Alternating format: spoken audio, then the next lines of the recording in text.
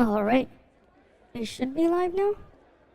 I wonder when whether the main guard is gonna spawn. Okay. Do I still have to like exchange for the key here? Right, I assume we still go to the guy over here to get the key. Oh wait. It's just this chip? Oh shit, that's like... Oh, they made it a lot easier to get. Nice. Nice.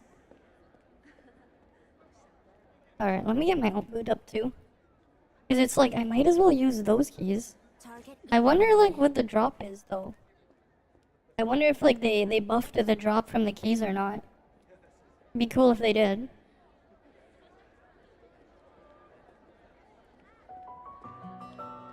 Right, because the main guard should be soon, right? Should be soon, right? Hi Tara. Welcome.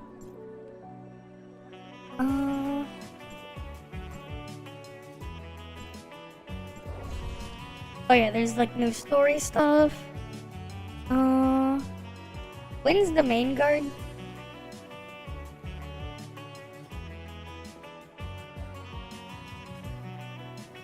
Oh, that's tomorrow. I think. Oh, I guess we get first the main guard tomorrow. I guess. I don't know.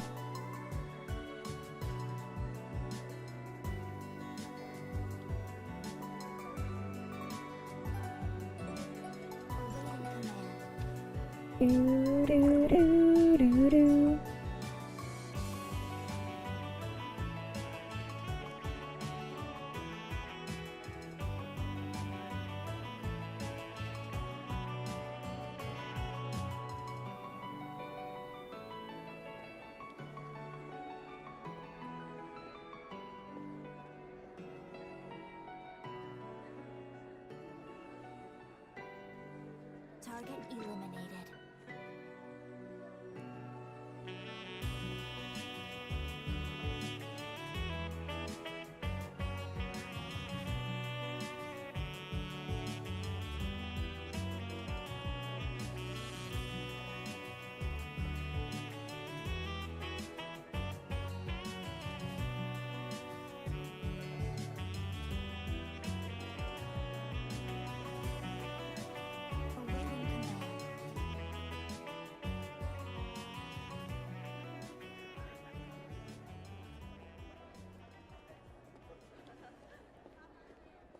Alright. That's unfortunate. I thought we were gonna have the thing already. The main guard. I guess it's tomorrow. We're not enough people to join up. I don't know the... Right, no, the main guard, I guess. What's this? Let's see. Oh, you have the race. What's the reward here? Okay, weekly dark crystal. Not dark crystal. Red nucleus. We got some of these things. Relic shard boxes. It's the usual shit. There's also like supposed to be an event for the Mia thing, right? When's that?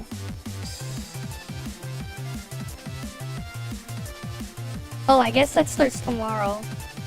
This one starts tomorrow. Okay, I thought we'd get the thing already. So I want to try Origin of War. Oh, the music's a bit loud.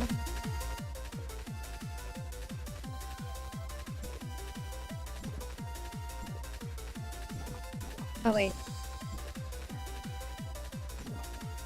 Yeah, you know what? It wouldn't hurt. Oh, their team is already full. Never mind. I'll go do my dailies first. I should make sure my ult buys the key though. I'm gonna make sure my ult buys the key.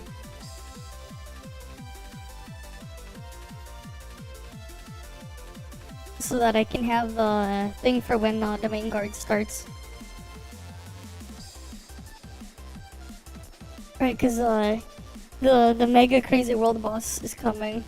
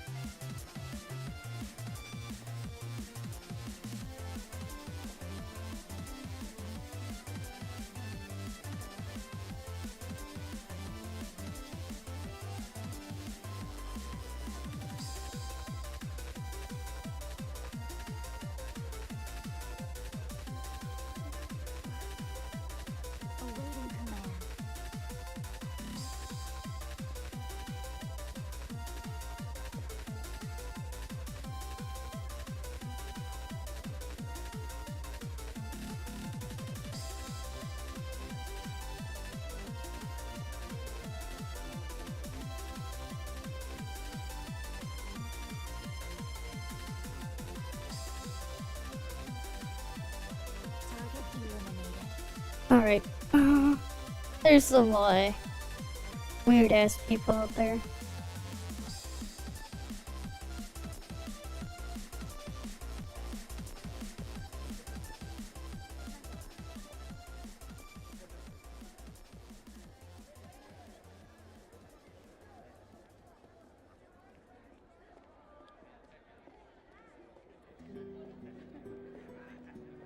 Awaiting command.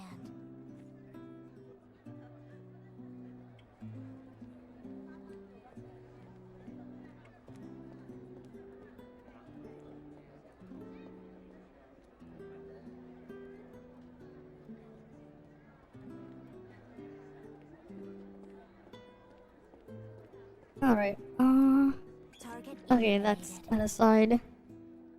What was I gonna do? Alright. I need to buy the thing for the main guard on my alt. I'm gonna need to make sure I can get enough of the thingies. How many dominium do I need?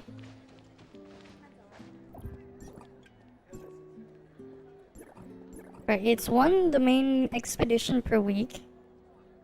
And it ends on the end of October, right? So I need, I guess tomorrow will be 1 week. Then there's like another week. It's 2, 3, 4, 5.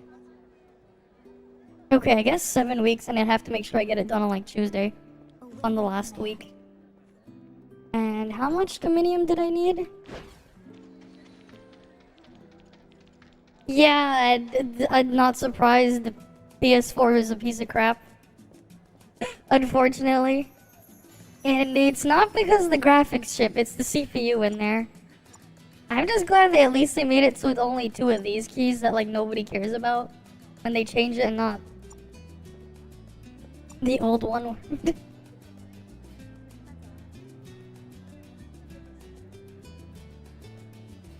Okay. Right, so I need... Oh no, I'll have enough, right? My alt will have enough of those keys too, right? Yeah. Yeah, it has like 35 keys on both. So at least we'll be good on that.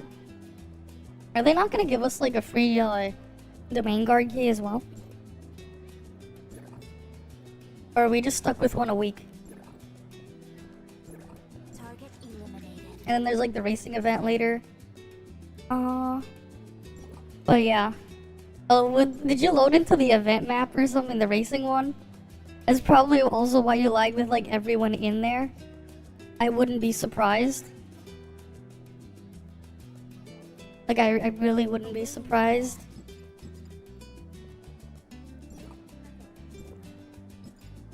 Okay, daily bounties. Let me get my bounties first. We'll do those.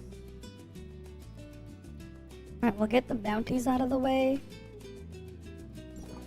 And I believe we also... Is the new FC Evo boss up? They didn't update it yet for the new one. Alright, they still haven't updated the thing.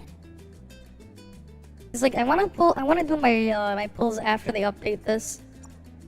So I can get the wall thing there. And we had new sequential stages. Oh, just altered.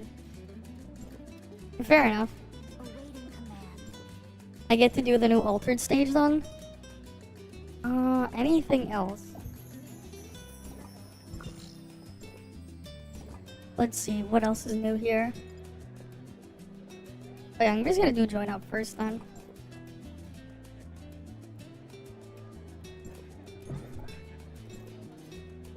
Let's go on in. Gotta do 2 runs. Eliminate.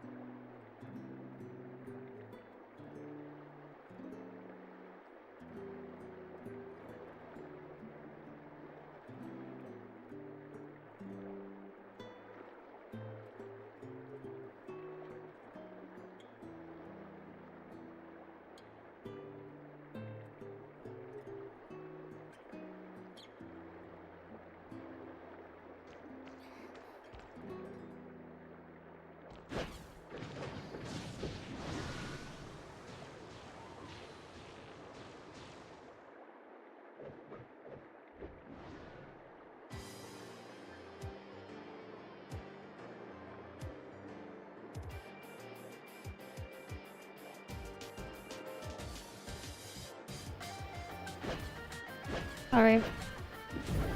Let me go kill the here.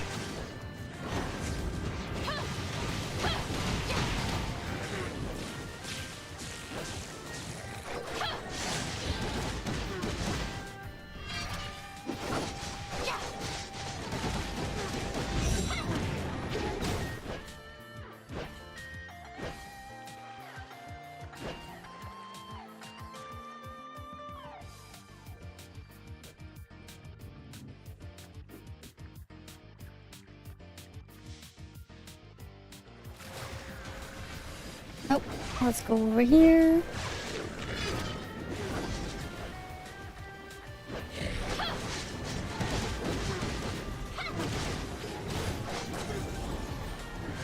Oh, let's go kill this thing. Up we go.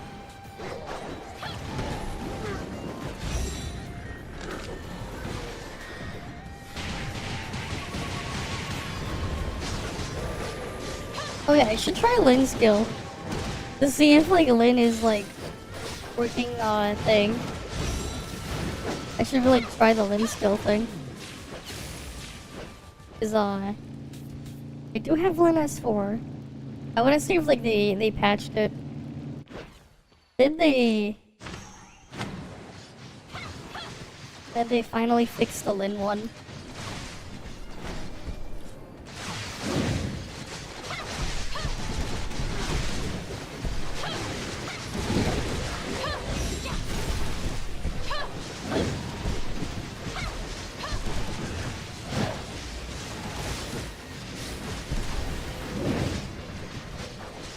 I mean, that still does decent damage. It isn't chunking as hard as I thought it would, but hey, altered mode is still good.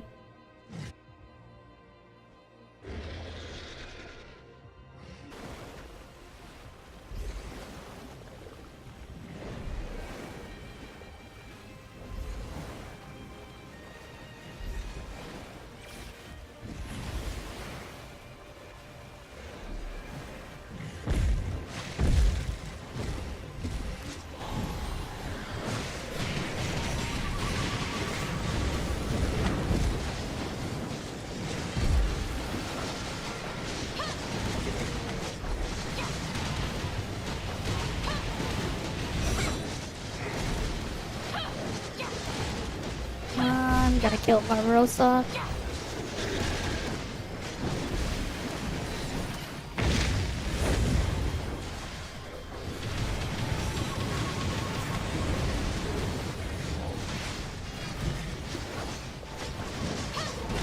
Come on, you're almost dead. Where'd he go? Oh. God damn it.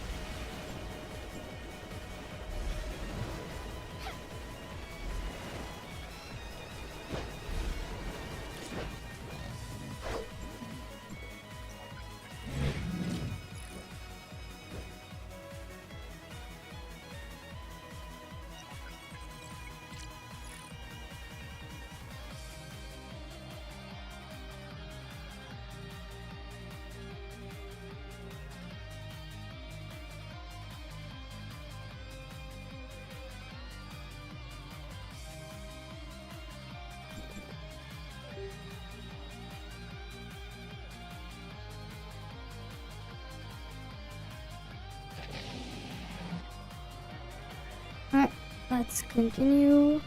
Doo-doo. Oh yeah, I forgot to post the thing somewhere. Where's the thingy?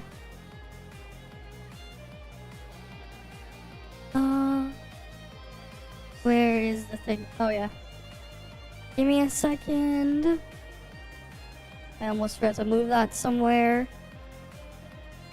Awaiting command. Make sure I go in the right place for this.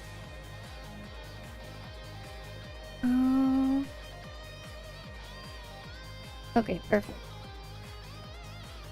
All set. Let's get moving.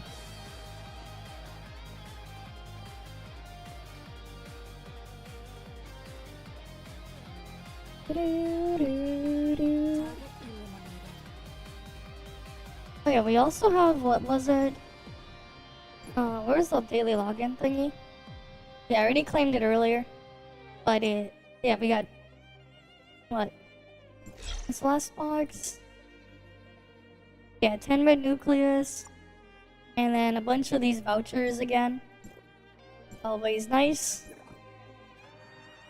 And that thing is still here for a while. Eventually I'll finish the things there to get the car. Okay. Anything else new here, or do I just start Meryl pulling? Awaiting command. Oh, I'll do my dailies first, actually. We'll wait a bit before we pull Meryl.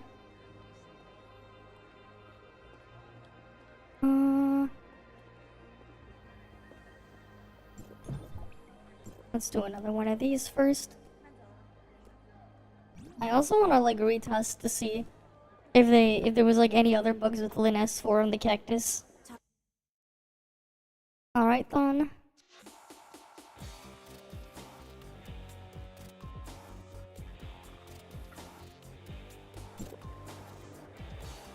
Alright, let's get going.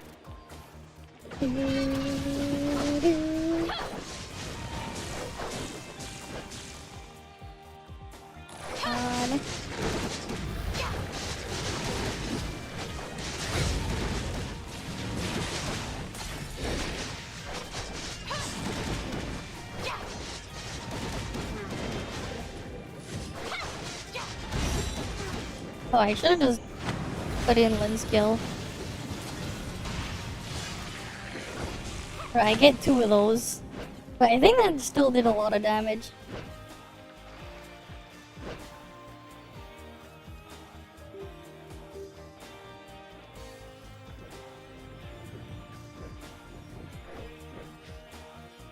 Alright.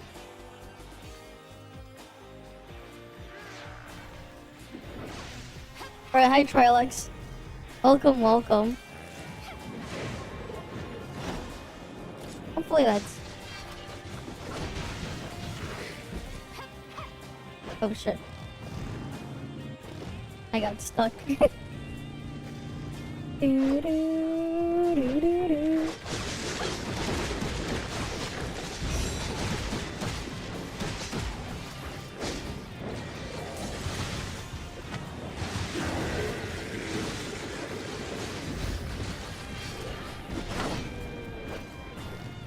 Alright, let's keep moving.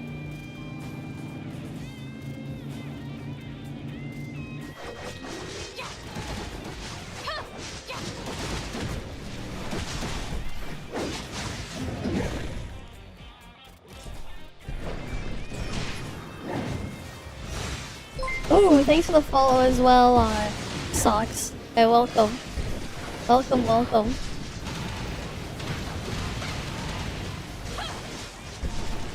I'm using on altered comp right now and not thrown up. Oh, it's dead.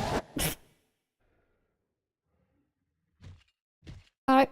I was DM'd something earlier? What the hell was I DM'd? What was I DM'd?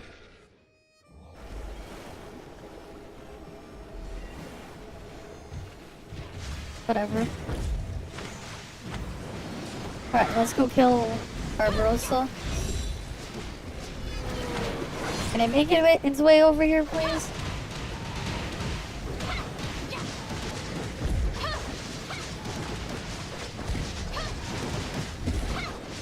Alright, better than, if you're playing Altered, yes. Depends on what you're playing. It's only better if you're playing Altered. Only if you're playing Mono Altered, it's better. If you're not playing Mono Altered, it doesn't matter. Well, it's not that it doesn't matter, it's worse. It's worse if you're not playing Altered. The only reason why is I'm playing Triple Altered. And, the damage boost stuff does not work on, Triple Altered. So I have to use, the Heart, which is a debuff, which does work. It's only for Altered that we have, like, the weird rule here. Like, as you can see, I was using Lyn. Right, for Altered, yeah. But if you're playing an Elemental comp, just use the gun and the mask, right? Biogun or the, Biogun or the Bubble Gun, they're the same thing, and then you use the mask and you're good. Right? But that's for, like, if you're actually playing an element. But if you're using, Altered comp, it doesn't work because it's a buff. I can't use buffs. Yeah, it doesn't work. It doesn't work on Altered. Debuffs work, but not buffs. The thing will ignore the buffs. Right? So, like, if we open up the Nola skill, right? Switch it to... Right? Counts as skill damage is unaffected by damage boosting effects. Right here for this one. Same time we go over here. Right? Additional damage 166% of max HP, not exceeding 30 times attack. This counts as skill damage unaffected by damage boosting effects. Right there. Then we go to Lyn S4. Right? Right, locked on target, deal damage 3000% of altered attack. The sum of the Wanderer's resistance, all of this thing. This damage is not affected by any damage boost effects, except from Titan equipment. Yeah, that's why I'm using Thalassic Heart. Yeah, if you're playing triple altered, you use Thalassic Heart. Only because the other stuff will not do anything. Like, the only thing that gets buffed by the regular damage is just the regular flowers that spawn in Lyn's skill. All the other damage does not get boosted. So there's like no point in running the gun and that other stuff, because it's not gonna do anything. But Thalassic Heart does damage based on your HP. And you are boosting your HP further, so it'll at least tick a little bit harder. At the same time, right? Because it's a debuff on the target, you can still do extra damage to it because it's a debuff. Like, that's just the weirdness behind it. Oh yeah, there's like also a new event, right? We'll have to look into that later. Both. It ignores all of it. It ignores all your buffs, but it does not ignore enemy resistance stat. So resistance on the enemy still applies. Also something to keep in mind, there's a separate hidden defense stat. This part here, the 62-50% of the Wanderer's HP does not exceed 1,000 times their attack stat. Only this number ignores the enemy's defense stat. The defense stat is a hidden damage modifier. If you're wondering why you do less damage in raids sometimes, it's because of the defense stat. That's why. But only the second skill on Altered Nola ignores it. If you're wondering why there are people doing like really crazy damage in raids, and they're playing Altered, that's why. There's a hidden defense stat, right? You can, remember the events we had when you had to make your own boss for the other person to fight? The Creature Clash, I think it was, or what was it called? Like those events? There was a stat you could upgrade called Defense.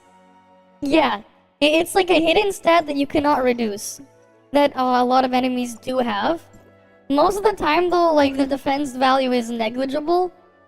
Outside of raids, where like they give raid bosses inflated defense stat. If you're also wondering why you don't do much damage without the buffs in Domain 9, again, it's because of the defense stat. They give them a very high defense stat. And then they have like the statue buffs. Ignore that. It's also why I think it was like not 3. I think it was either 4 or 5 seasons ago. Remember Origin of War? Where people were using Fenrir again? Or they had to do all their damage with the Origin of War buffs that did proc damage? That's why. Because those effects also ignore the defense stat on the target, but they cannot be boosted by buffs. Like, that's the situation there. You cannot buff them. But, yeah.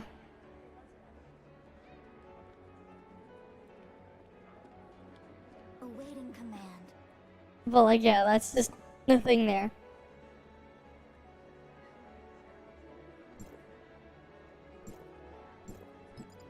Okay. Oh yeah, there's also a new Evolution Vanguard, so that's 60 more of these. I'll have to do that for Lucia. Target eliminated. Okay. Yeah, I'll do a poll now. Oh wait, I should also do... wait.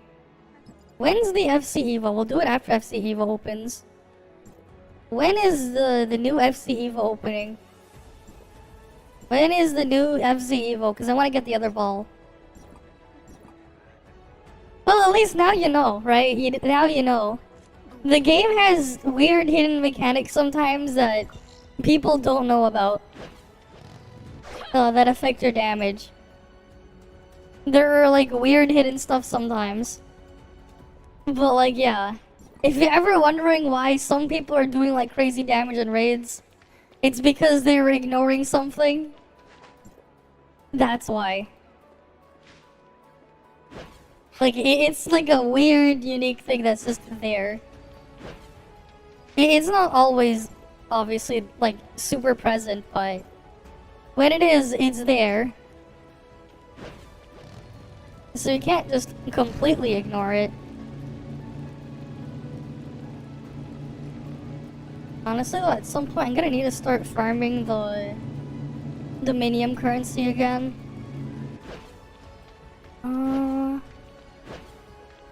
Wait, do I have anything I can sell? Cause like I'm running low on Dominium. No, I maxed out all like the important shit already.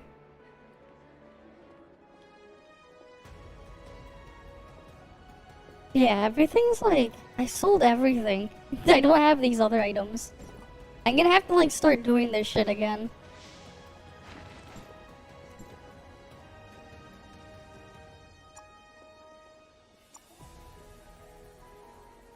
Right, I'm gonna have to start doing this shit again. At some point. We have a new bygone floor? Oh yeah, we do. You know, yeah, I'll do daily first. And then we can go look at the new bygone floor and stuff. I should be able to clear it with altered comp. Target eliminated. Altered comp more than enough.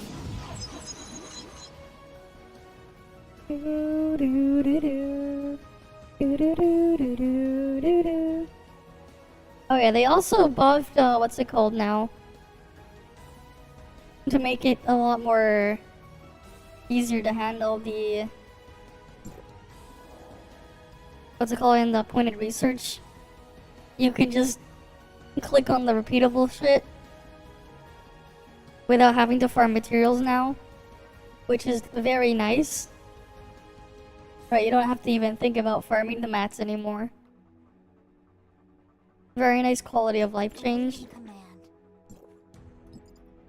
Oh yeah, Mia's kitchen. And now it's just all element buff for 3 hours. Don't need to RNG Mia buffs anymore. Right, it was a pain when we had to do that back then. Right before climbing. Now we just have the buff. Alright, now we just get to have the buff. What the hell are people putting in world chat? The fuck?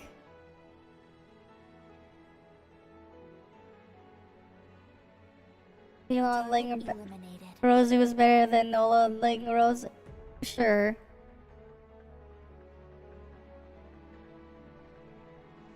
Okay.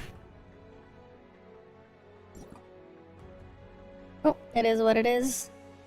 I don't know what the hell people are freaking spamming in the chat thing there, though.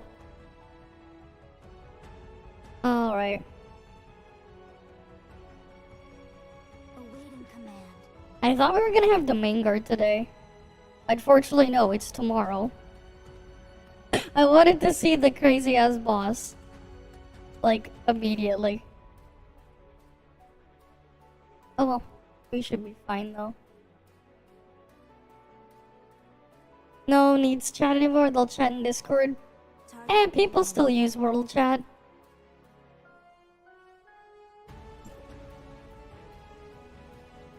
Oh, what the hell's the reply button? Whatever.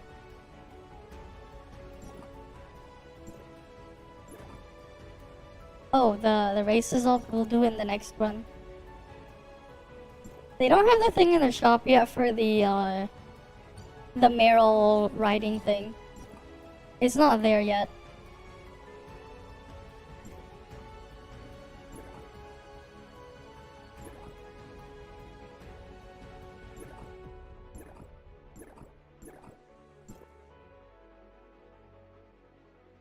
What the fuck happened? Oh right, because I have I had the mod still. Now it freaking borked the skin color of this one. That's something. That mod freaking breaks this. Look here, silly. Okay. Oh yeah, order gift. I guess we can do some pulls now. Target eliminated. Alright, let's see. Can I get something early? That'd be nice. Give me early Meryl, that'd be nice.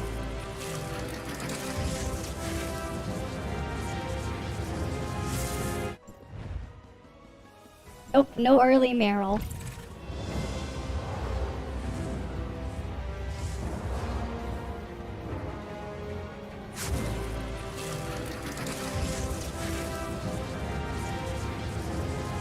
Alright, next one. Alright, next one. Let's go. Come on.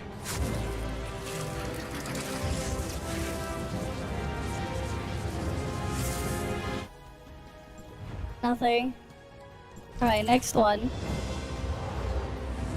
Next pull. Let's go. Can I get it early? Nope. One sec. Whatever. Expo.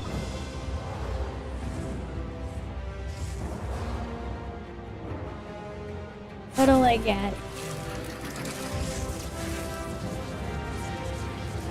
No, no early.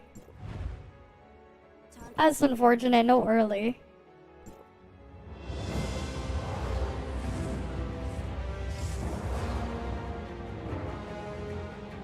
Alright, we gotta get Meryl for the dorm.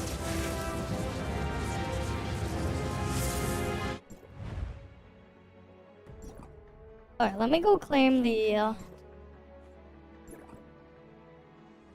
Okay, wrong one. The order give balls. Alright, we gotta claim those.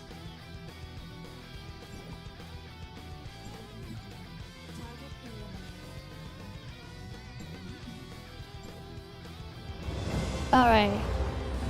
Do I win the 50-50? Come on. Come on, 50-50 win. What did I get? Come on.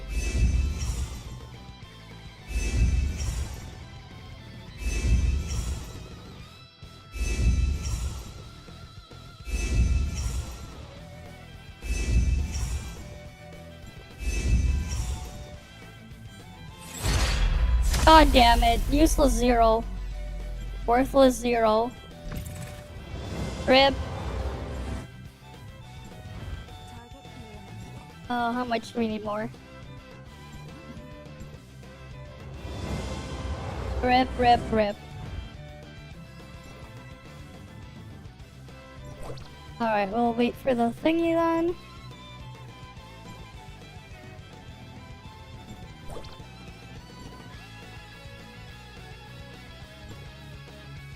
Okay, we have...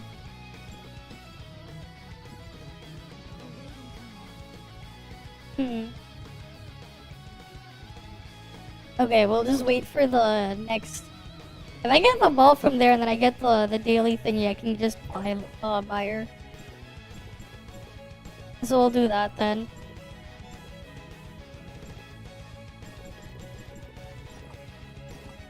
Let's see if we can get more crystals elsewhere.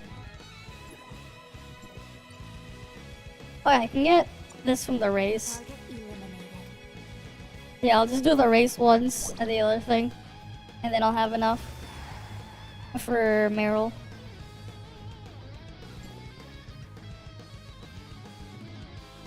Alright, time for dailies.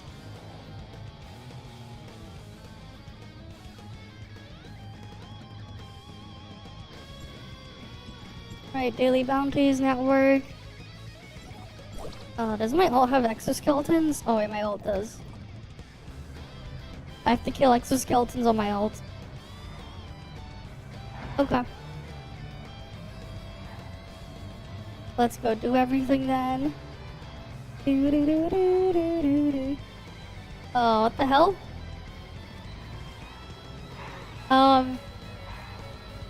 Weird.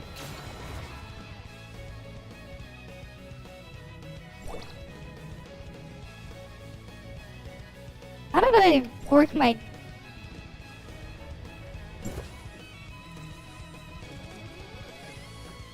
That was a weird bug. Somehow I triggered a weird bug to like mess with my camera. The fuck was that bug?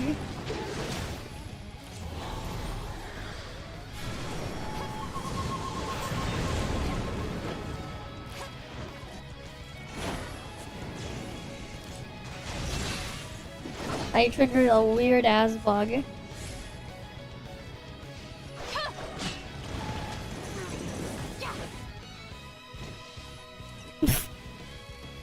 We didn't finish it yet. We're gonna wait for the FC Evo season reset. And then we'll finish the pull for Meryl. I'll do one more 10 pull. Lost the 50-50 to a useless 0. Yeah, what the hell is going on with this camera? What the fuck? I'm sorry, what the hell is going on with the camera?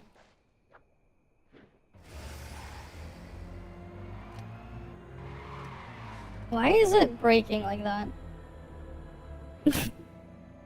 Like, it just goes like all weird. Nah.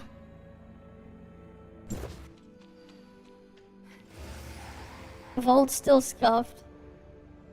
The only difference is now is like obviously Meryl's hyper carrying it as like the main damage, but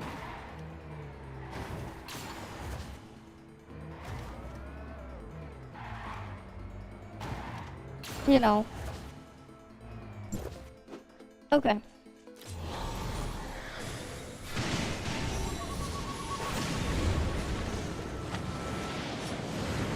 Alright, am I done with my dailies? Oh, I need rift drones. How did I not get rift drones?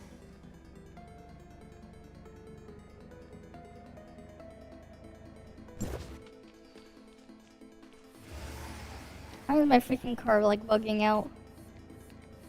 Maybe I need to like update the mod or something of the Ferrari.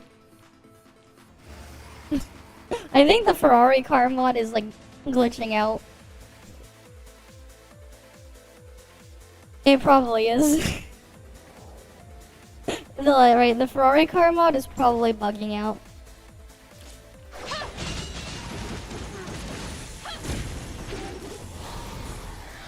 Alright. Got that cleared. Wait, we also have like a new raid, right? We'll have to look into the new raid as well. I want to test out Altered in the new raid. To see just how effective the ignoring damage stuff is. Why am I not getting a single lucky strike, man? Game don't want to give me lucky strike. Which is unfortunate, but it is what it is.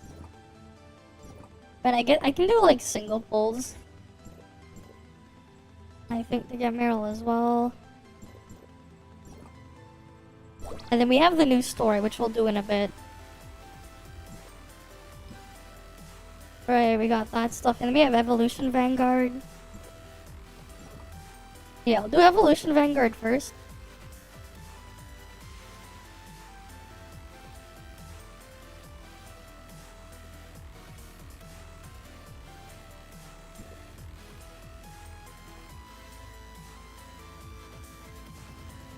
I wonder when the next race starts. How often does the race start? This is what? The first day is 4,400. Participation still gets you 100 of the ice cream cones. Okay.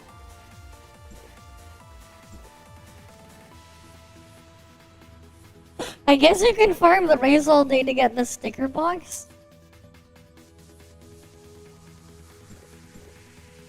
That's interesting. As long as you rank in the top 300, you get 4 of the sticker boxes per race.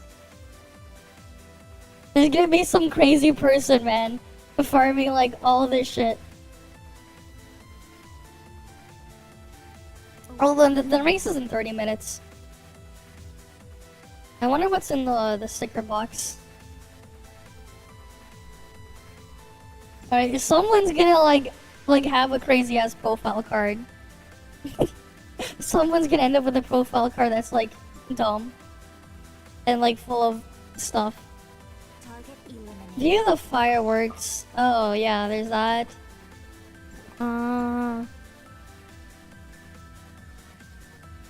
Purchase probability clash. Oh yeah, that right. The lottery card.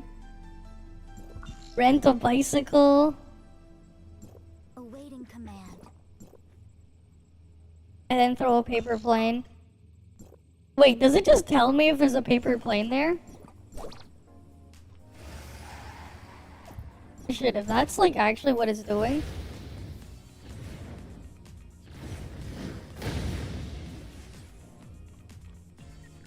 Then I'm gonna go and do that.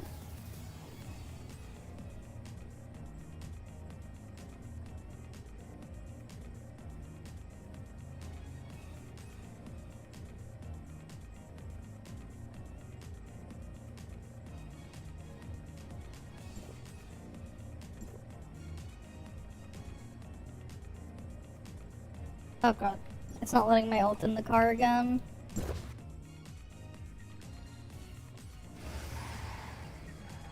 I blame just this mod.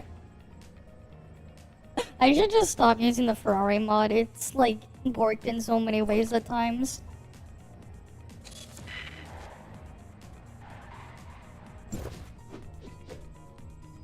Do I have signal? I do not have signal. But apparently there's a paper plane around here.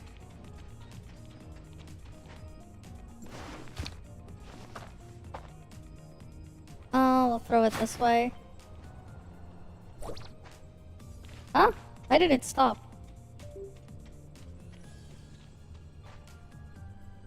That's neat at least. It'll tell you if there's like a plane nearby. For an easy claim there. Oh, we got more of these. Rent a bicycle gets you something. And then there's the lottery card. Gives you the fireworks. Target eliminated. Fireworks are over there.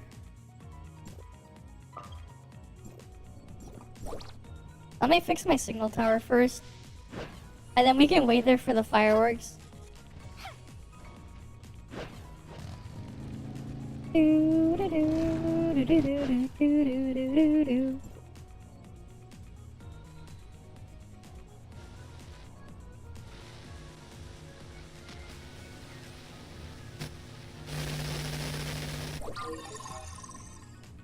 Right, free data sources, wait. Oh wait, no, the fireworks won't be for a while. I think it's supposed to be like, what? Around, this time or something? Right, we gotta wait for the fireworks as well. Let's go get the lottery tickets then.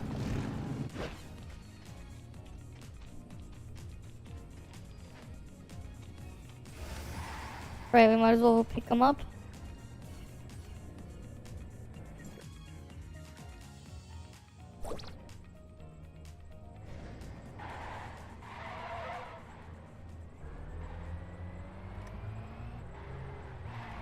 And then I have to go to the antique shop as well.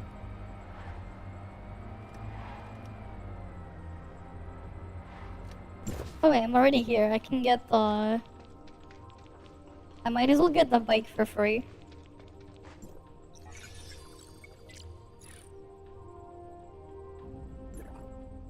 I really wish we could get the last thingy. Alright, where's the bike? Free bicycle, let's go.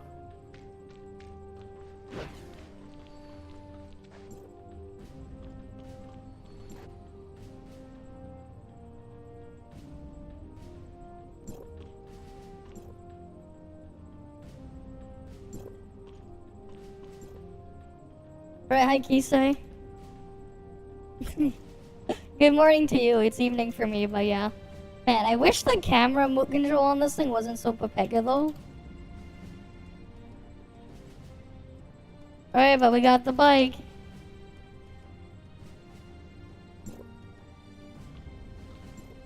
Here, let me return this to the rack.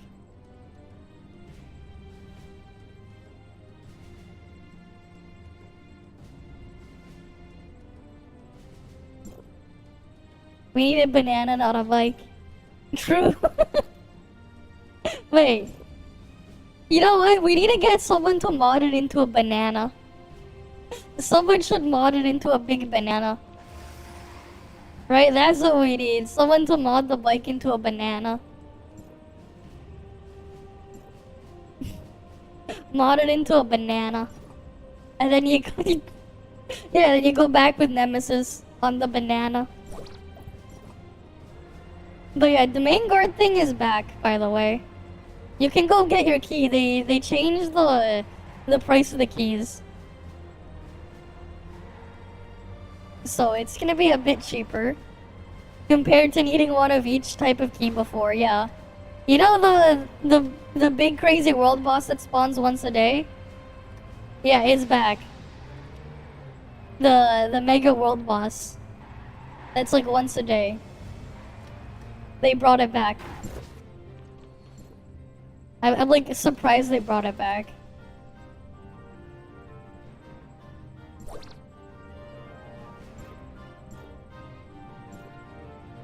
Alright, let's see. If I go diagonal...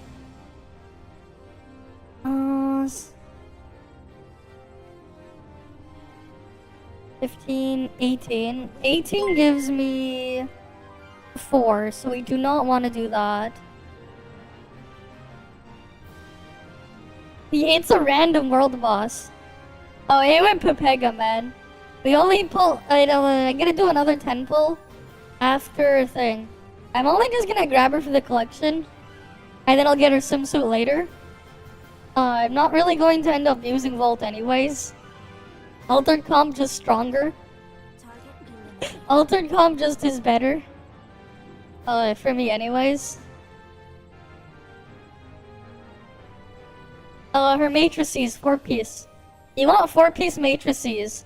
A1 is a must to actually use her. And then you get her matrices. Her matrices are insanely good. I think Gate made a guide on the thingy. On how I do the thing. Let me see if I can find it. Alright, Let me see if I can find the link to the scratch card. Alright, let's see. Target eliminated.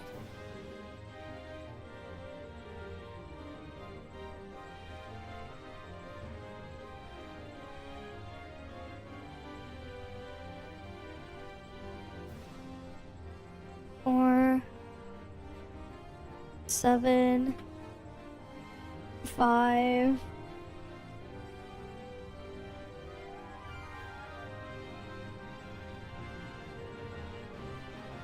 Awaiting command.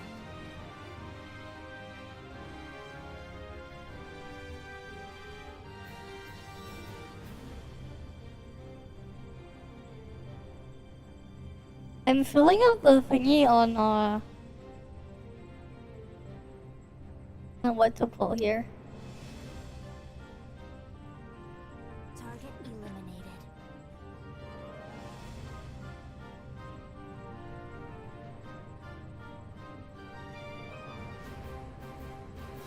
Is someone made a link that you for the scratch card thing?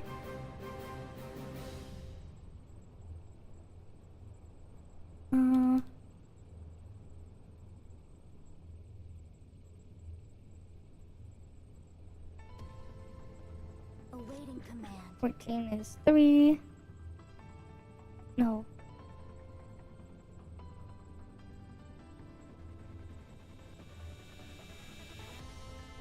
Okay, what did I put as my number? I got a 3 in the bottom left.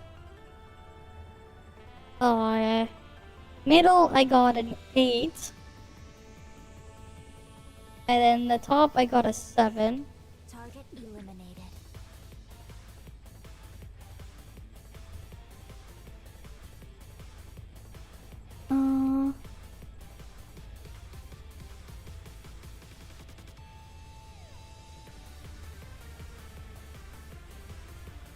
I don't know which one I want to do. I definitely do not want to do diagonal. Because, wait. Yeah, that's... Awaiting command. Yeah, because 18 is 4. I definitely don't want to do this diagonal.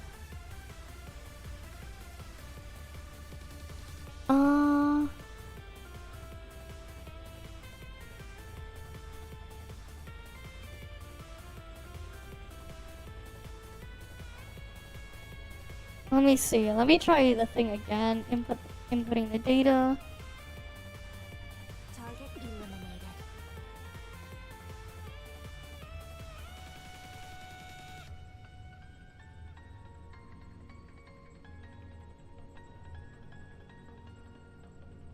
Do I want to go this way? Let's see. Where's the 8? No, obviously, like, I don't know what values can be elsewhere. Awaiting command. Oh, I guess numbers cannot be repeated. I've been trying to, like, really think on, because, like, this has the same possibility, that has the same possibility. And then there's also the bottom one. Maybe I go bottom here?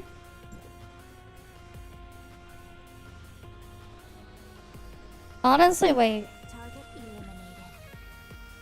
I think that this was my best pick. 14. Oh yeah, that the diagonal would have been bad. This one would have been bad as well, middle here.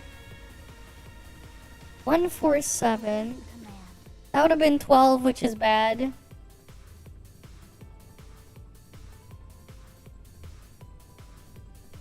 $21, also bad. Oh, okay, so I got the best one in the scratch card. Because, like, no matter how I look at this, everything would have been just bad all around. Right? It would have just been bad all around. Eliminated.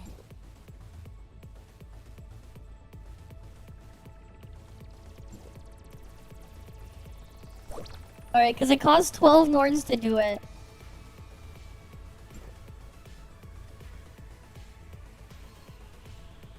Sure, we'll go pick a number. Wait, no, well, we're gonna go for a best number, wait.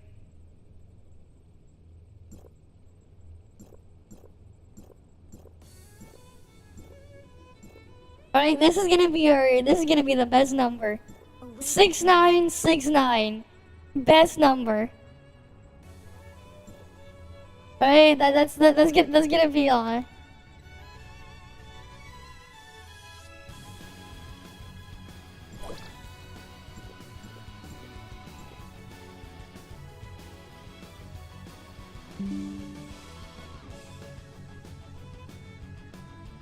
Target eliminated.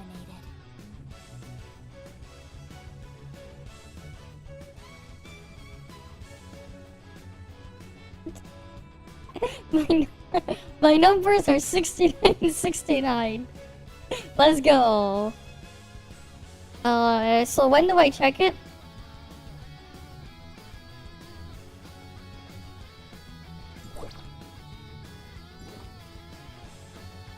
Can you buy like multiple cards?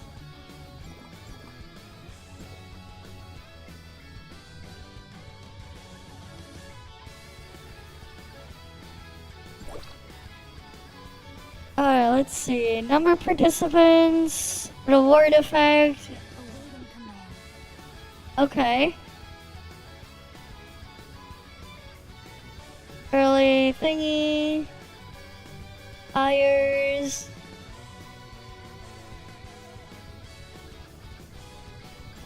Okay.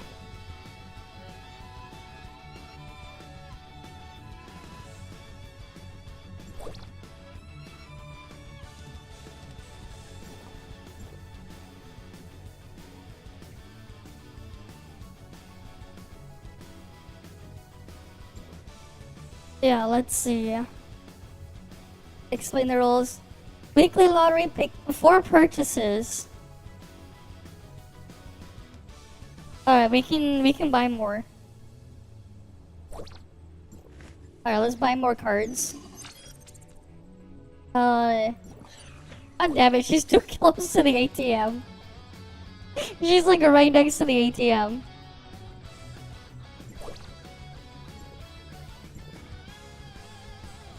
Alright, let's go get 2 more random cards.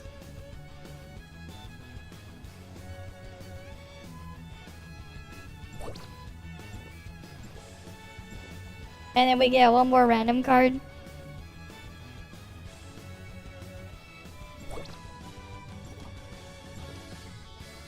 I accidentally clicked on the wrong one.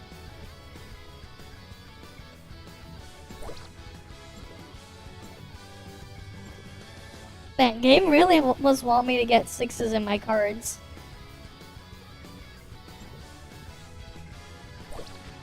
Alright, I got my cards.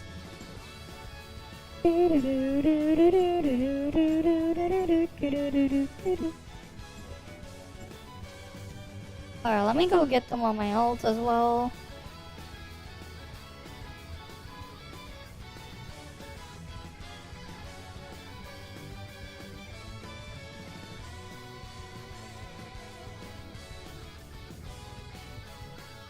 Target eliminated. Are the things the same regardless? Alright, let's see. Awaiting command.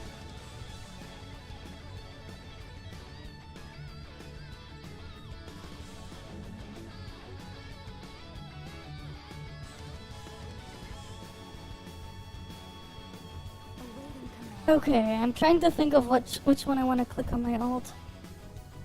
Well, that's 18. We don't want 18.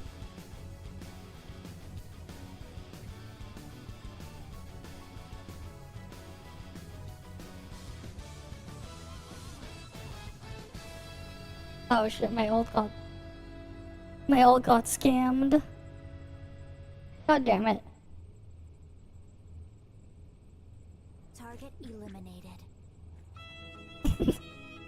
Oh well, my ult got scammed out of the scratch card. I'm gonna do the other one, the lottery one on my ult as well.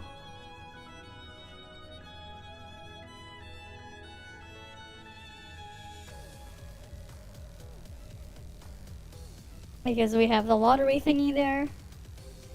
Alright. You might as well do it to get Awaiting command. the event thingy. The event progress thing.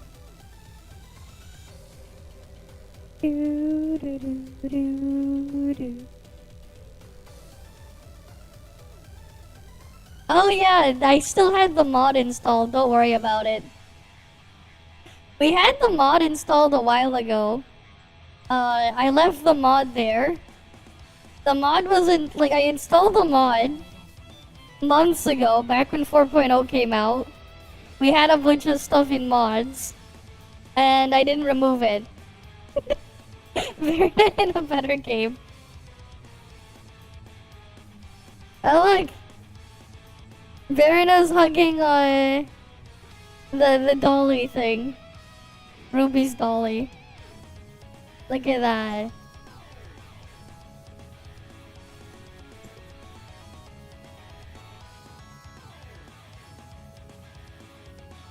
Right, because the mod was on top of Ruby. Right, the mod was on top of Ruby, so now she's hugging the doll.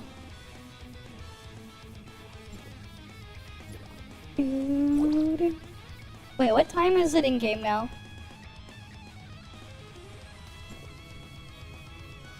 Alright, we'll do the race. It's race time, wait. Alright, it's time for the race. I believe on CN they got rid of all your speed boosts or something. But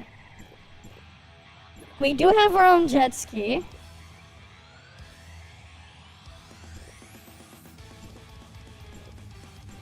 I don't know where. Yeah, I don't see like a water scooter for purchase. I guess that won't be for purchase until they rerun the mount. Okay, now we can do the FC Evo as well for the Meryl pull. But first it's race time.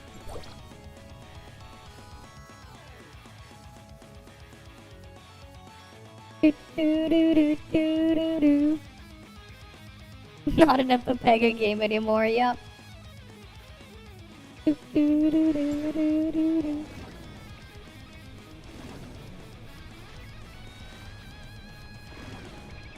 Yeah, I have my own mount.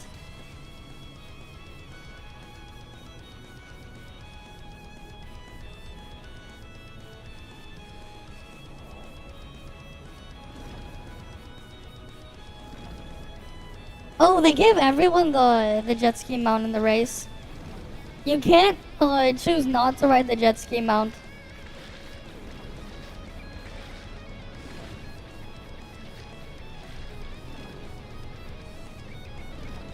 Oh god, someone is like...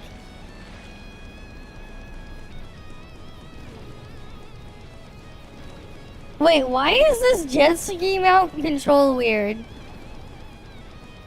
The fuck they do to the jet ski mount? This is not... This does not feel right. Look guys, it's a dead game. Guys, look, the game is dead, look. And it's so dead, the FPS is dropping. For now, it's just the race. The main guard is tomorrow, I think.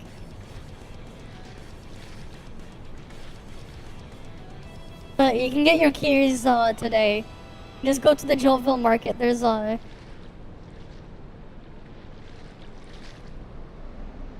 like, this is not control right. I know what it's supposed to control like, cause like, I've literally been using this mount for months. Actually, more than that, like over a year, cause I got it way back. It was it 2.4 when it came out or something. The jet ski mount. I think it was 2.4. Yeah, like later part of 2.4 or something was when we had this mount, and I got it. Cause they had the other one first, which I did not get. But I got the jet ski, cause like, yeah.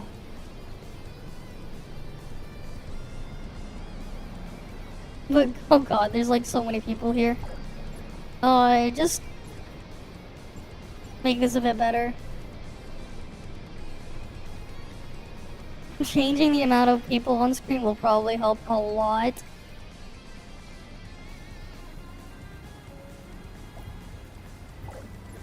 Target eliminated. We'll see if we can get more FPS.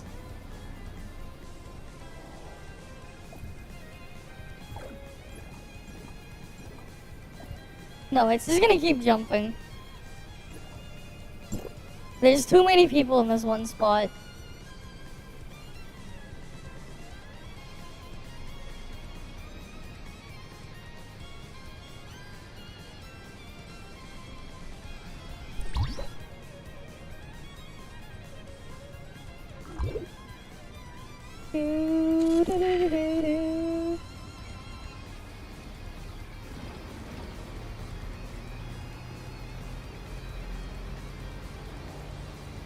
Alright, we gotta be careful. Wait, how'd they go faster? Over there. Are we supposed to like... Oh wait, no. They have traps. Okay, no, we don't want to touch those.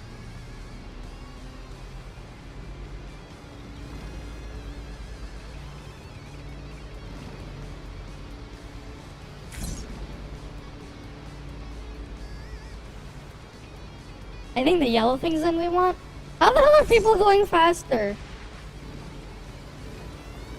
The fuck?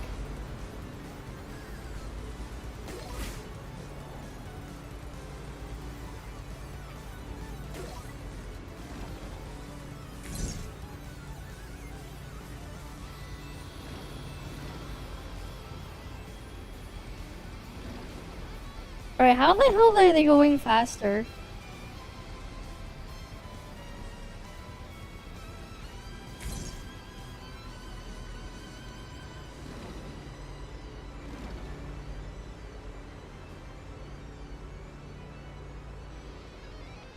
Oh, I know. I guess the arrows, you can't touch those arrows.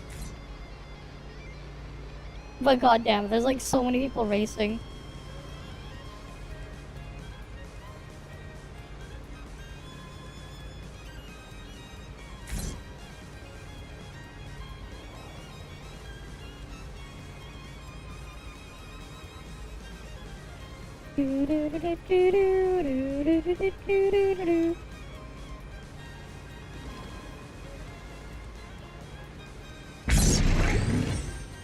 Alright, let me go get there on my ult, which was AFK. Give me a moment. Alright, we just gotta do this like a couple times. I wonder how many people like are like racing.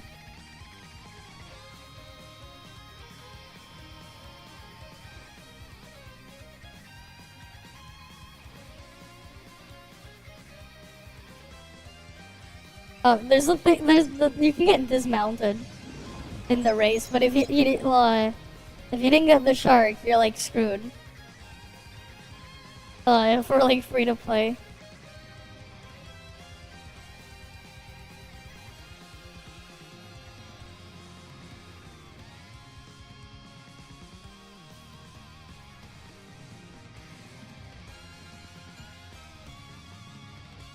Wait, no, wait. Target eliminated.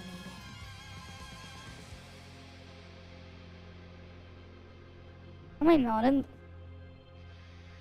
Oh, if you get dismounted, you get knocked out of the race. Oh, fuck. My ult somehow got dismounted. Oh, if you're like not careful when you get dismounted, you get knocked out. Awaiting command. How the hell did I get like... Interesting, there's like... Unfortunately, I didn't have it captured. But there's like a weird bug with the race. Well, that's unfortunate for my ult. Yeah, sure, I'll put on the cat ears.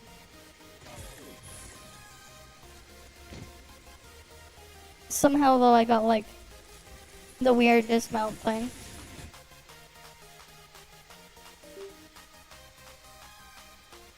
Okay.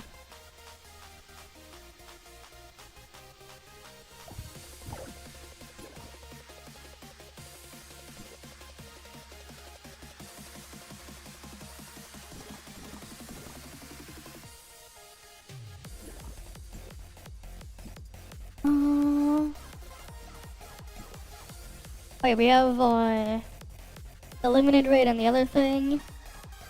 I'll have to look up how to fight the new raid. Oh, what else we got here?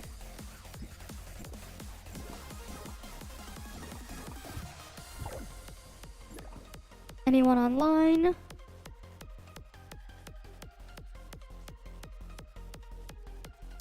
Nope. Eventually I'll have to, I should really clean out this crew of all the dead, not online people.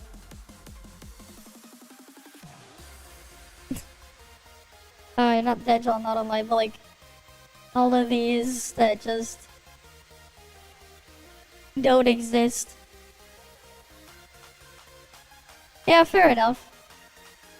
No, I'm talking about like the really ancient shit here. Or just as 30 days ago. I should clean it out at some point, maybe. Alright.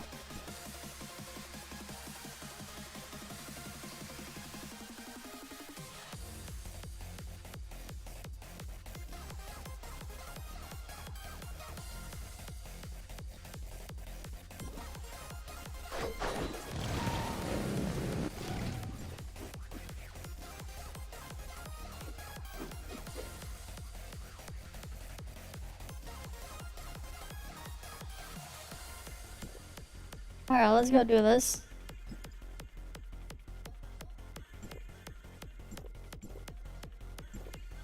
Meryl, oh not Meryl. I think Valkyrie should be easy. I think Valkyrie was the easy one that people do. It was either Valkyrie or Frigg. Let's get this done.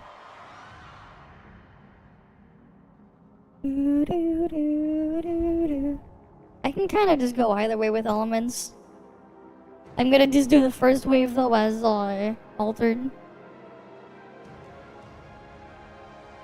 I think.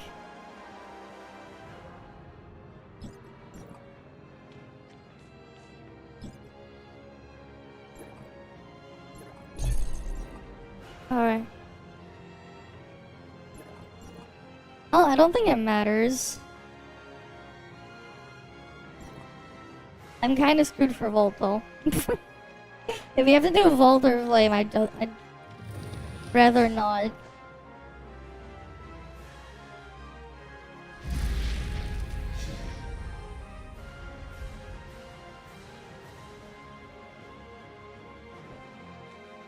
Okay.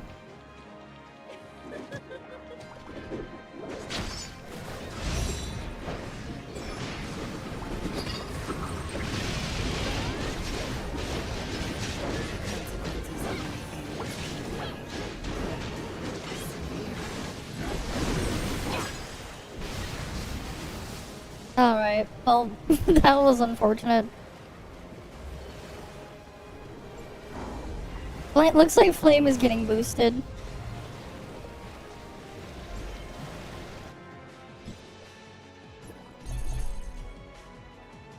You know what? I guess I'll do this. Screw it.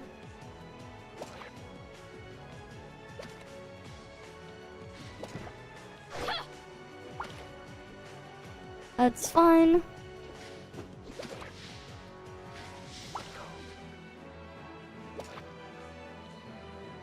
My vault set is very Pepegalo.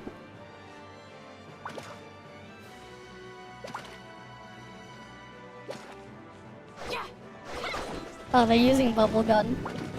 Alright, I have the mask and the bio gun. So I don't have to use bubble gun.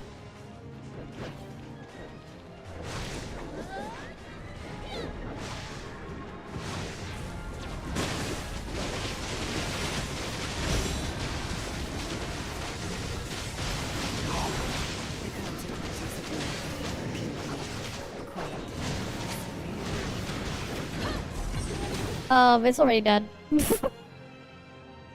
God damn it, already dead. Alright, we swapped to Frost now.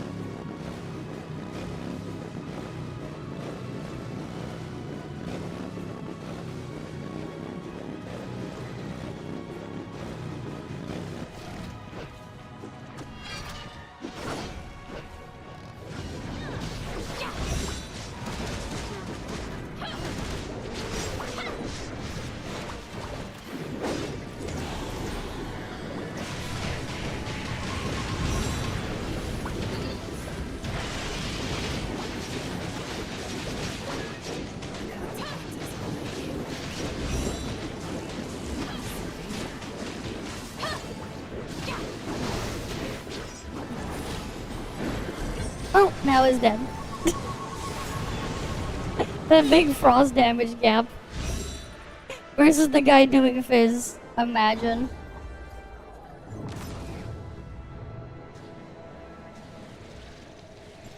Alright. Wait, did I ever fix the graphics settings back after the race? Yeah, I did. Alright. I switch it back to Volt, I guess. Back to more Pepega Volt.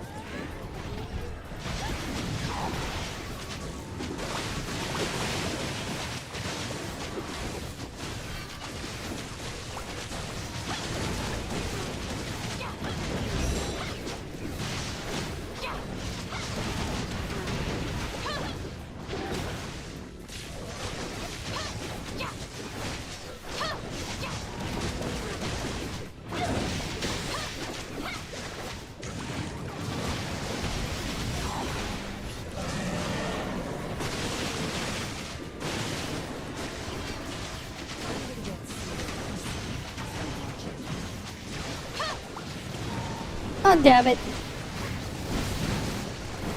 This is the problem with running Gola Vault. I can't hit it when it does that, but hey. Whatever. At least Frost phase will be easier. Right, Frost phase at least should be easy.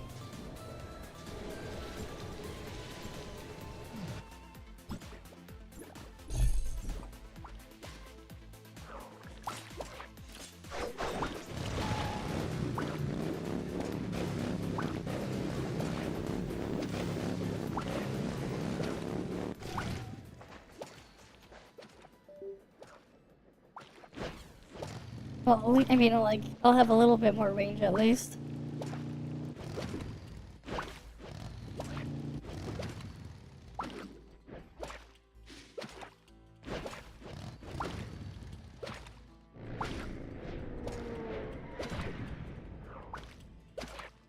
Alright, come on.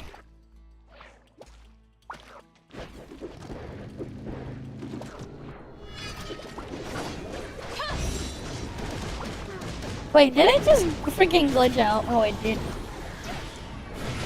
I didn't even get to get my dot out. It fucking glitched out.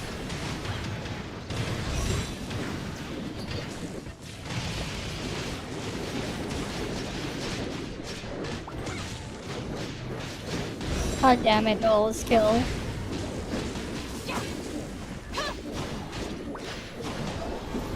Why do you have to bug out like that?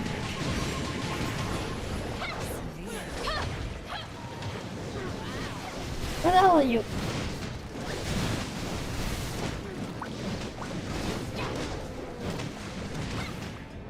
God damn it.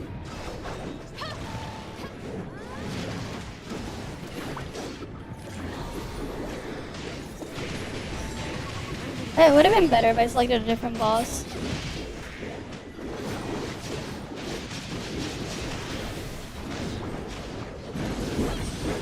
One that wouldn't just fly away like that. Oh well. It's dead and we got our free compiling modules. Right, easy Titan compiling modules at least. All that matters is it's dead. Now at least I have the free ball for the pulls. The final pull we're gonna do.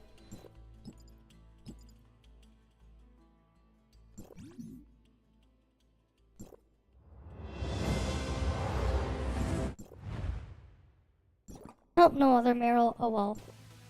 I'll probably pull her A3 later. But I'm gonna end up just doing it slowly, waiting for the weekend reset pack thingy. Let's get our matrices at least.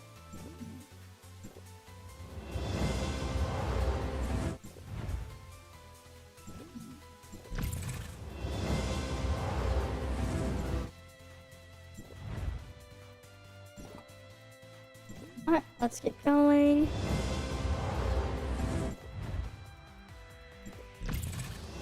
Well, I get a Meryl piece here at least. No, that's just a worthless Homo piece. God damn it, game.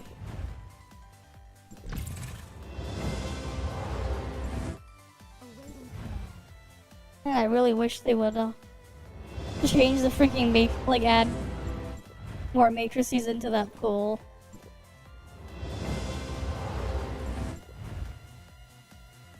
Alright, at least we got one Meryl piece. Which one is it?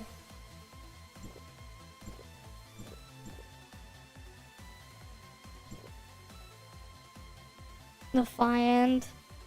Target eliminated. Oh, it's the hurt one.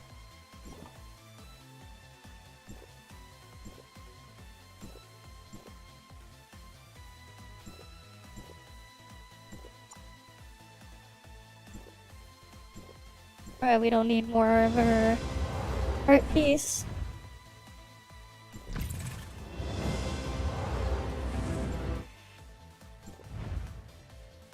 God damn it. We don't even get an early matrix pull. No early or no double. No, this like matrix pull session is just bad. Oh, and then a useless zero matrix.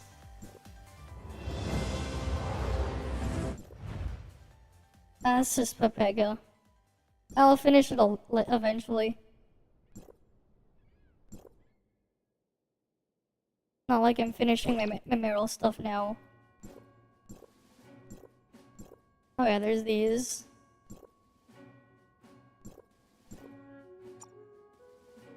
That's 7 pulls. Yeah, I'll have enough to get the 4-piece eventually later. But man, the freaking pulls are just pain. But at least I have it for the dorm thing, I guess. Awaiting command. Why does it want me to play FC Evo twice? For the thingy there. Then there's Origin of War, a couple levels. 4 runs of sequential. And then VA. Oh yeah, I need to do VA still. Target eliminated.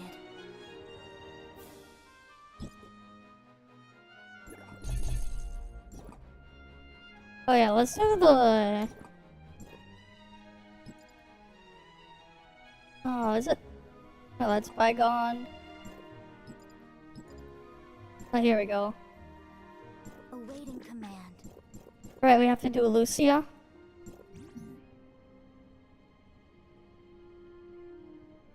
Okay, I guess I should use Flame on the first stage just so I don't have to use Flame later. Right, because it removes one element at a time.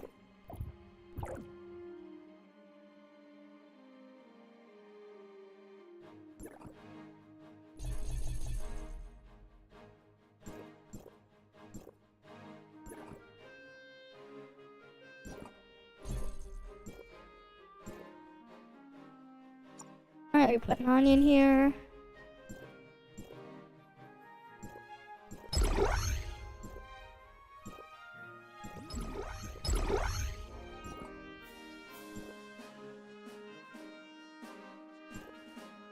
Alright, force that onion there.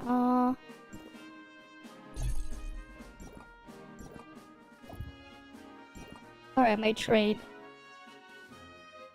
Alright, we use Nola trait for this.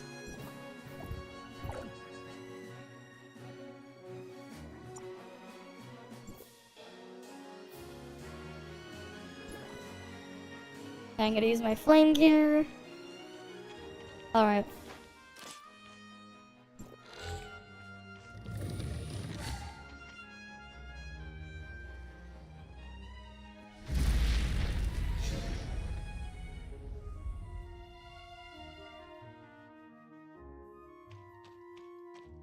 Alright, come on, start already.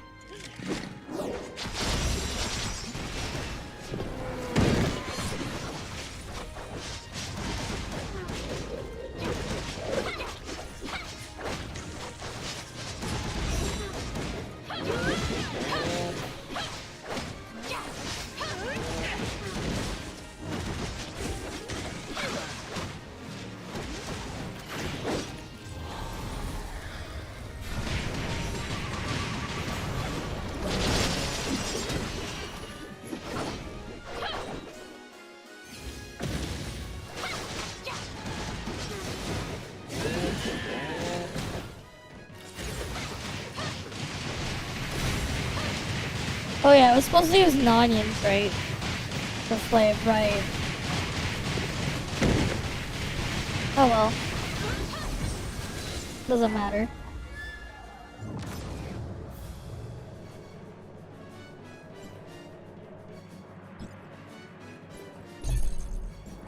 Alright, time to do Volt.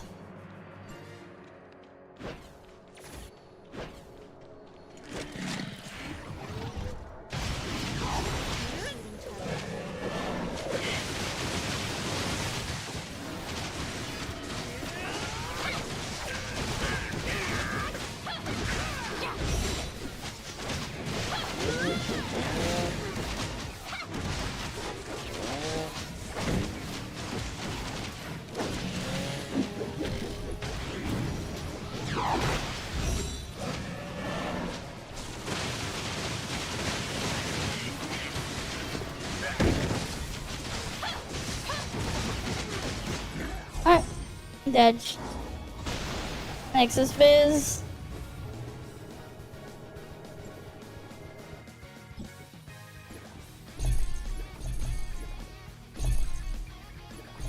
Wait, this is Bork.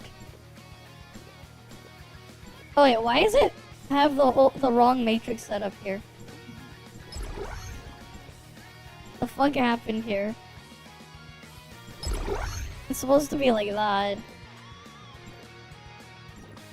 Oh, whatever. I'll deal with that later.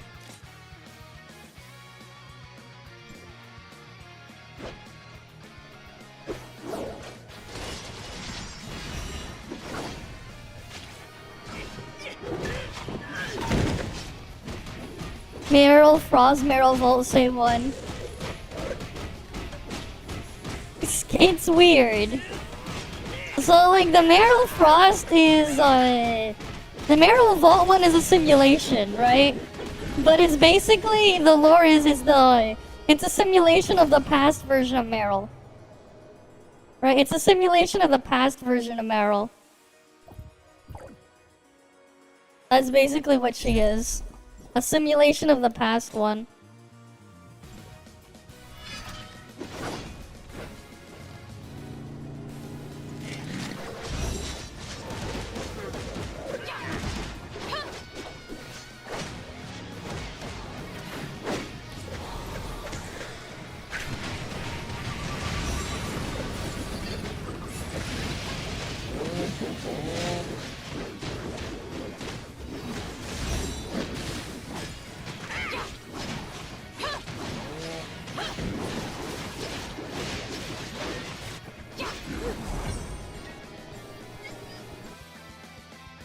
Alright, we got our data sources from that.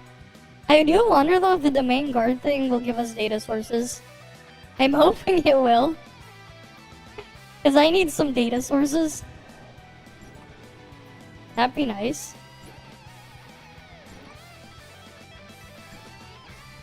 Oh, race thing is back.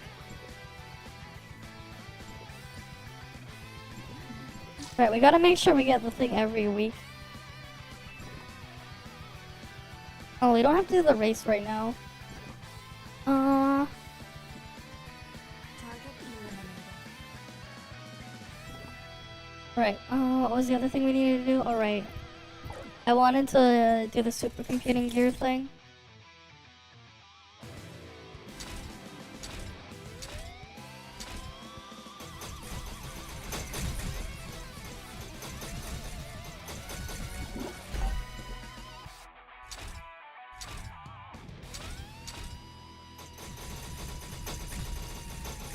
But I have like scuffed RNG. I never used any of my world boss keys still. That's why I'm only now at 4466.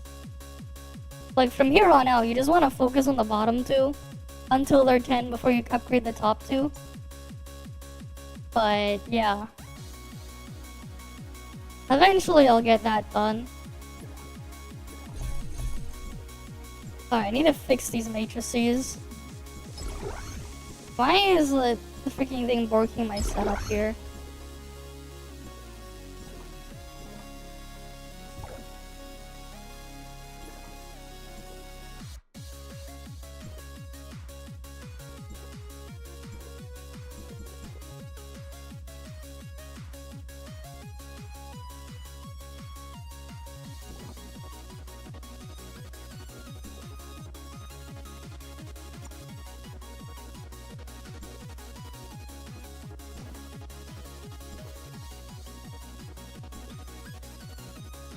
But why isn't it even saving the matrices properly?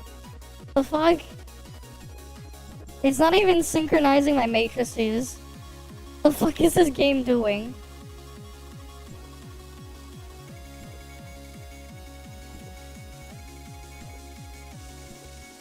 There we go, if I remove it that way. It's freaking glitched. He like freaking put the wrong things on there. There we go. Now I have the correct matrices on. Oh shit, my glasses are fogged up a bit. One sec.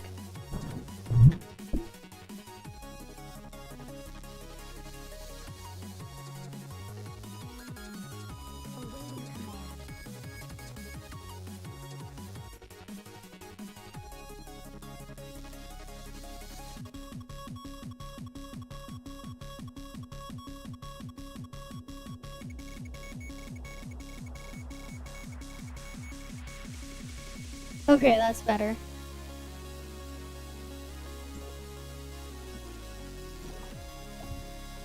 Let's see how much I do now. I want to see how much I do the cactus.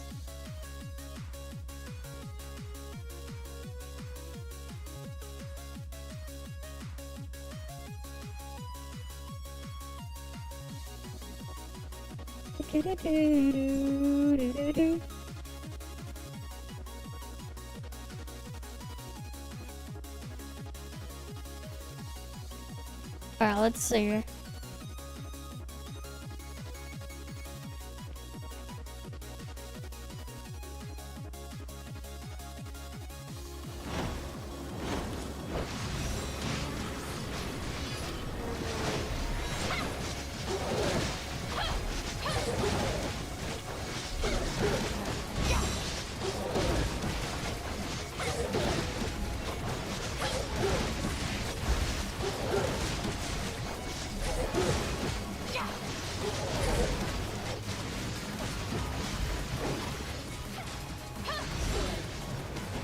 Shit.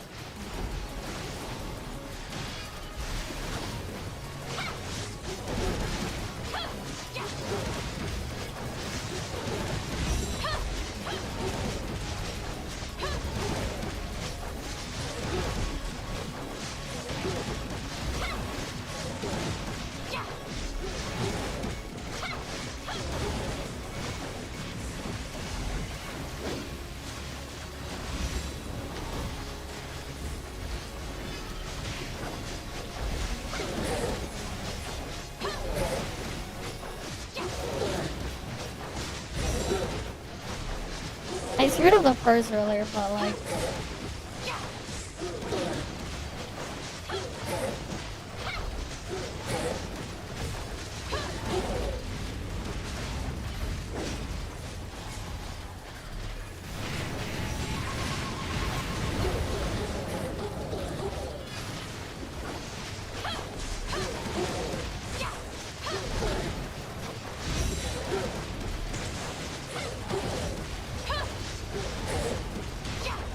Alternate is dumb.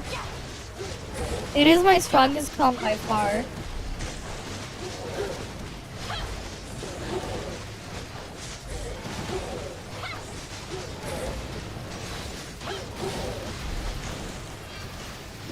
Oh, I screwed that up though.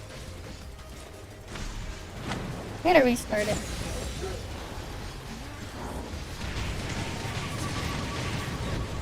I accidentally delayed the thing too long.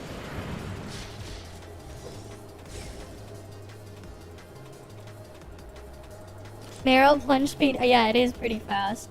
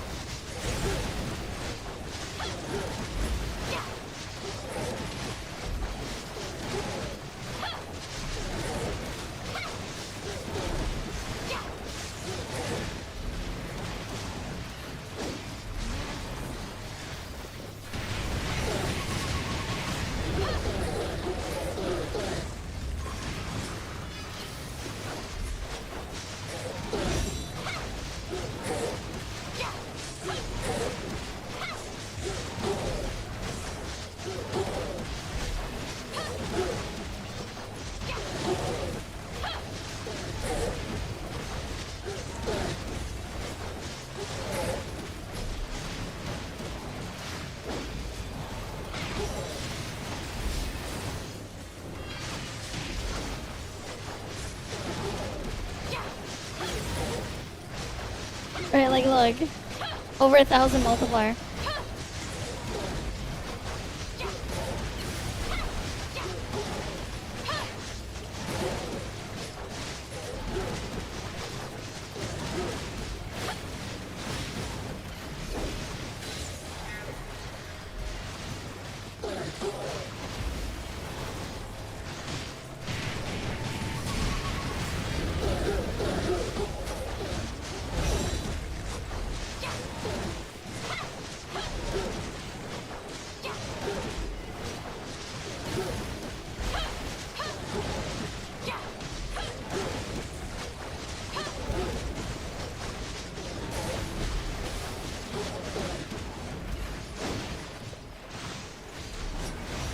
Yeah, like 9 billion damage.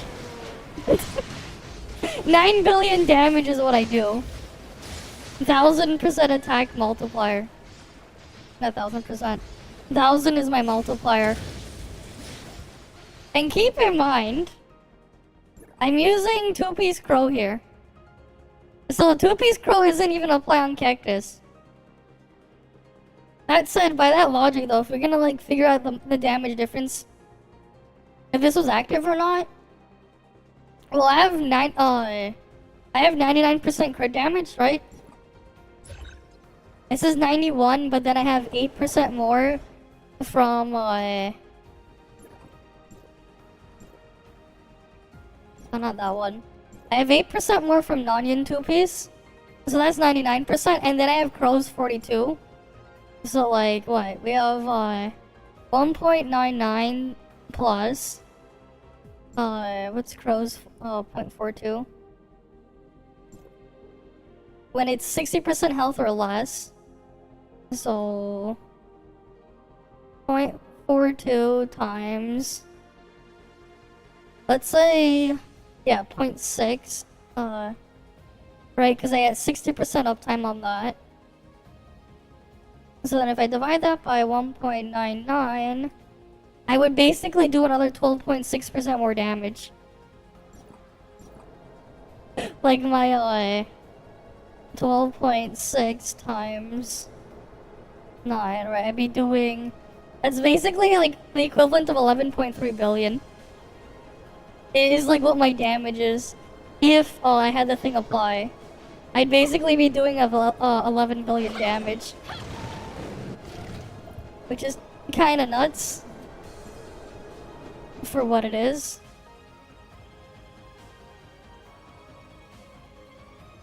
But like, yeah.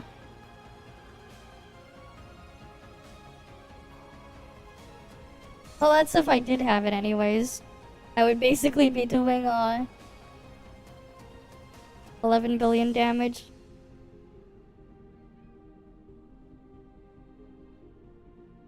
Yeah, I'm gonna have my ult go through the race a bit.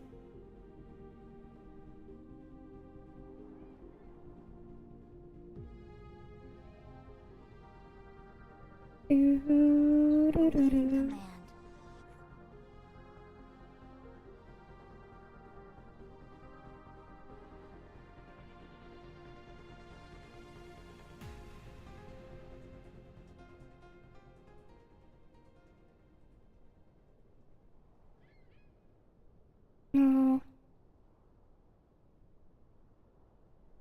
But yeah, like, I guess at least you can, like, go with an AFK the race a couple times a day. If you wanted to get the points as well. You still get, like, some points for participation. I don't know how much the point raise will increase each day, though. But, like, you technically could, AFK it. I guess if you put the thing on an emulator, you could probably AFK the race for 24 hours a day and get the points you would need. Even if you don't clear it. You probably could. If you wanted to, like, AFK the race. Right, because it's like, you make a half-hour macro. Every 30 minutes, you would just have to go in an AFK. AFK macro. Right, like every 30 minutes, it would just activate on an Android emulator. You don't need to even complete the race. And then you would get 100 points. I assume, like, they'll probably raise the point cap that you can, buy stuff for. Maybe by, like, 100, not 100, 1200 a day? Or something? So, like, I guess, in a way, you could technically AFK farm this. If you set up a macro to do it. Assuming you would want to anyways.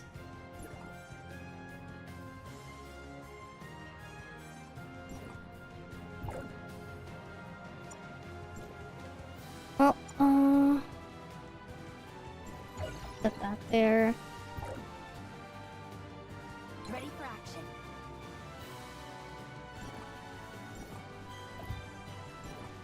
Alright, what else did I want to get done?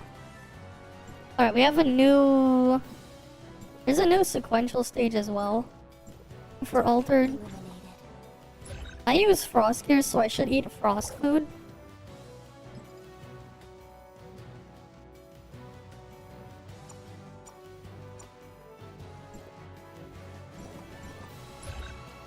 Oh, it sucks my attack is only 96k. I only get 96k attack. I have a bit more crit than I have quite a lot of crit though. At least I have what, 90% crit rate almost. Yeah, I have almost 90% crit rate. I have what, 88%. I guess.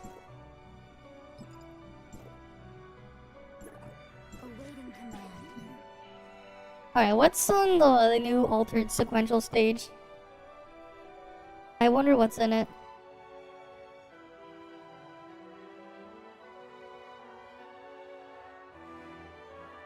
Alright, I wonder what's in the altered sequential stage. Wait, is this boss? What the hell is up with this order? Wait, this is what? The stage 9 sequential room? If I'm not mistaken? This is the stage 9 room, right?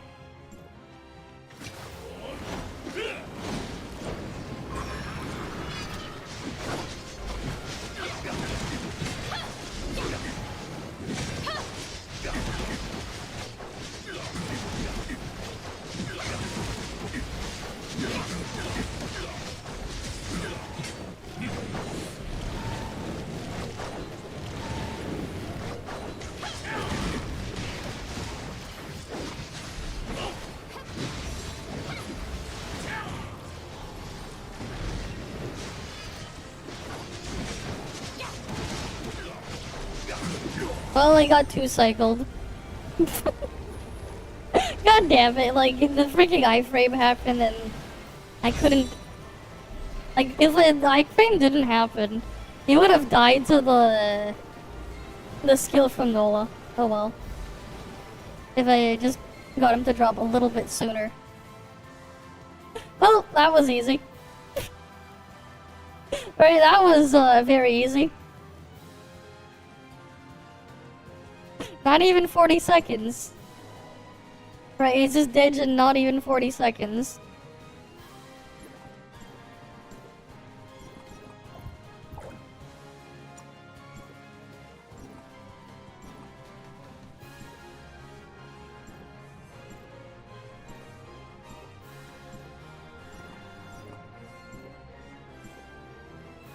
Alright, there's 2 things there. There's 2 more there. That'll be easy enough.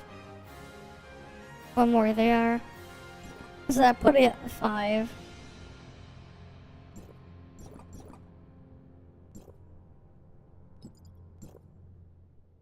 Alright, we go over here. Right, might as well try the next sequential stage. I swapped out my Titan from what? Well, I already had weak point and regular damage percent Titan in the same slot, so I'm using like full damage percent Titan, but I only have damage plus 16, so I'm missing like plus 2 on damage boost.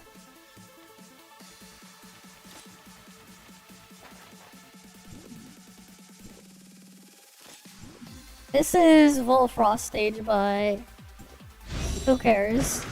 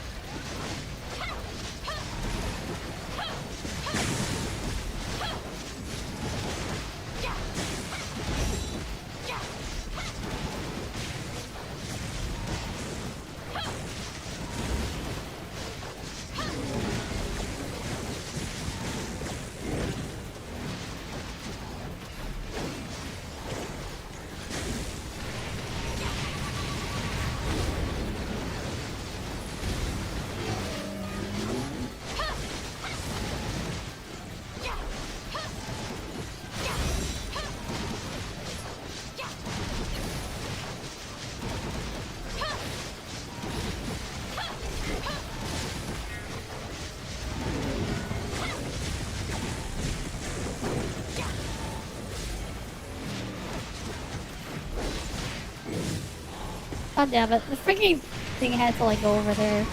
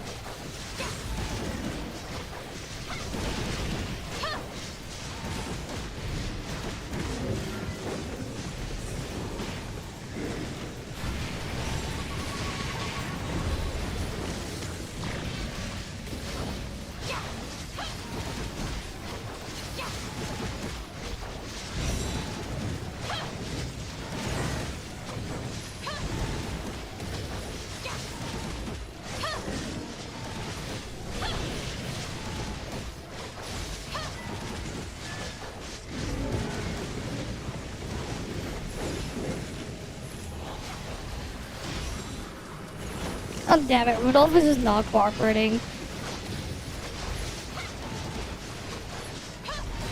It's annoying that this is just Rudolph. This would have been a lot easier if it wasn't Rudolph here. Oh well. It's dead. If it wasn't Rudolph, it would have probably been a lot faster. That thing just kept running away. Well, there isn't another stage higher. And a clear is a clear, that's all that matters. Right, just the triple alter cleared it. Easy. Good enough.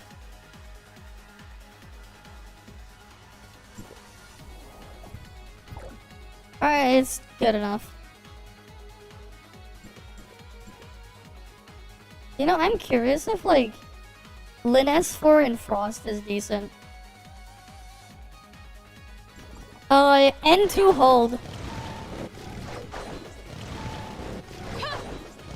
Right on, you just do 1, 2, and then you just hold click. Right, you do it right when you start entering this mode. You just release it for early.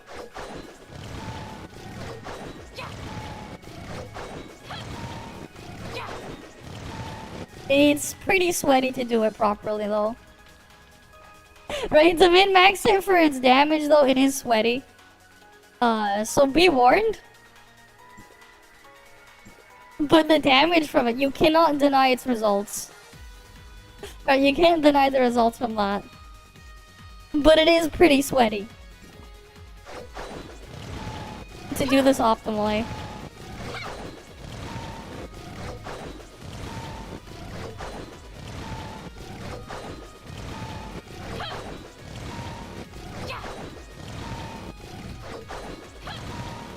Right, it is pretty sweaty. But damage is damage. Right, damage is damage, guys. Even if it's a bit sweaty, it's still damage. I wanted to double check something. Alright, damage is damage. There's 3 different ones technically. Depending on the content, it changes. In Bygone, it's going to be Meryl, Ray, and Lin S4. In single target situations, it's going to be Meryl, Ray, and Onion. In AoE situations, then you can use Nola, but there's still an asterisk there. If your team has enough resistance shred, you replace Nola again with Lin S4. Because your resistance shred is hard cap at 50% anyways. So if for some reason you're able to get some resistance shred on the thing, right? Like from your allies, right? Let's say a Fiona, right? Yeah, let's say you get Fiona resistance shred, and then you get what's it called again? You got Meryl from a tank Meryl resistance shred, and then an A6 tank Oscar resistance shred. You can then replace Nola with Lynn. Because the excess resistance shred that you would get from the support players in that type of group content, like, they'll do something, right? But you're gonna overcap resistance shred anyways. So it's like, you might as well get the thing that gives you more damage. But yeah, like, in terms of hardest theoretical damage on Cactus, the Lin comp is doing the highest on the Cactus. But it has only... The only shred in that comp is from Rain 4-piece. Right? So, that's the whole situation there. It depends on the content. They're pretty similar, but... in certain situations, there's going to be a better... one's going to be better than the other. Like, that's just how it is.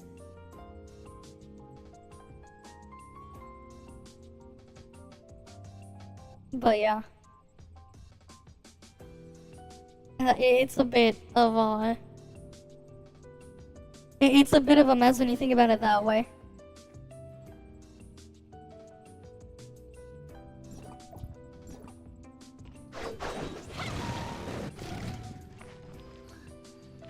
Sometimes one thing is just stronger than the others. Sometimes. So at least there's some nuance to your choices there. Right? There isn't always a best answer. There isn't always a best answer.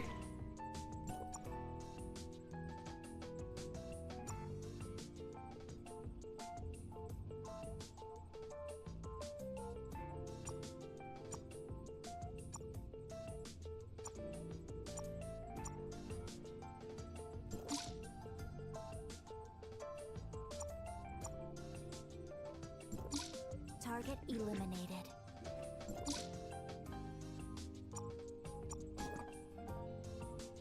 Alright, eventually I'm gonna get enough Norns to collect all the things there, but yeah.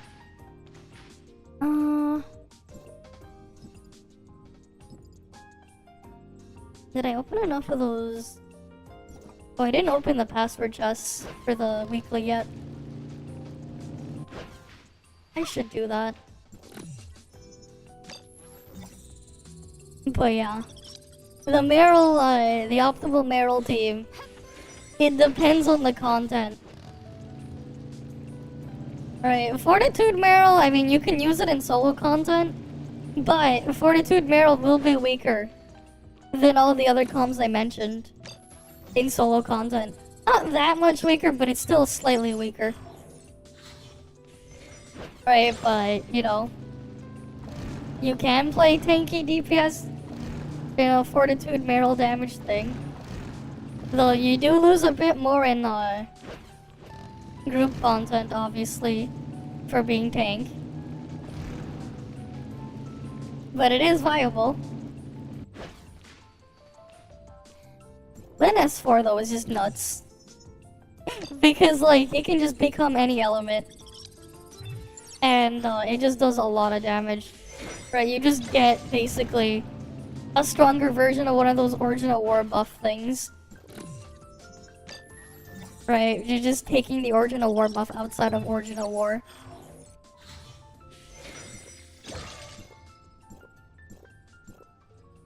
So like, yeah, of course it's strong.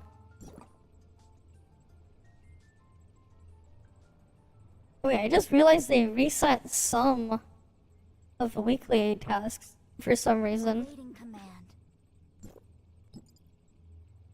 Right, and they also just buffed the Mia thing to last 3 hours. So like, yeah. You know, let's see if anyone's doing Origin of War. Target eliminated.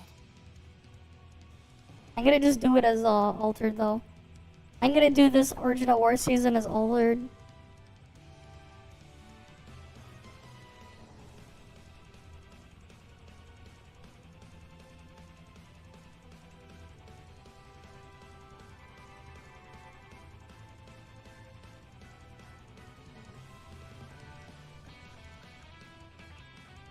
Awaiting command.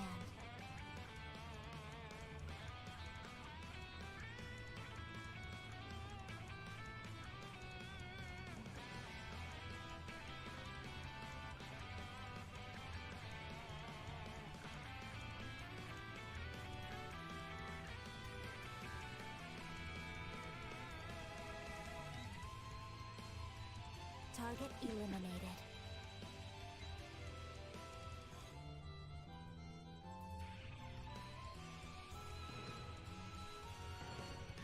Anyone want to do Origin of War? Yeah, I'll make a group.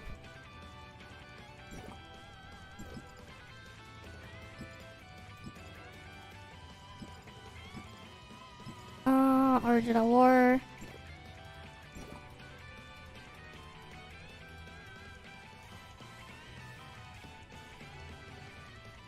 Let's see if we can get people for Origin of War. The real boss is the lag we experience along the way.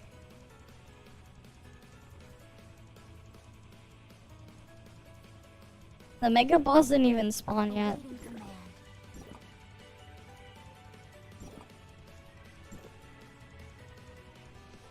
I wonder what comp this guy's gonna try. Okay, the Papiga Volt. Honestly, at this point, you should just use the altered comp. With he's using altered mode Nola, I see.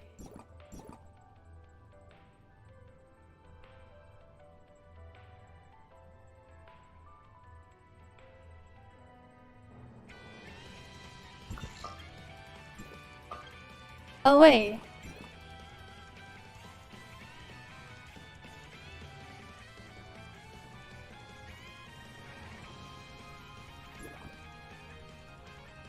Target eliminated.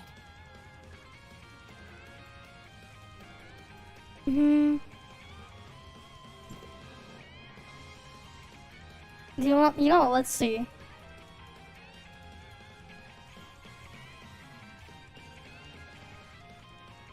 Let's see. And then we'll do Origin of War.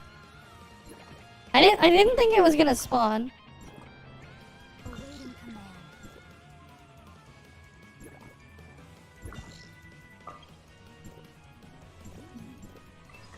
Let's see if we can get to the Omega boss.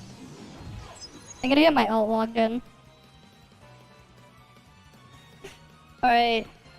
Make sure to get your key. The freaking domain guard is back, and then I want to do Origin of War after. You found no... I'll make one. I can go make one. I still have access to the test stuff with the updated values. I can probably work on one tomorrow then.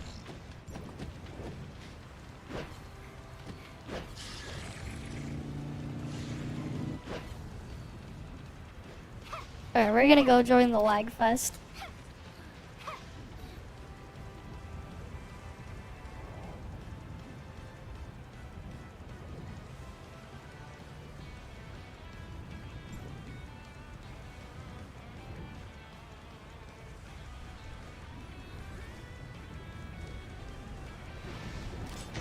Oh, it's town time! God damn.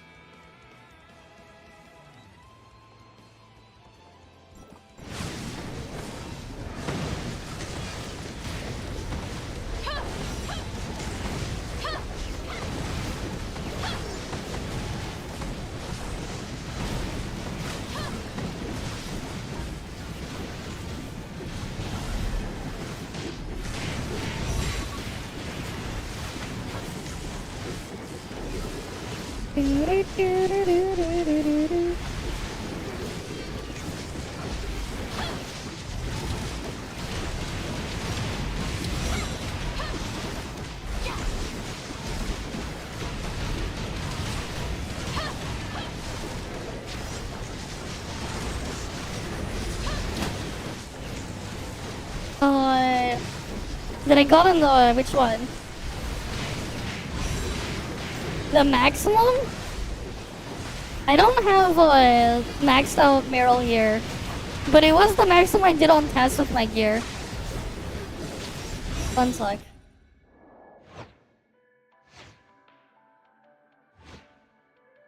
Shit. I'm gonna have to warp back in. So like on the test, right? I think what with the same gear that I'm wearing right now, at 4-piece 3-star all matrices maxed, it was around 11 I did around 11 million at 4477 was what I used for the supercomputing. The reason why I used those stats was like I was trying to be a bit more realistic, but I was just reusing my own gear. But if I was using the one without Lin, I did a bit less. The thing is, in Bygone, Lin's S4 is double damage, which is enough to make up for the lack of shred, right? Hi Fanta. We have the main guard up. I died earlier.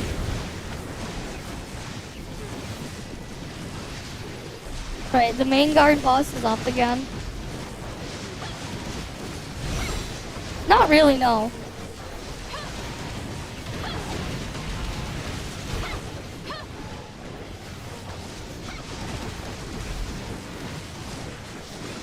Oh man, dealing with Graying Bite is a bit rough.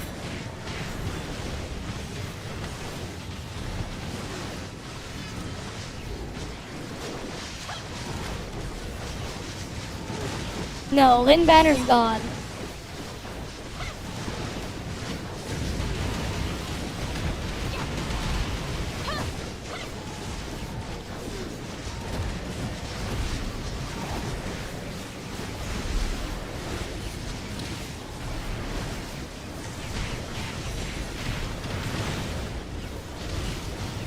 I'm gonna just switch my health to Benediction just so I can.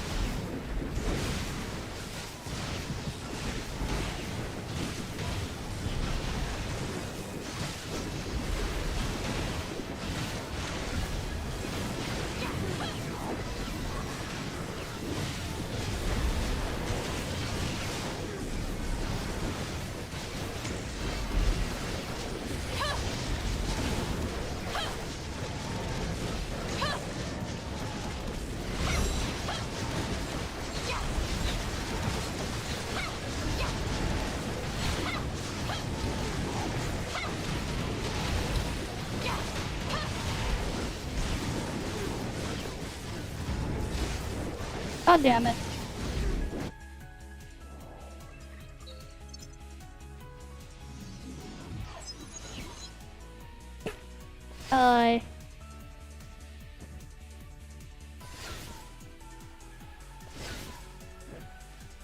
Yeah, I'm gonna just summon myself across.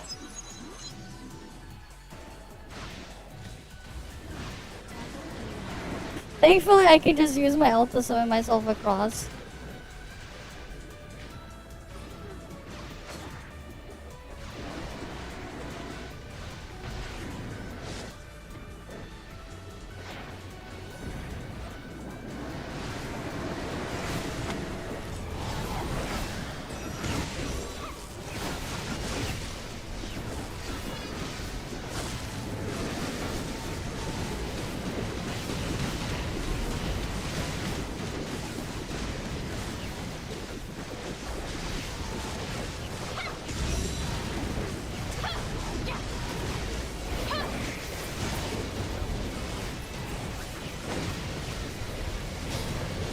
Oh man, this thing is just super thick.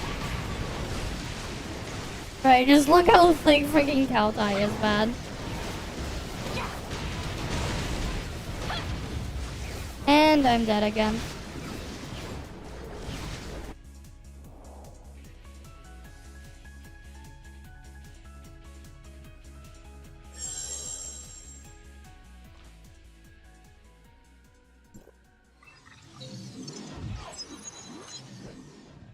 Right. They don't exactly have a proper coordinated group, but hey, it's something.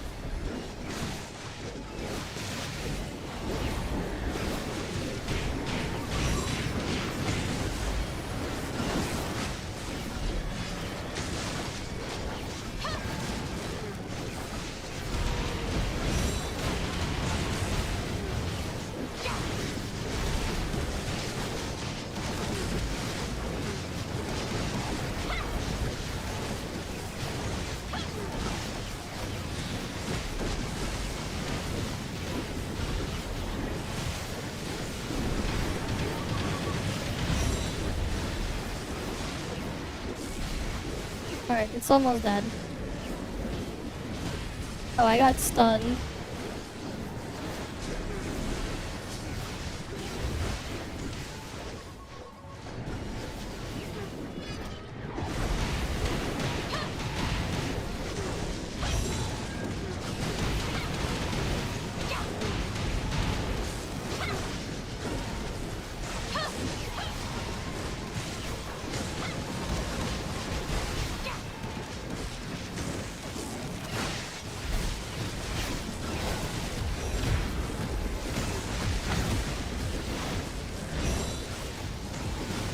I need to get my non-ink clone up for survivability reasons.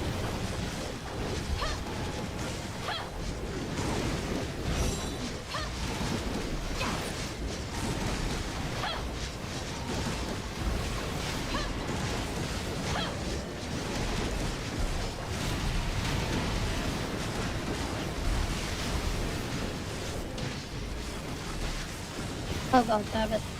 Trying to control 2 clans at once, man, is pain.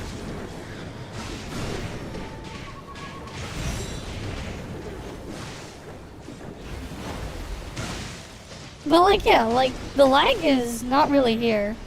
Like, you can clearly see, like, yeah, it's lagging a bit, but...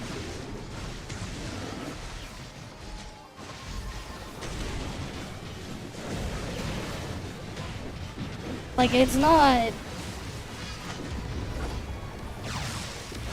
the worst.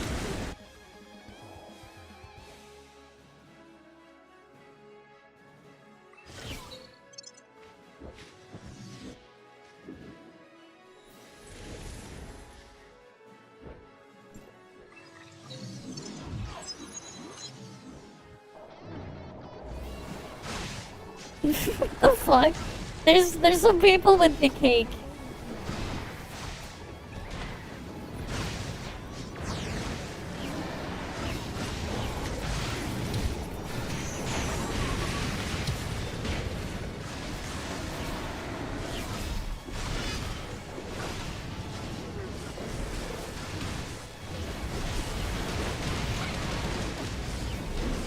Oh god damn it.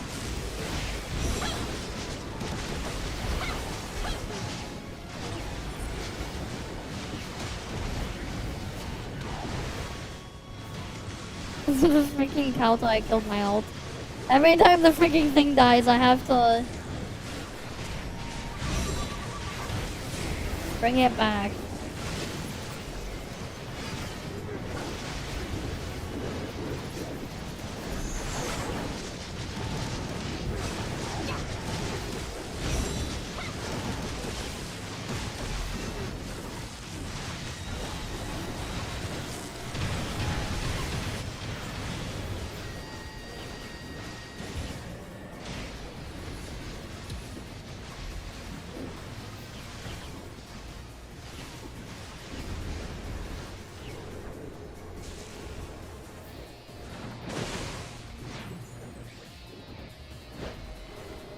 Oh, it's dead now.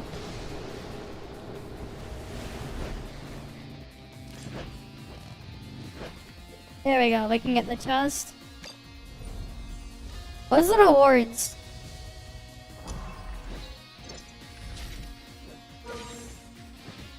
Did they not update it?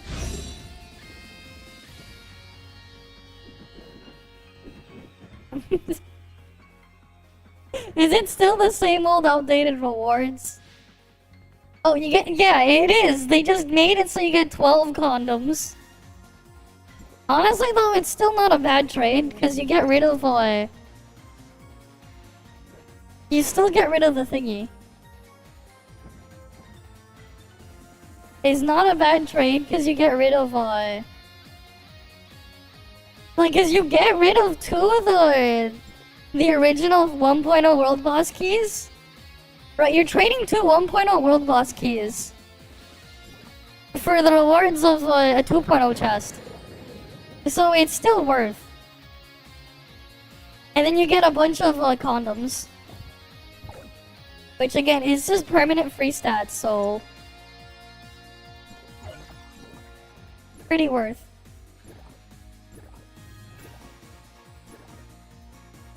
I'd say it's pretty worth.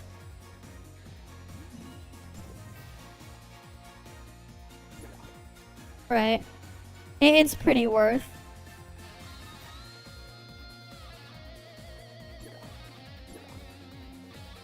Alright, you get a little bit more stats. Clickable decorations.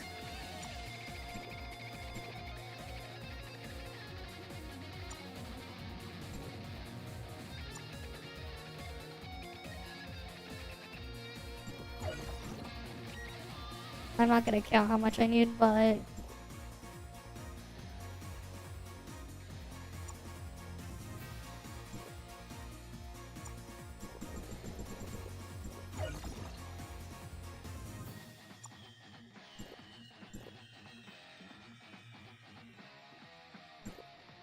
I'm not gonna get it to 7,000 yet, anyways.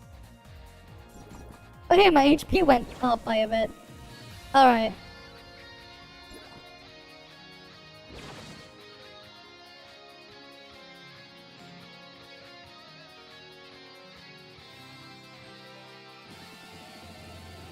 Target eliminated. 2 more for Original War.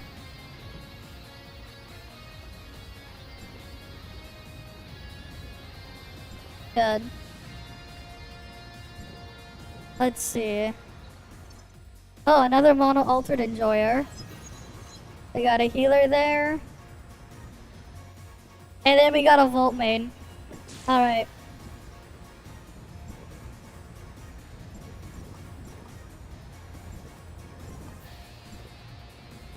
Let's go. I haven't done Original War yet. Let's go do it. Awaiting command.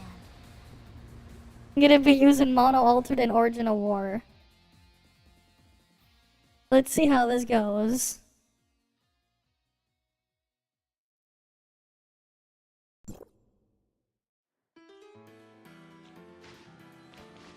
Oh damn, that person's already on 24.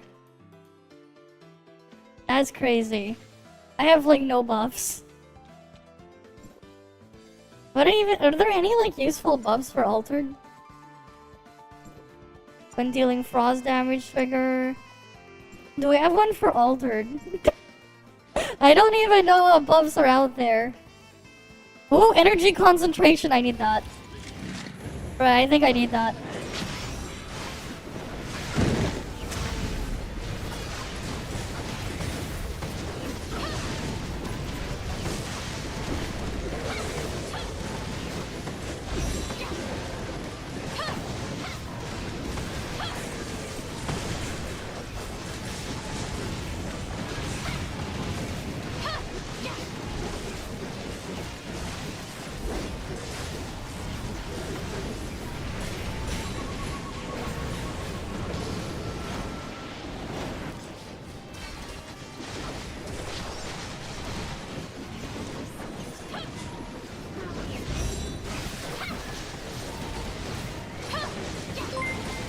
Oh, welcome Raiders, Butterbeard, welcome Raiders. Welcome, welcome. I don't need frost boost. But I'm not doing frost damage. But welcome Raiders, welcome, welcome. I'm trying Original War now. The ceiling is up. I need energy concentration. Is there like a better thing than it? Or I think I want energy concentration. Radiation would be ideal, I think. Yeah, what are the other buffs out there? What are the buffs that I can like abuse for altered comp? Strong fighter would be okay too, but no, I think energy concentration's ideal. What's on 14? 14 is crit rate. Why? They put a crit rate boost? Oh, strong fighter's on thing. Yeah, we just did the Tau Mega Boss. We did that too earlier. It wasn't lagging like it did the last time we had the event. It was a lot more manageable.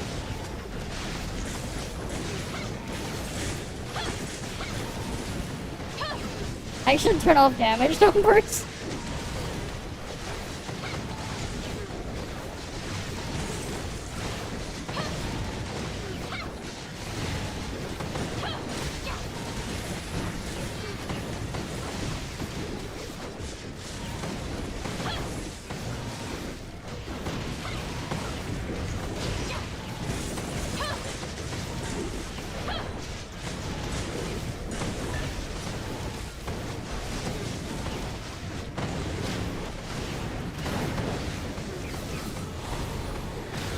Under the field though. Yeah, that thing is still broken.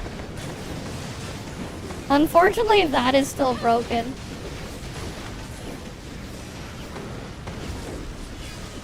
But yeah, the cool Mega Boss is back at least.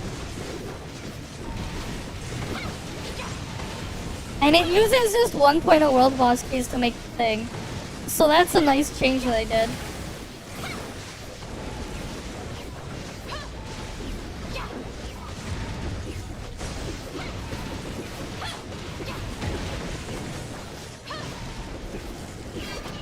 Oh shit. Am I like being slowed? I think I'm being slowed because I missed the... Yeah. It's a lot better than before. I want to get like a good buff. None of the buffs I'm getting are like particularly useful. I want to get energy concentration and radiation. I think energy concentration and radiation would be really strong for me. Is there like no proc for crit damage? Oh wait. Oh, was it? Yeah, was it 15?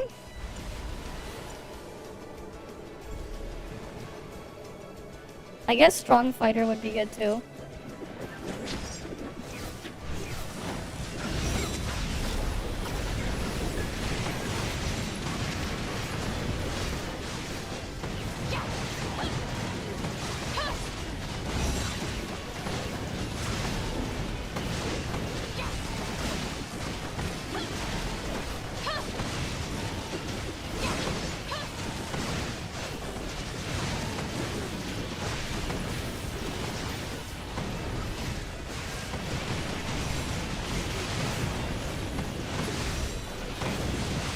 Oh god, this thing hits like really hard.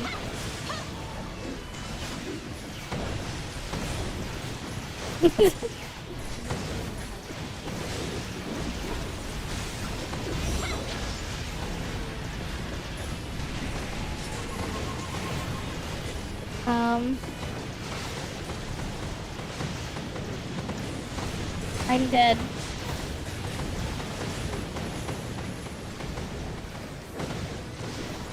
God damn it! I feel like I'm dead already. I go and help revive the other person and then I'm dead.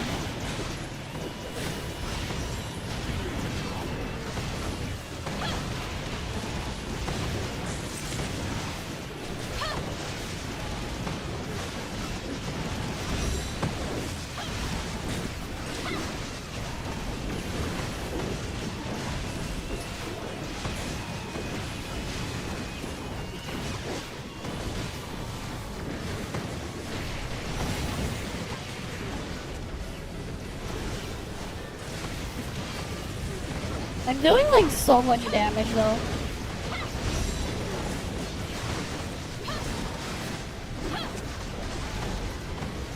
Yeah, no, I'm fully dead now. Look at the damage gap of Altered though, man. Wait, oh, Crowbat. So okay. So Subcake reduces crit on 25 and 28. I see. That's why we have crit buff.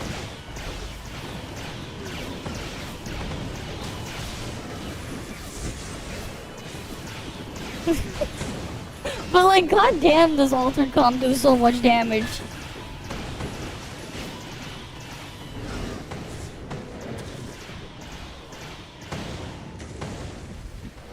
Right, Altered Calm is just crazy for damage.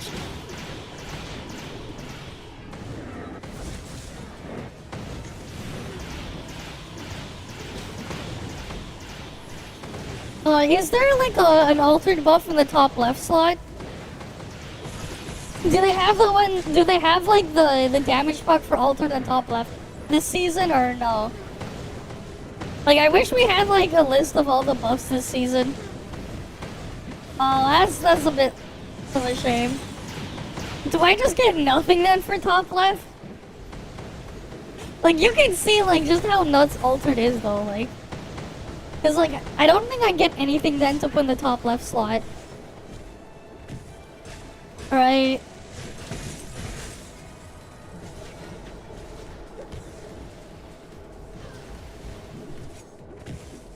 I don't think I get anything for top left then. What difficulty was this anyways? I don't even have any buffs. Wait.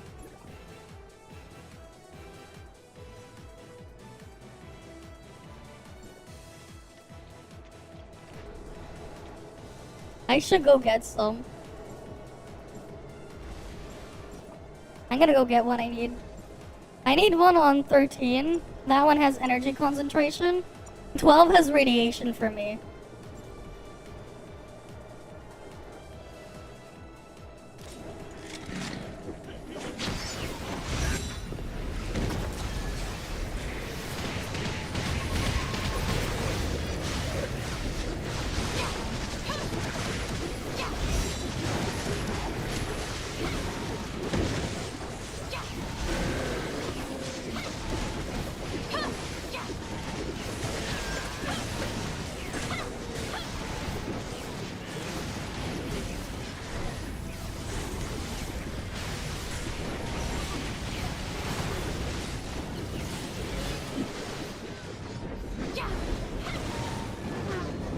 Where the hell did she go?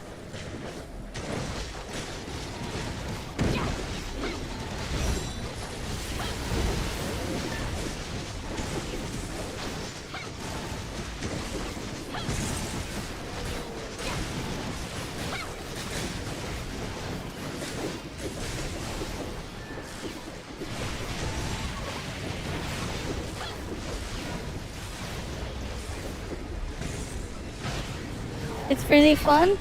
Frostbot and I think it's like okay, cool. I got one buff I needed. All right, and then the tedious floor with Ripper and Gaia. Oh boy. Yeah, I can only imagine. Okay, energy concentration. Deal additional alter damage, 3000% of attack. I don't need strong fighter. I have too much attack. I'm better off with like the funny damage proc.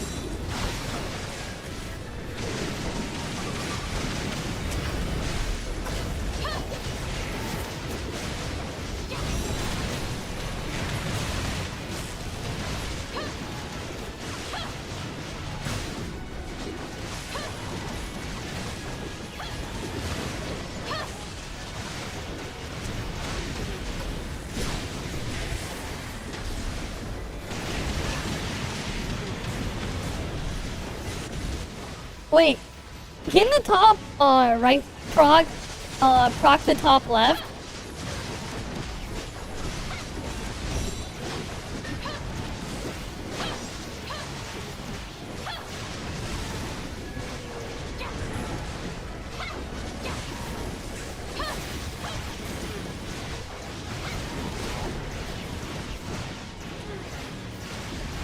Because if it can, that might be huge. Oh shit, I'm edge.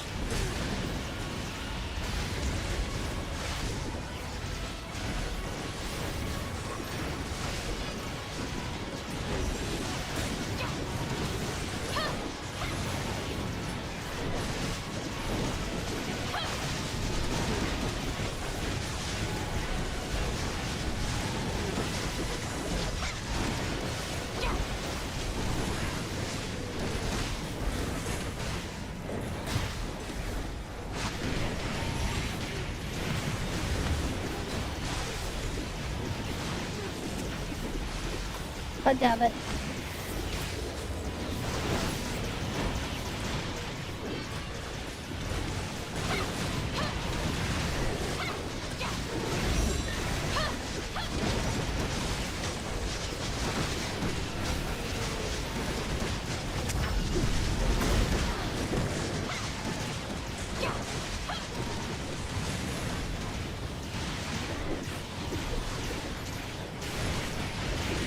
Hey, look at how much damage I'm doing. Freaking altered is insane.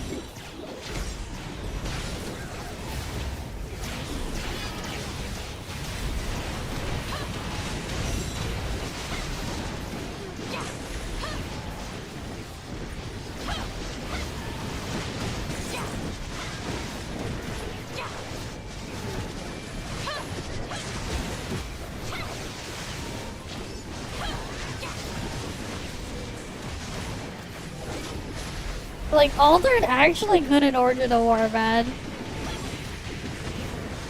Right, it's been so long since I was last allowed to use freaking Lid.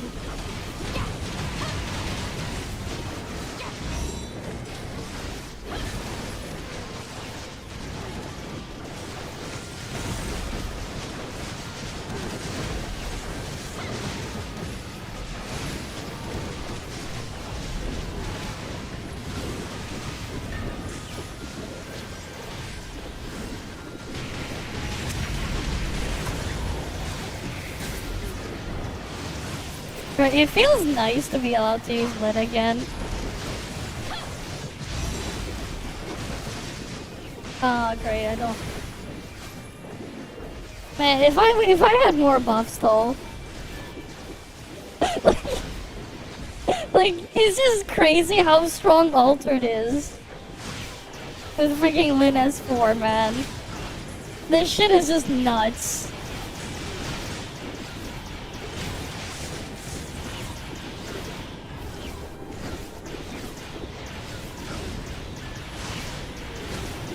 But yeah, I wonder though if top right can be used to proc top left.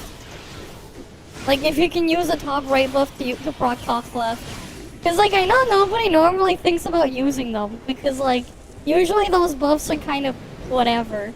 The top right and top left buffs for like a damage proc. Right? Like you usually don't think much of it, but like now I have a comp that's fully built into stacking attack for it. Because I'm playing Altered, and I can take advantage of it. Alright, like I'm fully spec'd into abusing those damage procs.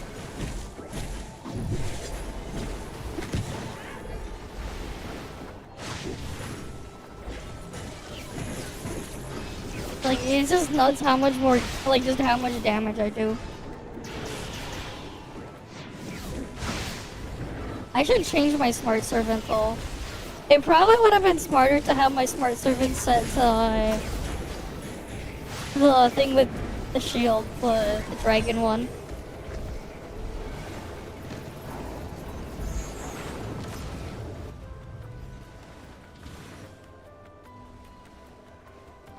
Yeah, I did. I ended up pulling S4 Lin last night before the maintenance. I didn't do it on stream. Oh wait, let me get radiation. Okay, it just says after successfully landing a hit. So I assume the top left and right can stack. I assume top left and right can stack.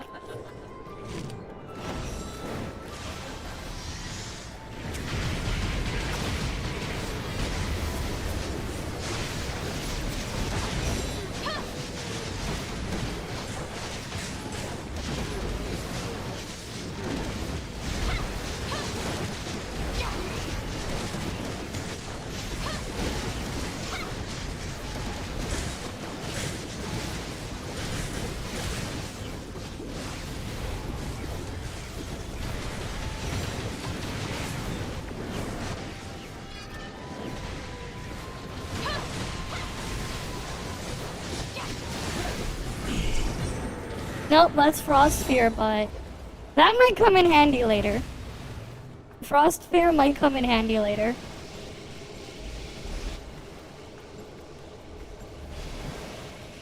But radiation would be really nice to have.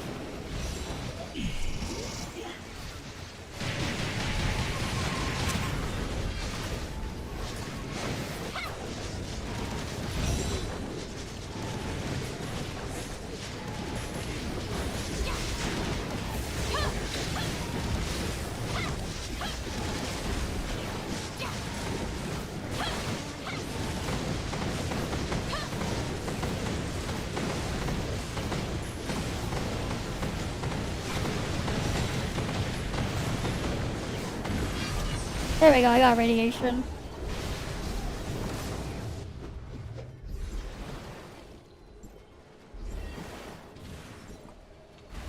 Alright, gotta get a lot of the buffs. What other buffs do I want? Healing Angel? No, don't need that.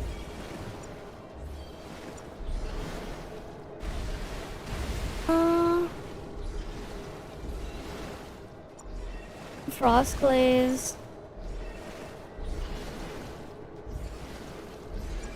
Does Frost Boost trigger from Frost Glaze? Rip. Ooh, Iron Man. What else is good?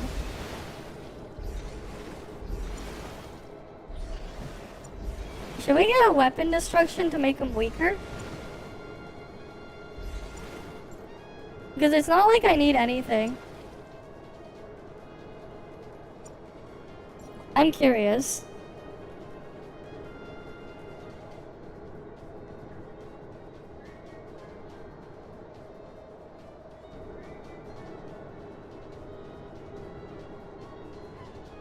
Zins.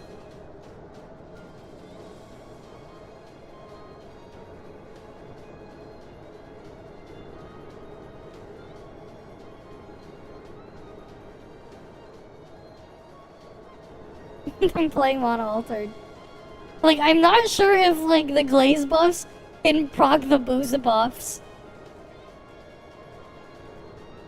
Yeah, pretty much all normal attacks, and then uses. You do a full normal attack chain before you use your skill. But other than that, like, it's pretty much just do all normal attacks and rotate around. Like, it's pretty simple.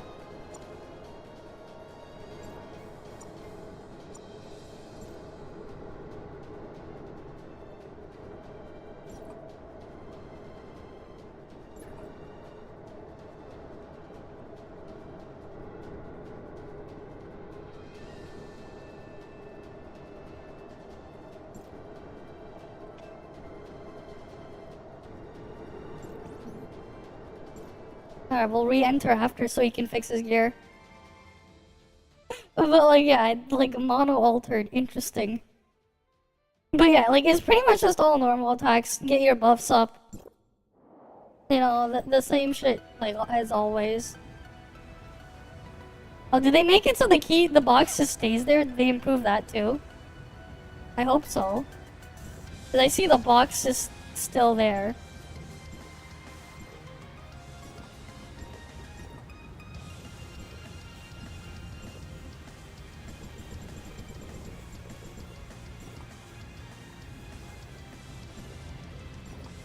Target eliminated.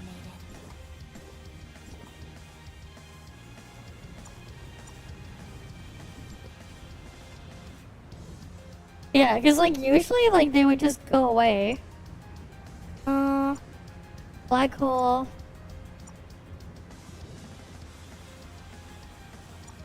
Let's see. I'm trying to see what kind of thing I can maybe use.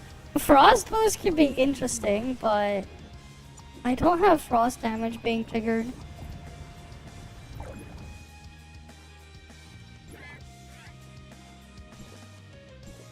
Wait. I don't need endurance, so I can put... Where's the fire one? Would fire strike even work? Noise Federation Type 2 Smart Servant, Void Angel, is now in position.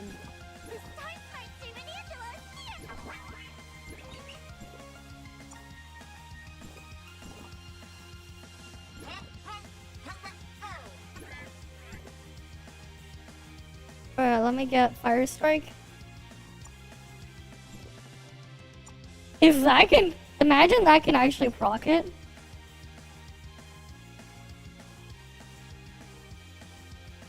Damn, so like no one has Brevi? Oh, rip. It would be nice if they did have Brevi. Although I don't need best debuff because I'm playing altered.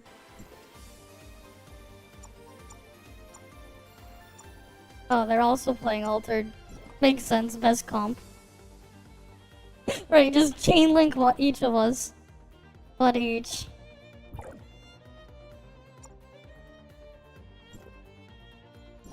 I don't even know which Titan I want to fix next.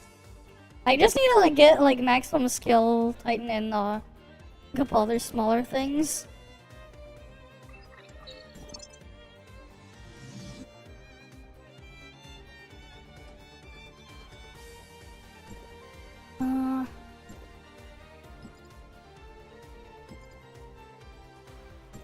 I'm trying to like see what other buffs.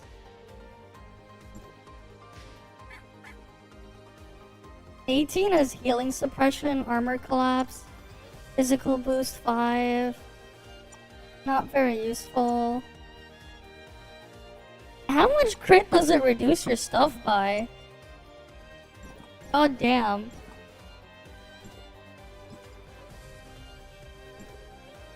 How much crit does Sobek reduce your crit by?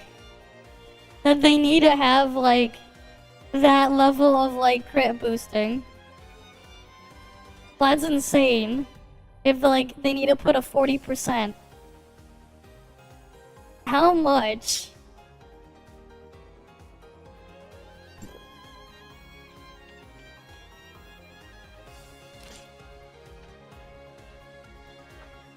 Alright, we can go lower floor then to link.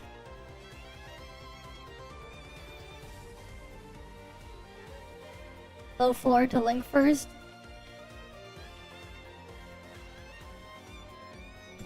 But there you go.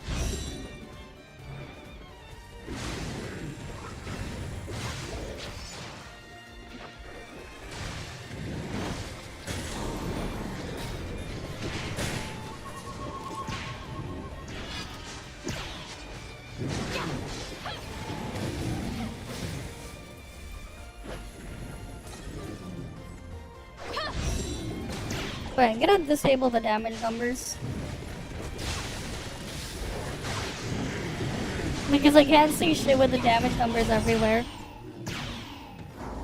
There's too many. I had to make sure to turn off the damage numbers. Alright. I'm linked to Nox.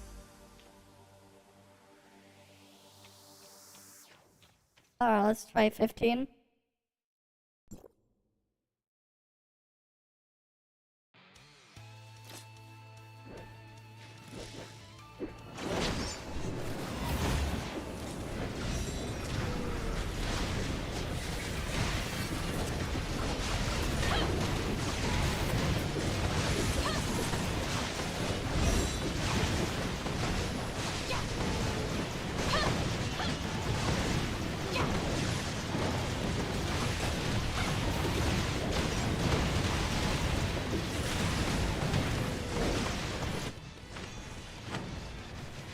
God damn it.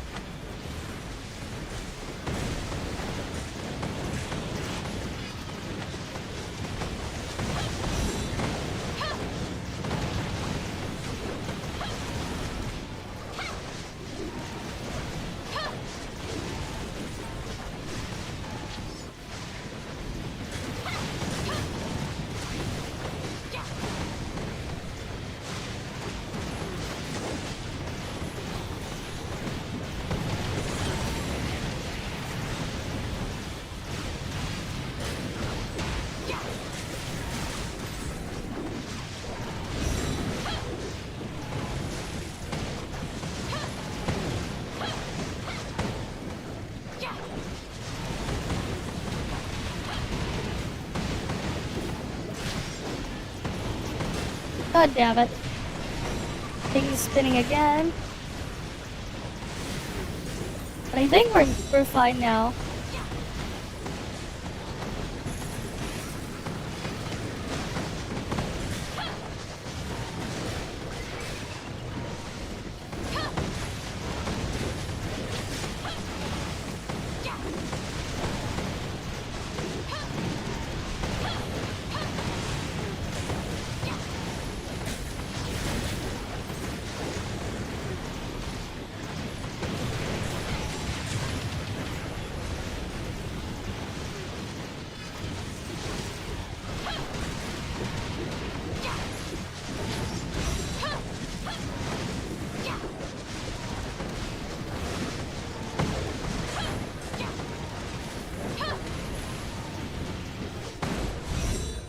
There we go. Man, that was pain. That was pain. Alright, we cleared 15. What's on 16? Frost Fear, Deadly Pursuit, the Safeguard, and Volt Boost.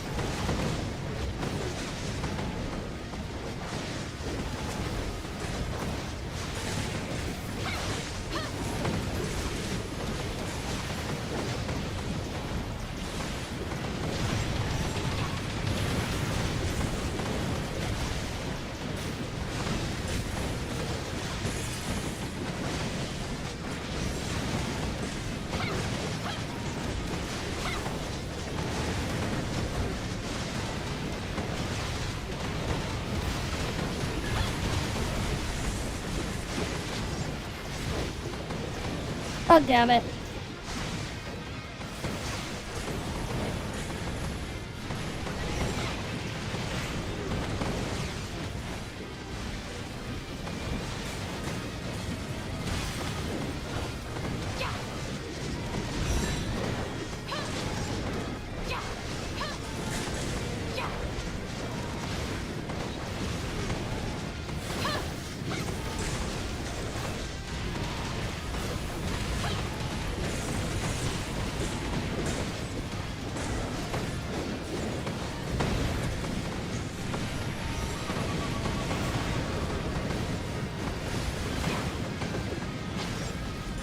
Yeah, it would have been nice though if I had, if we had a Brevi here to clear Brain Bite.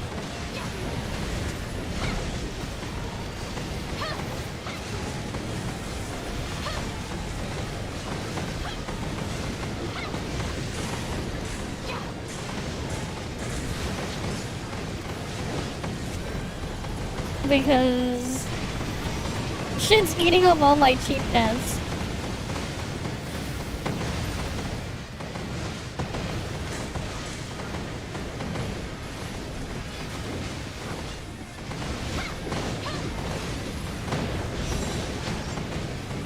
Wait, we have a seal here? The fuck? We got a fucking seal in here too. I didn't even see her.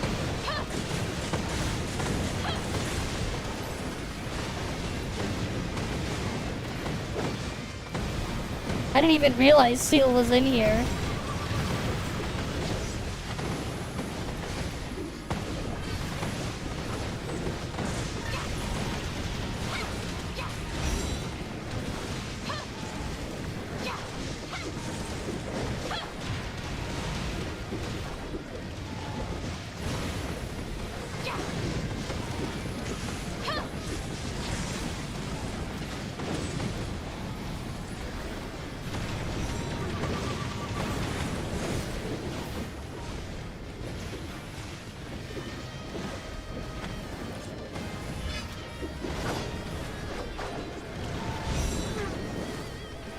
Oh goddamn, my camera got stuck.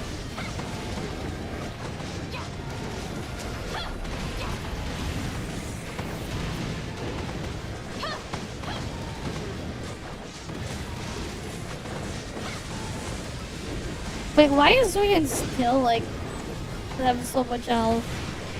Fuck. This thing's insanely tanky.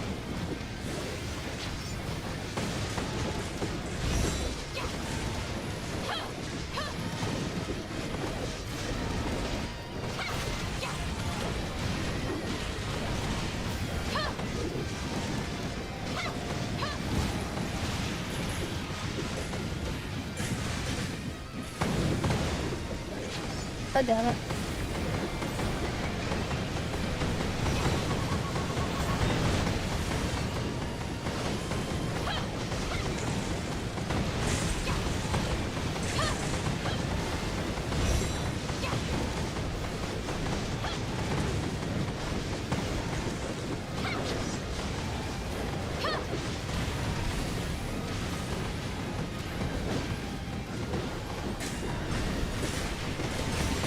Oh damn, this thing is just super tanky.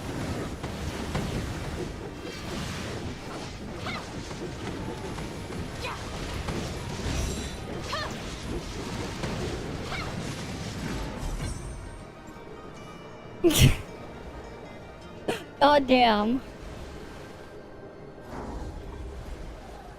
And then the guy left. Rip. Oh, at least we managed to make it somewhere.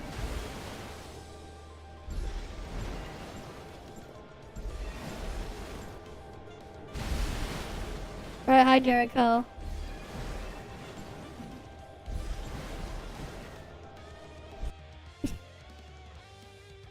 Hey, we at least cleared up to 15. I guess. But yeah, I just didn't have enough damage. And now I fall through that. Cool.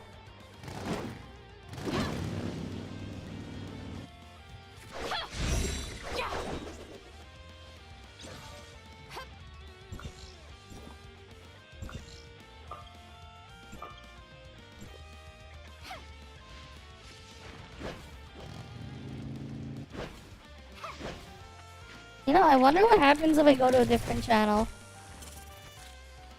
And, like, try to loot the main guard.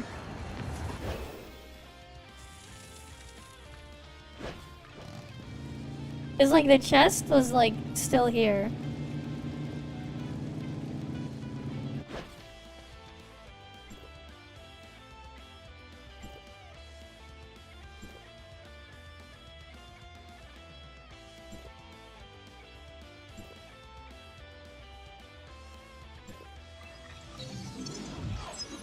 Eyepiece, mech reactor, exoskeleton, and engine first.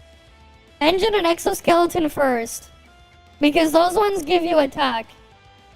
It's engine, exoskeleton is the first priority. After that, you do the other slots. Yeah, don't worry.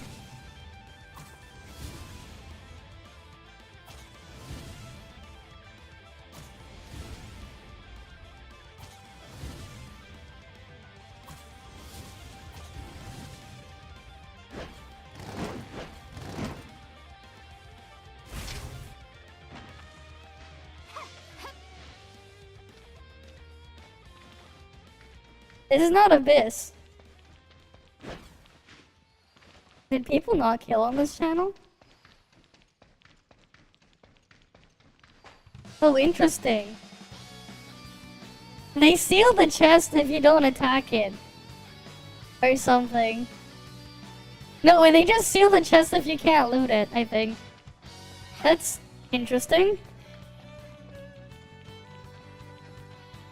This is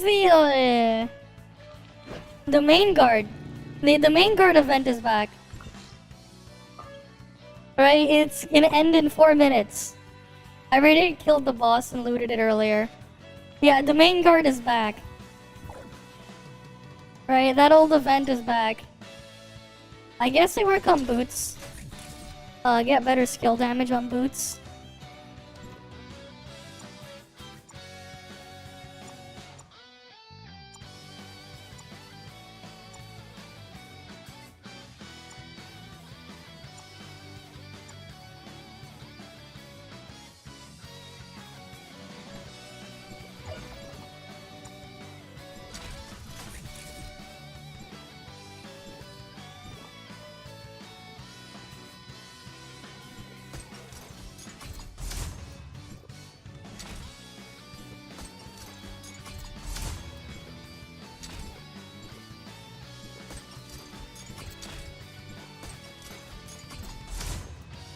Oh, skill +2 now.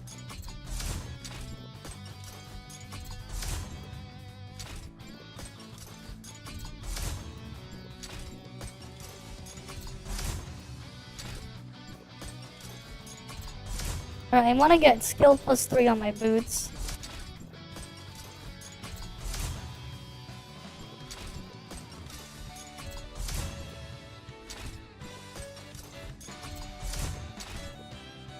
Oh, I need more of those.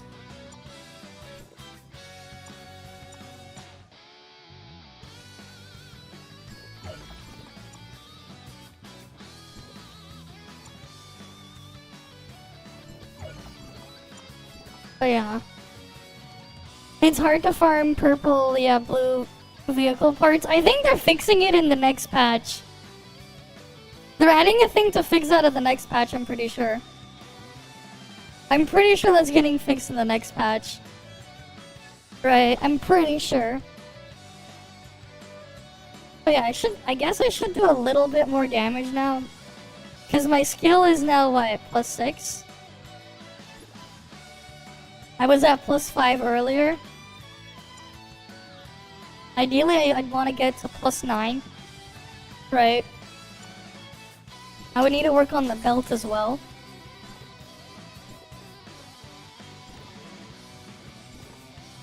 Alright, we need to work on boots and belt. Get all of that done, and then eventually fix visor. Right. I'd have to eventually fix visor. And then reactor is like the lowest priority. They changed the drops. Eye flagger. Did you see the domain guard stuff? They changed the drops. Yeah, domain guards. I already looted it, but there's 12. They changed the cost. It's now two of the Asperia World boss keys plus domain 50 of domain energy to exchange. But like you still get the old rewards from domain guard before. But then with like 12 condoms, I think it was like what, 12 condoms, 12 of the booster modules, I think, and it was like 2 advancement modules or something. Right? And then you got 12 condoms, and you got some other parts. The parts though that they drop like are kind of pointless because you don't need them anymore. Right? Like, I don't know why they gave the appointed research parts when they're like completely worthless now. Because you go to appointed research, right? Exoskeleton, you just need to have batteries. So like they put Pegged on that front. When I looted them, when I looted it earlier. Like, cause you just don't need it anymore.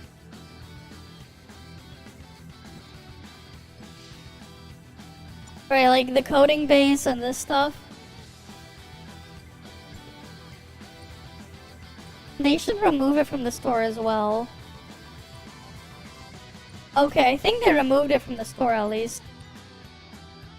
Yeah, it makes sense that they at least remove those pieces from the store. But like, those coding bases and shit, they don't need to exist anymore.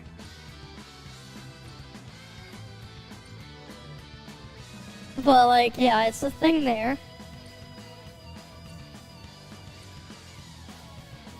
Don't I still have one in my inventory? Yeah, I remember they gave one at launch. But like, yeah.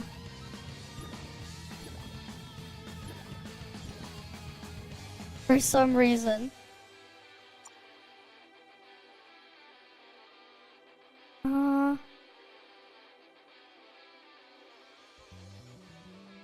Okay. I forgot what these thingies were for. Like, I just have them in there. I don't even remember what they were for, though. Those items. Oh yeah, they're there. Okay, like the new, like the change to them is nice. It's like, it is a worthwhile change. Oh yeah, I have the race. Race is starting up.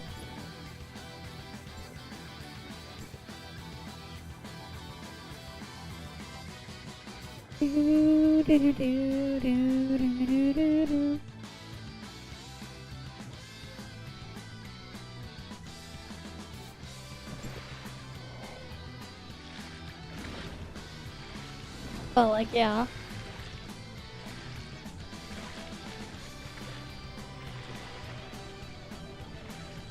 Okay.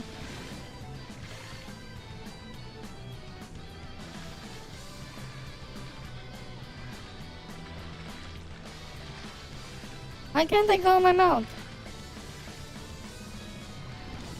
There we go. Game being weird. Just swim easy.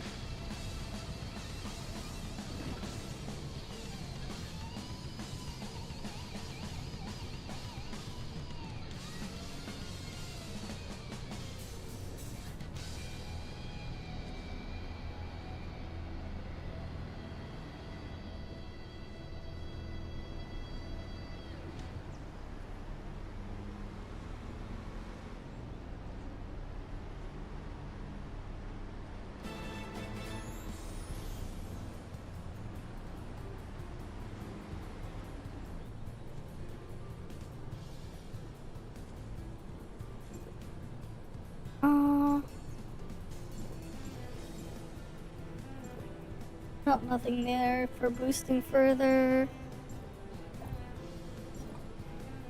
Does this thing not give a buff?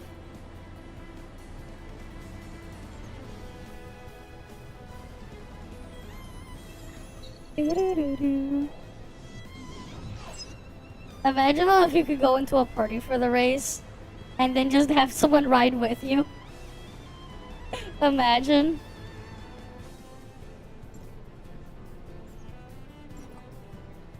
I should like try that at one point. See if I can like enter a party after like queuing for the race.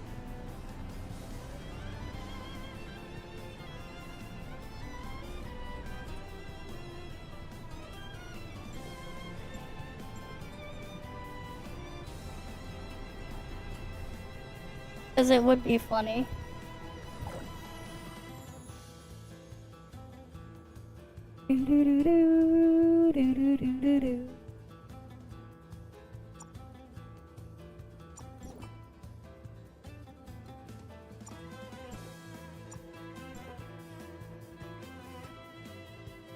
Hey, one of these days I'll go sift through all the reactors as well.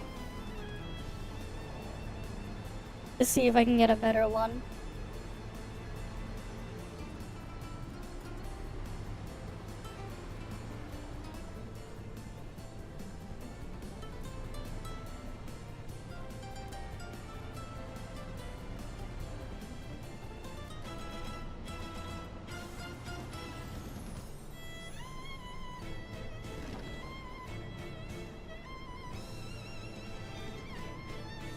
What's up with World Chat? They'll never betray World. Okay. Sure. How y'all use Yano to cheat race? What? The fuck? People are using Yano to cheat race?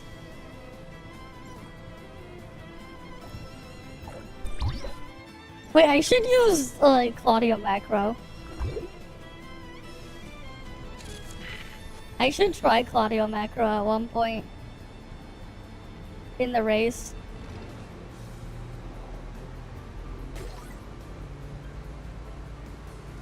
Oh, that's how they're getting faster. The yellow box.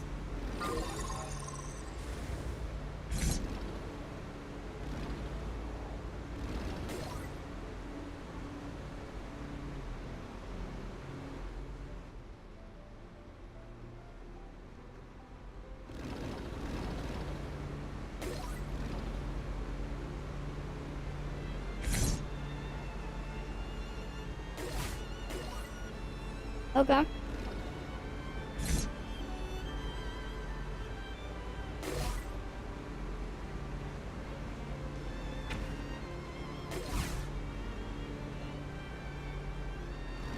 Good.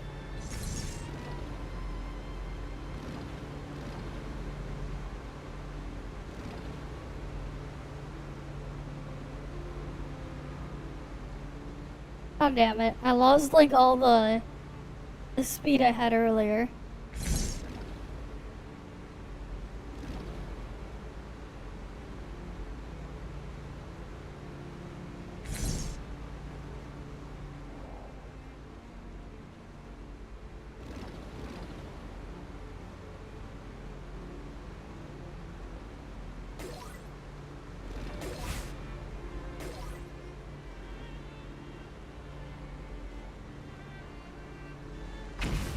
God damn it. Ah, why is that thing there? I got blocked this collision.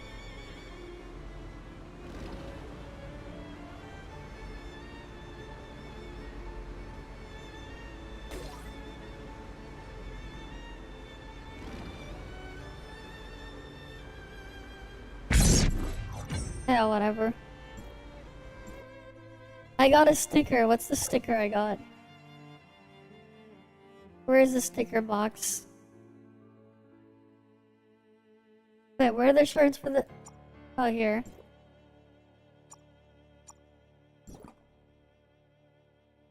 Alright, now I have to go look for the box.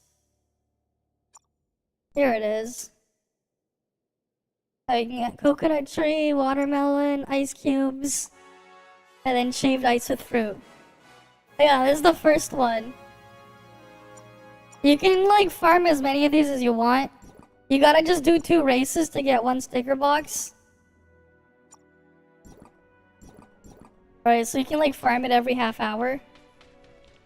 To get the thing.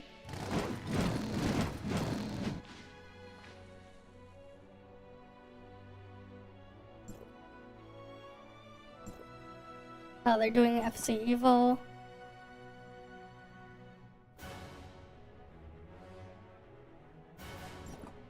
Okay then.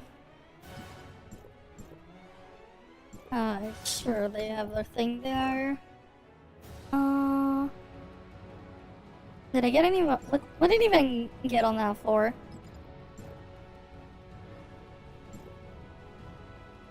$15 had what? Oh, it's just the shard things. Never mind.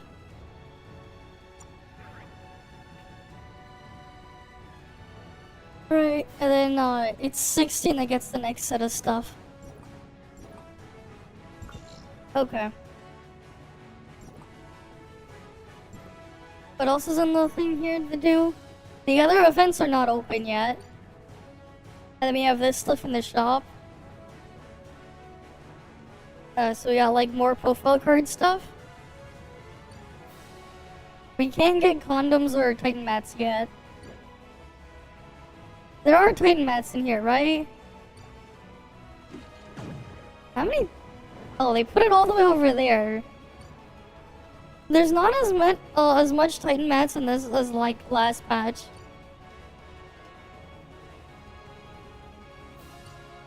Change the outfit every 2 to 3 hours. I mean, I guess.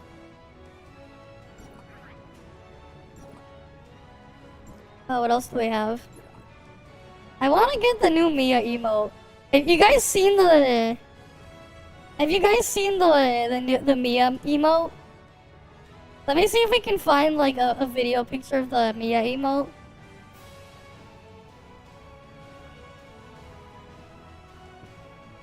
The one in ToF. I mean, I have like so many outfits, so like it would work. Here, let me see if I can find the Mia emote. Oh, here we go. Like, there's actually they made a short of it. Let me show you guys.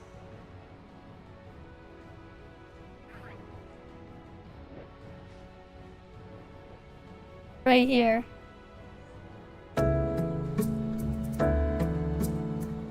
You get to pick up Mia and bring her around.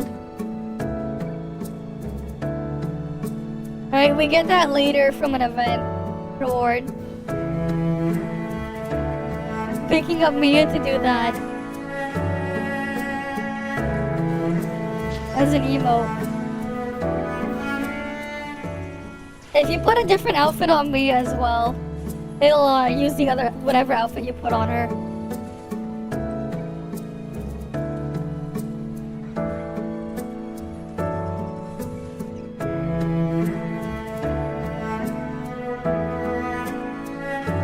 What do you mean you said it's way too much?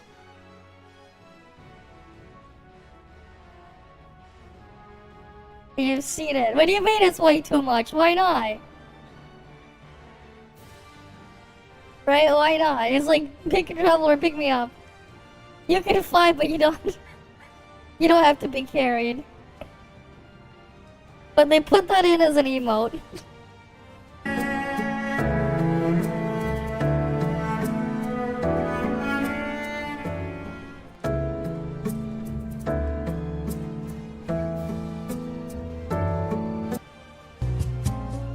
Oh yeah, the Meryl hot culture there. Ready? 3, 2. Alright, they have the photo booth. Right, we can get a photo booth in there. Is there an event reward to get dorm tickets again, or are we out of those?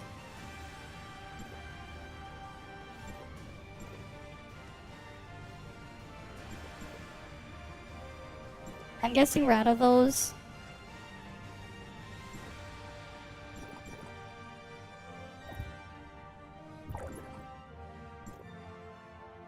Smart servant, lit. Alright, give me a sec.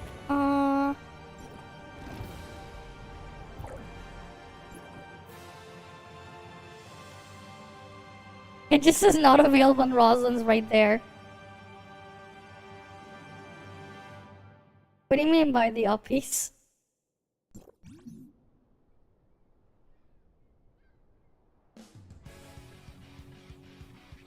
What do you mean by that? If you're describing that, I mean, yeah?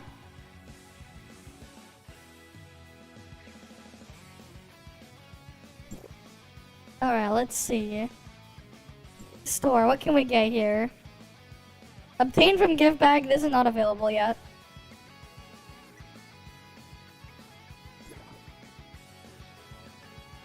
Oh yeah, we have to get A3 first before we can get those, but...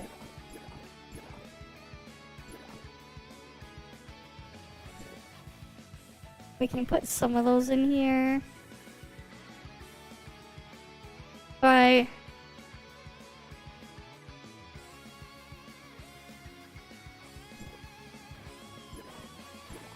I'll get the scene eventually. Alright, we need the gift pack thing for that. So we can put her on the jet ski.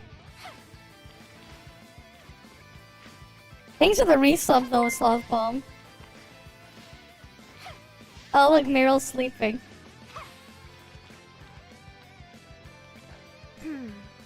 Oh, you're here. Well, I like to come here and relax whenever I'm not on assignment. Alright, we can still watch Meryl. You can watch Meryl sleep now. And she'll move around. Right?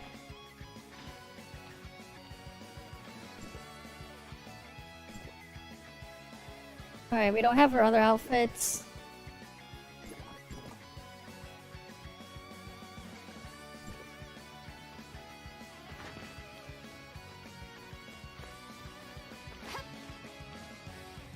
Oh yeah, we have that there. We'll unlock stuff for the dorm later. We'll leave that as is for now. I wonder what they'll put in though for Rosalind dorm. I wonder what they'll put in for that.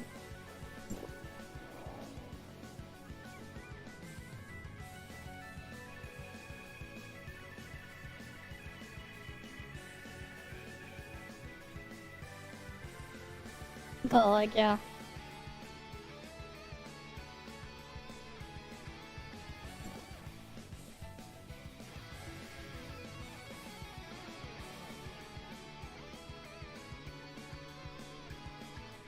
Awaiting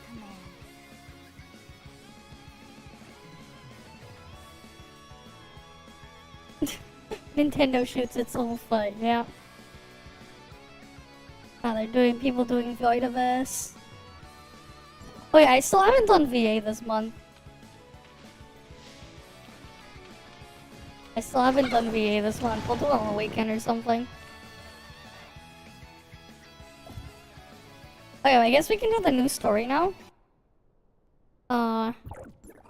Waiting for Asurada's dorm. Will we even get an Asurada dorm? I don't think we're ever gonna get an Asurada dorm. Target eliminated.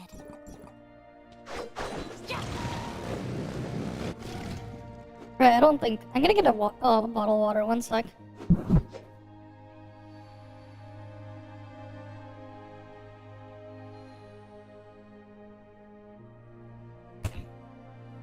There we go.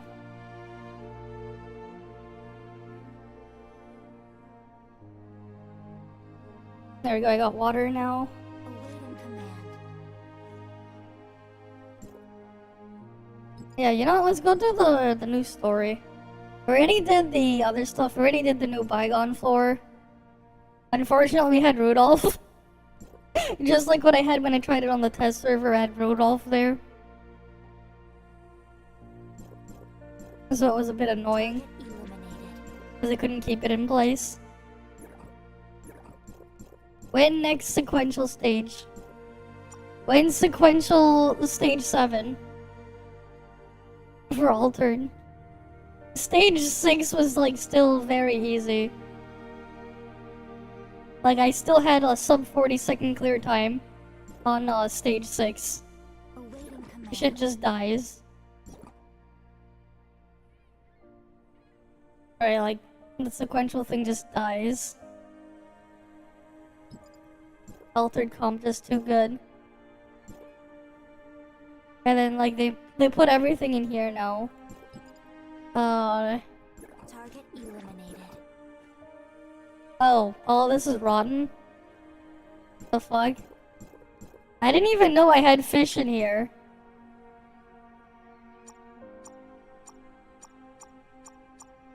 I didn't even realize I had fish. Since when did I have fish there? I had fish that I forgot about a long ass time ago. I didn't even realize. It's like I don't even do the fishing stuff. Yeah, I think I got to like level, what, 6 or something? Yeah, level 6. Almost level 7.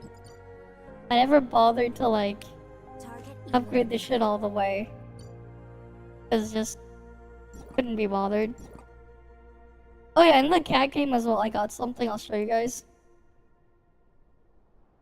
The cat game has it has some interactions with the thing there. You can cook it up? No, you can't cook that one. It's also rotten. Do you want to eat rotten fish? Why would you want to eat rotten fish?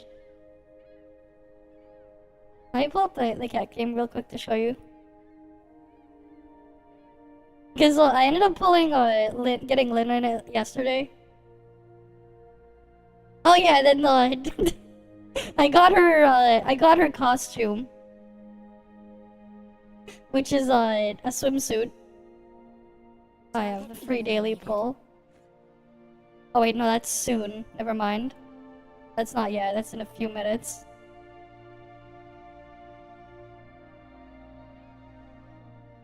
Oh shit, they're sold out.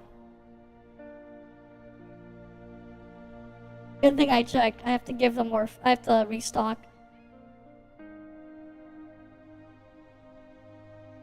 Awaiting command. I forgot about it. I didn't even know I had the fish there. I did not even know I had it. I'm telling you, I did not even know.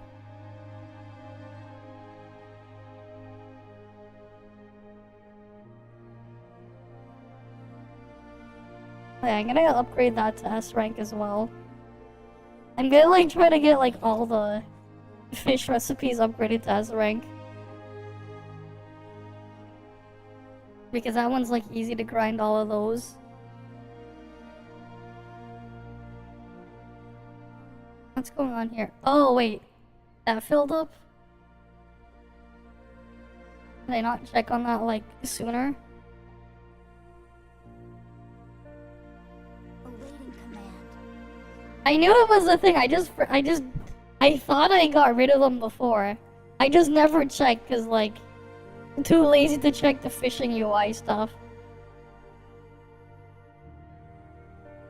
Imagine checking the fishing UI. Sorry, a daily master duel and the other thing. Do I have master duel runs? I do. I win this.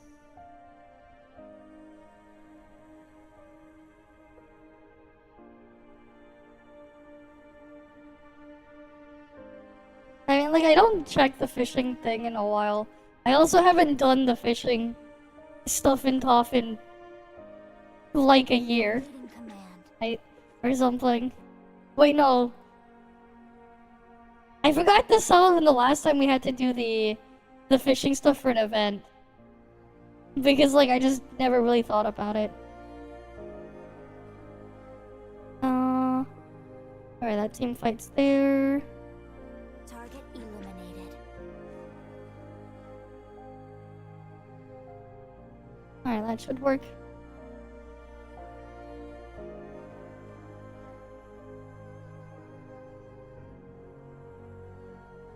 I mean, do people still even care about the fishing that much? I mean, there's probably someone out there who does, but someone out there probably cares. Awaiting command. I don't, though. Alright, let's go see.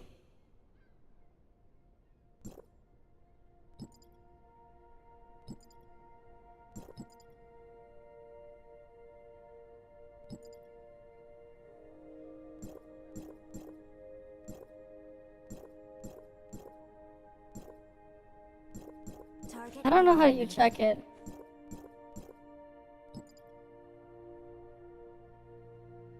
Yeah, I think people are still doing it. Not all of this fish, though. Nobody did this fish. Because it will show last week's alpha. Yeah, people are still hunting some of them. Some of them are still being hunted, not much. But you can clearly see some of them are still hunting. awaiting command. But, like, not really. Not that many people actually care anymore. Not many people still care. But there's still some people that do care. Just a very small handful of people. Like, you know, understandable if they don't really care, right? They don't care. Target eliminated. It's just an extra side activity for them to do.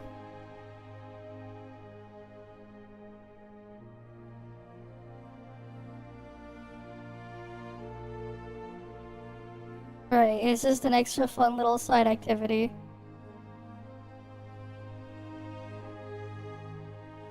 Awaiting command.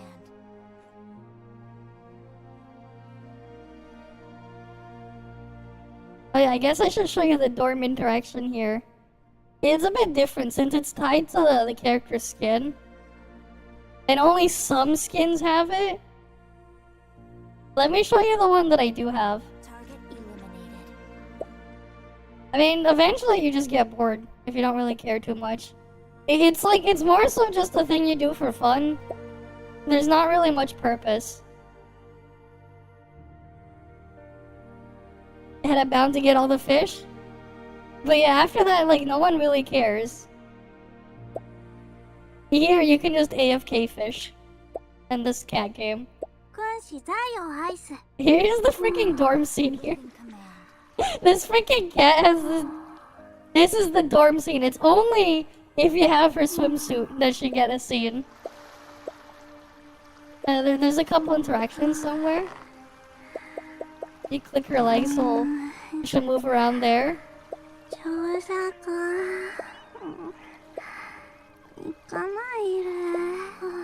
And then you'll put your finger and she'll try to... Oh no, it gets... There's a lot more. Okay, you wake her up.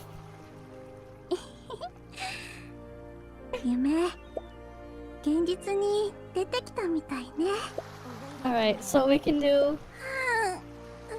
You can tap her head.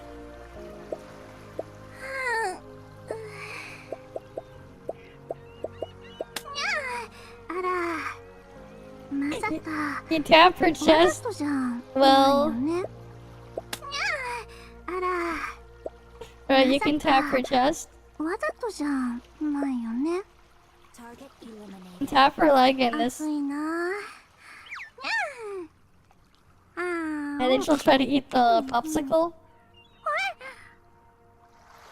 She spilled it.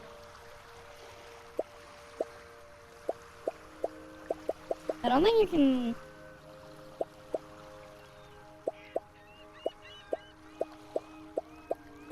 No, you can only just tap there. えへ。 And then clean it up for her.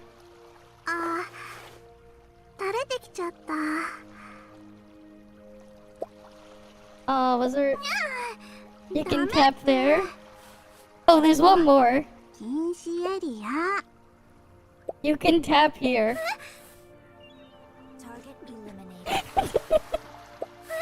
You can tap right down there. あら、まさかわざとじゃん。 But だ yeah. よね。暑いな。 But yeah. Alright. Yeah, you can use her to support with chocolate and vanilla.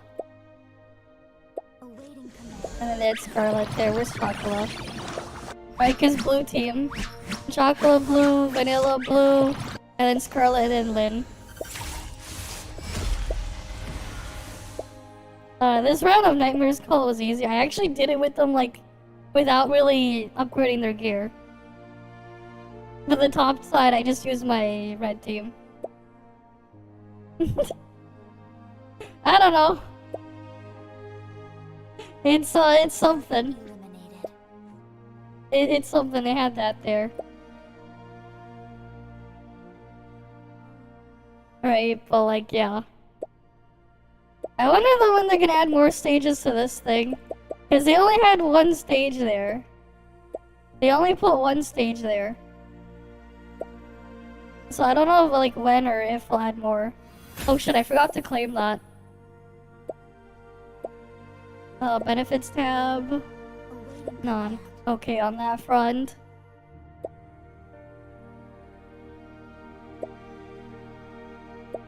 Alright, what food am I gonna try to upgrade next?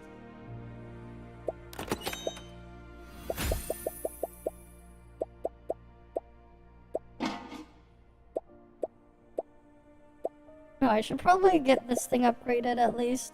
Target eliminated.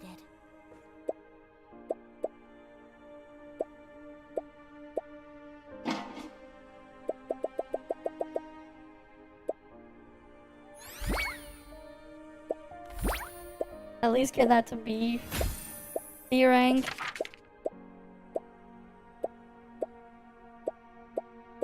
Awaiting command. Nothing. What else is close?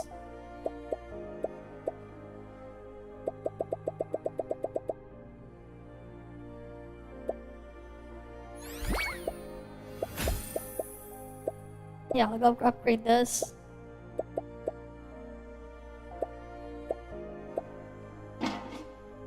Target eliminated.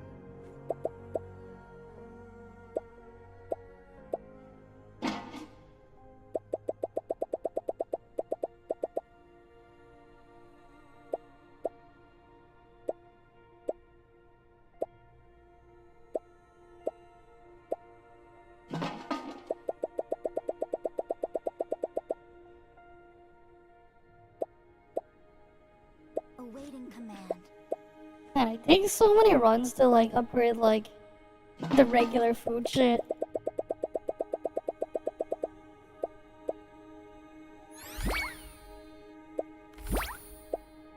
Oh, that food item is now B rank.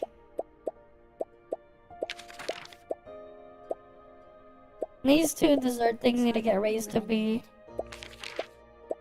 Fish is at least easy because like with the fish I can just go like, okay, I need this fish. And then I'll just do I'll grab 300 of these. And get 300 fishing lines. And then get 300 fishing vouchers.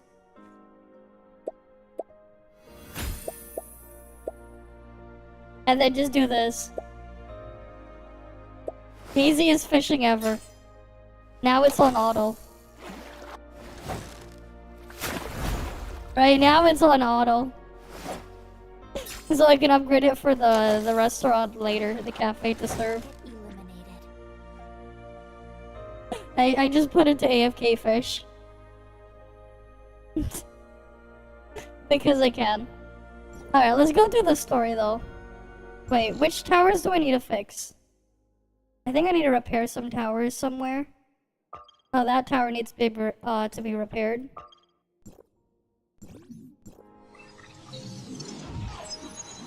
Let's go repair the towers.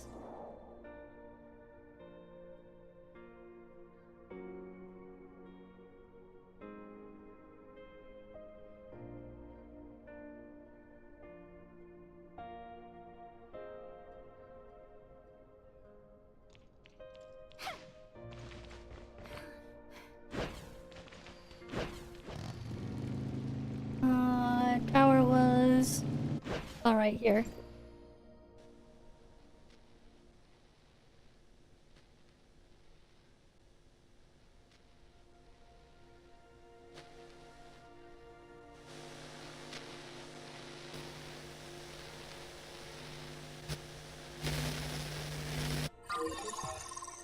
There we go. Oh, is racing? Oh, racing is back. Alright, we'll go do racing again.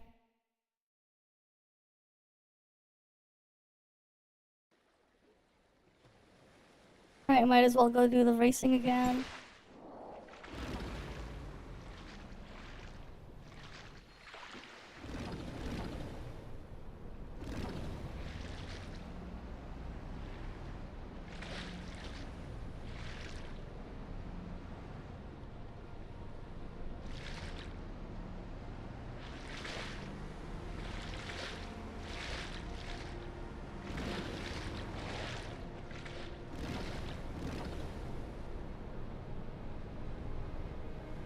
Alright, come on.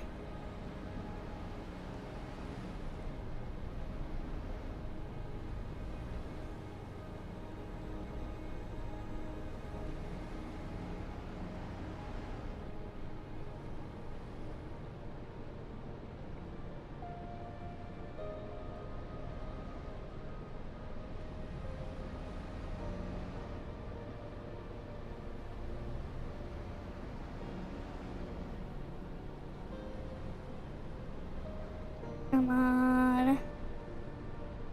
20 more seconds and the race starts.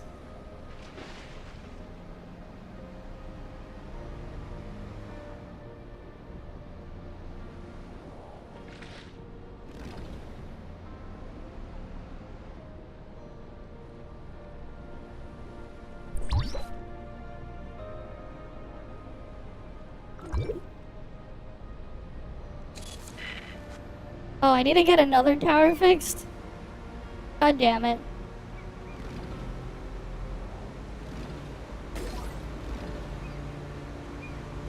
Which single tower do I have to fix?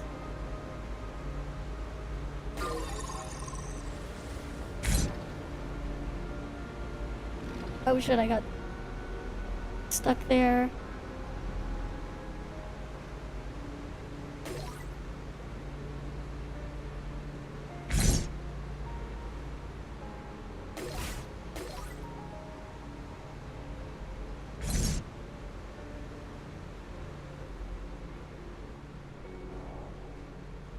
Oh, I got flashbang. What the fuck?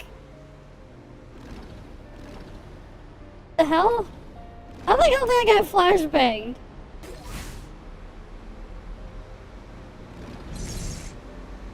The fuck was that flashbang?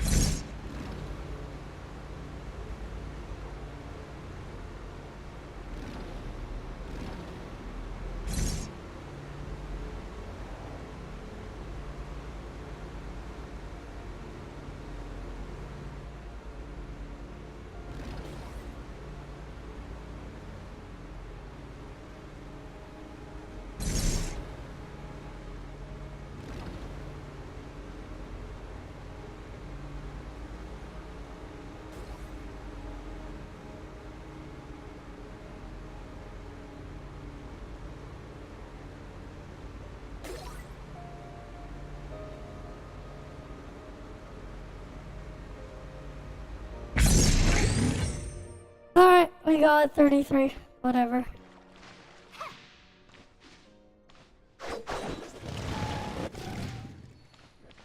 Now let's go do the story then.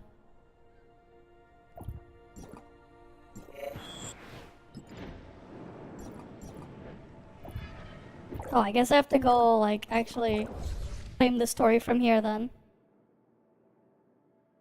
Authorizer, I've run into some unexpected issues that are too complex to explain right now.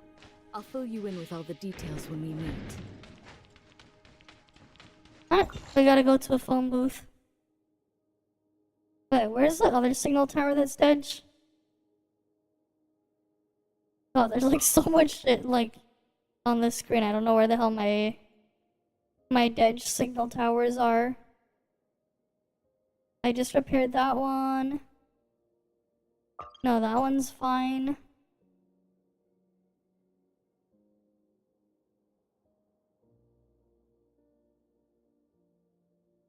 Yeah, okay, I have no clue.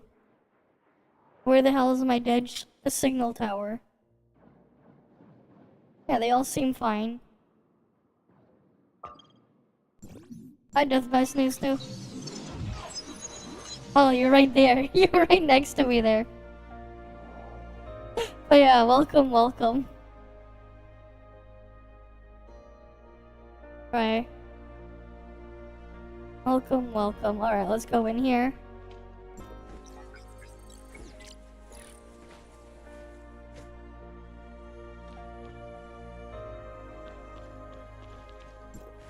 Oh look, it can hack this.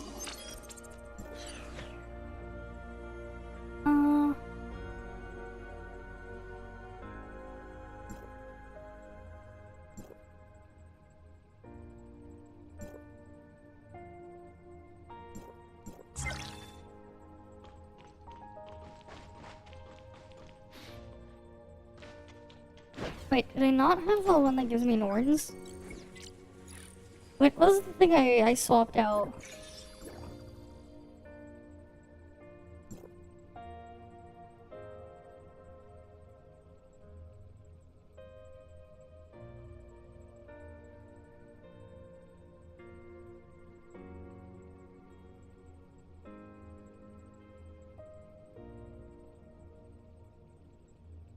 Awaiting command.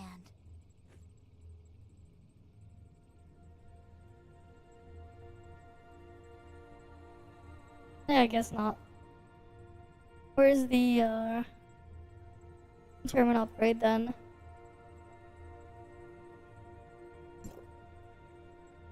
I do wonder though when we'll get like more upgrades for this thing. Target eliminated. Right, cause like it doesn't upgrade any further. We're just stuck at here. Maybe CN gets more upgrades next patch.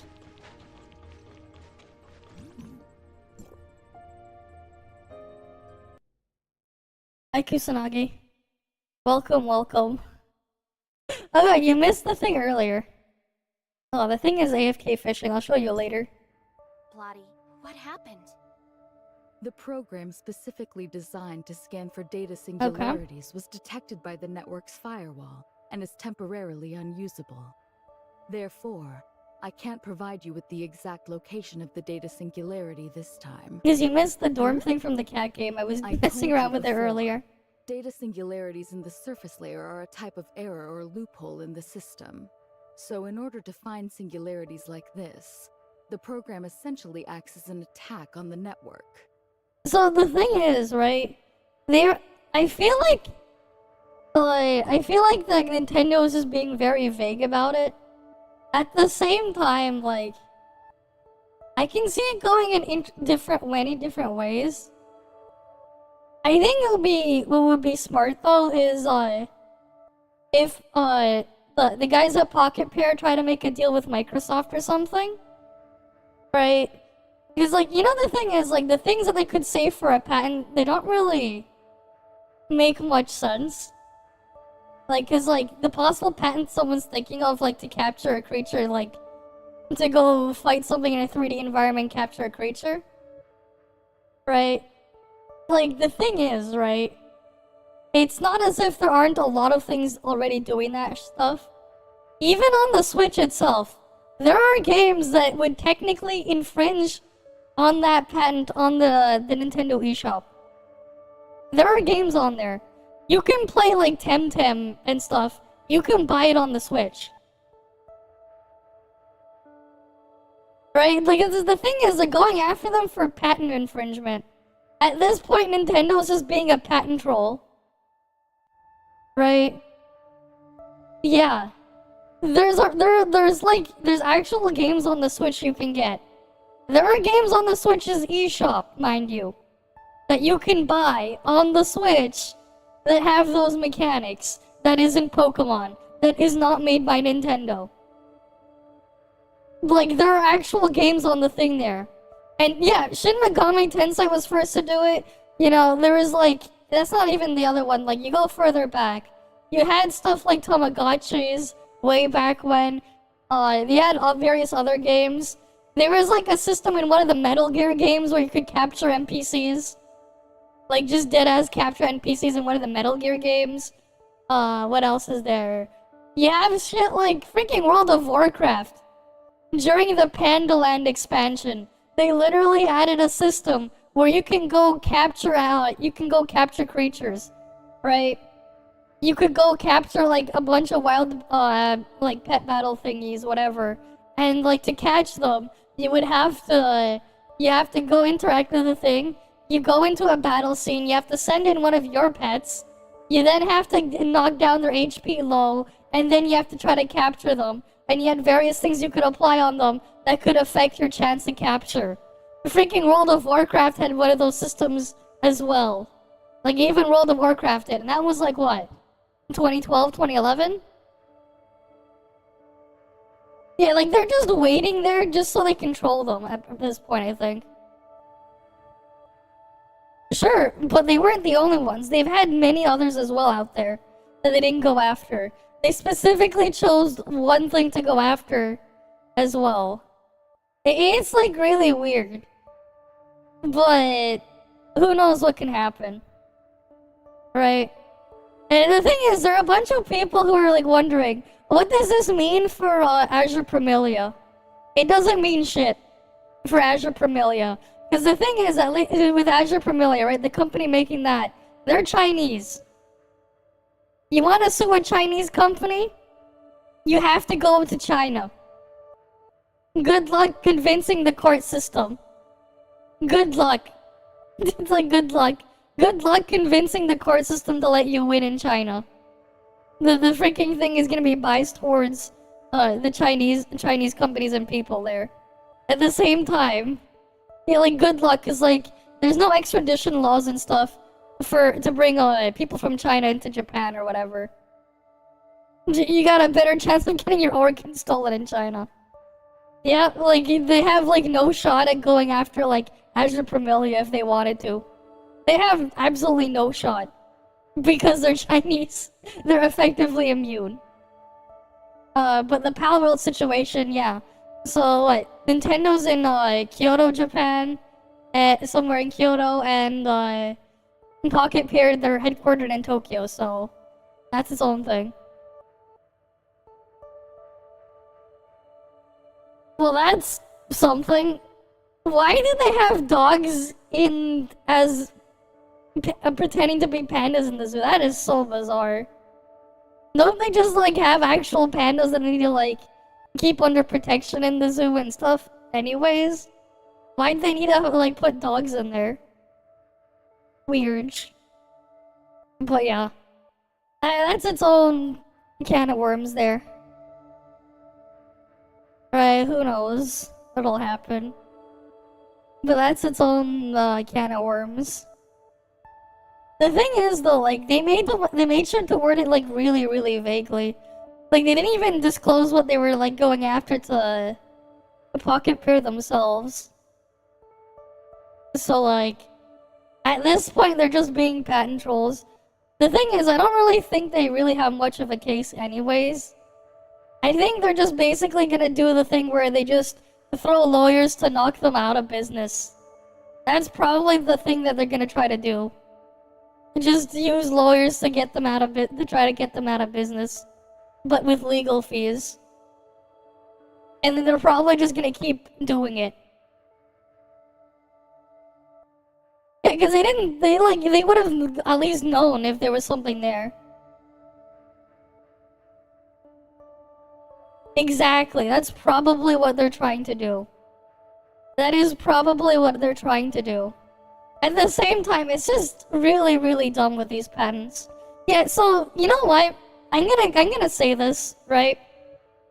Here's the thing as well. So, who has killed more people in the last 100 years? Keep in mind, in the last 100 years from this date, all of World War II would have happened within the last 100 years, right? So, who has killed more people? Did the Nazis kill more people? Or have lawyers indirectly killed more people? Take your guess. Who has killed more people? Because this has to do with patents. Who has killed more people? Indirectly, lawyers in the past 100 years, or the Nazis? Take your pick. Take your pick. Yeah, lawyers, for sure. For sure, lawyers have indirectly killed way more people. For some of like the most bizarre patents and shit that like they kept enforcing. Especially for a lot of medical patents and stuff, they can keep renewing. They keep them renewed. You would like to, but it's not. It's lawyers. Lawyers have indirectly killed way, way more people. Like, they've killed way, way more. And it's, like, not even close. Like, you think of it something, like, as simple as, like, let's say, like, you know someone with diabetes, right? Something they might need to take is insulin. Right? You know the pricing of insulin? You know what's funny, right? You know the history of insulin. When it was, like, first figured out, right? You had a bunch of university students. They kind of just sold it off and gave it out for cheap. For literally nothing. Because they thought they could help and save people who needed it. And guess what these pharmaceutical companies did? They immediately took all the stuff that they got for basically nothing. Patented it. And they've been, like, making one slight alteration. Just change one tiny thing. And then renewing the patent. Constantly. And because only they can produce it, they get to control the pricing of everything there. Yeah, Disney will be the next to kill more people. You know, the thing is, Disney was part of the reason why Disney basically kind of fought to allow all these things to be renewed indefinitely and make them last even longer. Disney is partly responsible for that. Like, it's actually pretty funny. Like, if you could, you know, Thanos snap things away, right? Thanos snap, like, in the past. Something that would help is if you Thanos snapped every single lawyer for Disney away in the 90s. Like, if they just didn't exist. They probably wouldn't have gotten this bad. Probably. Well, like, cause, the thing they ended up fighting for was, like, the ability to, like, keep renewing the shit indefinitely. That's what they ended up, like, fighting for. Like, during the 90s. But, like, that's a fun little fact there. Right, like, they've indirectly killed way, way more people. You'd wish it was the Nazis. You'd wish. You'd wish. I mean, like, you know what's funny as well? Like, I remember hearing about, like, there was a case, right? Where, so a man, he killed 3 people. Right? He was, you know, he had a lawyer, right? Anyways, you know, the police, they needed some more evidence and stuff like that. And he was, like, at a court day, whatever. The guy, the lawyer basically, was told by the culprit, right? That he was the lawyer from. Where the third body was, because the cops never found the third body and stuff, right? because like getting all the information to the lawyer, right? So the lawyer would know what to do to make the case. The one time the lawyer decided to actually, you know, at least report on where it is, let people know so like the grieving family can at least, you know, they can at least have a funeral and do all the stuff with the dead body, right? On the third one. Yeah. So he secretly before the court date, he ended up, he ended up reporting on what happened. The end of the story was the lawyer ended up losing his license and faced some jail time. So, like, when they do something, in that case, sometimes, well, yeah. That's the whole mess there. Alright, like, that's like the whole disaster mess that you can have there, too. Yeah, like, it's something.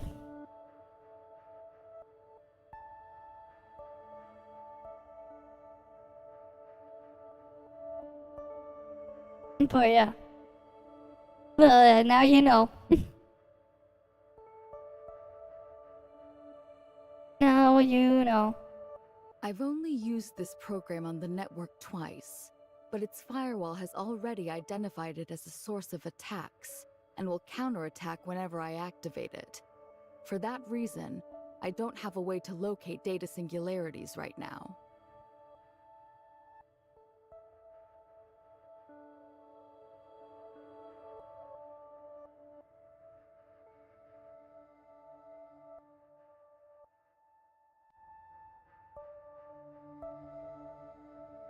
And so?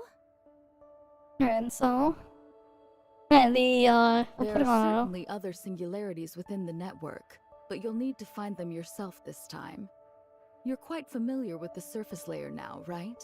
Have you noticed any distinctive features? The coordinates for the last two data singularities happen to be where the omnium reactors were located in the surface layer. If you play Vault, Maybe then there's sure. some sort of connection between them? Otherwise, it depends on if you want her or not. Do you want to go mess around with her in the dorm? Or if you're gonna make use of her? Then sure. Right, at the end of the day, it's like, do you want her or not? Right, with Meryl? Right, I'm just grabbing Meryl for collection reasons and stuff. But, like, that's pretty much it. I'll end up getting her swimsuit later as well. But yeah. I'm not talking about that. It's the similar data fluctuations that might indicate a weakening in the firewall's functions. I'm not sure about that. The only real similarity between the last two operations is that we had to use omnium reactors that existed on the surface layer. I mean, here's the thing, it depends. Reactor, we might also find a new data singularity there. Again, like, if you're gonna use Meryl, I would ideally at least get A1 minimum. A1 4-piece minimum if you're actually gonna use her. Otherwise, what? A0 for the collection, A3 to have the dorm interactions, the extra dorm interactions, right? But like, yeah. That said, right, if we're gonna talk about like damage comps, right? If all you cared about was damage, all the elemental comps are weaker than just playing mono altered. Until you get to like maximum investment. Right, like, until you get to like a very, very maxed out, the elemental stuff is going to be weaker. Though Altered can just abuse a lot of things on a budget. And that's just kind of why. Altered its own, weird situation. Right, like, my strongest element right now is Altered.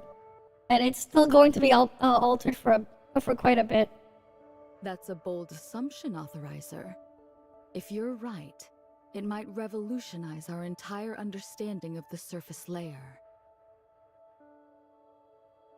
But you re-downloaded the bigger game is 65 gigabytes.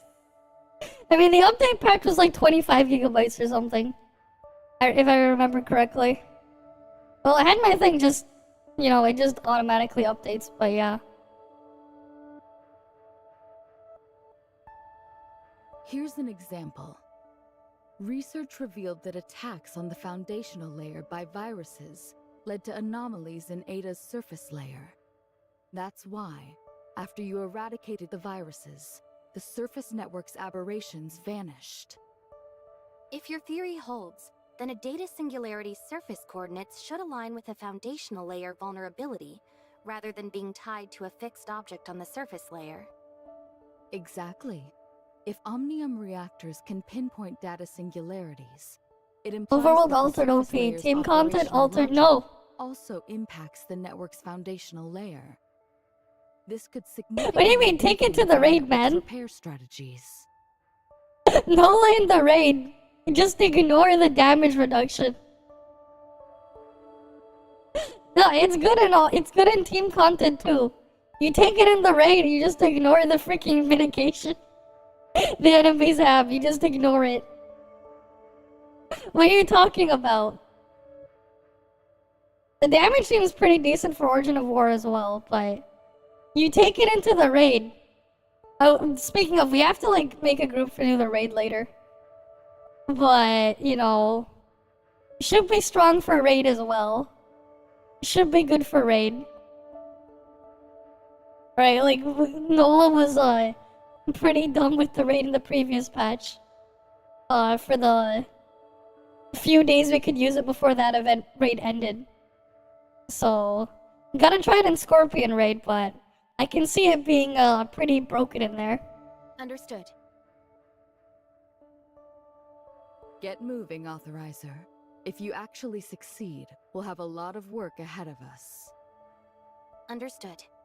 But before I proceed, can you tell me if Hykros has any lab records on Omnium experiments? Especially those related to reactors from before the Cataclysm? This would help me find them more easily once I enter the network. Yes, I did find some. After you mentioned what happened on the surface layer, I stumbled upon a few records. I think you'll find them quite intriguing. I mean, Void Once Abyss you is its thumb own through these thing, but... materials, you'll be ready to dive into the network. I mean, it's pretty much just Origin... Not Origin of War. It's just FC, Evo, and VA it's scuffed. But for the other stuff, it should be fine. It's still fine for Origin of War. It's still dumb in Origin of War. Like, it's still pretty dumb, but... That's assuming you're messing around with Lin S4. So you can just abuse things with Lin S4.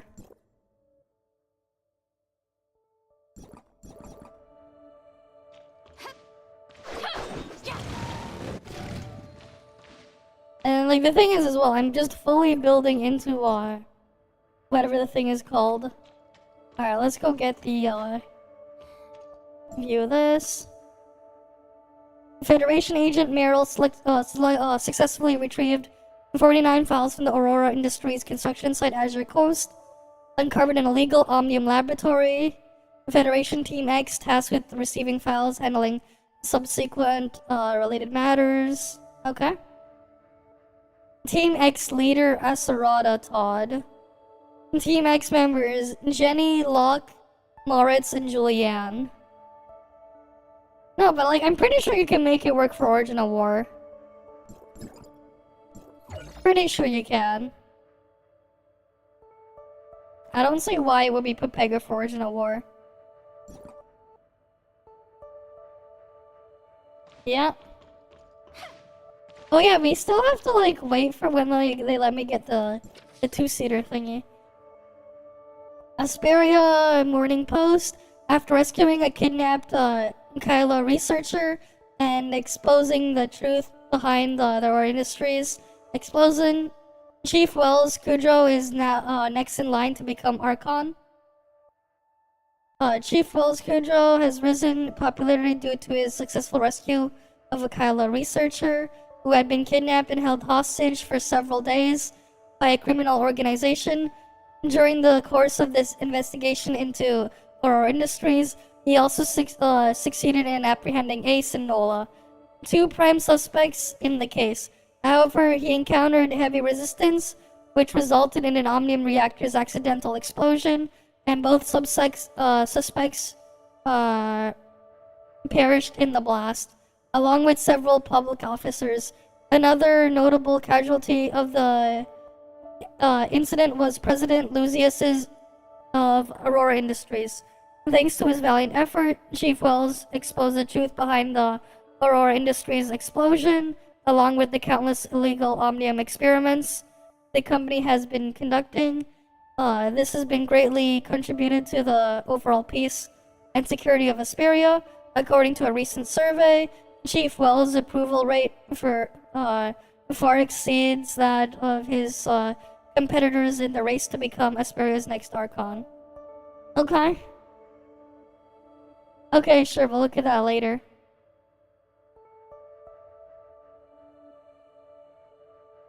But, like, damn. Right, we now have confirmation on how they died. How Nola and Ankar died. That's right there. Why did Lucius die in an explosion as well? Did Wells actually become the next Ambassador of Justice? Yeah, I don't know. I think part of that must have been made up. Who knows?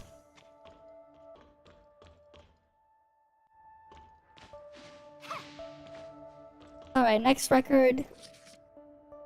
District 23 Officer Rosalind injures civilian in drunken case. Suffers from PTSD and is currently receiving treatment. Oh god, this is so hard to read with this resolution. One sec. Summary: Officer Rosalind is a top graduate of the Asperia Police Academy. I can't really read this. This thing is like... This text is so tiny on my screen.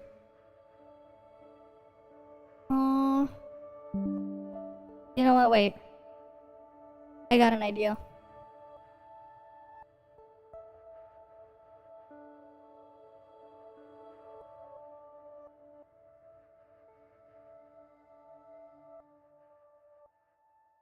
Oh, here, I can zoom in. Right, of the 2659th class, joined the Public Security Bureau in 2662. Her ID number is A.5020640S. Was inherited from her father, Officer Lockhart, the former chief. She rose quickly to become the youngest special officer in history. During an operation to capture Ace, judgment error led to the suspect's escape, and her deposition to District 23. Her obsession with catching Ace led to code violations, resulting in suspension pending investigation. PTSD, they're just describing what PTSD is, a definition there. Okay. Early yesterday, Officer Rosalind lashed out while intoxicated, leading to both her and a civilian being taken to Asperia State Hospital for treatment. Chief Wells Kudrow commented, after witnessing her comrades' tragic deaths in Aurora Industries explosion, Officer Rosalind was diagnosed with severe PTSD and has struggled with guilt and depression. She blamed herself for not seeing through Ace's deceit. Despite numerous interventions, she developed self-destructive tendencies. As an old friend of her father, Chief Wells took responsibility for her well-being, ensuring her transfer to a psychiatric ward. However, Rosalind escaped last night, robbing a store and injuring both herself and an employee. Fortunately, a good Samaritan alerted authorities, who quickly responded and provided treatment. To prevent further harm, the Public Security Bureau promises to keep her in a safe environment until recovery. Rosalind was previously a dedicated and admirable officer, aspiring to be the best she could be.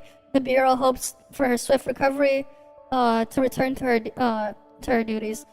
This morning, Chief Wells visited the injured store owner, apologizing sincerely and covering all the expenses. Okay. Well, at least now you get me to read them. Rosalind's psychiatric intervention, how did this happen? The media didn't say anything about other people who were hurt in the Aurora Industries explosion either.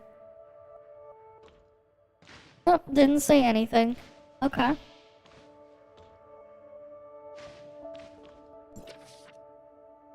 Oh, there's another thing here. Let me go grab this so I can read it. Right, I'm not gonna zoom into it, but like... I'll have it placed in a way where I can just read it for you guys. Esperia Morning Post. Trending, top hacker Grey Fox publishes records of illegal Omnium experiments conducted by Aurora Industries and announces formation of the Wednesday hacker organization. Yesterday morning, a week after all of Esperia was rocked by a cataclysmic explosion, a mysterious and prolific hacker known as Grey Fox uploaded a series of confidential documents to the Echo app for the world to see. These documents, which belong to Aurora Industries, contain detailed records of various illegal Omnium experiments carried out by the business giant. Shortly after the documents were publicized, several former employees of the company spoke out of on the internet, using their real names to verify their authenticity. This only compounds to the issues facing Aurora Industries, which is currently in the midst of a federal investigation. In addition, Grey Fox has publicly announced the formation of the group justice-seeking hackers known as Wednesday. Their mission to root out and eliminate evil so long as it exists in the world. In honor of the two fallen comrades who gave their lives to expose Aurora Industries, anyone who sympathizes with their righteous cause is welcome to join. As for the Federation's stance on these documents and the overall situation, our reporters attempted to obtain an official statement from the relevant authorities prior to this article's publication, but to no avail. Our team will continue to follow up on this incident and report any new findings to our readers. Okay. And there you have it.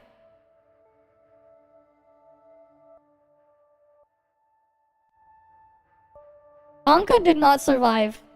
The other article we read mentioned Nola and Anka dying. Could it be with or without me? Could it be that without me, the space rift, Ace and Nola would have died in the Omnium reactor explosion while infiltrating the Aurora Experimental Center? Yeah, so they needed my thing, otherwise they would have died. Okay. And there you have it. Hey, Plotty. I looked through those files you gave me. I have some questions about their authenticity. Yep. These are all official reports from Asperia's media and the Federation. Even if the events aren't perfectly aligned with the facts, the conclusions are verified as true. Okay. But Aurora Industries' explosion in the files is nothing like what I experienced. You said the surface layer history mirrors Ida's real history, right? But if everything in these files is true, does that mean I've already altered the history that was meant to unfold within the network? If so, will everything still play out as it did in Ida's real history? I mean, that's basically what it says. Reasoning. It's precisely because the network's history is immutable that the events recorded in these files are destined to occur. Uh-huh. But does that mean there's going to be another Aurora Industries explosion, and Ace and the others are fated to meet their end described in the reports? I showed you these files to remind you not to waste any more energy on the surface layer than absolutely necessary. Or have you already forgotten about Shirley? Uh-huh. Of course not. Okay. Enter the network again.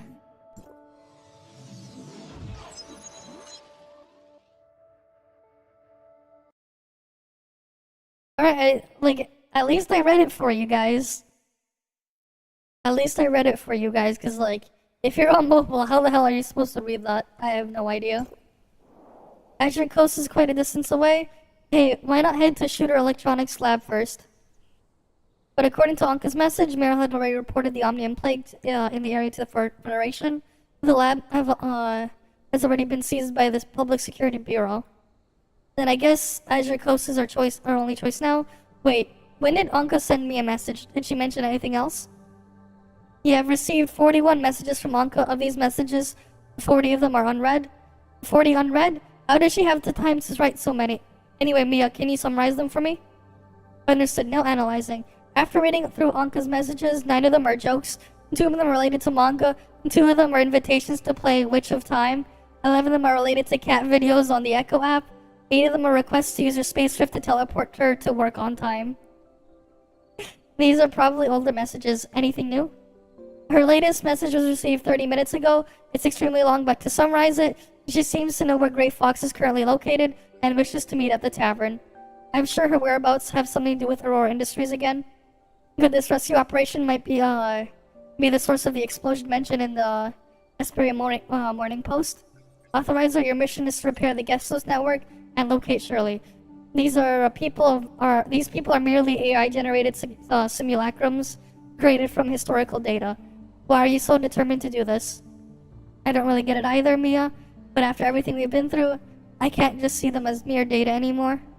If you think about it, we're all searching for an Omnium reactor right now. If our objectives align, it might help to have a few extra hands, right? Anyway, let's head to the tavern and hear what Anka has to say. Understood. Plotting a course to Odin's Tavern now.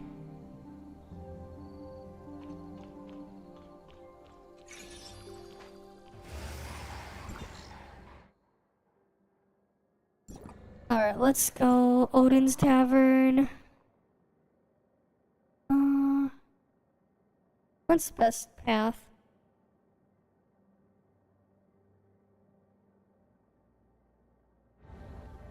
I guess over here?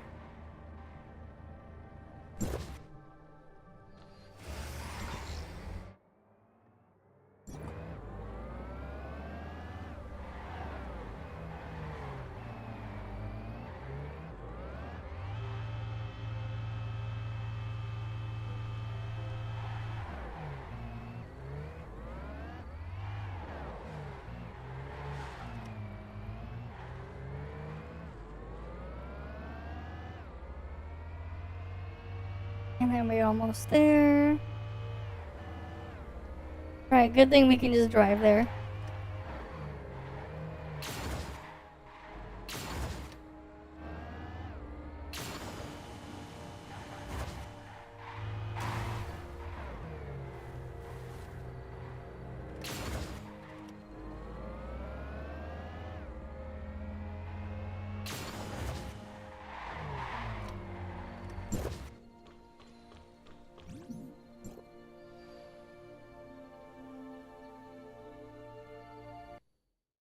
Alright, let's head on in. In we go.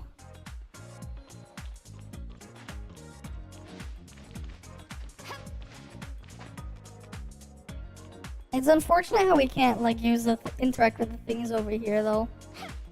That are at the very front.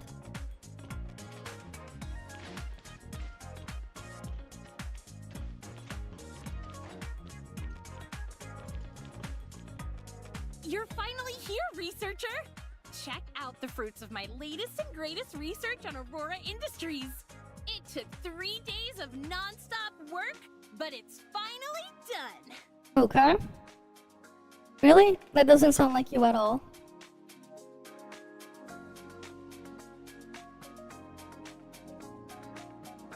Wait. Why isn't it?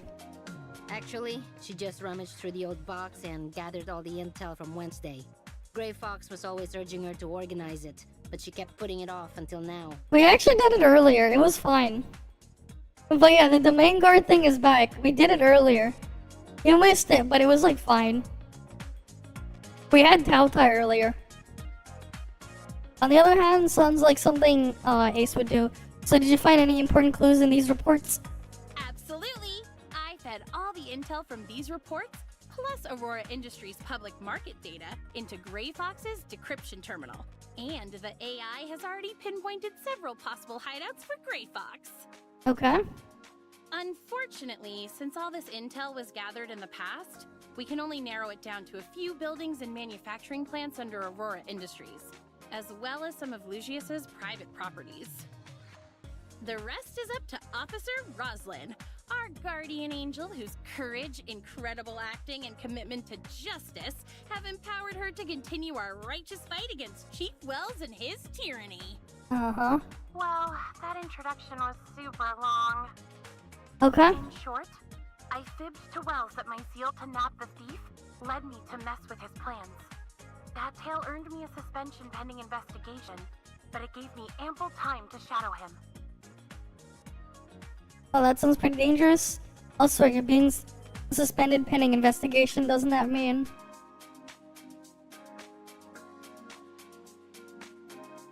Yeah. I know exactly what you're thinking, but the bigger the risk, the bigger the reward. Anka and I have agreed on a secret code, and she can see my location in real time whenever she wants. If anything happens to me, she'll know where to find me. Okay. Our secret code is Sega, Sega, Sega, Sega. Uh-huh. I've already sent Anka the location Wells often visits when off duty. Hopefully these will help you rescue Grey Fox. Wells is in a meeting with some of Vesperia's government officials today. I plan to slip into his office to gather some crucial evidence. Anka, watch your backs out there, and best of luck. Okay, let's go. Here's the information Rosalind gave me earlier. If you put it all together, there are only 3 places left to investigate. Okay. Private Villa in Dandelion Coast, an Aurora Industries production plant in Linglong Industrial Park, and an unfinished building in Azure Coast. Okay. We don't have time to investigate all 3 of them. If we want to maximize our chances of saving Grey Fox, we'll have to split up and search. Ace and I will take Azure Coast. Wait, both You of them should are be pretty familiar with naval Linglong history. Industrial Park researcher. Why don't you and Meryl handle that area? Okay. Actually, through my Hycros connections, I recently discovered that the building in Azure Coast is actually another secret Omnium research center by Aurora Industries. Yep. So Lucius is keeping a huge secret somewhere in that building, and it's most likely connected to Grey Fox. That's what you're saying, right? probably. Yes. Then again, we'd be wasting a lot of time if we didn't find her there. Maybe it's better if we cover more ground first? Don't forget the Public Security Bureau is leaving us alone for now because of Meryl. If we split up, there's no telling what they'll do next. Alright, one sec. I'm just gonna set my AFK fishing in the other thing for a bit. Because it just finished its AFK fishing task, the previous one.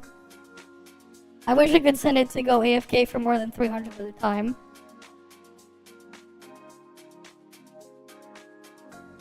Alright. Researcher is right. To the Public Security Bureau, you're nothing but a group of uncontrollable fugitives. Without me here, they would stop at nothing to hunt down and arrest you all. Yep. Such a hassle. Let's all just head to that coast then. Alright, let's head to the coast.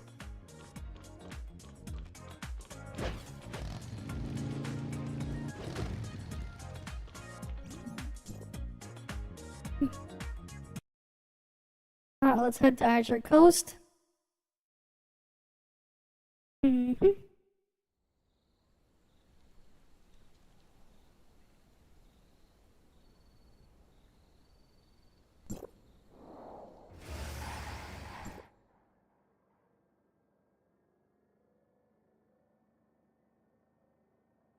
So that should be around here somewhere. Would this be the closer way to get there? Than the business street?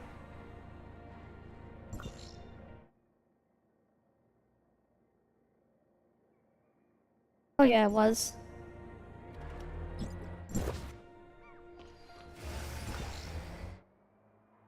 So we need to head up all the way over there.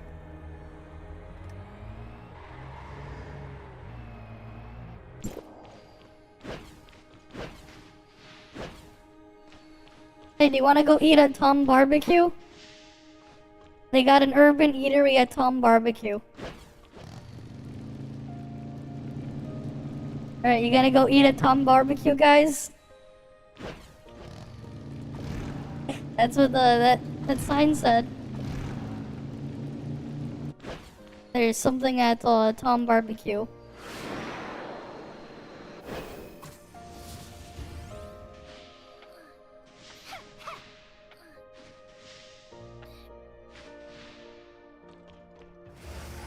What was that video that was sent earlier as well? Where should I'm gonna save that for later as well. We'll do the story first and then we'll look at the video. Alrighty, yo. Oh, they sent another survey? Oh boy. Oh, is this the guy doing the survey, whatever?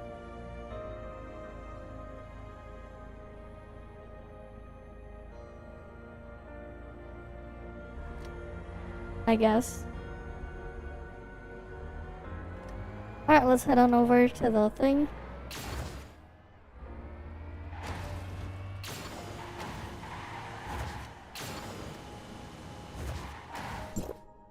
Is this the place? Yeah. It's so quiet. I don't think anyone's been here for a long time. Do you really think we'll find Gray Fox here? We won't know until we go in, unless we go inside and take a look around. It seems there are two entrances here. One at the front and one at the back. Should we pair up? Yes, I think we can cover more ground that way. I'll go with Researcher. Okay. And since when did we put you in charge? You're the one who suggested splitting up in the first place. Yeah. Hey, boss. Don't you want to team up with me anymore? Or are you ditching me for the new Researcher? Anka, once we save Gray Fox, I'll make sure she knows every single thing you've been up to. Every bit of it. Uh-huh. No, wait! Researcher, help me out here! I don't want Gray Fox to chew me out when she's back. Oh wait, I have the freaking thing Boss, floating. wait up! I don't have a motorcycle! Oh. Alright, we should get going too, Meryl. Yep.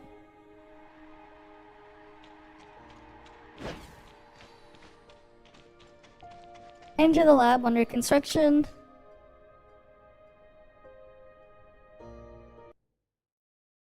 Alright, let's head on in. Oh, it's pretty dark in here. Electric generator, turn it on.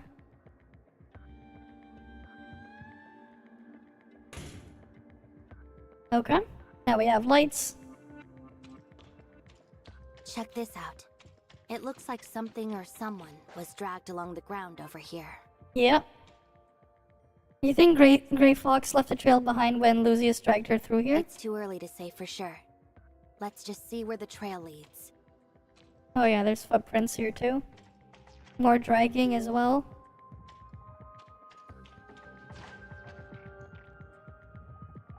Yeah, hidden switch. Step aside. I know a way to get through. Are you just gonna destroy it? Yep. Hey, that's definitely one way through. You know, with that kind of style, you're actually a perfect fit for Wednesday. Uh-huh.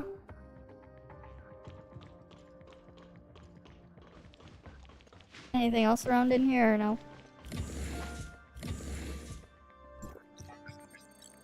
And then we get the elevator.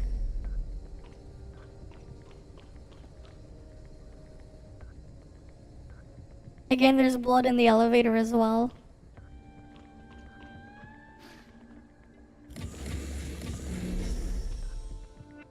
Looks like we made too much noise now. Go take cover. Leave these droids to me.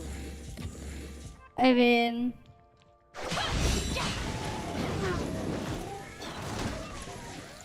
They're I dead. didn't expect your combat skills to be so sharp, perfectly covering my blind spots. Are you really just a researcher? I am just that. I used to get lost in my research that my health would suffer, so I started exercising to stay fit. Wednesday has also provided me with lots of special training. No, they didn't. What special training? You're much different than I imagined. You've investigated me? Only what I found in your Hykros personnel files. Your past mentors say you're a talented researcher, but often overlook social interactions due to your reserved nature and dedication to research. Uh-huh. But the researcher I know is decisive, resilient, and composed under pressure, executing tasks efficiently and never lagging behind. I can tell you, you're sincerely complimenting me, but it seems like you're having that but. You want to add? That's because I do. Tell me, what could have happened in such a short amount of time to change you so much? New environment, I guess. If I had to say, it's probably because my new surroundings are forcing me to act differently than I would in the lab. Maybe my sense of self-preservation triggered some kind of hidden potential in I me. understand that. Major life changes often lead to shifts in personality. And you've certainly faced your share of them since arriving in Asperia. Like falling into a coma or being kidnapped. Yep. Now that you mention it, those events feel like they happened ages ago. Honestly, they weren't that big of a deal, so I wouldn't dwell on them. Besides, I never would have met you if they hadn't happened, right? Even a small shift in perspective can help us understand other people a lot better. What do you mean? After my wandering days came to an end and I returned to Hykros, I said something similar to Helena, who cared about me deeply. I'm sure she felt the same way then. Okay. So what exactly are you thinking about? You're only comforting me because you don't want me to worry so much about you. That's why you pretend nothing happened, and even make jokes about your painful past to show me how strong you are. Uh-huh. So she's recalling from her own experiences? Professor Helena told me about you, the daughter of the Lysaccia family, who became an orphan overnight, wandering throughout the country while searching for your missing brother. That must have been tough. Yep. I didn't expect her to tell you so much about me. She must trust you a lot. Honestly, I can hardly remember my wandering days, or the person I was back then. But losing my brother, that pain, that desperate feeling, I can never forget that. Okay. I completely understand. I too lost someone important, and my quest to find her brought me here. I can barely remember who I was when I started this journey. It's like you said, it's impossible not to change after so many experiences. But I think change isn't necessarily bad. Without those experiences, I wouldn't have met so many friends or become who I am today. I like who I am now, of course, but I couldn't find that special someone like you did. If I could find that special someone like you did, I'd be over the moon. I know you will, so don't worry too much. I'm sure today's mission will be a success, and Grey Fox will be back with you soon enough. Finding her won't be easy, but the happiness of reuniting will be worth it. She thinks I'm talking about Grey Fox. I suppose that makes sense too, but thanks for the encouragement. I'm looking forward to that when the time comes.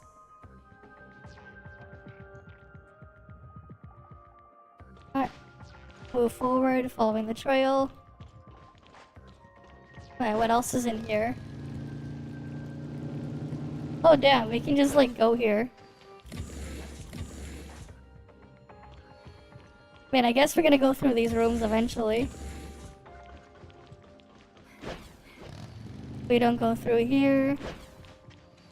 Some vending machines are there. Yeah, you go through one door and then it's like dragged across.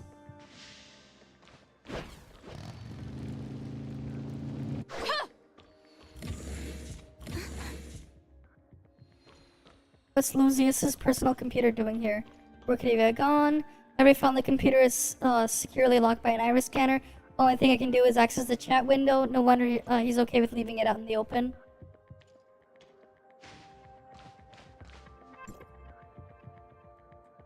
President of Valkyrie group chat. They were so quick to suppress the news of the laboratory explosion on Echo. How much did it cost you? Lucius said 10 million. Can you believe that? Even if you were on your deathbed, Asurata would stop at nothing to rob you blind. If it weren't for his father Tepin, that spoiled brat, that spoiled brat would mean nothing to me. Alright. That's quite a steep price. You're not always conducting Omnium research, are you? This is confidential, but I trust you. I've been conducting Omnium experiments, and we've made a breakthrough. With this, we'll surpass shooter electronics in no time. Azrata will regret provoking me. You said it yourself, he's brave enough to charge you double because he has his entire family's backing. no matter how big of a breakthrough you make with your research, it's going to take time to catch up with the Todd family. Where did your ambition go? Isn't your newest app for chatting with Asperia's top idols doing incredibly well right now? Or is this really the best Pocket Valkyrie can do for itself? Say what you will, but it won't change anything. The Todd family has been in the business for years, and their connections to the Federation run deep. Even if we combine our entire business networks, we wouldn't compete with them. My small company only has a few idol groups under its name, so even I have to pay tribute to Asterada if I want to promote them as much as possible. Just you wait, Asterada is doing something big for me.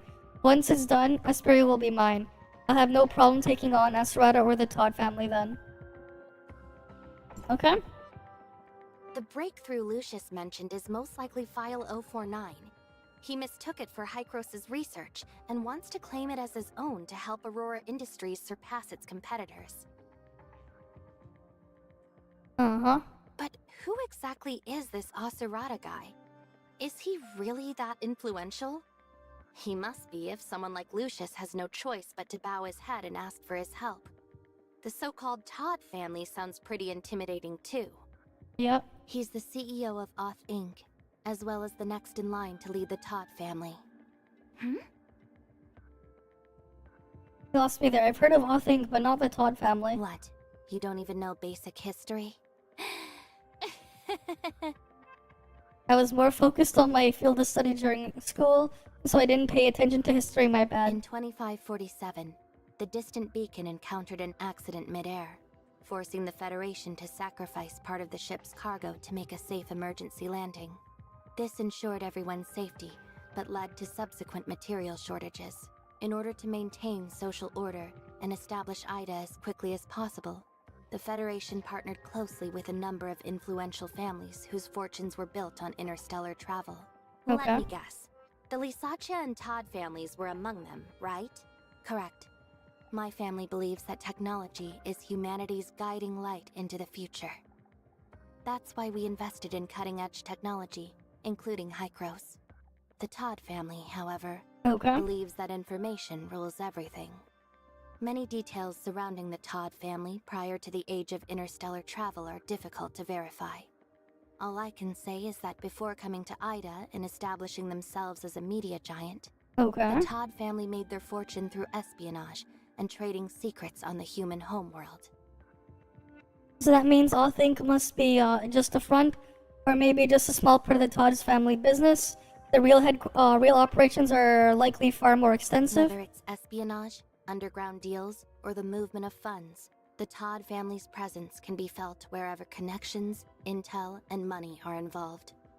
They're a family of genius entrepreneurs, and their network even extends into the Federation itself.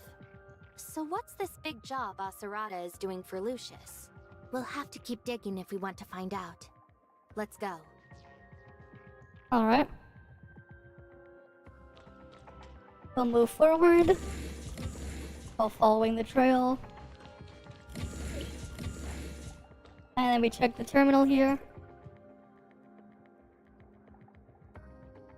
Federation Nexus letter of confirmation for file transfer. Sending Norton's Federation Nexus. Receiving agency Norton's Federation Asperia Government.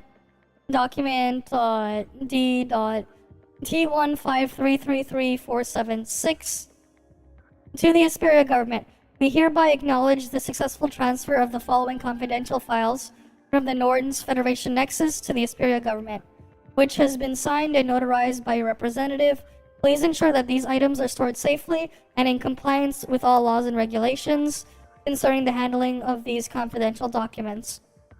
Transfer file information, file number AJC NF2662 049. Confidentiality level maximum. Transfer date was it the 6th of October 2662. Recipient is Carl. Please confirm that the above information is correct and save this confirmation letter for future reference. If you have any questions, please contact us at any time. Thank you for your cooperation and support. Best regards. This document. It's related to File 049's transfer from the Federation Nexus to Asperia. It seems Lucius had been plotting to steal it for a while. I wonder how he managed to get it.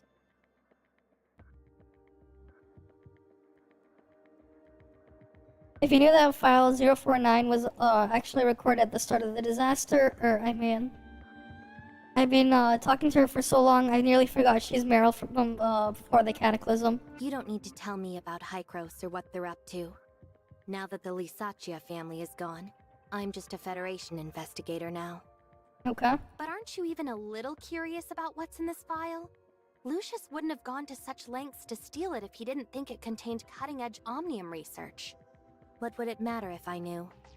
I'm not a member of the Todd family. I don't know how to exploit valuable information for profit or power.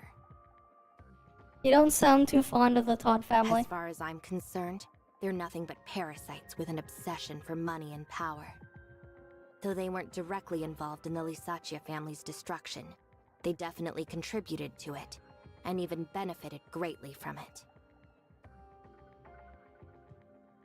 So does that make Acerado your enemy? He was still just a student when it all happened, so he had nothing to do with my family's downfall. But Tepin Todd, his father and the true head of the Todd family, is another story. I don't know. They don't exist in the network. They wouldn't be in here. An extremely cunning and profiteering man who knows how Right, to they have no maximize relation his to the interests stuff in the while network, ensuring so... his own security. When the Lysaccia family was destroyed, he was able to convince the court that he was innocent of any wrongdoing. I don't know. Are you planning to get revenge on him? He wasn't directly involved, so I can't use legal means for revenge. Confronting him would only threaten the life Victor and I have now. But one way or another, he's going to pay for that. Okay.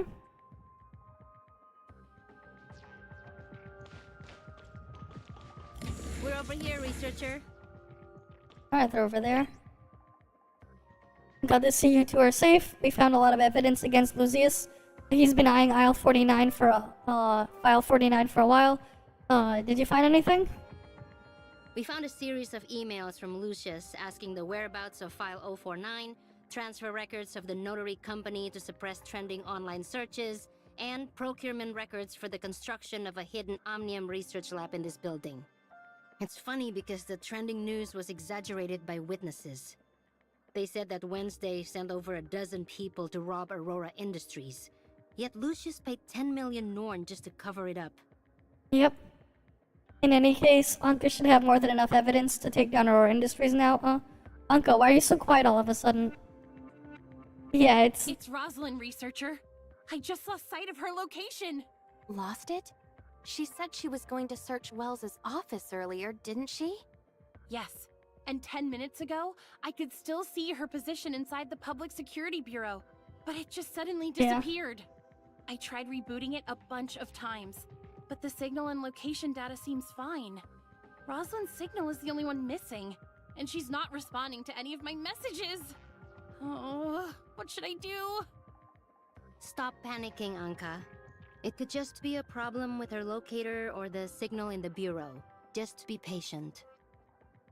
According to the news, Rosalind gets suspended from the force before losing her fellow officers in the lab explosion. After that, she gets sent away to psychiatric treatment. In other words, even if Rosalind runs into trouble, she'll still manage to find her way here. But will everything turn out just like in that news report? If Anka and Nola find her and take her somewhere else, will that be enough to change her Nola, fate? Listen, go find Rosalind now.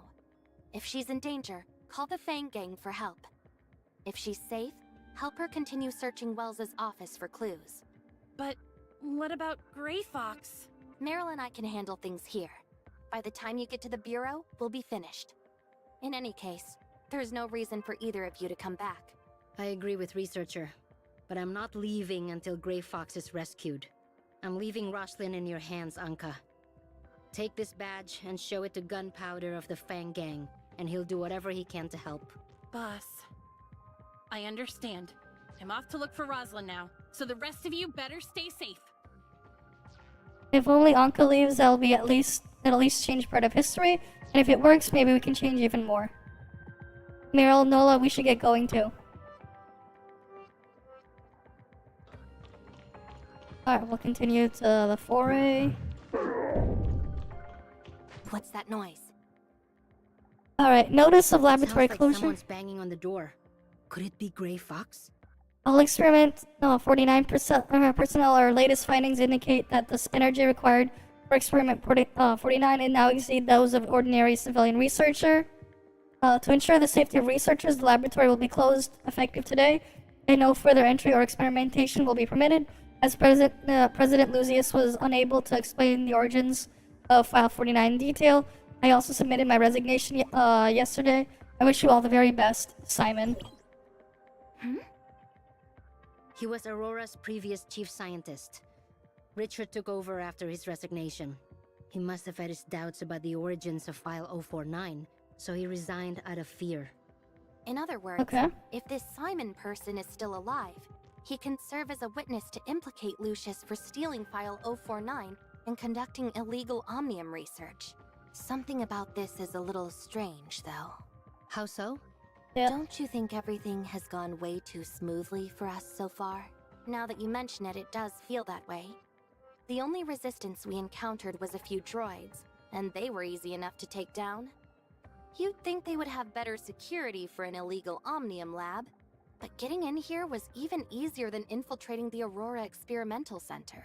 Maybe Aurora Industries didn't expect us to find this place? It's not just that. Those strange footprints led us all the way here, and these documents are powerful evidence that directly proves Lucius stole File 049 and conducted illegal Omnium experiments. Yeah. How should I put it? It feels like an invisible hand has been deliberately placing everything we need right in front of us. When you put it that way, it does feel odd. Give me a second to think about this, please.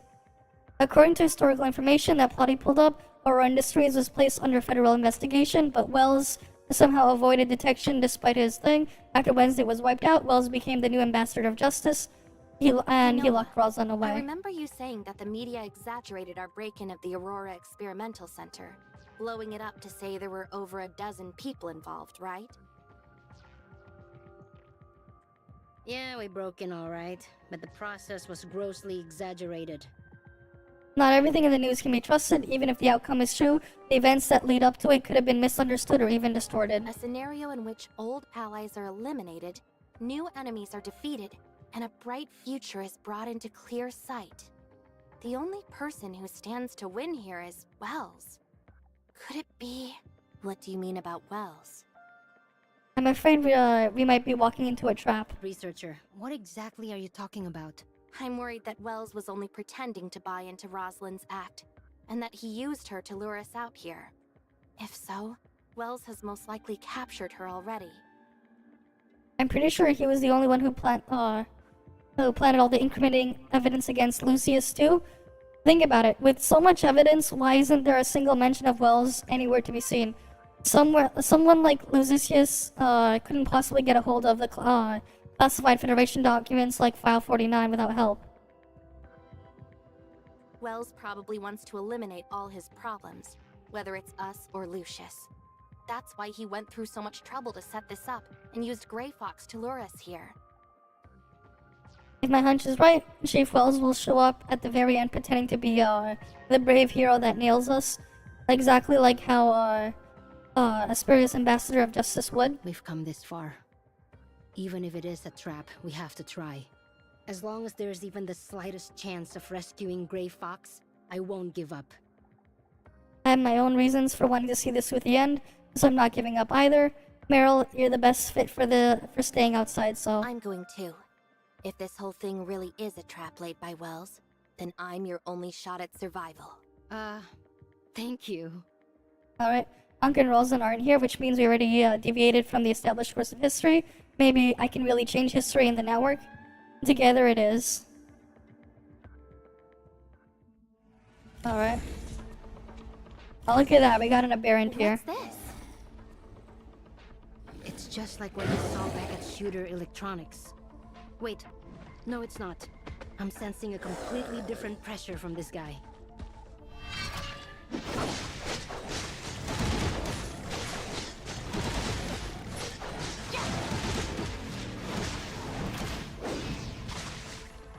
Oh, he doesn't.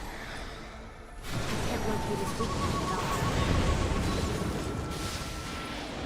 Interesting. Don't deal with him now. We'll never be able to find Grey Fox.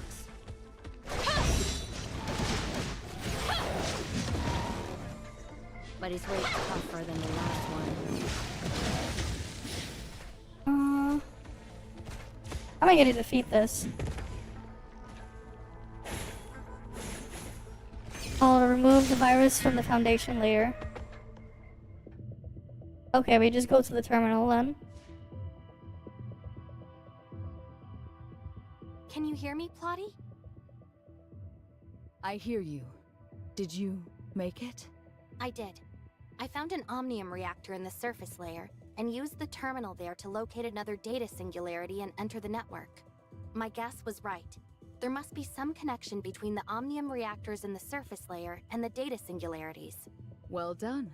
Now all we have to do is thoroughly research your new discovery. But right now, you have something much more important to do. Okay. The area of the foundational layer you're currently in is under attack by a large number of viruses. They're about to take over the control tower, so please clear them out as soon as possible. Okay. Alright. So the control layer.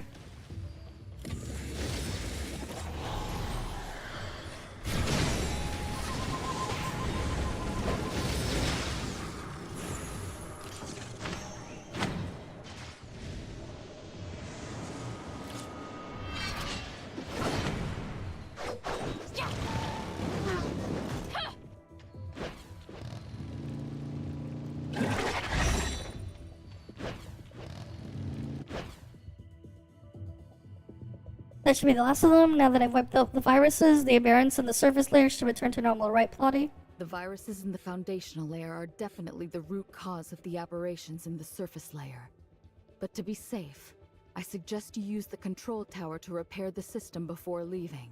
But I didn't use the control tower last time. It was Shirley, or rather Void Piercer, who used it, but I'm not exactly sure what they did. Yeah.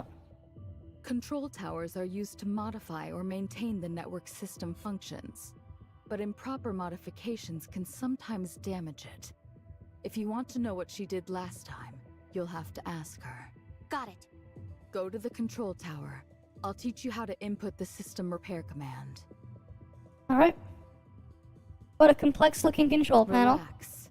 Just follow my instructions and input the commands into the panel.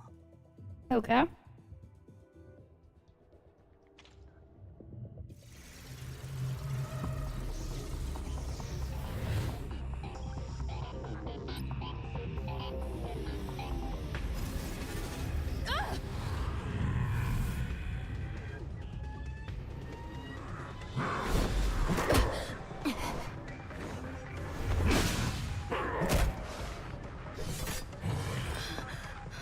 I'm here, boss.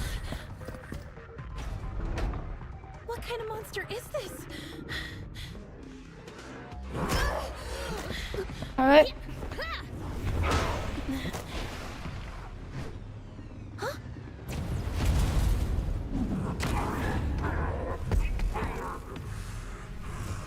Oh, I hit the Don't thing. let any of them get away. Yes. Rust, what are you doing?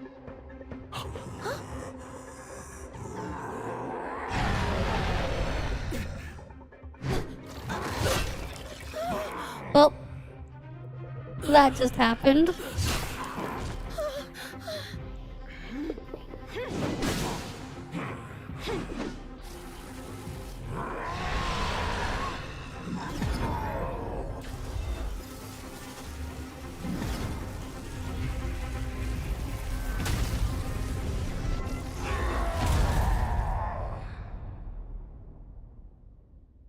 Alright.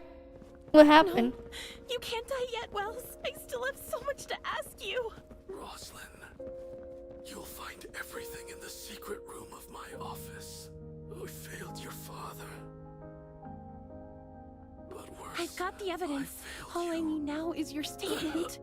You can't die now, Wells. I still need answers. Forgive me. I was so blinded by power.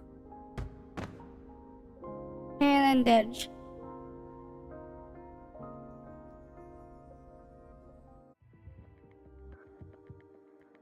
Alright.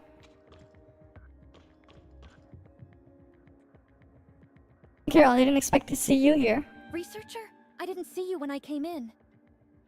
I was in another room earlier. I just got here because I heard the noise. This place is a mess, so you probably didn't notice me. Yeah, it's a total mess. Everything happened so fast. Carol tells me about what happened in the lab. I was in the Foundation layer. Apparently, Rosalind was nearly killed by an aberrant, but Wells sacrificed himself. He took the finishing blow in her place. Thank goodness you're okay. Yeah. I was so worried about you when I saw the arrest warrant. Tell me, are you actually a member of Wednesday now? Or were you kidnapped? No, it's not like that. Aurora Industries.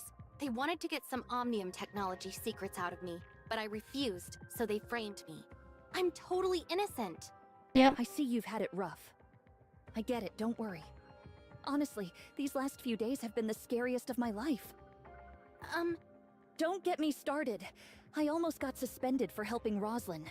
I thought she was trying to catch Wednesday to get her job back, but she ended up rescuing them. Yep. Wait, you didn't report her to Wells, did you? Of course not. I'm a proper officer of the Public Security Bureau. I kept quiet, assessed the situation calmly, and began my own investigation before making any conclusions. Okay. I'm still not done investigating, just so you know. After I got assigned to this operation today, I received a distress call from Anka. She said someone from the Fang Gang discovered that Wells had Rosalind locked away in the hospital. What? What? I never got to ask the chief, and now I never will. I guess the chief knew Rosalind suspected him but couldn't kill her like he did Wednesday. Yeah, hi, One Spirit. So he faked a psychological disorder for Rosalind and had her locked in the hospital. A psychiatrist I caught earlier told me how they torture their victims that way. Well, that's something. They torture them by locking them up and stuff. Okay.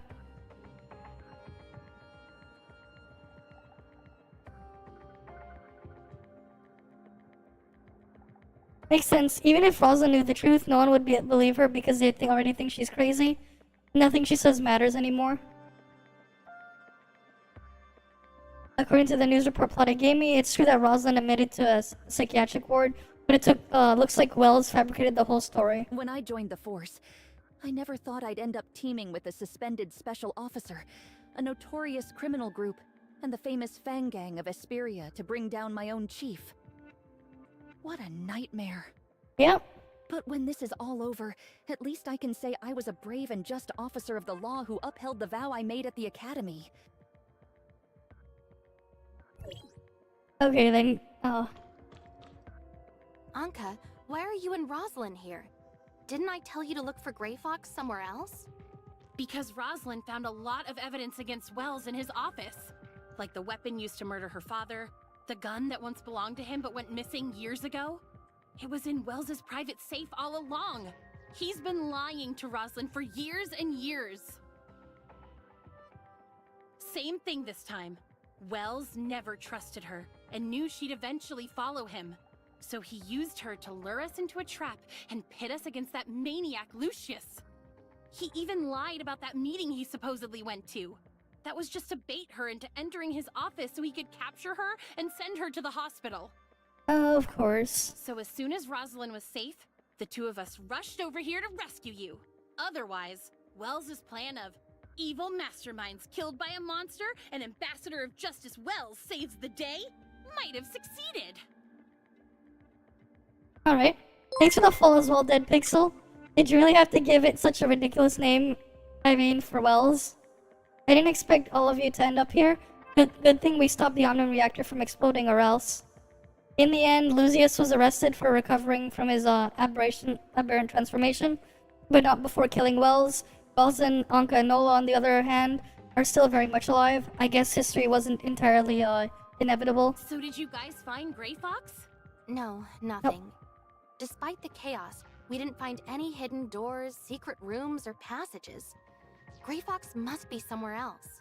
Don't lose hope yet. I asked Gunpowder to check other places where Grey Fox might be held, and he just sent me a message. Maybe he found something. Ah, nice. Yeah, I'm in Canada. I'm in Ontario though, but I see you're in Quebec. Nice, nice, nice.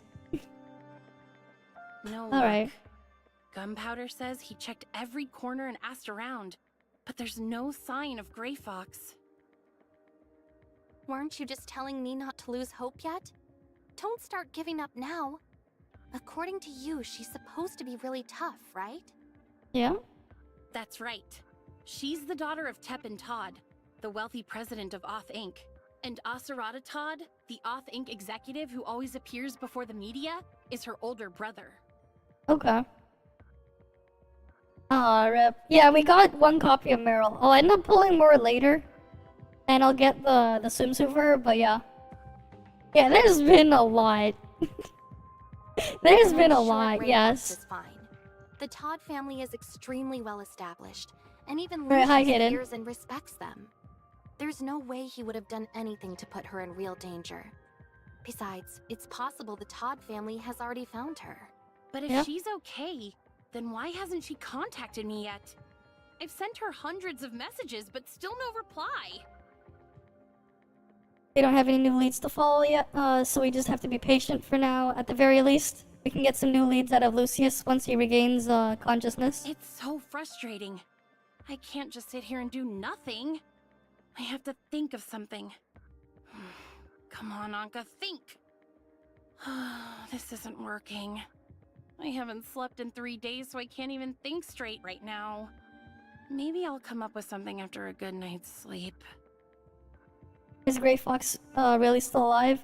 If Wells was actually the one who kidnapped her, and now that he's dead because of my actions, where could she be? I've played a bunch over the past 2 years. If I was able to save Anka and Nola, who were supposed to die in the lab explosion, then Gray Fox, who was supposed to survive, I guess I'll have to ask Plotty to dig up more historical information later. Alright, let's talk to Meryl. Hey Meryl, did you find the rest of File 049? No, just a few fragments of it. I think most of it was damaged during the fight just now. But if I gather as much of them as possible, I can hand them over to the Federation along with Lucius. And that should be enough. Okay. But Lucius is still... Given his current condition, the only option is to take him to the hospital for treatment and interrogate him once he wakes up.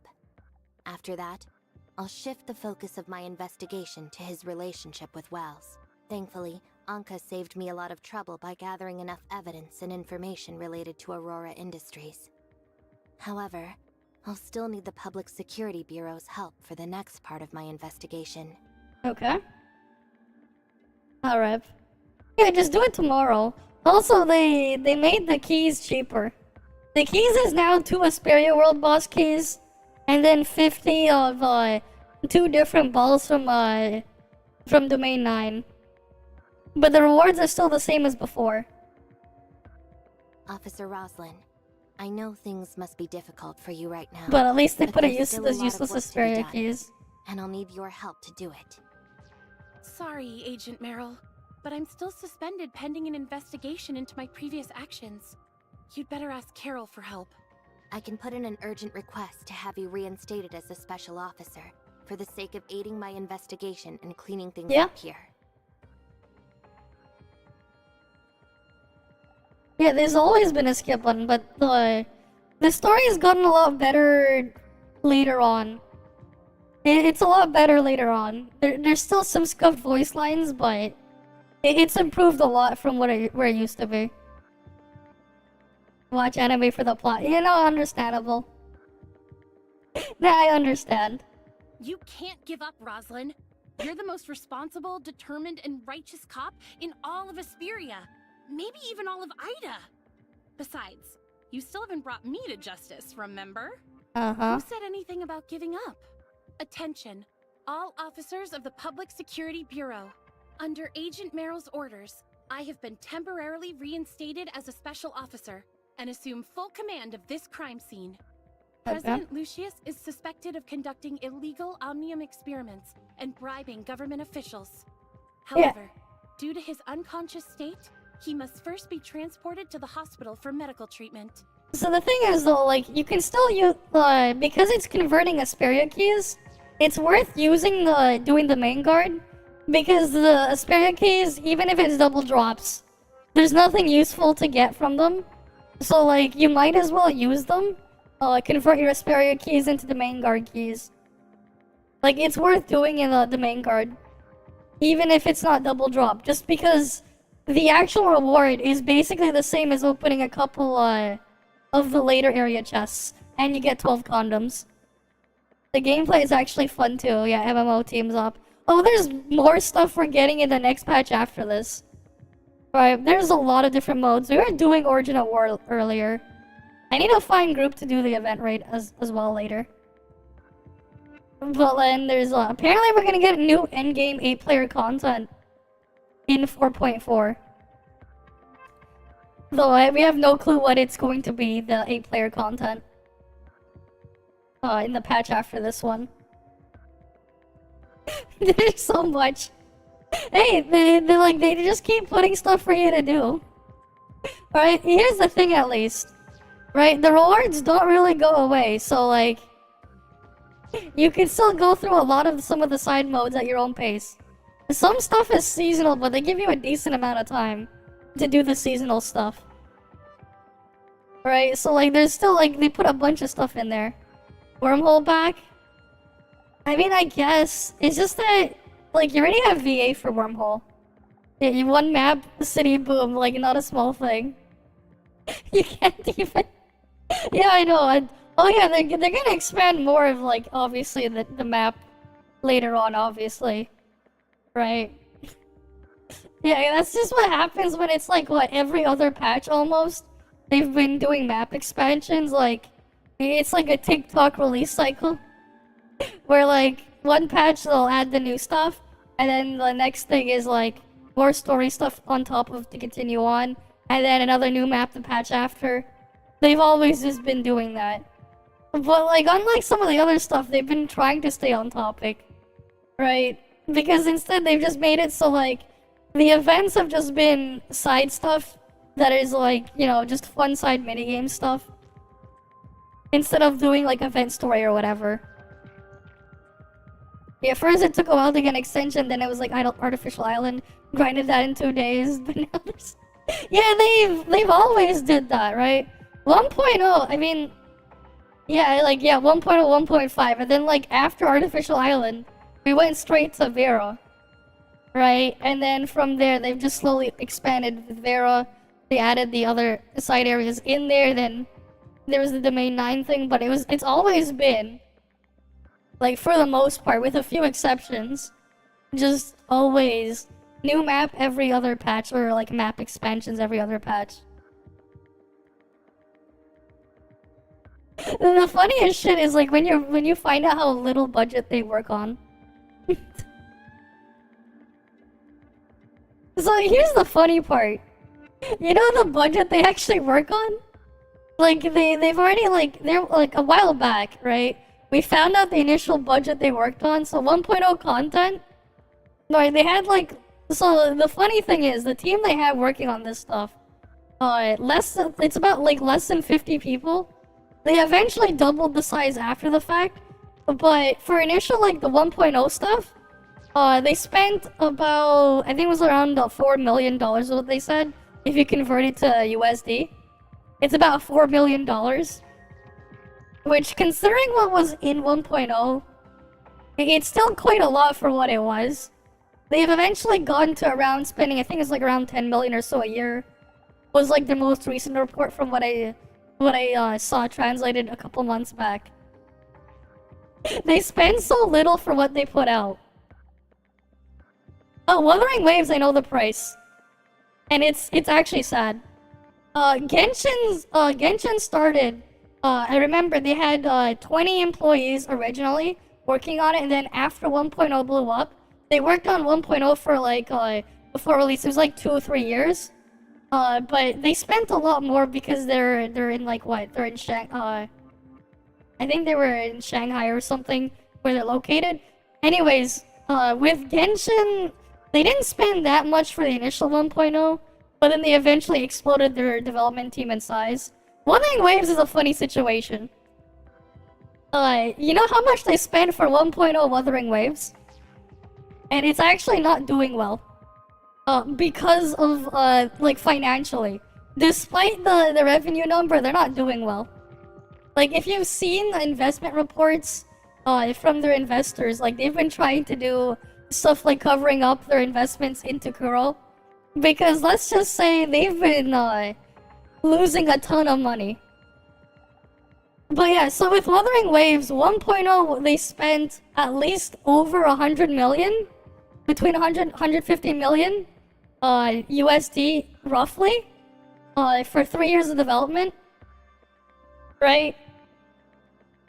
And it's just funny, like, they can spend, that's for 1.0.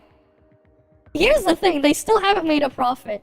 The funny part too is after launch, before launch for 1.0 Wuwa, right, before the launch, they spent another 150-ish million on ads. They had Times Square ads, they had things like, they had like cosplay tours and a couple other weird things when they tried advertising out. They spent an absurd amount. And the thing is as well, here's the thing as well, when you look at those revenue numbers, they spent way too much. Freaking Times Square ads, like, what the fuck are they smoking? They really thought they could go that hard and, like, actually make money. But, like, they lost so much ads for the investors, like, they're not happy. The investors have, like, not been happy. Like, they're like, not happy with them.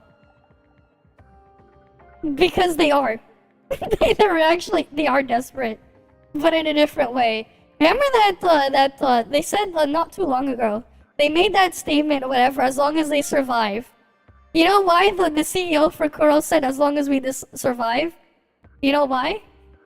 Because they're desperate, because they actually are struggling to survive as investors are at their throats. Because their investors are not happy. They wasted so much money, but they're not profitable. Like an example, I think it was like Hero Games. It was like at the end of August, they had an investment report. But the past 18 months, I think it was, they lost about 120 million Chinese yuan? Right? They lost about that much from their investment over the last 18 months in Kuro. You keep in mind, it's only a percentage of whatever they had in Kuro. And that included that included all of Wuthering Waves launch and a little bit of 1.1. Like, they lost so much money, and that was only a small fraction. Because it's whatever their investment percent was in Kuro.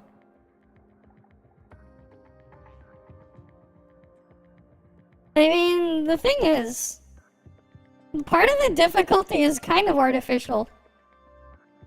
The thing is though, like, you go look at Wuwa and how the stuff is set up. You really sit back and think how some of the stuff ends up being. A lot of the stuff in there, I'm gonna eventually make a comparison video on them. But they've taken some of the aspects of Genshin and actually just made them worse. Right, like they've actually made certain aspects of it. But at the same time, much like Genshin, they keep putting all the maps out, but there's not really much actual content. It's like the same problem. The thing is, the problems in Wuwa are just the same stuff that were in Genshin. Some of them have been made worse. But it is what it is. He isn't really talking about it. I wonder why. It was more of a soft launch. We knew about it because you were full Genshin tapped. Yeah. Yeah, the 1.0 launch for ToF was a bit weird with how they said it. Yeah. Doom Post Wuwa. It was funny because at least on CN is making way less money. Oh yeah, because that's what's happening. Also, the thing about the purchases and stuff. Yeah, like the thing is, right, they put all this stuff in there. But the thing with lore as well, it's just a weird mess. Like, you can put a bunch of fluff in there, But it's one thing to actually put it to use, and another thing to just have a bunch of lore. The problem with Genshin and the way Lua is heading is you're just gonna have a bunch of just random fluff in there, but there's no actual substance to it. It's more of just, it's just surface level stuff in there. It's like not focused, right? So they end up with like what? The majority of their content is just filler, just random map stuff being added, but with no real purpose. Right? I don't understand why they do it. It's like the benefit of having the live service model, right? Is you can regularly put out content updates. That's the benefit. But at the same time, right, to actually continue what's going on. But that's not really what they're doing. Yeah, that's the thing. Genshin had a good start. Here's the thing. I get the feeling that if COVID never happened, and Genshin didn't explode the way it did, Genshin would probably actually beat a decent game. If it didn't become popular. Like that. It probably would have been decent.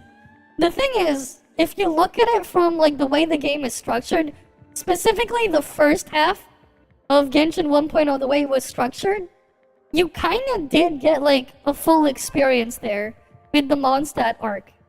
You kinda did. But then after that, it completely falls apart. Like, it completely falls apart after Mondstadt. You had, like, the thing is with Genshin, right? It gives you the illusion that it's trying to be a good game at first. It gives you the illusion that it's trying to be. And then it devolves into the random crap it became. The start was great, and then it ended up with you going all the way up to fight Dvalin. After you fought Dvalin in Genshin, the Genshin stuff there, that's when the game completely falls apart. It's just a slow decline from there. They peaked with the Dvalin part. The thing is, remember the mechanics in early Genshin. You had a bunch of those actual dungeons to go through as part of the story. Right? You had aspects there where you had like the thing with the dragon chase. Where you were like actually chasing out when you were gliding. You had the like as well like what was the other thing in there? Like you had interactions when you were gliding. There was that dungeon where you had to drop bombs on stuff. You had a bunch of interesting things going on. And then it all stopped. After the monster arc was done, right? After you finished, you beat up Dvalin or whatever, you got purified or whatever. That's where it started to fall off a cliff. Right? Because, like, here's the other thing though. The thing that's also just ends up hurting it, right? They make an open world, but the only content in Genshin, and the same thing to WoW, is the grind. Have you ever done the math on how much the battle pass? You've seen the battle pass in Genshin and WoW. You know it's worth multiple weeks if you buy the battle pass of your grind removed. It's worth several weeks of your grind. Because it takes a long ass time to build a character. Because that's your only content. That's the only content. If you don't pull any characters, right? Because you don't like them, you don't like the gameplay or whatever, you will have no content. Because there is no content. You look at what the content is in there after the fact. Yeah, like, I was like, I tried to, like, it was after, like, going into 2.0, I was, like, really starting to see the fatigue. And then I was, like, really slowly until I stopped. And I was like, you know what, fine, I'll go try and do some Meryl when that came out. That shit was a disaster, man. The freaking Archon quest at the start of Sumeru. I just couldn't, man. It gave me freaking PTSD to like Haruhi Suzumiya Endless 8 arc. Except at least the Endless 8 arc, because it's an anime you watch, you can just not watch the episode and continue. You could just not watch the same episode repeat 8 times. Right? Or you can just skip through them. Right? But at the same time, when you realize, if you had a skip button, I started to realize, wait, what happens if I was given a skip button? I really started to think, what would happen if you gave me a skip button, I would have nothing to do. Because what's the content? Go fight enemies in a stupid circle with resin that's like gated daily? Right, go do that. And then to build up the characters to do what? Go fight the same enemies again? Only this time they have more inflated stats? They're in an even more boring stupid circle? And they put a timer on it? That's like your only content. That's your only content. Luma has the exact same problem. Oh yeah, here's a fun fact. Here's a fun fact if you do math. Funny math. He's like, you're not paying attention anymore. Exactly. You don't even have to do the grind in ToF. You go play the content and you're done. Right? At least ToF keeps trying to continue the story. Genshin can't even be asked to do that. Luma, from what I've heard, after I stopped from 1.0, can be asked to do it too. The funny part is, Luma already is about to have as many filler patches as ToF Global has had. The only difference is, it hasn't even been 6 months for Lua to have those filler patches, but ToF has had almost, had just over 2 years to have the same amount of filler patches. Like, the thing is, like, here's the other funny part too. Here's the other thing too. The exploration aspect, right? Like, ToF, there's no point in nitpicking. Like, you think about it, right? Your only content in those games is nitpicking. Right? And then spending weeks to go farm to upgrade your character. You look at ToF there, you don't even have to level up your weapons, by the way. You know, if you go in Bygone or Sequential Phantasm, all your gear is immediately set to the max. Your weapons is immediately set to the max. You go inside of Joint Operations, the game will literally set your stuff to the max. So, like, you don't even have to level them up for that content. At the same time, it's only a small increase in stats between having a level 0 weapon that you just pulled and a level 200 weapon. Like, we're talking, like, for each weapon slot, maybe 2 to 5% stats. Right? And, like, the game just throws it at you. Yeah, you don't even need to go do all the grind for that. It's mostly, like, what's funny is, in a way, if you just to keep up with it, right, once you've unlocked all the content, you can pretty much just chill with it being super casual. Yeah, thanks for the hydrate. It's not really the case for the other things. Right, you go pull the new character, let's say in Genshin. You're gonna have to spend weeks of resin to go farm world bosses for the ascension materials. You gotta spend weeks of resin for skill book materials, weeks of resin for weapon upgrade materials, experience books, more, right, weapon experience maybe even as well, with the ore stuff.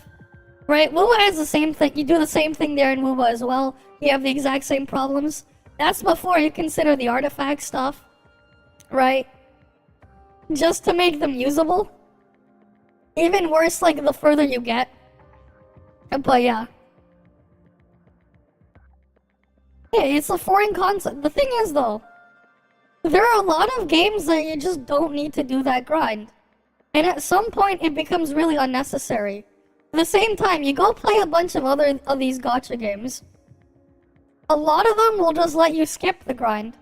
They'll give a button that's just like auto clear, right? You just log in, you go collect your resources if you're not going to be playing, and then you move on with your day, right? But like once you start to exaggerate that stuff into the overworld, because like the thing is, as an open world, all that's left is you grind some materials and do the mint picking, and then they have all that's in the world is one-time open chests with premium currency. But when you consider the actual value amounts per chest, the amount they put, we're looking at like what? Oh, great, you open a chest. Here you go. Here, have 1 out of 32 of a pull. That's right, you gotta open 31 more of these types of chests then you can afford one gacha pull. Or maybe they're nicer and it's 1/16th. So you gotta do it 15 more times. Or if you're really, really lucky, it's like 1/8 of a pull. If you're really, really lucky. Like once you realize that's all that there is in there. The funny part too is like they're manipulating you because they put the premium currency in there. What happens if they removed it? What happens if you went in there, right? And you just remove that aspect?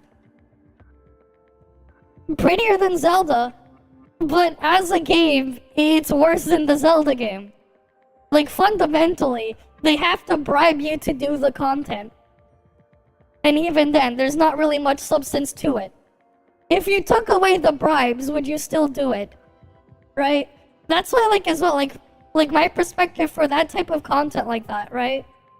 They really shouldn't be putting type of stuff as the rewards there. It's being put there to manipulate you psychologically. You take it away, you wouldn't do it. Like, it's just that simple. Same time, they make the character material grind and stuff really, really awful.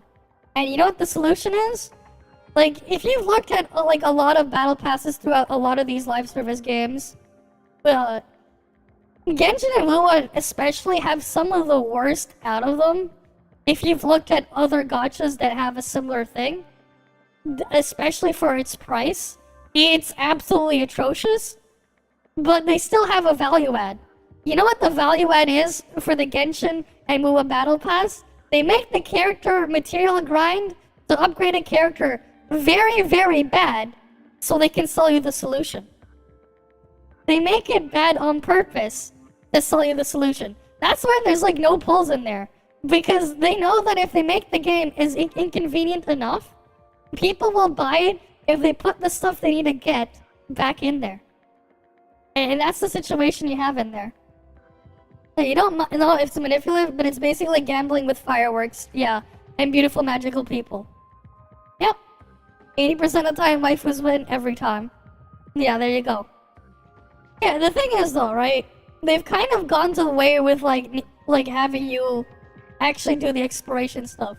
What's funny is like, people don't realize, like I've said this before somewhere, and people thought I was, like, people didn't believe me. You know, you can complete all of Domain 9 exploration without actually opening any of the chests. The amount of chests you need to open in Domain 9 to complete its exploration is 0. You can completely ignore it and still get the rewards. How do you do it? I mean, they gave you an alternative. What's the alternative? You can go grab the balls, but where can you get the balls to upgrade the statues? Events can give it as a reward in the shop from AFK event grinding. Dailies, as well gave you some domain energy, right? The other thing too is opening password chests in Domain 9 would also give you domain energy based on the region. And they gave you way too much. Way more than you needed to. And at the same time, if you played during the double World Boss Drops events and you were spending your World Boss keys, guess what every World Boss chest in Domain 9 gives? Domain energy. But the thing is, they gave you an alternative. Like, you basically could complete all the relevant stuff in there and get all the relevant rewards without doing any exploration if you didn't want to. Right? At the same time, right, they didn't just put random chests that gave you dark crystals anymore. They stopped doing that. So, Vero map onwards, they stopped putting dark crystals in supply pods. They don't exist anymore. They put other stuff in there, but like, as a reward, fundamentally for what it is, it's a shit reward. And like, it is kinda lazy. Right? Yeah, you've forgotten about that? Gotcha at some point, busy work, yeah. Like, that's the thing. Right? Your dopamine hit. They take it away from you, the dopamine hit. It's not as if you don't have the reward. You know what's funny? There are more rewards on the Vera map than there are in Asperia and Artificial Island combined. Despite not having any dark crystals in any of those chests. Despite that. Because they put it elsewhere. You seldom goes endless. ToF had been a while. You feel like you should maybe go back to poor Wuthering Waves, people. With Wuthering Waves, I have no idea what'll happen, man. They need to, like, actually fix themselves because, as it is, it's basically just Genshin again. It has 300 plus gold nucleus, if you care. There's also about 100 limited pulls in there, too. But but those limited pulls don't require you to do any exploration to get. You have an alternative path to get there. It might not be as fast, but you have an alternative path as well, if you don't want to. You mostly pull on standard, fair enough. Right? They recently did add Yuan to standard banner after all. But, like, again, like, you also just get it from logging in daily, too. Yeah, after Honkai was refreshing for Genshin, because, you didn't have to walk for, like, forever. Oh, yeah, for sure. The other thing, too, that, like, kind of annoyed me as well slowly over time, it's with Genshin and Wuwa's movement. It's, like, very subtle. But it doesn't, like, they like to make it so they kill any form of momentum or speed you may build up. For some reason, they just like to kill your momentum. They like to kill your momentum in some of the weirdest ways possible. You think about the Inferno Rider Echo in Wuwa.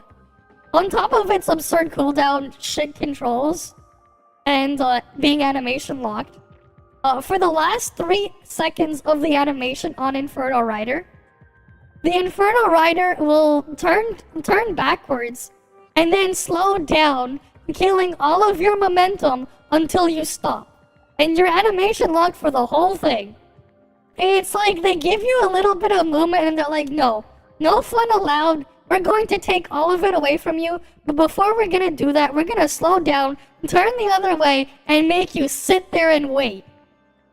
They make you sit there and wait. Alright, that's Wuwa as well. Like, once you get used to, like, dealing with stuff with, like, actually having momentum, and being able to maintain and keep your stuff moving forward. And then they do something that does the exact opposite of that, and likes to directly kill it. It's not the greatest experience. Alright. But yeah, the fun part of Genshin was exploring, but after a while, it changed to turn-based. Yeah. Fair enough. At the same time, though, it's just the exploration they had in there wasn't exactly great. Because at the same time, you just did more of the same. You go to the next area, go mint picking, go find the random chests in the world to give you Pepega amounts of premium currency for your efforts. And then you move on to the next thing to do the same thing. But imagine if they took that away, there'd just be nothing there. As an open world, they're shit. Because there's literally nothing there. They have to bribe you and force you to do it. Not because you want to do it. They make it a necessity. Which is just, yeah. There stops the wait animation. Oh, okay. They actually patched that in. It's still awful. It's still stupid. But, like, it's still stupid that it's there. Why do it? I mean, they are overall boring. At the same time, you had the same like, all the problems you had in Genshin. The exact same problems are in Wuwa. The exact same thing. They have the same problem. Yeah, let's see when we get back. Alright, let's... But, like, yeah, I see there's, like, an ad break right now. All the problems that were there in one thing, they're present in the other. It's just funny, they didn't solve it. ZZZ could have been okay, but that TV stuff, man. It kills all the pacing. It's a huge... It just kills the pacing. It's, like, kind of annoying and tedious, but it also just kills all of the pacing. Which is just unfortunate, because it could have been interesting if they didn't freaking kill the pacing. But I guess we can't have nice things. It turns you off. Understandable, man. Like, I got tired of that shit, like, immediately as well. I don't understand why they, like, wanted to kill the pacing so much. Like, that's just the problem with them. Like, they give you the illusion of something. But the actual thing you're getting is just... It doesn't really live up to what it could have been doing. It could have worked. It could have, but then they find something to just make the experience not good. And it's a shame. The thing is, too, it's crazy, like, just how much money and stuff they put into it. Right? The insane budget some of these will go to and put. But at the same time, once you hold them to the standards of how much they spend, they kind of just don't hold up. Like, they really just don't. If you were to try to put them at that standard. Especially when you realize just how expensive they are. Like, for them to make. And then, like, the end result. You can polish things as much as you want, but a polished turd is still a turd. You only polished it. At the end of the day. That's kind of just where they're at. Which is just unfortunate. Right? It's why, like, the people in China are not happy. Oh. If you're in ToF, they merged all the servers. As long as you're in North America, you're on the same server. Everyone in the North America region are on the same server.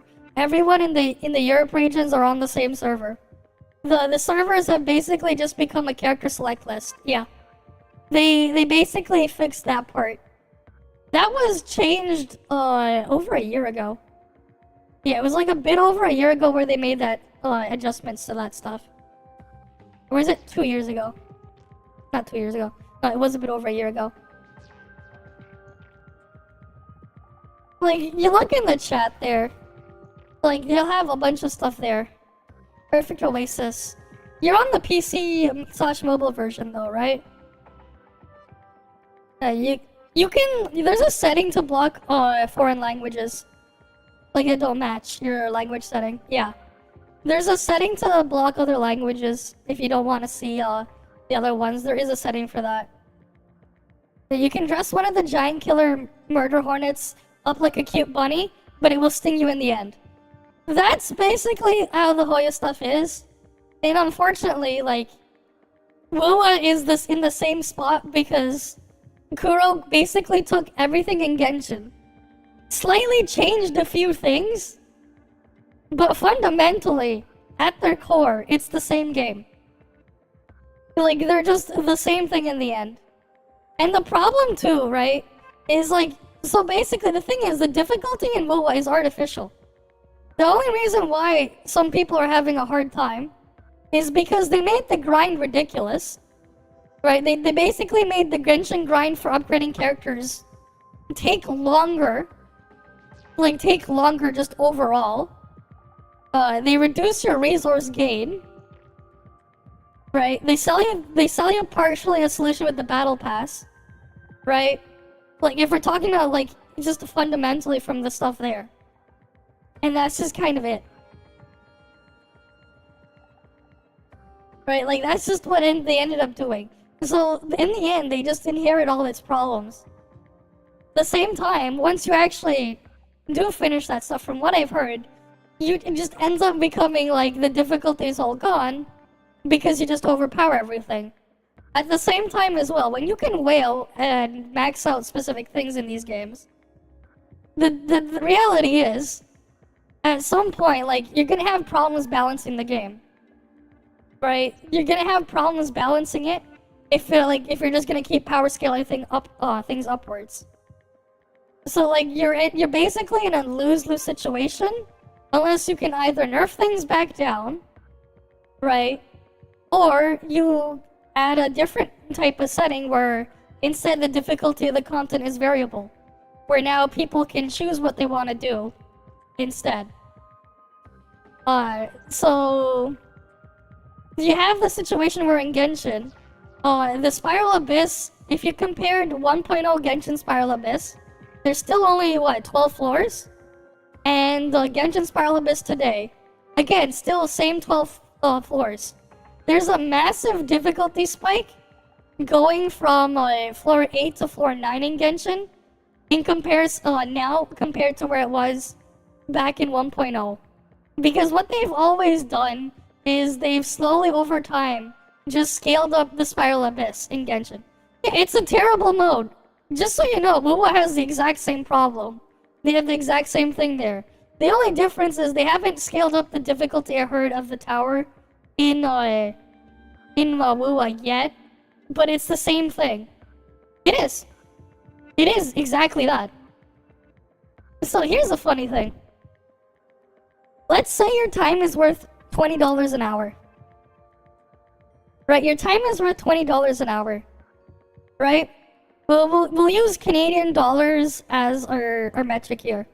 Let's say it takes you, right? The reward is what, 700 Primo Gems if you get like all 36 stars in the Abyss.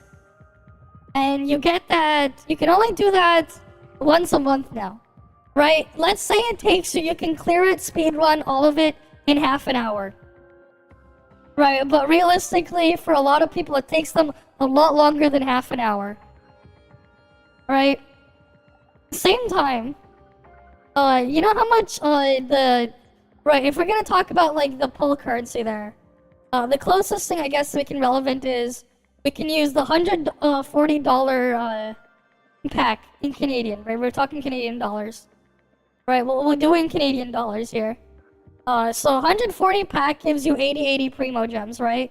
So 80, divide that by 140. Right, so this is how much you get per dollar, 57 per dollar. Multiply that by 10, right, for half an hour's work.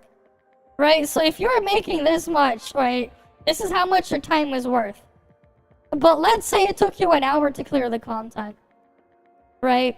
So then, instead, of course, your 80, divide that by 140, your 1 hour of your time, right, like we obviously have 57 here, per dollar, you multiply that by 20, and this is how much you could have gotten if you worked an extra hour then.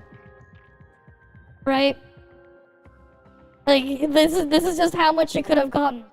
Same time, right, that 1 hour is only gonna get you 700 Primo Gems.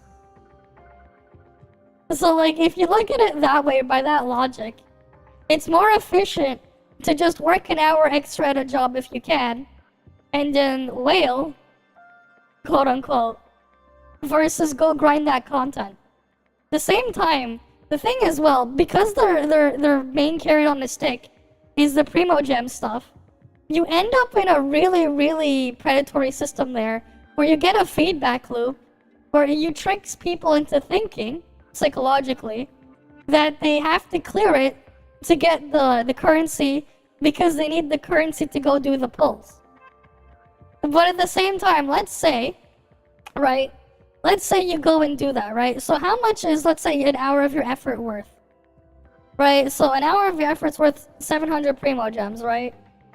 That is 1 hour of your thing. You divide that by, let's say, it was what, 57.7? 57.7. Right, so, because we're gonna go by, like, currency per dollar in Canadian dollars anyways. Right, so that is... This is $12 worth, it's worth $12. It's effectively worth $12. If your time is worth $20, right, and they're only giving you $12 worth of your time for the same amount of time, well, you know, you're making 66% less than you should be. If you convert your time into a different currency, right? Let's say you just converted everything, the value of everything into the same thing, right? It's not really worth your time at that point. But yeah. You can really thoroughly, exactly, but like math, you can read thoroughly, but you hate math. Understandable. Yeah, I'll see you when you get back, but like, that's basically the gist of it. Like, the math there, it's basically just, when you start putting math into the equation, it ends up not being worth your time. And like, when you have that as your only reward, it's kinda not a great reward incentive there. But, it does do something. Because let's say, to pull the next character, because of how currency starved you are, what? Let's say it takes you 80 pulls, you lose the 50-50, so you need to do, let's say, another 70-80 pulls, right? So we are at 160 total pulls, right? You know, the same thing applies to WUA, same thing. Same problem there. So 160 total pulls, One pull is worth 160 primo gems. Or asteroids. So you need 25,600 of that currency. Right? But let's say you pulled on a character just because of meta. And because you need to use the character to go clear the content. Here's where it really ends up being really, really stupid. You only get 700 every time you clear that. So, you would have to clear that and get everything done for just to make up for one character copy. Almost 37 times. And you have to, basically you'd have to be using that character for 37 rounds. Right? 37 times. To make up the value of pulling one character copy. Right? It's really, really dumb when you think about it. The return that you get back is not worth the effort. At the same time, I hear like when people are like glazing over the weapon banner. Let's say the same thing. Let's say it takes you 80 pulls to get the weapon on the weapon banner. And you're doing it purely for power because of that reason. Because that's why you're doing it. Right? So you're doing it that way. Again, that's... Again, 160 per pull. You need 12,800. So then you have to make sure you use that to break even. Assuming you didn't pull a character, you just pulled the weapon to go and do that content 18, almost 19 times because you can't have... Well, I guess you could have your 19th run not a full complete cycle. But then if you got a character and the weapon, well, now you have to add the other one. Alright, we'll add the 36.57. You're now at 55 full clears for one character copy plus one weapon. If you only get one refresh a month, right, and you need to get 55 full clears of 36 star to make up the for one character copy, well, that would take you 4.5 years, just over 4.5 years. That would take you just over 4.5 years. And that's to quote-unquote break even. That's the true cost of quote-unquote breaking even. That's why I'm like of the mindset that is just a terrible reward incentive for the content. It is just a bad reward incentive. It is manipulative, but once you're fully aware of it, like you just realize the whole thing is pointless and a complete waste. Honestly, I should just make a video on like why pulling for meta in these games is stupid. Because that's just the reality of pulling for because it's meta. If that's your goal, it is completely stupid. Right? Just with math right there. But yeah. Let's get on with the story though. Regarding Wells Kudrow, former chief of police for the Asperia Public Security Bureau, prior to his death, he was suspected of accepting bribes, murdering Officer Lockhart, his predecessor, and several other crimes. Have our forensic doctors retrieve his body as soon as possible. Okay. As for the members of Wednesday, Nola and Anka are suspected of kidnapping a Kylo researcher, stealing from Aurora Industries, and other crimes. However, they voluntarily surrendered themselves to me and later assisted in exposing the crimes of Chief Wells. As such, they are to be temporarily detained for further questioning.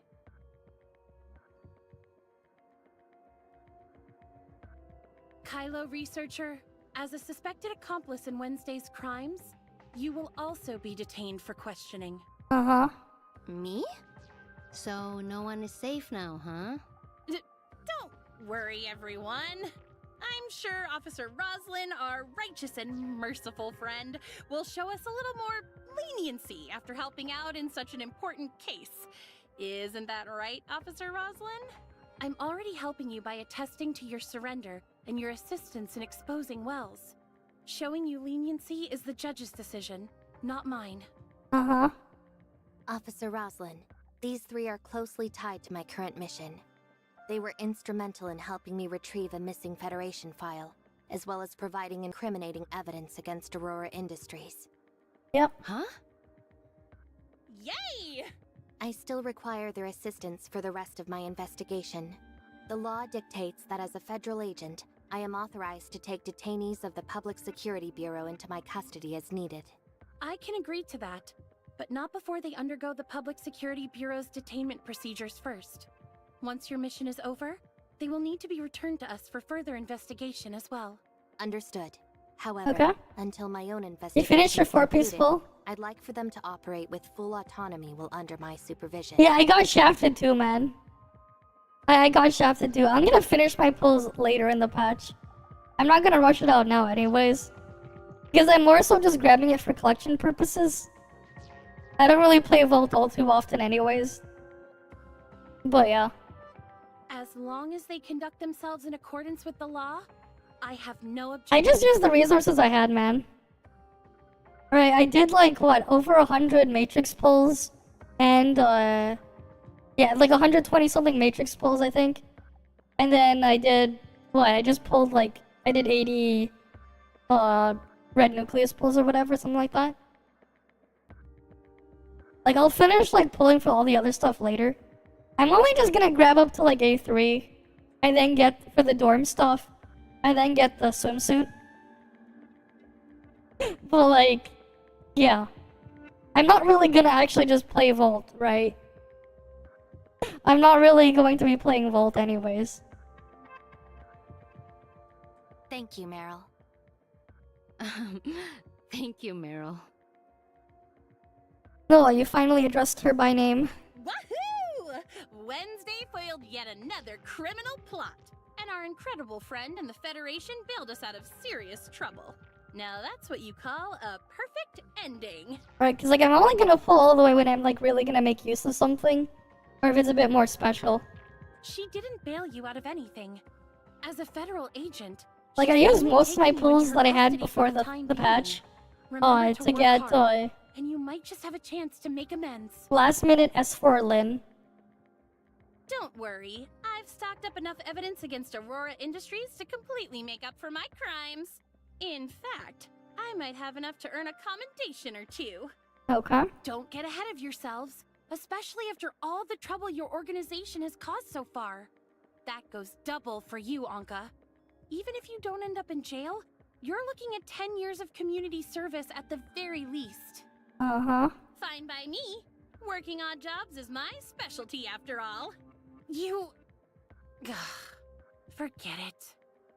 Agent Meryl and I need to return to the Bureau to file our incident reports, as well as sort out the paperwork for leaving you in her custody. Okay. And then we have to go back to the algorithm arc. And then until, like, and then that's, like, that would, I think that's gonna be where the story ends until the patch, the next patch. Excellent work, Authorizer. There was nothing, did you learn anything new about our connection, between Omnium reactors and data singularities? Unfortunately, after the firewall blocked my program, I've made almost no progress in researching the surface layer. Right now, your actions within the surface layer are probably our best and only option. Okay. So, if you still have energy for it, perhaps you'd like to continue investigating other connections between the foundational layer and the surface layer. Other connections, huh? When I used the control tower to launch a system repair in the foundation layer earlier today, it seemed to have an effect on the surface layer as well. You mentioned earlier that history within the network can't be altered, but the explosion reported in those articles you showed me was completely averted.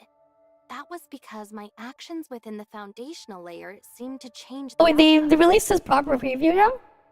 We'll look at that after. The Omnium reactor that nearly went critical shut down, and everyone who was supposed to die managed to survive. That's impossible. The surface layer is an authentic record of the past, meaning it's supposed to follow the exact course of Ida's history.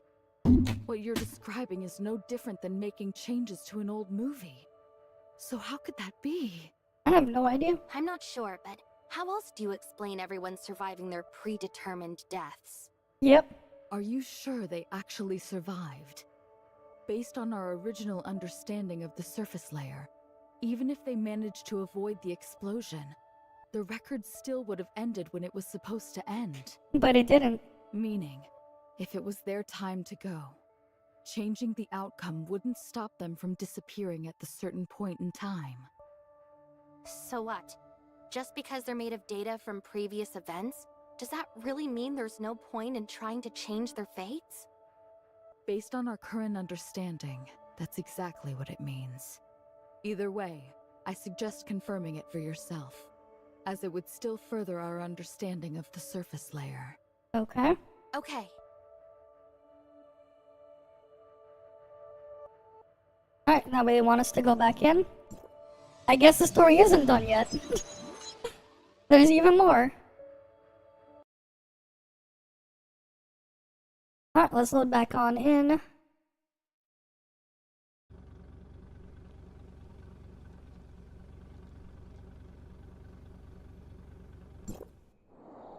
Amy, according to the network's date and time, it's been 2 days since the explosion was supposed to happen.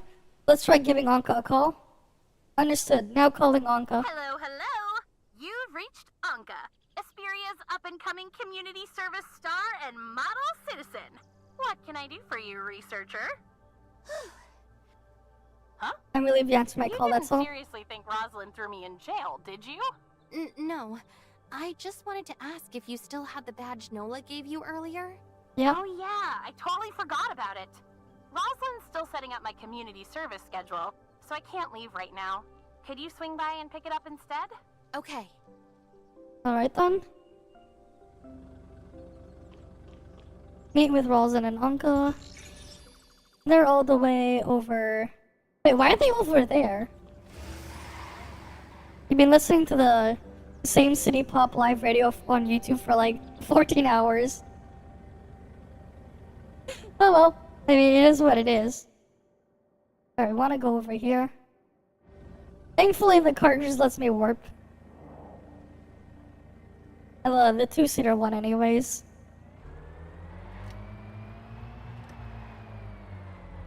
If you're wondering why it's a Ferrari, I'm using a mod for that. Is there another video? Yeah. Is it worth to max the mask relic? Oh, your 2-star is lower. I mean, yeah. So the thing is, thanks for the follow as well, Shira. Shira and I. Oh wait, I have other things too. Oh, I need. I mean, I have a mod to turn the monster truck into the truck.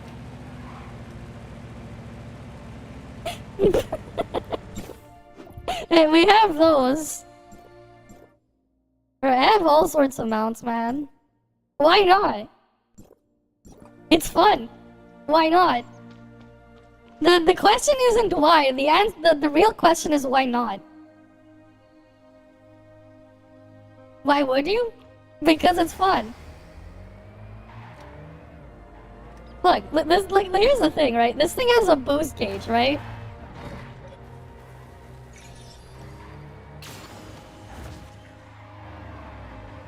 I can even go around here. But I can fly and blast off? Because again, why not?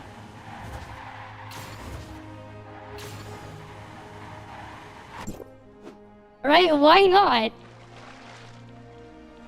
Why not? Why not? You know, I can do other things too. Wait. Let's say I wanted to play around with momentum, right? Did I ever fix that thing? Okay. Alright, like this, if we go all the way back with Claudia, you can do shit like this. Like, this game does let you keep your momentum, by the way. Why not? I can do stuff like this. The question isn't why. The question is why not.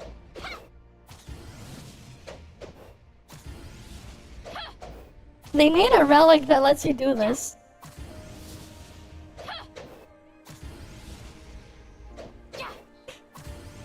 So, like, you know Claudia's aerial?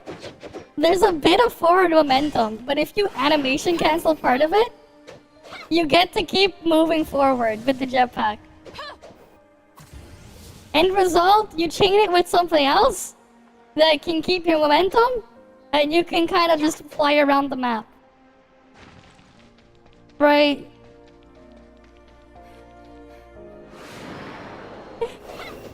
Yep.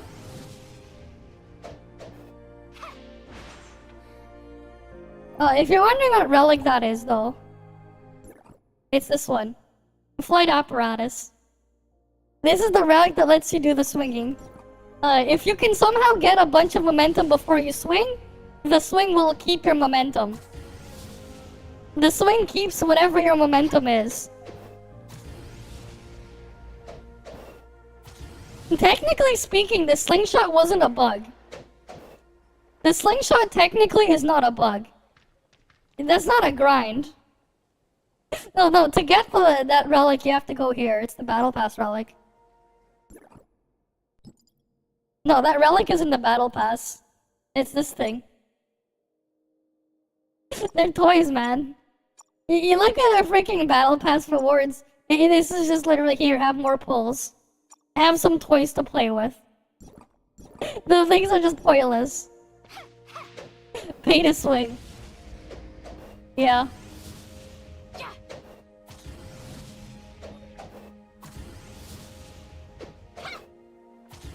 Those for Oserata? Hey, we're gonna pull at least base copy Oserata for the collection. Surely.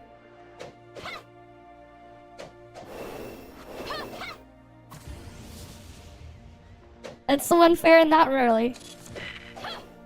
There are ways to go fast.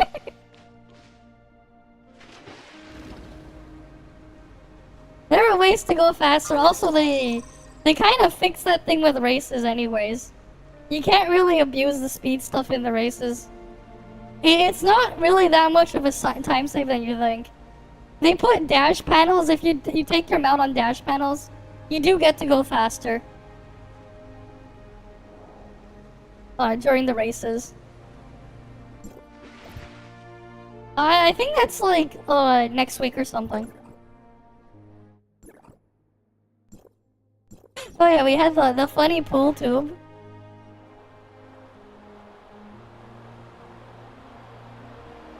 Yeah, you need to have the jet ski mount though for that. Alright, well, let's go on the...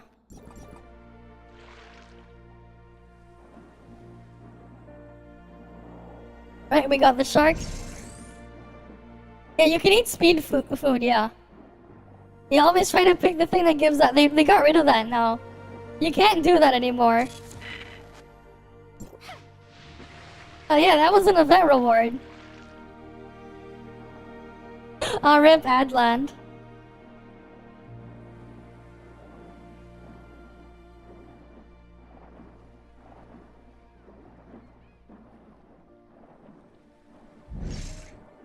But yeah, shark.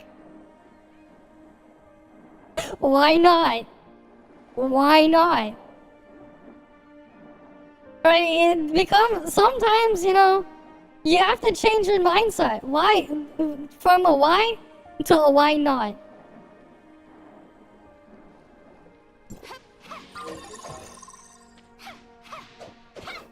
It shouldn't be a why, it should be a why not. Why not? Right, why not?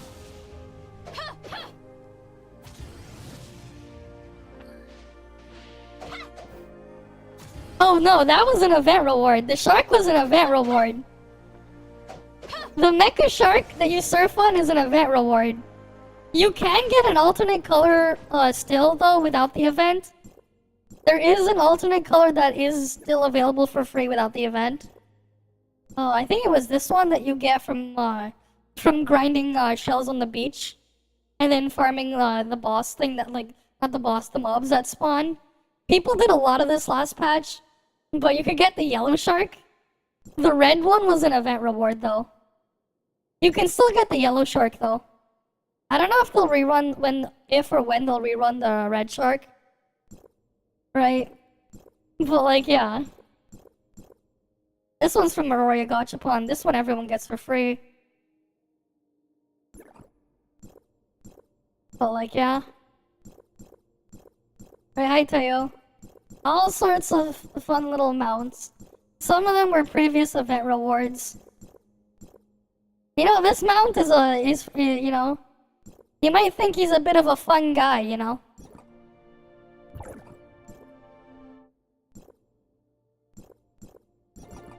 Right, I know what you're thinking. This mount's a little bit of a fun guy.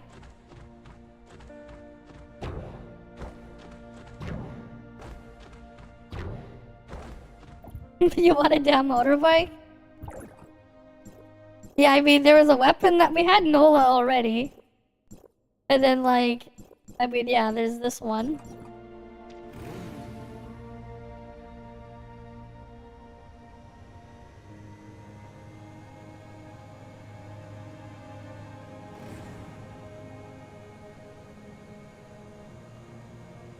Alright, you want to swap it back? There we go, let's go swap back. And now we're back here. Right, you swapped it back. There we go. Yeah, we have this motorbike. The fancier one.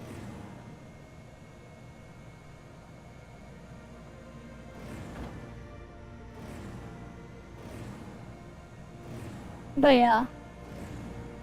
By second anniversary, soon 2.5. That's in February though. Right, because, like, again, sometimes you have to go... Yeah, this is my custom character. I have all sorts of outfits. I change them around sometimes. I have gotten so many outfits over the years.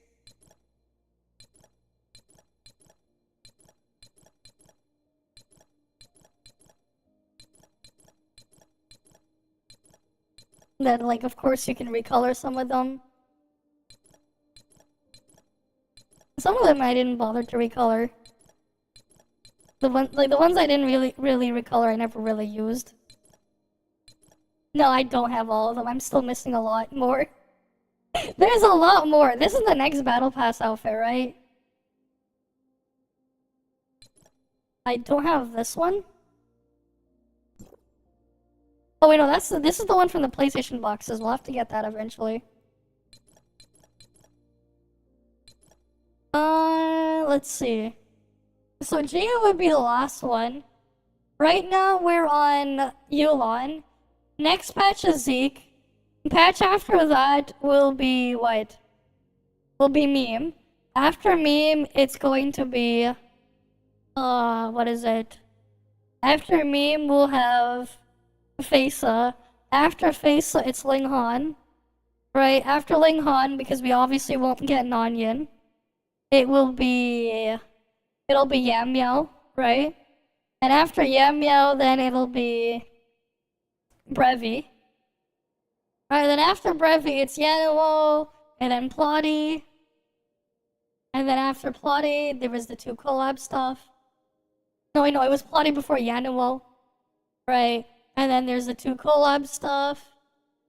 And then you get GU. So what, 9 patches? 9 patches from now we'll have all the main 9 characters. Except for Nanyan, because Nanyan's altered. Right, 9 patches? Let's say a patch cycle is between 4 to 6 weeks. So we'll just say 5 weeks to split the difference. Multiply that by 9. Obviously, 45 weeks. Multiply that by 7. About 315 days or so. It could be a bit longer than that. It could be sooner than that. But if they're doing it at the pace that they're going, right, 1 character per patch, then we're looking at least 300 plus days. for everyone to make it.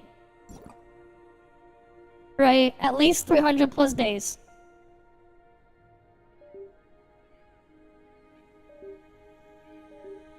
Awaiting command. Right, and obviously in the outfit stuff.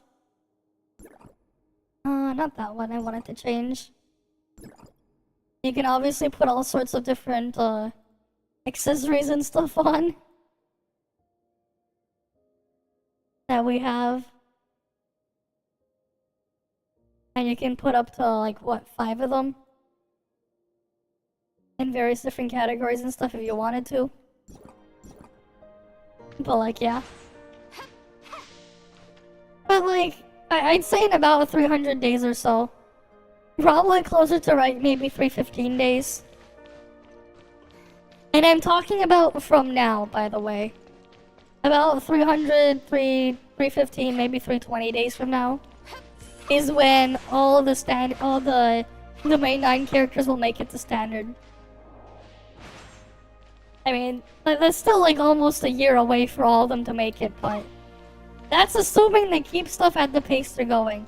If they speed up or put more than one at a time, then you're looking at it a bit sooner than that, but if they keep their current pace, then I think it's reasonable to expect about 300 plus days for us to get all the way up to GU. Probably July or June.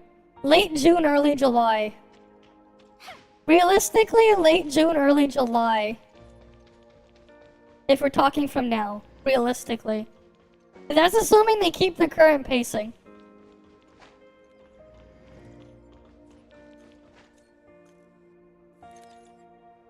You can do either. You can do either. Technically, it's a 1% DPS increase to do it after after the 5 stack. It increases your overall DPS by like 1 to 2%. It depends on your situation. Sometimes you're gonna be in a situation where it's just not reasonable and not realistic, and you'd rather get the damage out sooner to have it. But in other situations, sure, why not? As long as you, the only thing that matters is the fact that you get it out. There is a bit of a DPS gain if you do get it out sooner, but your overall DPS increase is like 1 to 2%. If you do it after the stack. So, you know, if you want to be sweaty and min-max, then obviously do it after the stack. If not, do it immediately. Some situations you have no choice but to do it immediately anyways. Target eliminated. Like if the target will if you get a slow debuff or something, it is never worth it to stack it. If you get an attack speed slow debuff, you're better off just getting the skill out than you are stacking it. Because of the opportunity cost of wasting animation time. Right. So very situational where you would have an optimal reason not to do it. But at the same time, it's like, you know, it's just leave it up to your own judgment. Because sometimes it is worth doing, sometimes it's not. Same time, the amount you gain from it is very minor. Like, there's still a damage increase there for sure. But it's not as big as you might think. Like, you do a lot of skill damage as, with Volt Meryl. It's just that not all of it comes from her using her skill. You're looking at getting her to use it from her trait, right? Where is Meryl? I didn't even finish upgrading her trait, right?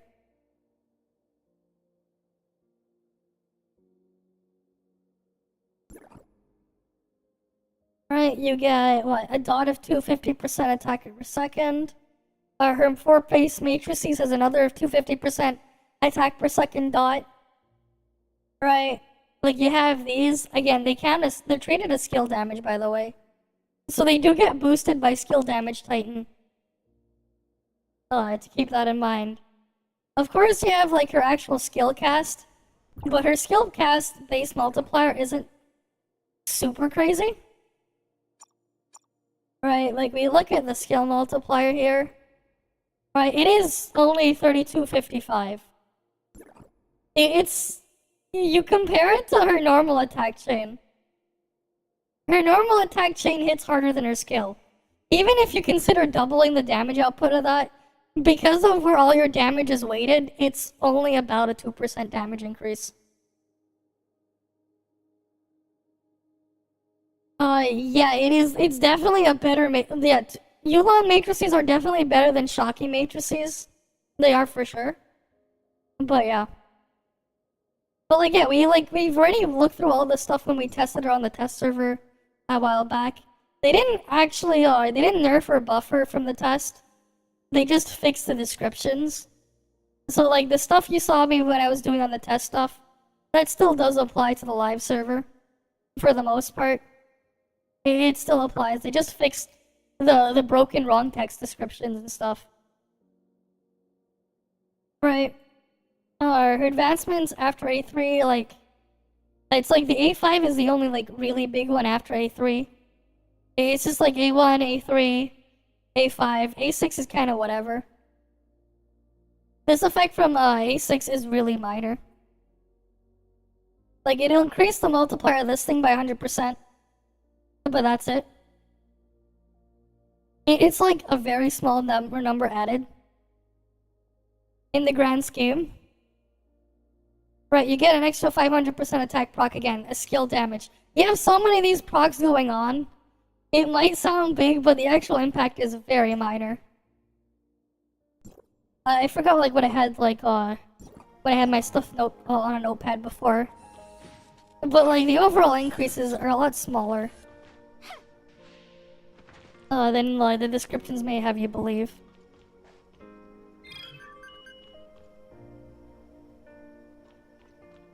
Okay, wait. Where was the quest? Let's go back to it. There was no description when they said short sword turns into long sword mid-attack combo. Yeah, it's like really kind of confusing. It's like you have to go through like the full attack combo and then you'll get it. With like the transformation there. It takes a bit, but yeah. I mean, it's a small upgrade. It's like, what, 10% or something over A1? It's like a 10% overall increase if you want it. Same time, you need A3 to unlock the 2 dorm interaction scenes. If you want to see if you want to have Meryl change into her swimsuit in the dorm for the interactions, you need to have A3. So if you value the interactions in the dorm, then you value that. Again, right, it depends again on what you value.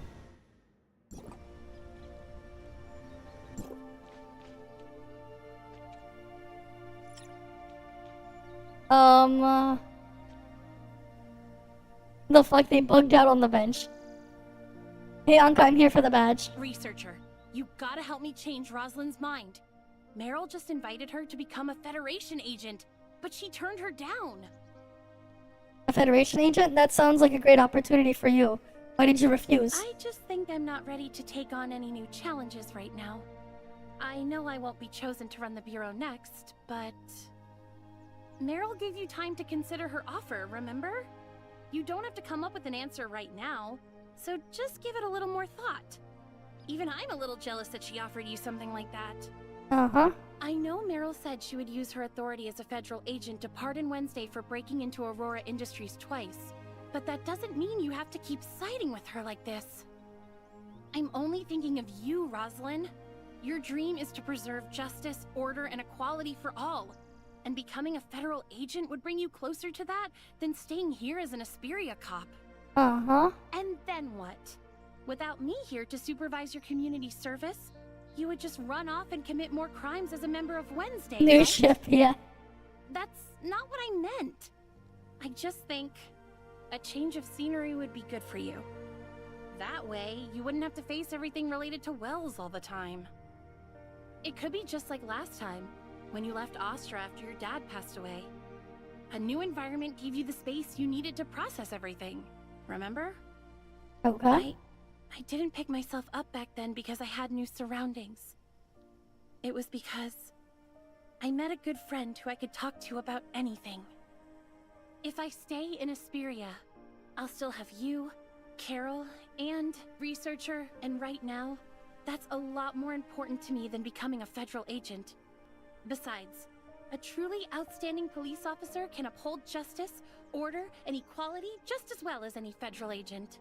It depends. In any case, I'm not taking my eyes off you until your community service is done. So don't even think about trying to shake me before then. If you do a good job, I might even consider calling you Siga. Roslyn. You've been a huge help, Roslyn. It was nothing. I was just doing my duty as an officer of the law. I just got a message from Carol. She's asking me to return to the office because a federal agent is looking for me. I have to go now. But remember to show up to work on time, Anka. You hear me? On time. Yes, ma'am. Okay. Crud. Classes are almost over at the kindergarten, and I'm supposed to work there as a crossing guard today. Oh, sorry, researcher, but I gotta go right now or else I'll be late.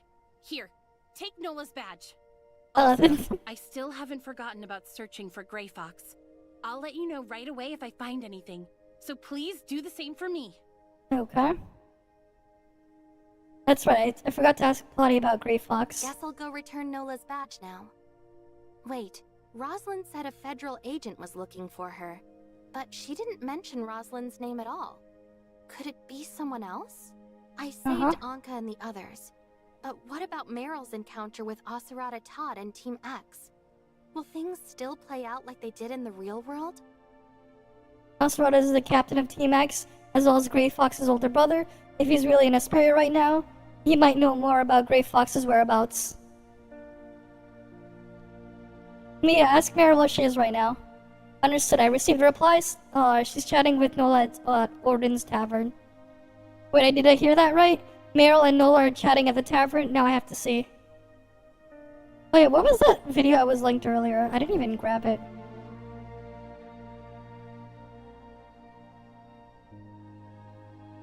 Target eliminated. Did I even grab this one? It's time.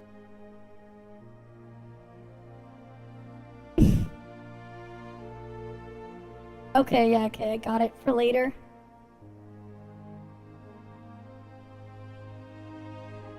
But sure, we can go look at that stuff later.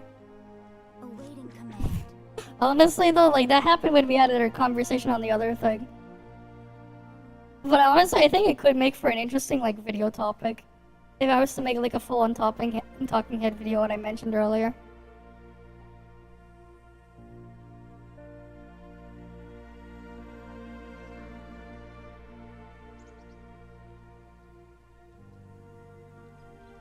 Like, at least I think so. Alright, give me a moment to grab everything I needed for there.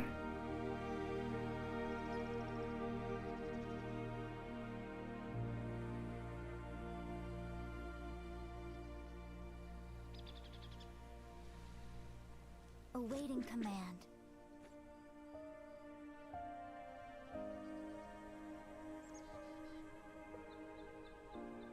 Alright, let's go.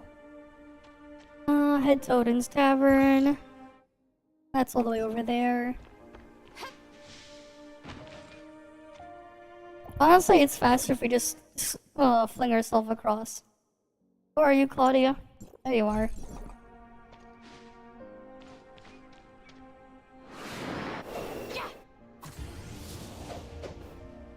Apparently there was like a leak or whatever, where we might get a new version of Claudia. As a phys unit in the future as well. And by new, technically it would be an old version of Claudia. I guess you could say.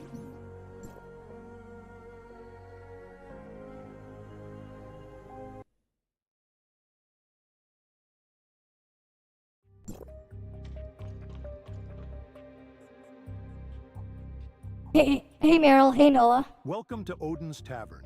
How may I serve you? I'll get... You know what? Sure. What are you having, Meryl? Looks pretty refreshing. I'll have one too. Very well. 1 glass of iced water. Baggins quickly brings out the drinks and 2 plates of snacks before entering the office. I have to say, I never thought I'd see you two sitting together and chatting like this. We're discussing Lucius right now. The hospital doctors found traces of a rage-inducing drug in his system, which must have been administered by Wells. He's still unconscious, but once he wakes up, I'll be sure to ask him about Grey Fox's whereabouts. Uh-huh. We appreciate it. You should thank her on behalf of Anka and yourself as well. After all, it's only thanks to her that we're not in jail right now. You don't mind, do you? Yep. Of course. I don't.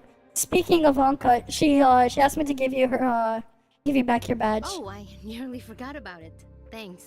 Wait, that badge. Where did you get it? It's been with me like forever. You've seen it before?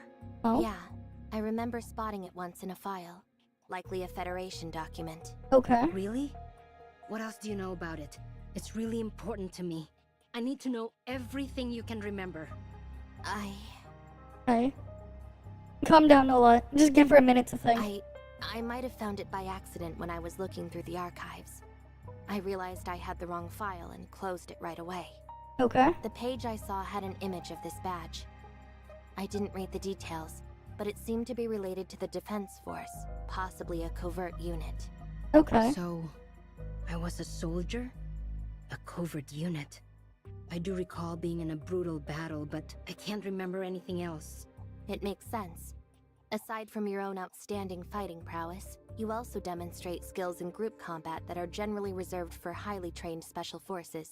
Okay. Soldiers who have seen the savagery of war firsthand often suffer from post-traumatic stress disorder and other mental health issues. In more severe cases, some patients develop symptoms akin to amnesia as a way of repressing their experiences. Okay. Where can I get more information about this unit? Normally, ordinary Defense Force members just have to submit a simple access request to the military institution that possesses the files in question. But if you were in a secret ops team, the records would be stored in the Federation's classified archives. Okay. Any chance you could tell me where that library is located? Who's there? Oh, it's Acerata here. Alright, Team X Captain. Sorry for the interruption, Agent Meryl, but I have urgent business to discuss with you. My name is Acerata Todd, the captain of Team X. Of the Federation Nexus, I've come to relieve you of your duties. Please hand over the file 049 and the materials related to this incident, as Team X is now in charge of this investigation. Here are the Federation documents related to our assignment, if you wish to read them. Acerata Todd, Captain of Team X. Greetings, Kylie, a researcher.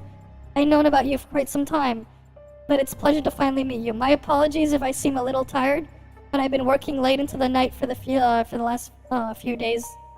Naturally, I haven't gotten much rest either. Yeah, it's Acerata Todd. I don't see any issue with these documents. I'll be sure to report every last detail of today's findings to the Federation once I return. As for File 049, a significant portion of it was damaged in the battle earlier, when a stray bullet struck the file. I managed to recover a fair amount of the fragments and seal them in an evidence bag, but the file is beyond recovery. I'll verify the file myself. Besides the file, we need to interrogate these two. Ace and all public security officers involved. My team is searching for others as we speak. For now, I need you for you two to come with me. Interrogate me. That's rich. I hate staying up writing incident reports, all the paperwork. It's hard enough getting the Public Security Bureau off our backs, and now we have to deal with the Federation. I meant to ask him about Grey Fox's whereabouts, but it looks like he's not aware of her connection to Wednesday yet. Authorizer, your researcher persona has caught the Federation's attention in the surface layer. This complicates our mission. Plotty? It's an emergency, so please use the space rift and get out right away. I'll set up a new persona for you once you return. Hmm? Yes, right now! Okay.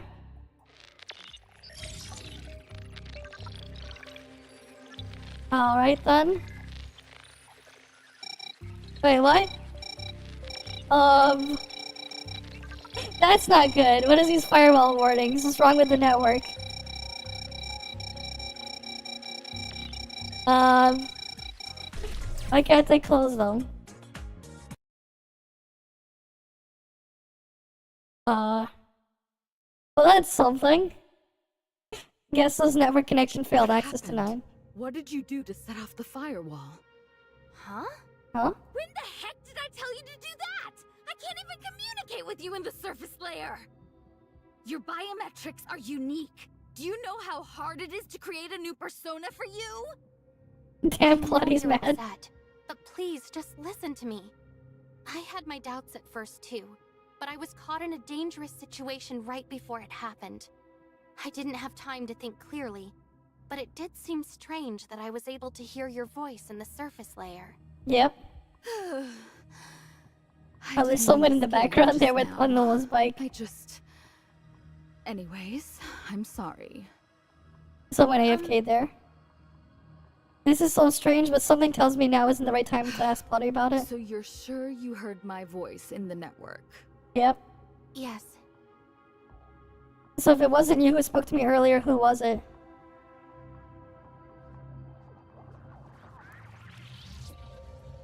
I'll have to look into that later. Right now, we need to get the firewall to stop targeting you. We don't have much time, but in order to send you back into the network as quickly as possible, I'll have to take a few risks. We need to restart the firewall, but it has to be done piece by piece. They will take time, but each part will be extremely vulnerable. Viruses will most likely sense that vulnerability and begin attacking the network even more aggressively. That, in turn, will cause the firewall to concentrate its remaining resources on the viruses, which should deprioritize you enough to grant you safe access to the network. Okay. Got it. I'm counting on you. For now, just give me a brief rundown of your recent actions within the network. It was brief, but I managed to make. I made significant discoveries. I know you and your colleagues have done extensive research on the surface layer, but I think some of your conclusions aren't entirely reliable. For starters, I confirmed that the history within the surface layer can definitely be changed. People who should have died are now living their new lives. Impossible. Just calculating and recreating history commands a significant portion of the network's computing power. Recalculating the lives of so many people within the network would be an immense drain on its already strained resources. I can't imagine it would waste that much computing power on something so meaningless. But it did. So they must have meant something, right? Are you saying the surface layer serves a greater purpose? I don't really have an answer to that right now, but I'm sure I'll find the answer if I keep searching. Honestly, it's been bothering me from the very beginning. What's the point of keeping something as troublesome as the network in existence, when all it does is reproduce history within the surface layer? But right now, my intuition tells me that I'm one step closer to understanding the truth behind this whole thing. Okay. Right now, I can only go with what I know. If you're seeking answers, you'll have to uncover them yourself in the network. We're short on time, so I'll get to work on the firewall. Okay. Sometime later, Plotty went through a special place alone, entered a deep state of thought. What do you make of it, Papa? I don't know who else to ask about this. Someone clearly tricked the authorizer, but you already know the answer, don't you? Whoever did this wanted the firewall to detect the authorizer and prevent them from accessing the network. Things are getting even more complicated. Okay. If the enemy was able to imitate me this time, there's no telling what they'll do next time. Maybe it was Nemesis? Or the heirs of Ida? Or maybe someone else from Hykros is responsible for this. Yeah, another Plotty. It's also possible that we're facing an entirely new enemy now. Quit acting scared! If they've already done something like this to us, chances are they're going to try messing with us again. And when they do, that's when we'll catch them red-handed. Simple as that. Yes, you're absolutely right. Also, Papa, I have to warn you. You're usually the one who helps me bear the load of the network's cybernetic link, but restarting the firewall is going to greatly increase that load. Bring it So on! what is this Nothing's bloody too much better? for the great Papa. True. So just leave it to me. What I mean is that you're sitting this one out. I'm going to bear the load myself this time, so get some rest. What's that supposed to mean? I told you leave it to me, didn't I? You better not be underestimating me, Plotty! Just do as I ask, please. If you do, I won't count your appearance just now against you. In fact, I'll let you come out to play 2 more times this week. Huh? For real? You swear it? I swear it. You got yourself a deal? Hey, wait a minute. You're not gonna use this against me, are you? Well then. Oh, that's to be continued. God damn it. And that's where it ends, for now. So now we gotta wait. Yes, that was even in her preview a while back. We'll go look at that thing later, but yes, it's even in the plotty preview. Oh, there's we have the Oserata one. Gabe probably has it translated, right? Yeah, here you go. It's English translated now. We can look at that one. But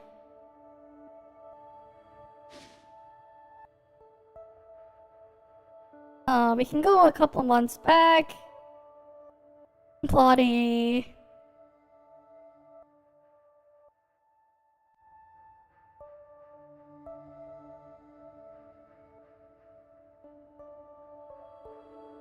Where's Plotty?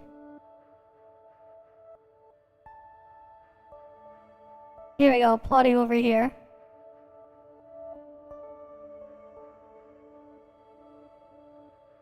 Alright, no, like...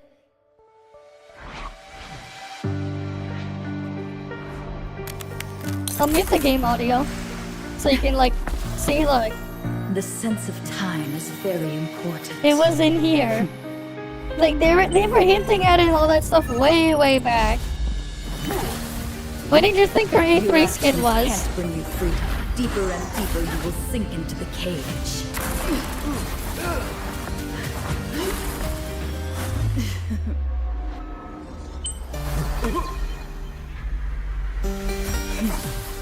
According to Chapter 17, Article 11... No, I don't think so. Now I officially start to carry out the combat mission.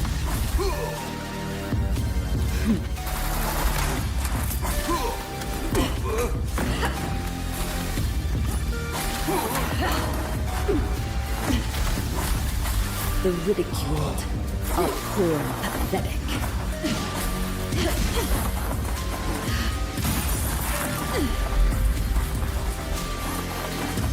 Yeah. Not a villain, no.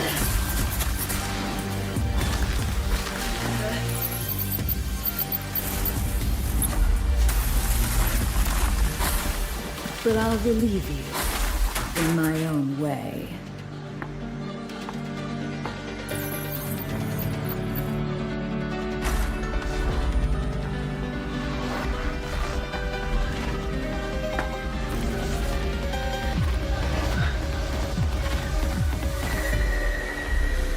Right? Destruction to all!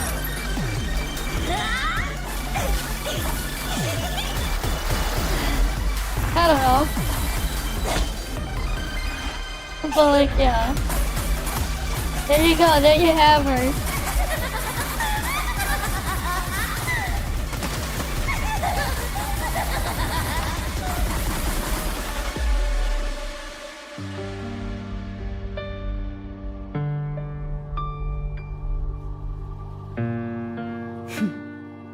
Perfect timing. I should move on to the next stop.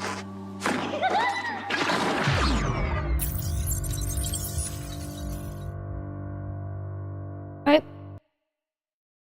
Oh look, I'm right there. Nice, we already did the main guard earlier though.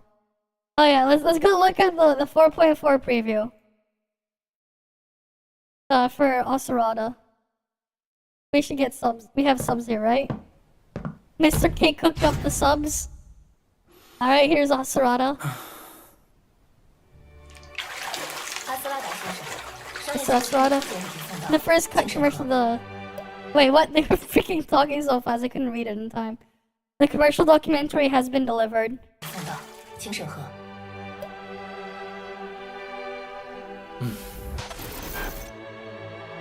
All thing? Okay. When I was with my father, I felt a bit restrained in front of the reporters. My smile wasn't natural enough. Next the meeting I need to be more authoritative.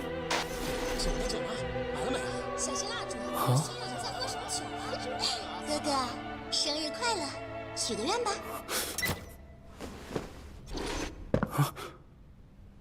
我的愿望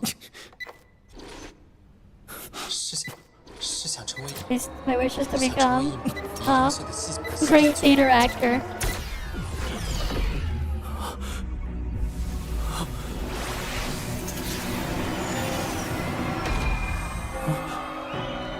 So that's what his skit is, Vodka skit.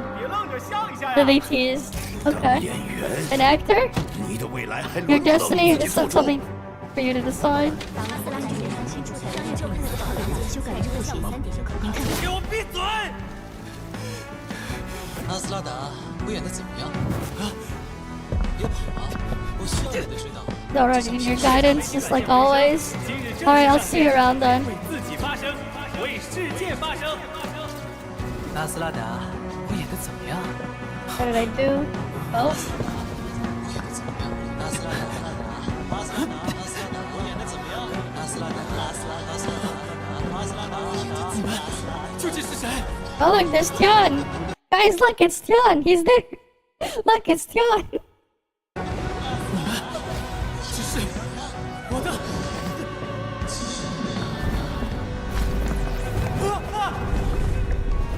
阿斯拉达，太让我失望。He just wanted me so much.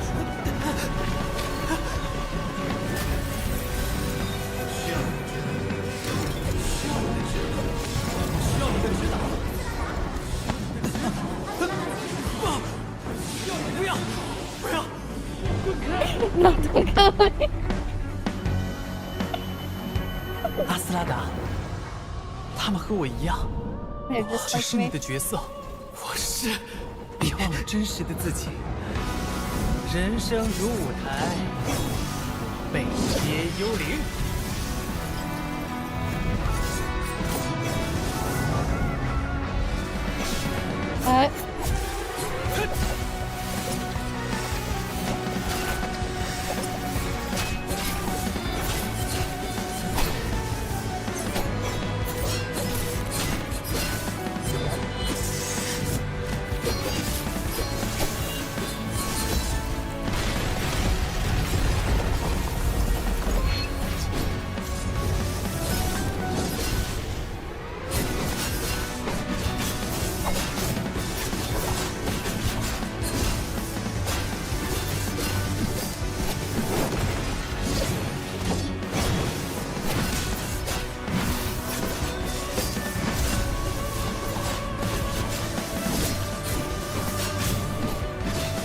So at least he has some cool animations though.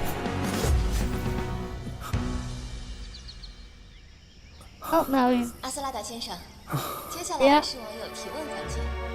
第一个问题来自知名戏剧演员施耐德先生，他问您是否还记得学生时代的梦想？请问您当时的梦想是？我当时梦想成为一名优秀的戏剧演员。现在。Yeah. Alright. 已经实现了。 It has been fulfilled. Okay.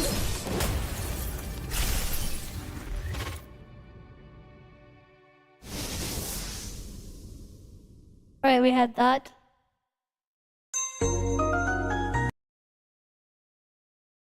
But like before that, obviously, they have the Scorpion Raid guide. Alright, we had the 4.4 preview that was released like 2 weeks ago. Nemesis on a banana. You know what? Fuck it. You know what? I'm just screenshotting this. I'm gonna see if we can get someone to make a mod for that.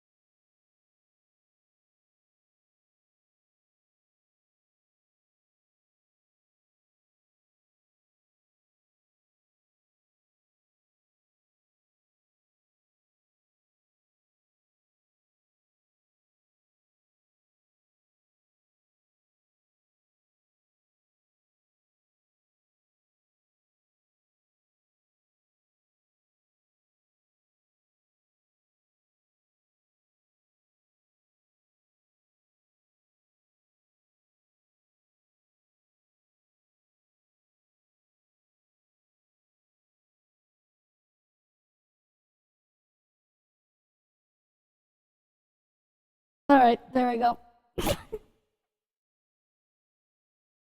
Oh wait, let me find that picture. Where did I save that?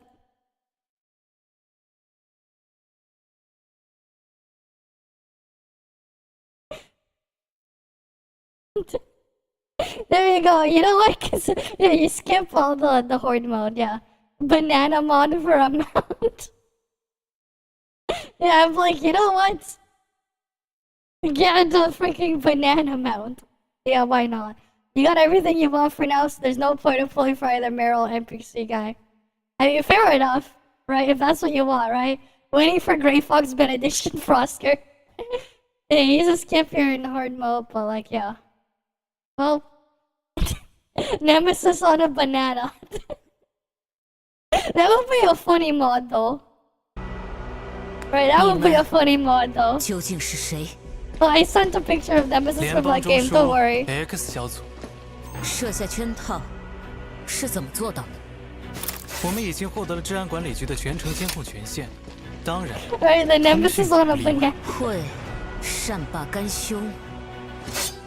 接下来的工作将由我们 X 小组接管。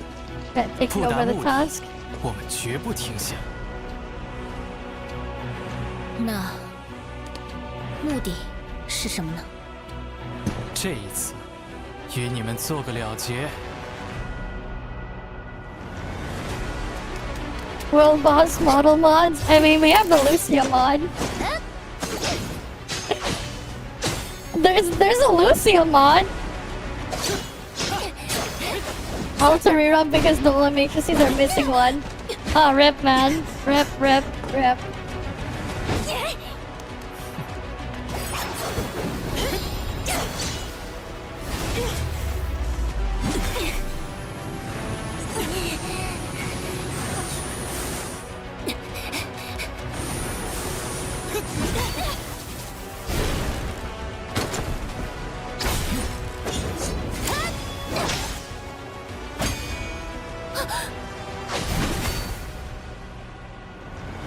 Right.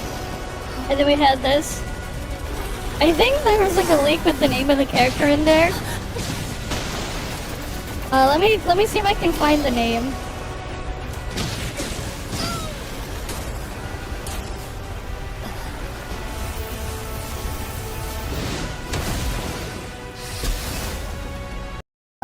Like from thing, right? Ageleon is going to be Ice, which is Grey Fox, right? Frost. Claudia X, apparently, for Fizz, and Antolia for Volt. So this is gonna be Volt Antolia. Right? The blonde thing you saw at the end was apparently Antolia, and she's going to be Volt.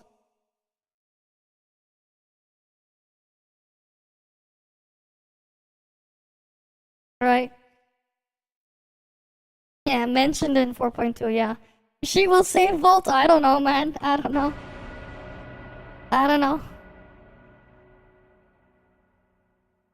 Right, and then like of course, interior and underground areas, of course. Alright, main story. And of course Roslyn dorm. And then of course a world boss. Alright, endgame trial thingy. 8 players, 8 minutes. Difficulty select leaderboards.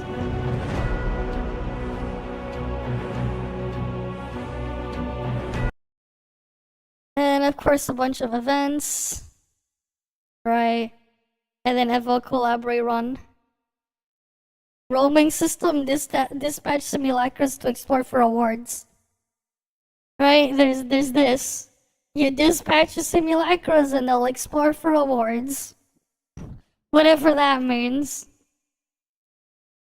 But yeah. Dolt will be saved twice now. Vault or Dolt?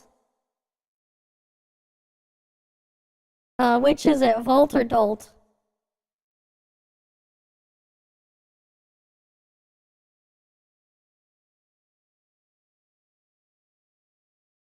Alright, which one is getting saved? Is it Vault or is it Dolt?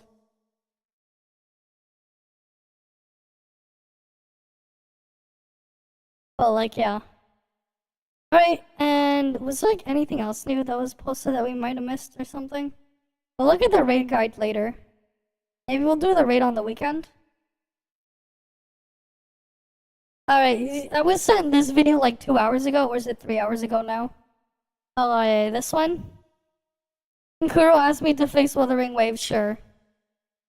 Alrighty, yo, YouTube, what's going on? AJ here, back at it again with another video, and in today's video, we're going to be fixing Wuthering Waves. Yes, no, that's right. Kuro asked me to fix Wuthering Waves. No, they didn't. But in all seriousness, guys, 1.3 is around the corner. We have the live stream tomorrow, and I think it's time to give an honest opinion of Wuthering Waves' 1.2 overall, what I think needs to change, what I think was good, what I think was bad, because Kuro Games does listen to our feedback as a community. I don't know if they actually are listening or they're pretending to listen.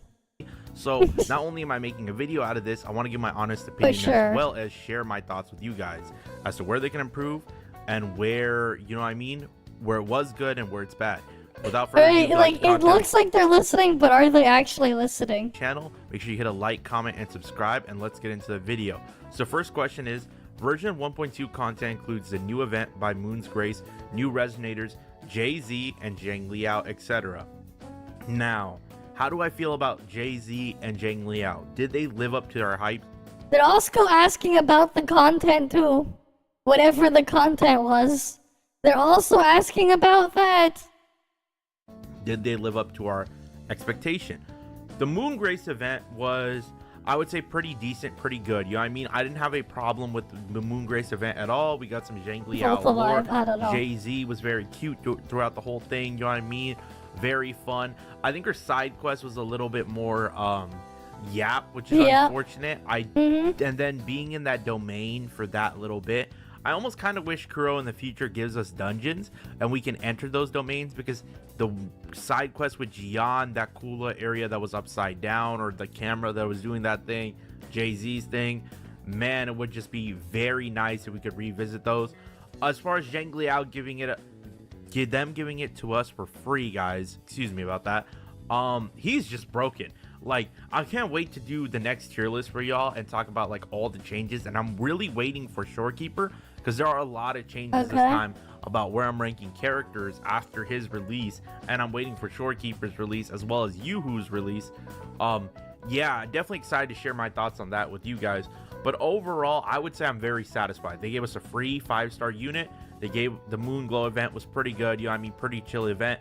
Not very satisfied. It wasn't like mind-blowing, but I think it was pretty good. So overall satisfied.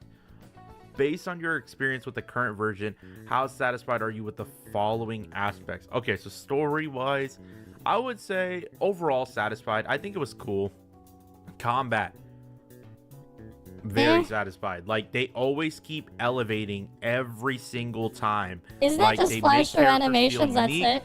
They gave us Zhang Liao. He's very easy to use. I always tell you guys, in this game over other gacha games, right? ease of use is a huge thing for Wuthering Waves. That's kind of like a new thing in its own right, realistically, because bosses actually do hit you back in this game. So combat is very satisfactory, just because you can also fly with Jay-Z as well. They gave us free World shit, yeah. These beggars, exploration, man. I think we didn't get anything new, right, for world exploration. So I'm gonna go with. You know what'd be neutral. funny, man? Someone give these guys Origin of War. Someone give them Origin of War, man. I want to see them to deal with the craziness that will happen in the later stages of Origin of War, man. Let's see them. I'd like to see them deal with it. I'd like to see them deal with it. Just throw them like a bunch of the bosses at them at the same time. See how they like it. Right? They like the combat, right? Why don't we throw them their shit a multiple at the same time? Yeah, no, give it to them. I think they'd love it, right? They'd love it, right? Give them like multiple at the same time. You know, give them freaking Puppet Singer with German Gun, maybe with like Ripper. Give them freaking Sobek with like a bunch of stuff. 4 boss Origin of War. Give them freaking 3 triple Xingqians at the same time. Give them triple Xingqians. I think they'd love it. Give them like, you know, throw a Tao Tai at them. They can have that. And before we can fly before 3.0, I don't know. Who knows, man? Just because we don't have anything new to judge off of, Resonator building. Okay, this is where I'm going to be a little bit negative Nancy for a second, right? It's really bad. I'm gonna say somewhat dissatisfied. I would just put very dissatisfied. Reason being is, guys, and we have to be honest with ourselves, right? I've looked at other materials. I mainly play HSR as the other game, right? HSR's max level is 80, guys. It's not 90. It has less materials you need to upgrade. Granted, they don't have the 3-ball system in this game where it's like you need to advance your traces with this special type of materials that the Hoyo games do. But I will say though, guys, instead of double events and all this other stuff, just the amount we get from the double. The reason why they do that is, instead of reducing the amount, is because they want to sell you the materials back. They want to sell them to you. That's what the battle pass is. They want to sell it to you. They create a problem and sell you the solution. That's why it's like that. I guess this guy has not realized that. Double events, the materials, it's done on and purpose. XP and all this other stuff. Just make that the standard. I keep saying that. I think we need to push for that for Kuro and Wuthering Waves to do that. If they just set it as that, and then once in a while would give us the double materials on top of that, then we'd be good. But yeah, make the double material event just the amount we get from that, just the standard, you know what I mean? And then once in a while, like, or every other patch, you know, do double materials, or you can still do once a patch, you know what I mean? It would help us build resonators faster, especially because I know people are finishing out the 3 teams, and we want to prepare for the next unit. You know, we want to prepare for Shorekeeper, we want to prepare for Camilla, we want to prepare for imagine having to prepare like coming this. out, Lumi, anything like that. Imagine having to, instead of just playing design. Imagine they can't even just play it, they have to go do that. Overall satisfied. Environment design for 1.2, I will say, okay, you know give what? us more free shit. Area. They don't realize the problem, instead they're just asking for more free shit instead. He's just asking for more free shit instead of telling them to fix the problem. This guy, man. He wants more free shit instead of them to fix the problem. He don't realize it. He doesn't realize it. Right, this guy. Although I do want to make a video as well on like another idea, just like when we were like talking, it was like 2 hours ago or something. I got another video idea I do want to script out. Honestly, there's so much stuff I'd want to make. It's just I have to really find the time to sit down and get everything put out, so it can be made into like an actual video, and then it would have to get edited and everything. Right, but like, there are things that I have ideas on. Right, and like my own takes. Like one of them would be, especially would be applicable to these games especially, where you pull for the if your only reason for pulling is for meta. If that's your only reason why you pull. And like completely going over why. It's a different thing when like you're not doing it because of the rewards. But if you're doing it because of the rewards, man, it's really stupid. Like once you start putting the math into it, it is just really, really stupid. If that's why you were doing it. Right, it becomes like really, really dumb. Kinda like they did. I'll go overall satisfied. I think the event, I'll go off that. The event looks nice. I kind of do wish it was more filled out. Again, I know it's a gacha game, so I understand the limits, but I kind of wish it was a little bit more crowded, or we got an animated cutscene. Not like a cutscene per se, because we did get that, but more like, I guess, like animated pictures. Yeah, like it's funny they do this event thing instead of just continuing the content instead. It's like you couldn't just make more content. You had to waste resources on these filler things. They're talking, and it's just like this artwork, kind of like how Rover and Jaja or Jay-Z are, you know how kind of like they have that artwork where they're speaking. I kind of wish we got one where it's like full of people and stuff like that. It's dynamic, it's changing. But I would say overall satisfied. Area full of people. I understand running into them. The event UI design, I never really have a problem with the UI. I would just go overall satisfied. Events, Moongrace, do Ekanoid's dream of electric sheep.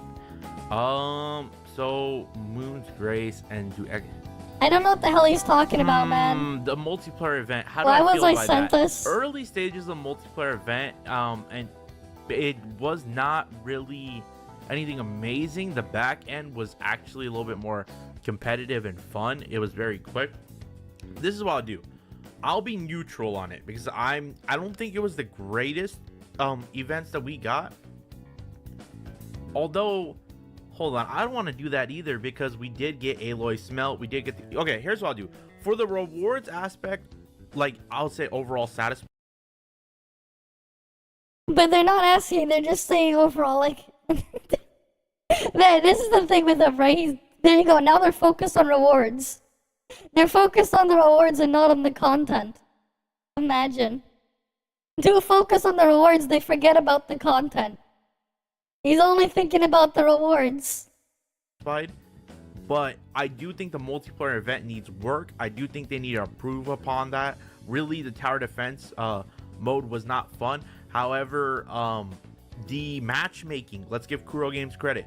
Matchmaking was spectacular. You instantly got locked into games, so they did a good job right there.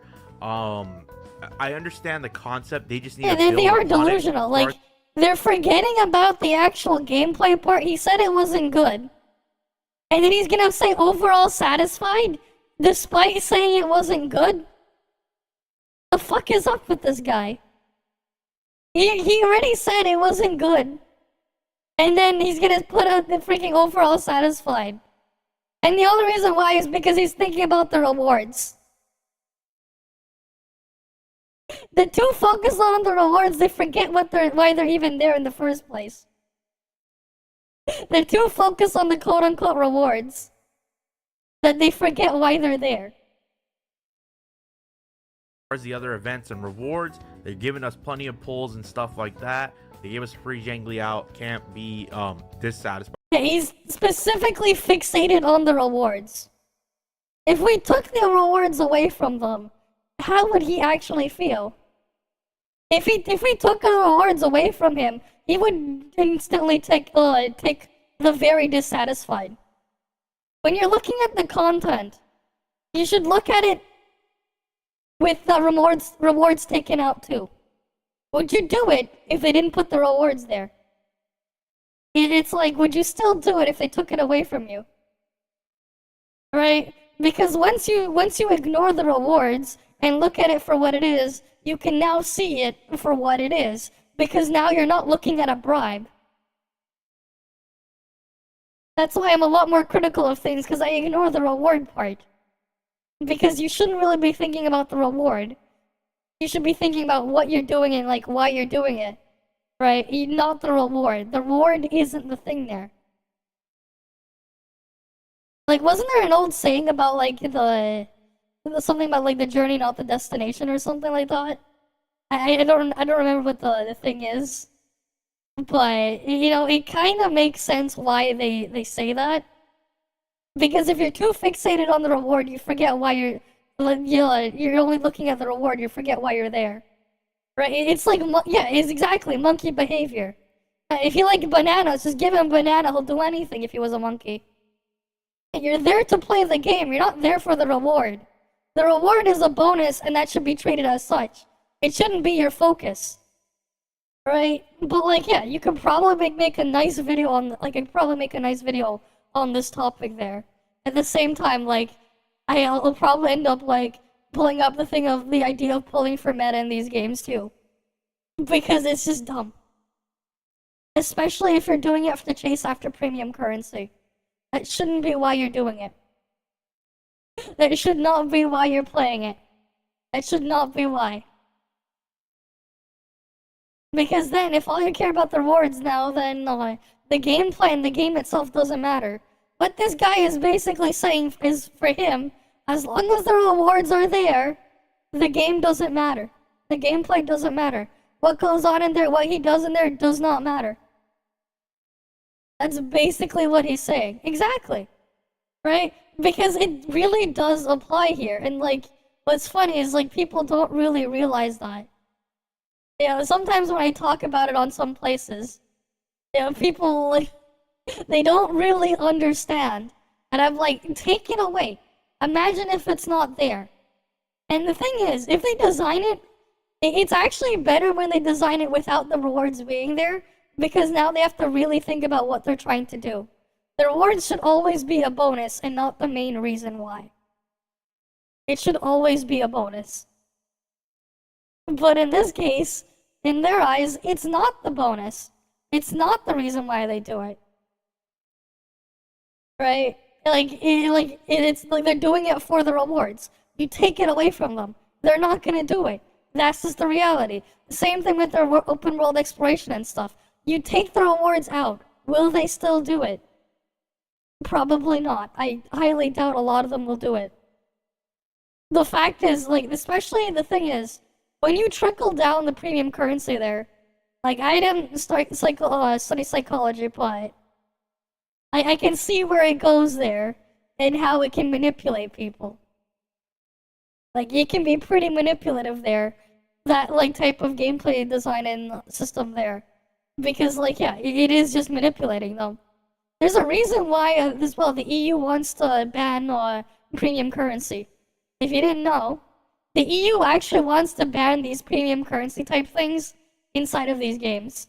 They actually do want to ban them. And honestly, I kind of hope they do. Because, yeah, they are just manipulative, as all, like, just by design. And it would be, honestly, it would be a good thing if they did ban them. Like, as just weird as it sounds. If they banned Primo Gems, they banned Dark Crystals, they banned Astrites, they banned whatever Digicash or whatever weird currency they called it. Imagine they just banned them from being put in these games. They'd have to come up with another way for you to go deal with the stuff in there. If they banned them, but I think it would be overall positive if that stuff was banned. It also would mean they can't, like, if they ban that type of reward structure, they won't be able to make that type of content. Where, like, you're like, you give it a pass purely because of rewards. It will force them to actually make something good. It will force them. And I see that as a positive. At minimum 6 months till they are done with the paperwork. But don't expect it soon. Oh, fair enough. Even then, even if it takes them 6 months to get the paperwork, that's only the first stage, right? That's only the first stage of everything, right? They would still, like, they want to, right? But, like, you know, we probably won't see it come into action if it does make it through for a couple of years, right? It would still be a couple of years after that. Yeah, like, they want to ban in-game premium currency type stuff. The stuff like, I'm talking about, like, the stuff where, like, you pay money, you get the currency, and then you convert that currency into another currency. That type of situation they want to ban that. Right? It depends on the currency. Like, let's say you're playing, like, The Legend of Zelda, any Zelda game. Stuff like rupees, you know, when you kill some enemies, you get rupees, and you can take rupees from the shop. Those are fine. Stuff like the Dominion currency in ToF would be fine. But stuff like Dark Crystals, Tanium, Asterites, Genesis Crystals, Primo Gems, Digicash, or whatever, that type of stuff would not be fine. Right? Like, we're talking about, like, the stuff where, like, your main incentive is you buy this thing to get a big amount of this currency, and then you use this currency to convert into something else. Like, the reality is, right, when you're doing a pull in a gacha game, right, like, you can take Wuthering Waves, for example, right? You have to spend 160 of one of your asteroids, that premium currency, to then convert that 160 into another currency, that currency being the currency used to actually pull on the banner, right? The game will also just do it automatically when it does that. It will just buy the actual pull, and then it will do the pull when you do it in one click. That's what happens. That's why when you look at your asteroid or whatever your premium currency counter, it's decreased by 150, 160, 180, or whatever the actual conversion amount is. That type of thing is what they want to try to ban. That type of thing. But if we're talking about, like, or the idea of, like, you buy a currency to then go buy a different discount pack, but it's being charged as a currency. Actually, you know what? Here, we can open up the ToF shop as an example. Basically, what they want to ban is this, and if we go over here, these Tanium packs, these ones, all of them, they want to ban. The Tanium and the Dark Crystal packs. This thing over here is okay. Like, if they put this thing over here, they're like, no, this is okay. But this, all of these, right, all of these things here like this, if it's not a direct dollar, euro, or whatever amount, they want it gone. Right? They want your currency conversion and the actual currency you convert it to, they want that gone too. Right? So stuff like this, they want it gone. This, they want it gone. All of these, except for this pack over here, they want them all gone too. Right? They're okay if you have, like, a direct purchase amount where you let the person know exactly how much they're spending. They're like, this is fine. The rest is not. That's basically what they want to do. Yeah, basically they want to get rid of all of that. They want to remove all of that. That's what the EU wants to ban. Right? And there's a reason why that stuff is there too. Right? Same thing. Same thing they also want to ban. I guess I have to open the shop to show you. This is still technically a premium currency. You're converting 150 Dark Crystal into one red nucleus or one special voucher. And then you go in here, right? And you go to the character banner and then you spend the currency. Right? And every time you do a pull and you don't have any of these, it will spend your currency to then do the pull. That whole situation, all that stuff, they want to ban. They're technically not trying to ban the gacha stuff itself, but they're trying to... Yeah, it even asks you, because that's what it's doing. They want to ban that entire process, so to speak. They would rather they be completely transparent and just tell you, here's the thing, you have it, go spend it. What's funny though is they don't care about actually banning the idea. Here's the thing, they're not banning gacha itself. They're not banning the idea of having these gold nucleus. They're not banning the idea of having these red nucleus. Right? They're not banning that. They want to ban turning one type of currency that's paid into that currency. They're not high though. They basically want it so that you have to either direct purchase it or they have to just give it to you so they're not obfuscating it from you. They're basically trying to get rid of the psychological trap that's put in here. Where they're like, no, you straight up just buy these and use them immediately, or the game will have to just give you the thing directly. Basically, like, the idea is, at least from what I understand, is if you wanted to comply as a gacha game, you would have to get rid of all your Primo Gems, all your Genesis Crystals, all your Asteroids, all your Tanium, all your Dark Crystals and stuff. Get rid of all of that, and just give people only the currency to pull. So basically, to put it in these types of terms, the idea is if they had their way, basically, something like Genshin Impact or Wuthering Waves, they would have to replace all the Asteroids or Primo Gems in the chest with one full pull. They would basically have to make it like those floating nuclei in ToF that you would pick up. They would basically be like, that's okay, but if you're going to sell the pulls to the player, they have to buy the pulls directly with money if you're going to sell it to them. They basically want to get rid of all the conversions. All the conversions they want gone is basically what they want. Yeah, so like they want to get you rid of the entire thing. I mean, watch them leave the EU, well then they would leave the EU. They wouldn't get rid of free-to-play players. They wouldn't. You know why? Because there's still a way for them to have a gacha. They're not banning gacha. They're just banning the active currency conversion. They're banning obfuscation through proxy currencies. That's what they want to ban. They're not banning the gacha. What they're saying is, you have to just have the polls straight up. They wouldn't. They wouldn't. Think about it this way. You know, here's the thing. Yeah, we can look at ToF map. Pick a map. Let's say we wanted to go look at, let's say Vera. Or Domain 9. I clicked Domain 9. Basically, they would have to get rid of every single piece of Dark Crystal and replace it with a red nucleus. That's basically the gist of it. They would have to replace all the premium currency into the pulls directly. That is basically what would have to happen to comply as a gacha game. It would basically be the content itself as the rewards. You cannot give them a currency to then buy another currency. You would just have to give them the currency immediately, and they can just straight up directly use it.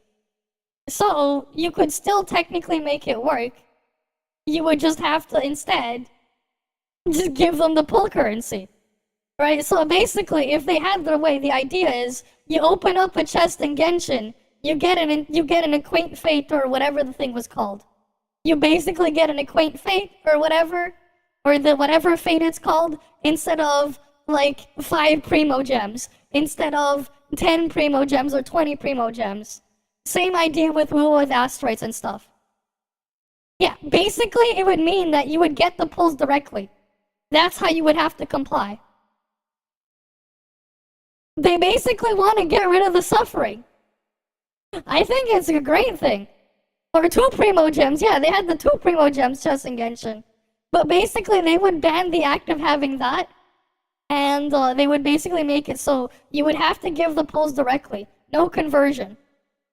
Which would force them to actually give more to free-to-play, if you think about it. They either would have nothing in there, right? It would either force them to have nothing in their world, or they would have to actually give them the full-on pull. The full-on pulls in their world. And because of the thing is, right, with Genshin, if you're gonna give them between 5 and 20 Primo Gems per chest, and if it's a special luxurious one, maybe 40 if you're lucky, right? The amount of chests they would have to put, right? Think about it, right? To get one pull, if you get 5 Primo Gems per chest, well, how many chests can they put and split the 5 Primo Gems? They would have to make it so you have to go grab 32 chests to get one pull, right? So they would either have to delete 32 chests, and replace and put one moo chest with one The pull. world is changing and it becomes more peaceful. With only $1 a month, only you can prevent happiness and bring back anarchy. Call now 0900 world end 666. Yeah. Well, that's just the early stage anyways. But I honestly think it is good overall. So here, what do you think will happen though? If that does get spread out though? EU is trying to do it first. But what happens when the rest of the world tries to do what the EU is doing? What happens when other markets wake up and start doing that too? Right, what happens? Right, what happens? But yeah, like if you want to explain it to the kids, they basically want to ban Fortnite V-Bucks. They want to ban the existence of Robux. Right, they basically want to ban Robux and V-Bucks. They want to ban your Primo Gems, Asteroids, Dark Crystals, or whatever. I honestly think it's a really good thing if they do it. Because overall, it will force them to either give you more rewards, right? It would force them as a free-to-player to give you more rewards. Because as in a gacha, they would have to give you either the full unit, right, for free, right? Or they would have to give you the full currency to pull the unit for free. So in some cases, if you think about it in Genshin terms, let's say you have a map with 100 chests, and the 100 chests, each of them have 5, 10, or 20 Primo Gems inside. Well, now they would have to basically put an entire full pull inside of each of those 100 chests. Or they can't have those 100 chests in there. Right? You think about it that way. Right? If it passed, the games will get shut down. Good. Even better. Even better. Think about it. Think about it. Force them to shut down, or they have to fix it. It's literally a solution to a problem. It literally solves a problem. Right? And it's not just G-game ration. It's a lot of things you can apply it to. But the reality is, it would be an improvement overall. It would force them into, to act a specific way. Right? They wouldn't be able to do them. And they won't exist at all. Maybe that's a good thing. You know what? Honestly, maybe that's a good thing if they don't exist.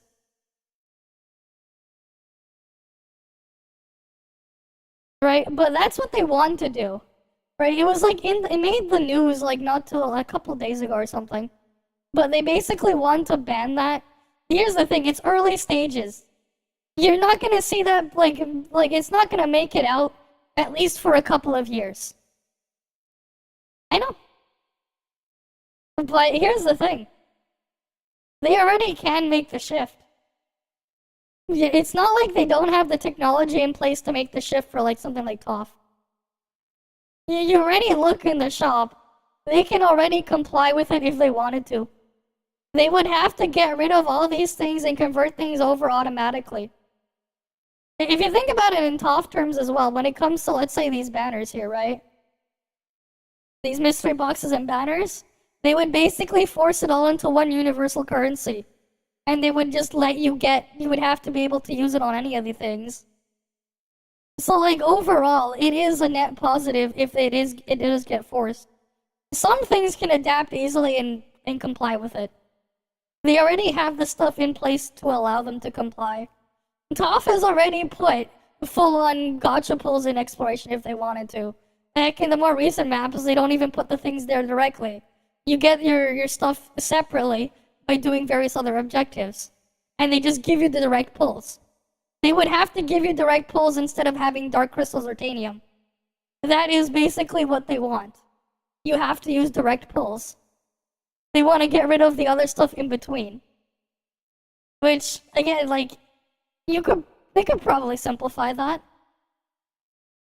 I mean, what's the bad thing is, obviously, the ones that don't comply, they're gone. But the good thing is, everything else in the future has to comply if they want to do this type of business model. Which, overall, to the player, is going to be better for their mental health. Just overall, it's better for the player. Right? They would have to basically be extremely transparent. They can't obfuscate it. Because the reality is most people are dumb, or they can't do the math, or they won't think about it. Most people won't. But if you like make it very easy for them to understand and put it in their face, right, things will change. So I always, like, overall, like, for me anyways, I see it as a positive if they do pass it off the EU anyways. Right? But yeah. But the only negative is things will shut down, that's it. Some things will have to shut down if they don't want to comply. That's the only negative. At the same time though, if they're forced to shut down and the data gets out, there are ways that they can do it. They can like go the model of what Mega Man X Dive did. Right, so right, this was a gacha game. Oh, it's on sale now. Right, this used to be a gacha game. It went EOS earlier this year. Or not earlier this year. Earlier last year. Not earlier last year. It was like the same day they went EOS, they just sold this actually, I think it was. The game went EOS, and they're like, fine, here, we'll re-release the game with all its content, and you can just play the game. And they're like, here you go, you can get the whole game with all the content right there. They ended up doing that. So, it's not like they can't do it. Right? They would have to give you direct unlockables. Right? They would have to think.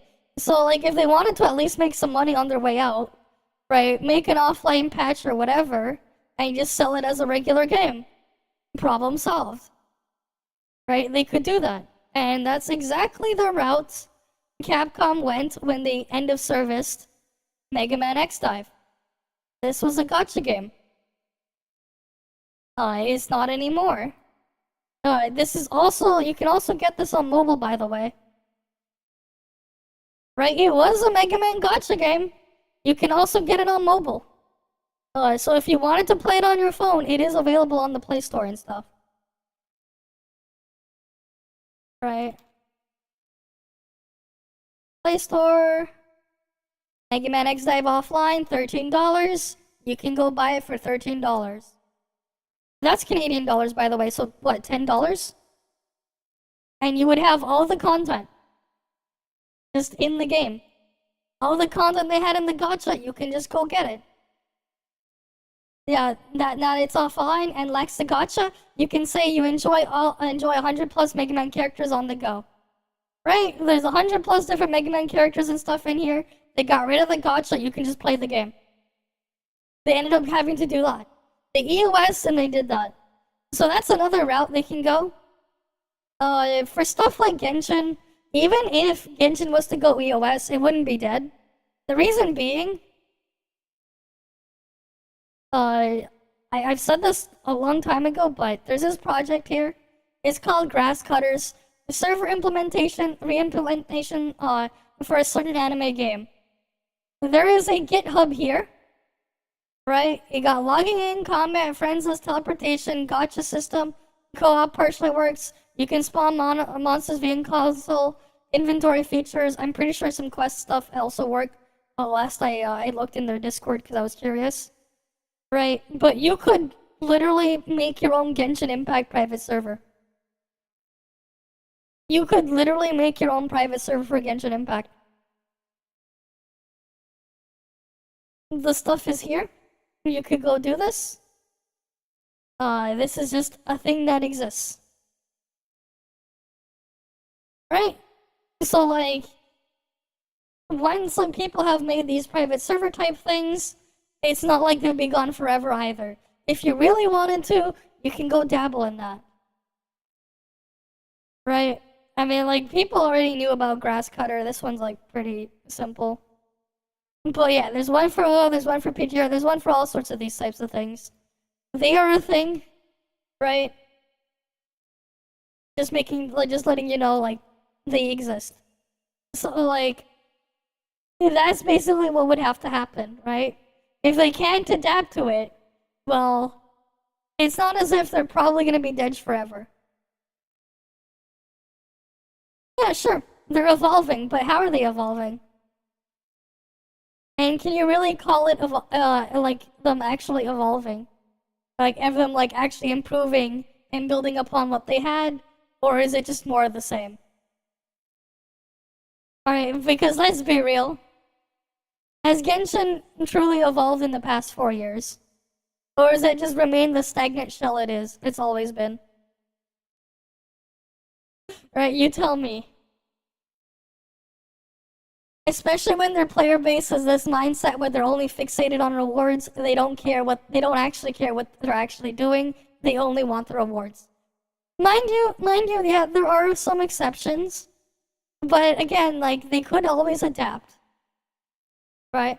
They added endgame content with some extra trees and grass and a little dirt. Sure. At the same time, why do you even do the endgame content? Is it even worth it to do it? Why do you do it? Like, I always think that like, that should also be questioned too. Sometimes the answer for this stuff isn't always to put endgame content. Sometimes it's not. Yeah, and WoW is the same thing, right? They have no endgame, and WoW is the same thing.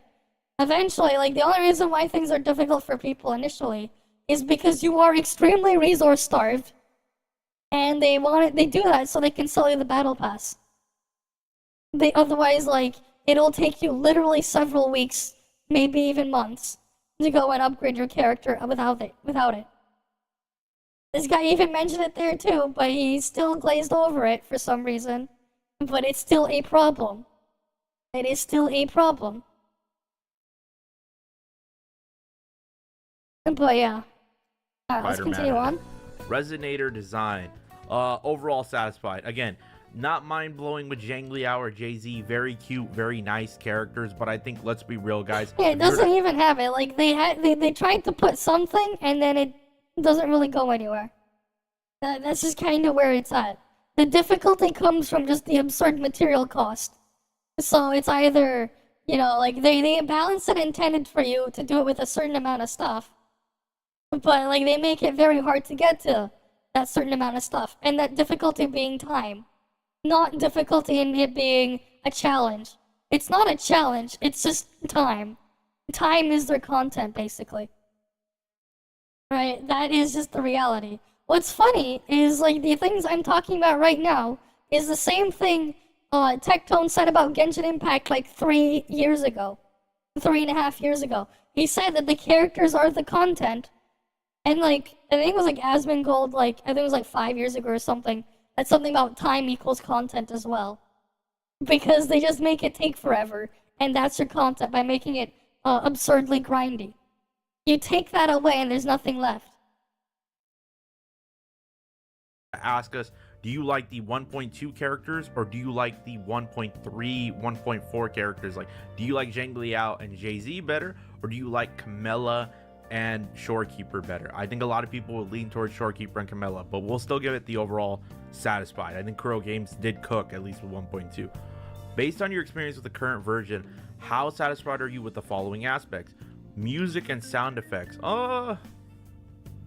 God, man, I think sound effects are always good in this game. As far as music, I'm kind of neutral. Like, I don't think there was anything that really stood out to me during 1.2. Sure. But the sound effects, they kill it for Jay-Z and Zhangliao. I think for this one I'll go neutral, just because they are asking music, right? If the music was good, then maybe I go like right here, but honestly, yeah, I'll just leave right there. Performance and optimization, for me, I'd go overall satisfied. I think it's good. I still think there is an issue though with Wuthering Waves. I don't know if you guys receive it, where the game has like a stuttering effect when loading. Didn't people also have the weird camera thing as well? What about the targeting stuff and all that other stuff? I would probably knock it down. Into the world, right? After that smooths out for me, not that many issues. But I don't know why there's still this like 1 minute, 2 minute stuttering effect when loading up. Co-op experience, 1 Once again, I don't think the co-op mode was the greatest, though. If we're just talking about like how you can get in with your friends and all that other stuff, I did play with multiple friends. I did do the matchmaking one time just to test. I'll give it neutral right now. I think there's some good elements there. They really need to build upon it. Give us dungeons, you know what I mean? Give us the dungeons with the friends. Yeah, it's sounding bad for you, Make it like 3 levels. you're hitting things with where we do puzzles together. tin where we paper, fight no huge heaviness. waves of mobs. Give us 3 different Yeah. bosses, you know what I mean? So like a 90 boss, a 100 boss, and a 110 boss. Or 120 boss at the end that requires like 3 people. But I think 120 can be overkill, depending on what boss it is. So maybe a 110. No, you just give them freaking onion from sequential. I heard they love parries too, right? Give them onion. No. You know what? Give them 3 onions. One at level 100, level 90, 100, 110, maybe even the 120 that he's asking. Give him 3 onions as a boss fight. Animation flash and black impact, yeah. And boss would be much. No, sometimes you don't even want impact. It really depends. It really depends, but if you're gonna put stuff, especially make it time sensitive, if you don't have any way to follow up and really push into it, like the thing is, like the problem, there's like like with knockback stuff in games, that also just has its own set of issues. Right, and this just applies to almost any game, really. You're in your fighting stuff and you knock them away. Now, if you want to continue hitting them, you have to make yourself get closer to them. Otherwise, they're outside of your attack range. So sometimes, if you want to have like that type of heavy impact where you knock them back, it's technically detrimental to the experience. There is a solution to that type of problem by having it so like the next animation is a quick follow-up where it brings you right back to the target so you can continue the onslaught. But not every game has that, right? And not every game does a good job with that type of stuff either. That's something that would need to like get worked on if they really wanted to try and do that. Right. But, you know, that's kind of just its own, that's just an overall issue if you want to just have knockback mechanics in a game just overall. But that just that logic applies to just any game that wants to have that type of flashy knockback stuff that like actually has impact to them. That's why for some of the games that do have them, they'll have the character like have a really, really fast dash to continue and bring themselves back to the target immediately and continue moving on and maintain their momentum. The problem is though, if you don't have momentum at all, well, you can't even get to that point, even if they wanted to try and put that in there. Which is something that WoW is missing, like there just is no momentum. The game likes to just kill it. Especially in the movement department, it likes to kill your momentum. Better, but yeah, definitely right there. What device do you use to primarily play Wuthering Waves? Only on PC, or I want to say mostly on PC because we are waiting for the console release. I'm gonna say mostly on PC because I'm just like you guys. Hey, PlayStation users, shout out to you guys. I think we're getting that announcement really soon. Like I said, it's either gonna be on the live stream, but I most likely think it's gonna be on the 26th of the Tokyo Game Show. Also, guys, you can compare Lua Combat to Ling Han's weapon, which also feels too light. Yeah, I know, because it's not just Ling Han, it's literally any hold attack. At the same time, what you could also do is if you have like a mouse with like extra buttons or a controller that can let you do macros, you can literally just make a macro where you're just spamming the button to attack, and then instead you just change it to hold it down, and they will just do the whole thing for you. I actually ended up doing that when I did play Lua on stream way back when I was like just getting tired of this shit. I just didn't want to look at the screen during the trial stuff because I was just like out of it already. I ended up just like using a left click spam macro to do the combat for me. I just held the button down on my mouse and just looked at other shit while the thing was doing the combat for me because I completely lost all interest. Yeah, Lua fans say that Shortkeeper and Camellia will make 100 million. It won't. Do they actually, like, where are they thinking of the 100 million? At the same time, the thing is with these types of things as well, what makes more money? You're selling a product, right? When you're selling your product, the retailer wants to take a 30% cut. You have to pay another 5% of all your total revenues and all your total revenue, 5 to 10% cut as a licensing fee to produce your product. Additionally, you have to pay another payment processing fee of 30 to 50 cents as a flat fee, plus an additional 1 to 2.5% on the total cost of the transaction, right? And then also, you might have to also deal with a currency exchange fee to get the currency into your own currency of potentially 2%. And then on top of that, you have to pay taxes. Now, when you consider all of that, what makes more money? One person spending $100 or 100 people spending $1? The reality is, once you consider that, especially with the flat fee per transaction, that 30 to 50 cents per transaction fee will add up on top of all the other effects to the point where one person spending $100 is equivalent to around 200 to 300 people spending $1. Despite the revenue number on the latter one being $200 to $300 versus $100 in revenue. The reason being is because of all of those fees you have to deal with in between. It's why when you look in these games as well, you ever wonder why the real reason why? You go look at this. Right, this is 60. That's 300. And they just walk it up. Right? It's missing the dark crystal value here too. This is on the Epic Games client. It's not. I don't know why it's not showing that up here.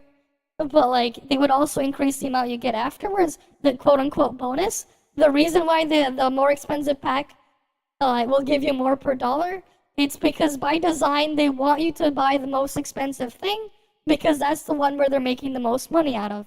They would rather you spend $100 one time than you spend $1 200 times. Because the reality is they make more money from you spending $100 once than you spending $1 200 times because of all those fees adding up. Right? Just like Noah's weapon feels good to use, Wu is just, I mean, it just lacks a lot of the things in there. Even then, like, in the end, you're just getting more of the same. But that's a whole different situation there. But yeah. That's why those types of things exist, and that's why they do that. And it doesn't just apply to gachas, it's in other games too. Even if they're not a gacha. If you're wondering why they always give more, the real reason why is because it's far more profitable and they want to incentivize you to buy the more expensive thing, even if you buy fewer of the more expensive thing. They would rather you buy the more expensive thing once than you buy the cheapest thing 100 times. They would rather you do that. If you ever played Devil May Cry, combat feels good. Mainly issue with Wuwa, flashy animation, lacking feedback. Well, the other thing too is the DMC games, like there is momentum in your movement, in your attacks. There is actual momentum in there. Wuwa is just lacking that aspect there. Even if you're just looking at regular movement, it's just lacking the momentum. It's kind of like if you talked about like, if you wanted to compare it to like a platform game. Right, it's like you play classic Sonic from Sonic Forces, and specifically Sonic Forces, because they, for some reason, coded classic Sonic to basically weigh like you're dropping an anvil, and have absolutely no momentum, which makes some of the level design in Sonic Forces for classic Sonic literally not work. The levels literally do not work because they forgot to code momentum to classic Sonic. It's like you'd have stuff where like if you roll down a very steep slope and there's a ramp at the end, you barely jump in Sonic Forces if you've ever played it because it's missing momentum. And like that's kind of a thing that's like the momentum itself is kind of just missing in Wuwa, where like, oh, the thing is moving, but it's not really moving. It looks flashy, but it's all style and no substance. Guys, if you made it this far into the video, keep that in mind, guys. It really is going to be a huge announcement, I believe, because they're there for 3 days. I don't think they're there to announce something small. But let's move on to the next thing. Wuthering Waves version 1.2 player status. Okay. I have already acquired. Have you acquired Jay-Z? I pulled for this Reddit. Yeah, I have acquired this resonator. Okay. For Jay-Z, how satisfied are you with the following aspects? Overall satisfaction, I think I'm very satisfied with her, bro. I really like her gameplay, characterization, personality, backstory. Very satisfied. I liked her. I liked her cutesy model. I like how she talks. I like how she acts. Just everything. The voice actor did an amazing job, even in English. Art/visual elements, splash art, 3D model, anime. Okay. Yeah, I would say, dude, very satisfied. I'm not even gonna cap. Meta performance. Literally, if it's talking about meta, we don't need to. Combat experience, hitback, feedback, fluidity, movement. I would say overall satisfied, just because there are times where like I hold down the skill and it won't come out right away. I mean, if there's a problem, why are you saying you're satisfied if there's a problem? Right? Like, if you're already, the moment you start mentioning problems, you shouldn't even be going to satisfied, unless you're satisfied with the problem. Like, it's the word satisfied. Are you overall satisfied? Are you satisfied with it there? If there's already a problem, are you satisfied? Especially if you're going to complain about it. Are you satisfied? Right? Because, like, I think taking the overall satisfied thing is kind of contradictory there. Like, at least, you know, I would probably move it to neutral at best, if that's his stance. Because, like, yeah, if there's something wrong with it, probably go from neutral, not satisfied. Because even if you just say satisfied, it just tells them it's good enough, and it's probably something that should be low priority if they ever want to look at it. That's just gonna tell them, like, it goes low on the priority list. Right, but if you tell them, neutral, maybe there's a bit more of a higher likelihood that maybe they should look at it. And if you go to dissatisfied, even more of a reason. Okay, Snow Grape gunplay feels satisfying. Yeah, because the guns actually work. The gunplay works. You kind of do get the feeling, right, of when you would use the guns. There is weight to shooting the bullets if it's going to be a heavier gun. Because they have, there is recoil and stuff to it. They do have some form of recoil and stuff in Snowbreak when you're shooting things. So, like, yeah, you will notice that. Right? Like, yeah. Right? Like, the actual gunplay in Snowbreak is decent. Guns in Wilma, though, no. they're really scuffed. At the same time, the only thing they come up with is they give you a pistol. Like, if, like, they had guns in PGR, right? But, like, you know, you got pistols, you got a sniper rifle for, like, Wangshi and stuff. Like, at least have some variety with the guns. Not everyone's just gonna be using a pistol. At the same time, though, like, the way this feedback is being shown, it doesn't really let them go into detail. It's, like, really vague with what you can say. And at the same time, it's not like they hear what he's saying. Right? Like, the thing is, with how vague these points are, it doesn't really give them much to listen to.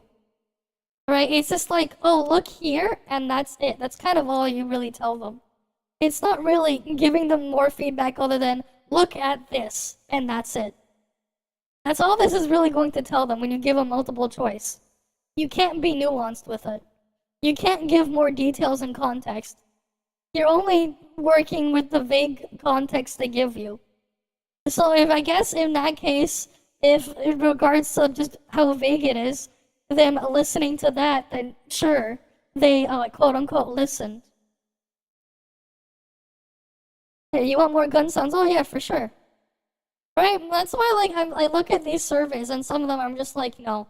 Like, the thing is, when I find bugs when I'm testing stuff in ToF, I don't really just put them in the survey. Sometimes I do, but the first thing I do instead is I just go contact whoever my contact is. I'm like, no, here's something wrong, here's some footage, here's what's going on here. This is what needs to happen, and that's it. I'm like, here you go. Because I have a direct contact, I'm like, this is a problem, do something about it. Because you can actually give context when you have a contact like that, than something like this. You can actually give context when you can actually give context. Here, there is no context to really give, outside of it being extremely vague. That's the problem with a lot of these surveys. That's the problem. At the same time, sometimes they'll ask you for more detail, but only if you answer something negative. If you answer something positive, they will ignore it. If you go for neutral or higher, usually with this, at least when I checked it before, they will actually just not give you this, they won't give you more. They won't ask you for more information. But if you actually answer it as a negative thing, you will see a different survey, and they will ask you different things. Because you answered negative, now you can actually maybe try to give them more context. Maybe. Yeah, Snowbreak gun sounds stale after a while, even if it's SSR gun. Well, yeah, because they have to give you other types of guns, right? They make different types of guns, right? And even then, even between the guns, some of the guns will handle differently. Like I remember earlier, in early War at Snowbreak as well. Like some of the assault rifles, they don't even function the same. Some of them will have different firing patterns. For some of the assault rifles, for example. Like, I remember one of the, I think was it Strawberry Shortcake, I think it was, when I tried to use it as, like, a regular weapon. That assault rifle, it would have, like, its pattern would be, like,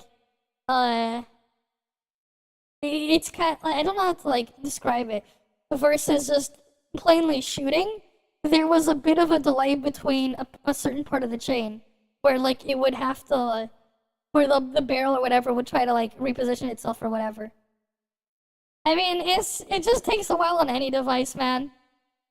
Right? You're doing it under Wi-Fi, so you're being slowed down to your Wi-Fi speed. The patch was like, what? 25 gigabytes? Yeah, different firing type. Exactly. Right? There was a difference there. Right? Like, even something as subtle as that. Like, because, yeah, like, no two guns from different manufacturers, if they're a different model, are necessarily going to function exactly the same with firing. They might have their own difference. Yeah, one is burst, yeah, automatic, burst, single shot, exactly. Right, and even then for the automatic bursts and single shots, even then they can still have a different pattern between them. Because yeah, some of the guns do that. They don't all fire the same. There's also recoil and stuff to consider too. But yeah. Have I played Far Cry before? I have not. I have not played Far Cry before. Right, but like, yeah, there's like a lot of nuance. And the thing is, those nuances are actually tied to the gun itself, not the character. So if you equip that assault rifle with that specific things on a different character using an assault rifle, when they're shooting, they will deal with the exact same characteristics. They will deal with the exact same thing. Right, even if they don't get you make use of the special passive proc of the weapon, they would still get that firing characteristics.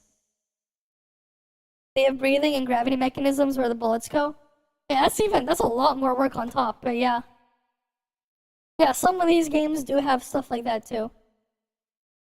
Yeah, it doesn't have content, it's literally Genshin, yeah. You take away the grind, you have no content. It is sad. They spent over $100 million to develop that game for 1.0, and they still have like nothing. They spent all that, only map exploration and daily, and in the map exploration, it's not even good.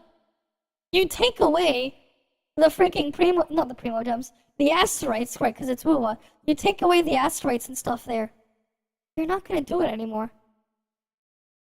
And even then, it's like, it's very unrewarding with how little you get as well. And they just slap in a bunch of points. What's funny is, like, I've heard those complaints as well from some Genshin creators when they were talking about ToF 1.0. Or not 1.0, I think it was like the beta or something. But those same rules do apply there. They didn't like the idea of going mint picking. But what's funny is they go back and turn a 180 and do the exact same thing. Yeah, you wish the sound's also different because, yeah, of course, different guns will have different things. If you have like a different muzzle or whatever, you have a different silencer, or in there, or maybe you have you did something to the barrel or whatever. Like they have all these types of things they can do, right? Maybe you're using a magazine in the gun. Maybe you have a clip on there, right? Yeah, there are people. You know, I've never no, never mind. I have seen that like self-defense drills when I took martial arts when I was younger. Like I have seen and held prop pistols and stuff, but like I've never actually seen the inside as this stuff in there. But like I know what a fucking mag and a clip is. I remember just for some reason it made me remind me of like that drama thing that Critical had with it was with some other guy where they're like they had to communicate with like Twitch clips or something, and like the guy mistook magazines for clips for some reason, and he was like holding guns. He was like pointing it at the camera or whatever. If you ever saw that, he was like, "Check my clips" or whatever, and the guy was holding the guns. He was holding his guns. He was holding some mags, and he called them clips. I mean, like if you have guns, right, and you have all that stuff, I feel like you should know the difference between a magazine and a clip if you're ever gonna like load the gun or something, for whatever reason. Maybe for like, you know, for sport or something, or for hunting or whatever. But like, yeah, Far Cry 6 goes to 5 goes to 6-player co-op when the games go into discount. All right, cool. You want to sit next to me in a car to let me drive?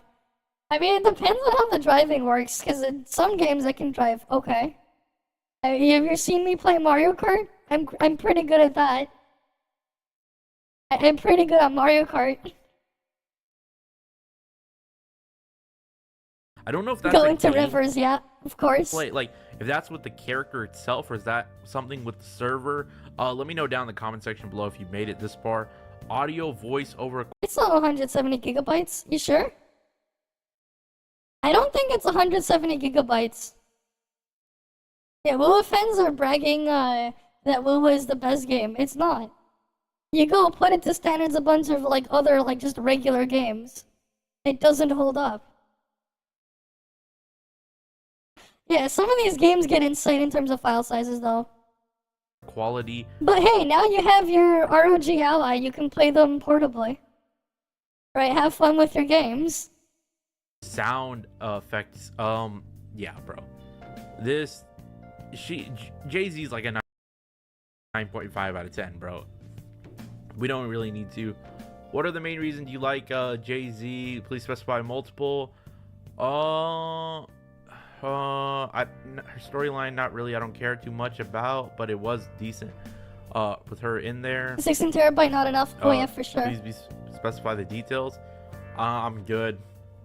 Combat, special effects. What kind of cron? Better performance. 3D model. She did have an amazing trailer. I like cron when you can say prawn. I don't think there was much community reception. It was like there was those who liked her. What kind of prawn you play? Those who were like, oh, I'm just gonna skip. Shrimp? Combat animations were good. Voice acting or voiceover. Right, what kind of prawn you play? Sound effects were good. Wasn't that big of a fan. What kind of prawn you play? Yeah, that's all I need. Next, you can just say what kind of prawn. If people do not have Zhengli out yet, bro, please get on it and get it done, man. This character, oh my god, I can't wait. Like I said, for the next tier list, talk to you guys about that and Shorekeeper. Yes, we've acquired. I mean, if he's talking about like that, that means they have power creep, right? You know, it's funny, double standards, right? This guy is like basically happy and laughing about the power creep here. But at the same time, some of these people will act a different way when something else has smaller stuff going on. Yeah, Southeast Asia egg fried rice with prawn. There you go. I'd say it sounds good, but I don't eat prawn or shrimp. I don't. But yeah. But that's its own other situation. Yeah, well, I'll have fried rice with other stuff, just not shrimp or prawn. If you want to give it me with lobster, I'll eat the lobster. You want to give it with fish, I'll eat the fish. Chicken, sure. Beef, sure. Pork, sure. Right? And crab, maybe. The only reason why we don't really eat crab regularly is because my mom's allergic. Oh, the same with tuna. Like, you know, the shit was funny. Remember when I was like eating, when we were eating all you can eat sushi? I wanted to order the tuna for like the longest time, but I had to wait until everyone was basically done eating before I could order the tuna. Because like, just out of like, you know, safety for no cross-contamination. Just so I could, like, I wanted to eat the tuna. But yeah. What happened? They screamed because ToF had Power Trip, but not Wuwa. I know. This guy is basically cheering and laughing for it. But he's like, he can't wait to make the next tier list. Yeah, like, that's just the funny thing there. Like, when they start thinking about it that way. It is really, really weird when you think about it. Double standards, right? Double standards.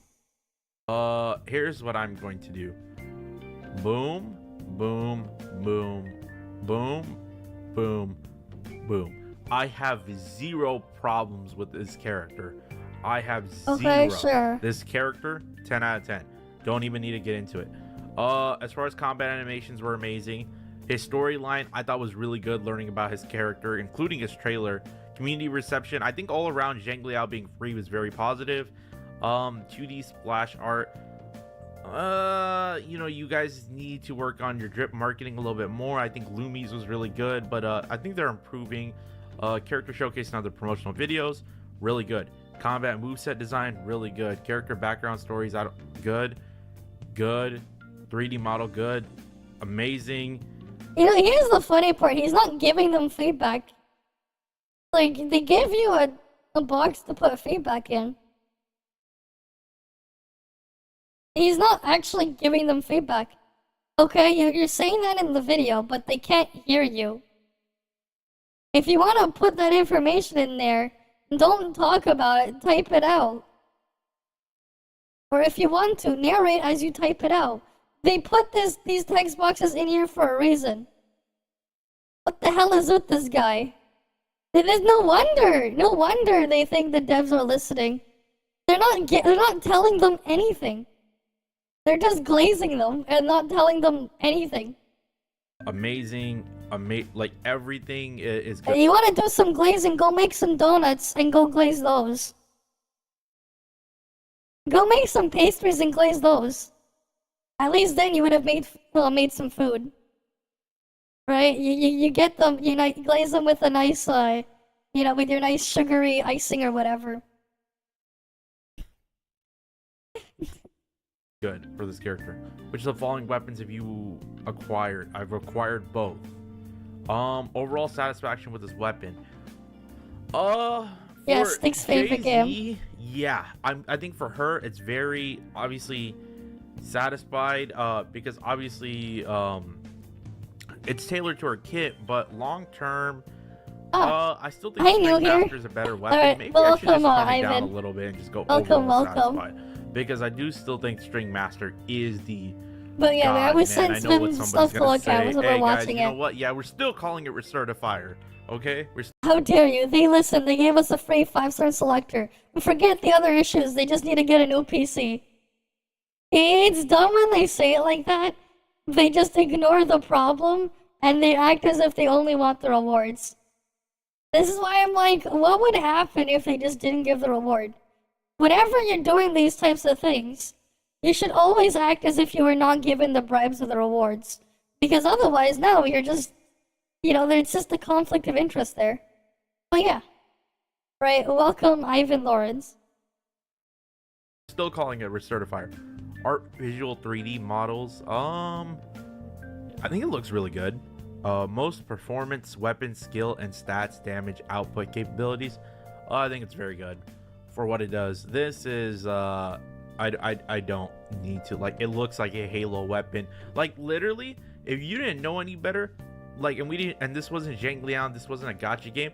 You could easily think this is Yeah, like someone somebody actually putting their said that hand in the through this, Discord. right? And an energy sword could have came out of this. Oh, what did? From Halo.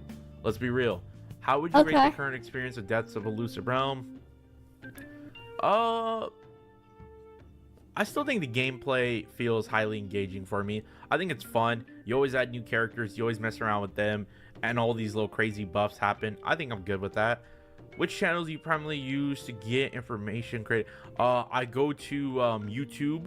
I go to Gamba AJ's channel to get all the information and news because he's the GOAT. Okay. I go to Twitter. Obviously, the official Wuthering Waves page. Yeah, he's flexing his Definitely don't go to PC Twitch, specs into a Instagram, low end Facebook, to Reddit. get lost. That's just dumb, man. Right? That is just dumb. Right? What does it matter to you or them? Like, at the end of the day, the only thing they care about is if the thing works. It's one thing if, like, yeah, no shit, it's not gonna work.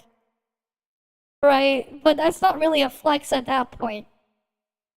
But, like that's the only time where it's sure. But at the same time, it's not like...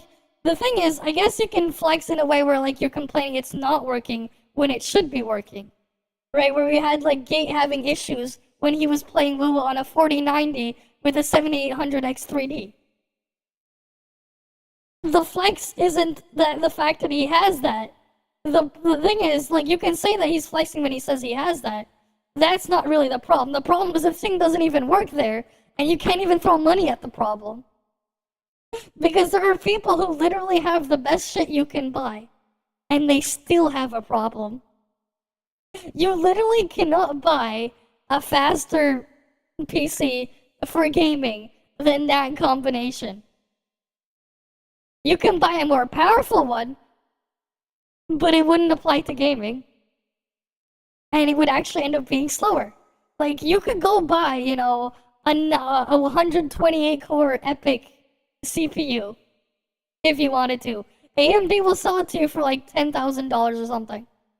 And you would need to get like a $2,000 motherboard to put it in. You could buy one. But that's going to be slower than that freaking, than like, it's going to be a lot slower than like an i5 you bought for like $200. It's going to be a lot slower at running games. Like, that's just the reality. Like, I feel like you're looking at a specific use case. But yeah. Yeah, they're basically coping, yes. Pretty much. Pretty much. At the same time, we're watching a guy fail to give them feedback. No wonder why they think they're listening. They're not telling them anything. Oh yeah, Gamba AJ, make sure you guys follow him on YouTube. Okay guys, I'll stop. But yeah man, definitely get news like, on that's there just what online. I take from looking Among at this. the channels which you use most, YouTuber, influencers, Gamba AJ always the greatest. Which of the following have you heard? What the heck? They're asking us, bro, they're asking us, oh my god. Is this for potential collaboration? Oh, they're asking if they've heard that stuff? I don't think so. I don't think that's why. He's probably reading into it more than necessary. He's definitely overthinking it. That is not why. But he can think that way if he wants to, I guess. Is this for potential collaboration? Yo, this would go hard. This would go hard, bro. Oh my god. Okay, I need to talk about this for a second in a little bit. But let's go with Attack on Titan. Yes, we heard of that. We like that. Hey, listen guys, I don't know what you guys are going to learn about my anime choice if you made it this far. Look, Attack on Titan was good. Not a fan of the ending. We have heard of One Piece. I gave it 400 episodes. Never watched it again. I think it was like at the underwater arc. It kind of got boring for me. I apologize to any One Piece fans. I've not heard of this one. Mobile Suit Gundam. I have heard of it. I just haven't watched like the entire series. I don't even know where to start with that. Obviously, Jujutsu Kaisen, seen it. Seen Neon Genesis. Seen Demon Slayer. seen the entire Fate series, seen half of Gintama. I really need to get back on Gintama because it's just funny as heck, man. I have not seen Cyberpunk Edge Runners, but I have heard of it. Sword Art Online, obviously. Freeren Beyond the I've heard of it. I've not watched it. Naruto, my goat, the entire Naruto series. JoJo's Bizarre Adventure. I've heard of it. Obviously, I think everybody. Okay, you know what? Before we continue here, you know what's funny? I think this right here should be a good indicator of their target audience.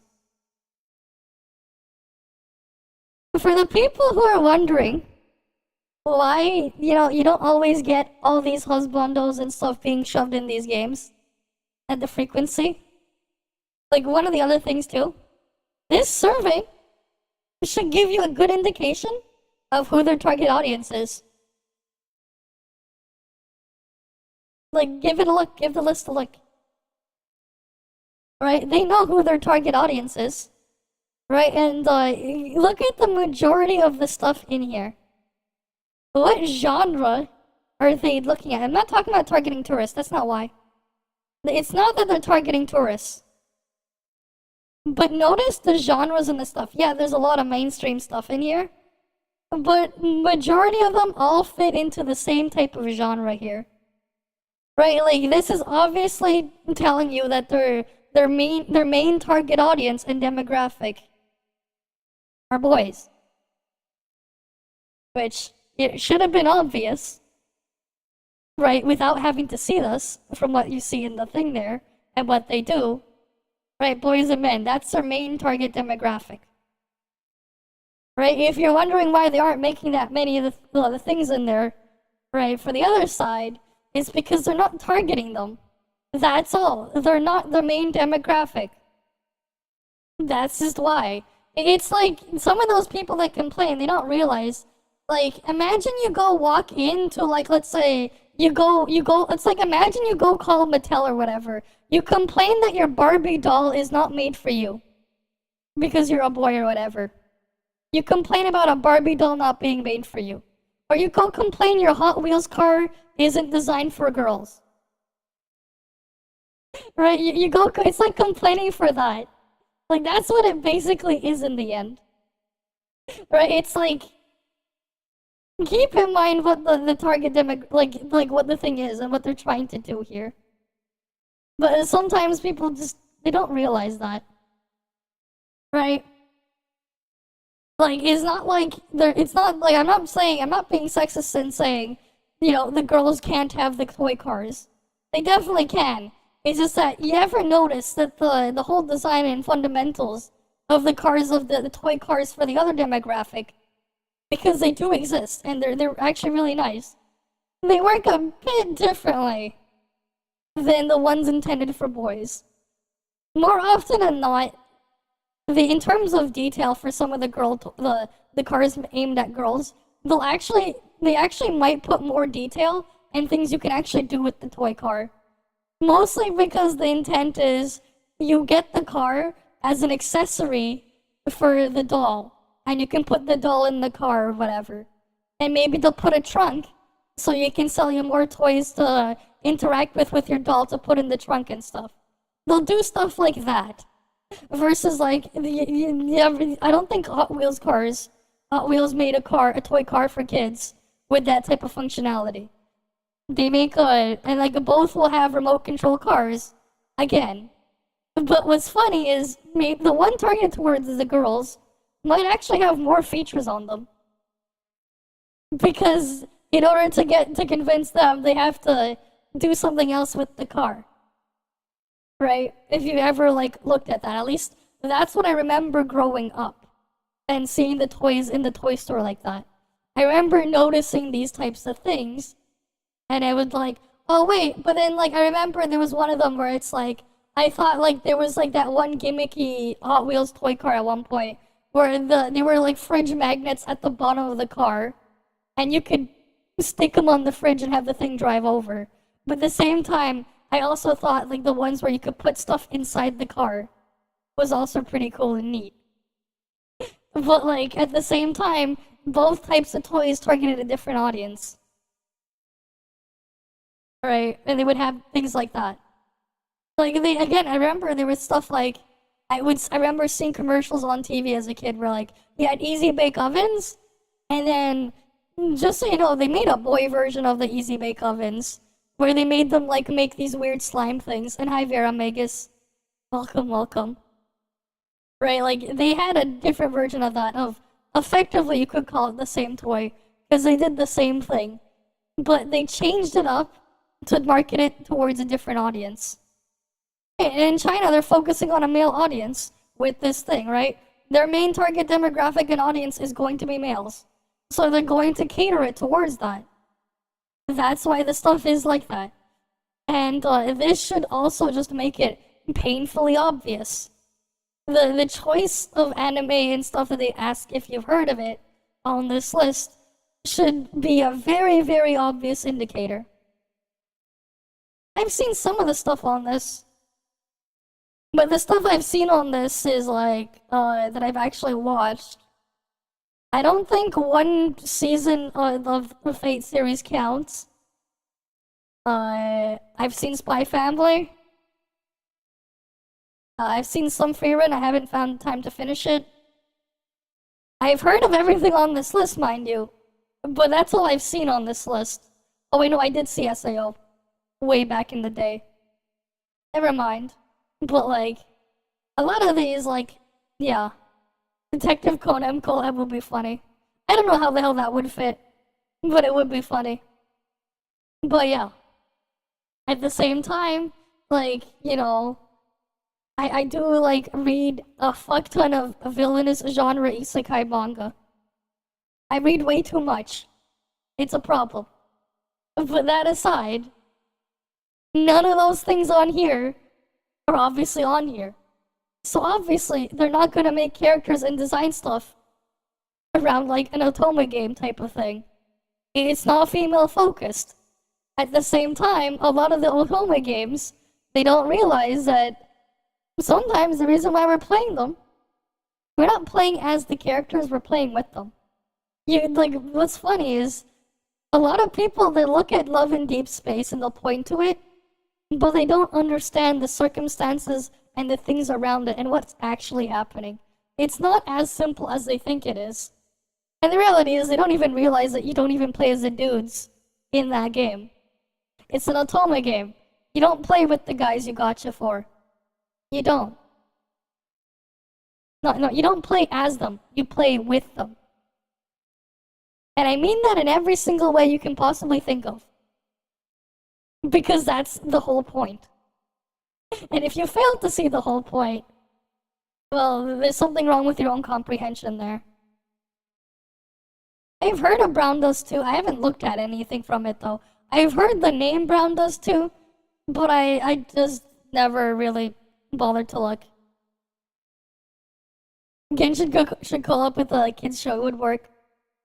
It would. You know, I probably would. At the same time, I don't think they should. Because I don't think you should be exposing kids to Genshin Impact. I just don't. But yeah. But he has. I just think half of us haven't watched it yet. Spy X Family have seen it. I mean, obviously, dude, if they're gonna do a collaboration, Spy X Family should be first. I've said this before, bro. Literally, Anya is just Encore, and Yor is just Chang Li, bro. They wouldn't even fit. What the fuck is a Spy Family collab gonna do in WoWa? That shit is so out of place. Right, you take something that takes place, what?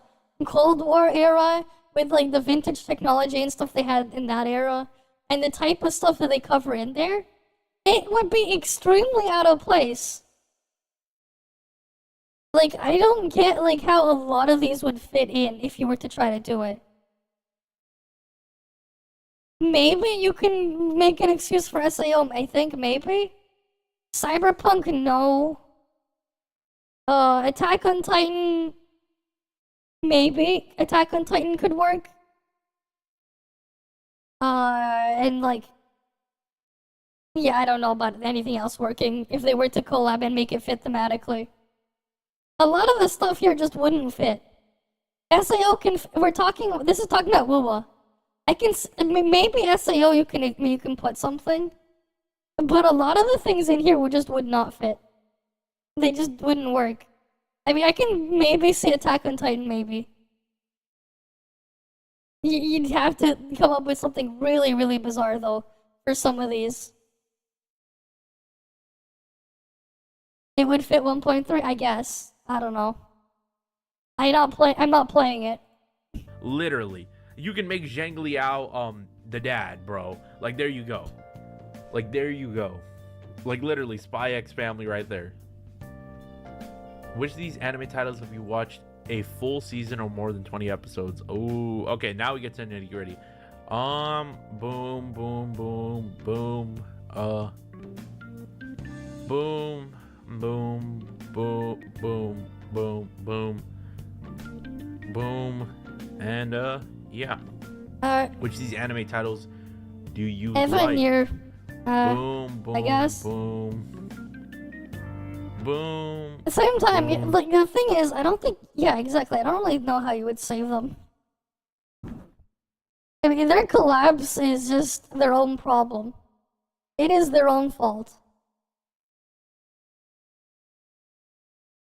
They haven't made a single profit. Does Kuro even have money? Or are they still just, because like their freaking investors are like screaming down their backs that are not happy because they're very unprofitable. Kuro has been operating at a loss for the past couple of years. Yeah, and I'm not gonna watch the live stream. I have no interest in it. I'm not gonna watch a live stream I don't care for. Even if I did play the game, I'm not gonna watch the live stream. I don't see the point of watching the live streams like that. When they're just gonna be full of fluff, and you'll get all the information later in like 5 minutes anyways, after it's done. So I would rather just look at the information later, rather than see all that. It's like watching an ad for like an hour or 2 hours or whatever. Kuro selling skins? No, I don't know. Maybe. Yeah, Kuro running on negative budget, yes. Yeah, they've been running on negative budget for the past couple of years. The only difference is they managed to convince their investors that, oh hey, maybe they can make a lot of money, right? Because they were trying to make their Genshin clone. Oh wait, nope, they didn't make a lot of money. Now their investors are not happy. That's why you got that statement, as long as we can survive, right? The as long as we can survive statement. That's not a statement you are going to make if you're truly in a really good spot. If you make the as long as we can survive and start with all these desperation attempts that they've been doing, right? Maybe there's something wrong. Yeah, Rex Shorekeeper cosplay, I don't know, man.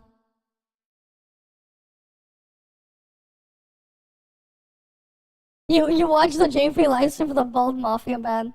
Oh yeah, you mean the ToF livestream has the Bald Mafia guy? I mean, that shit was funny. But like, you know, if I was on my own time, I don't watch these live streams. On my own time, no thanks. I don't care to watch live streams like that on my own time.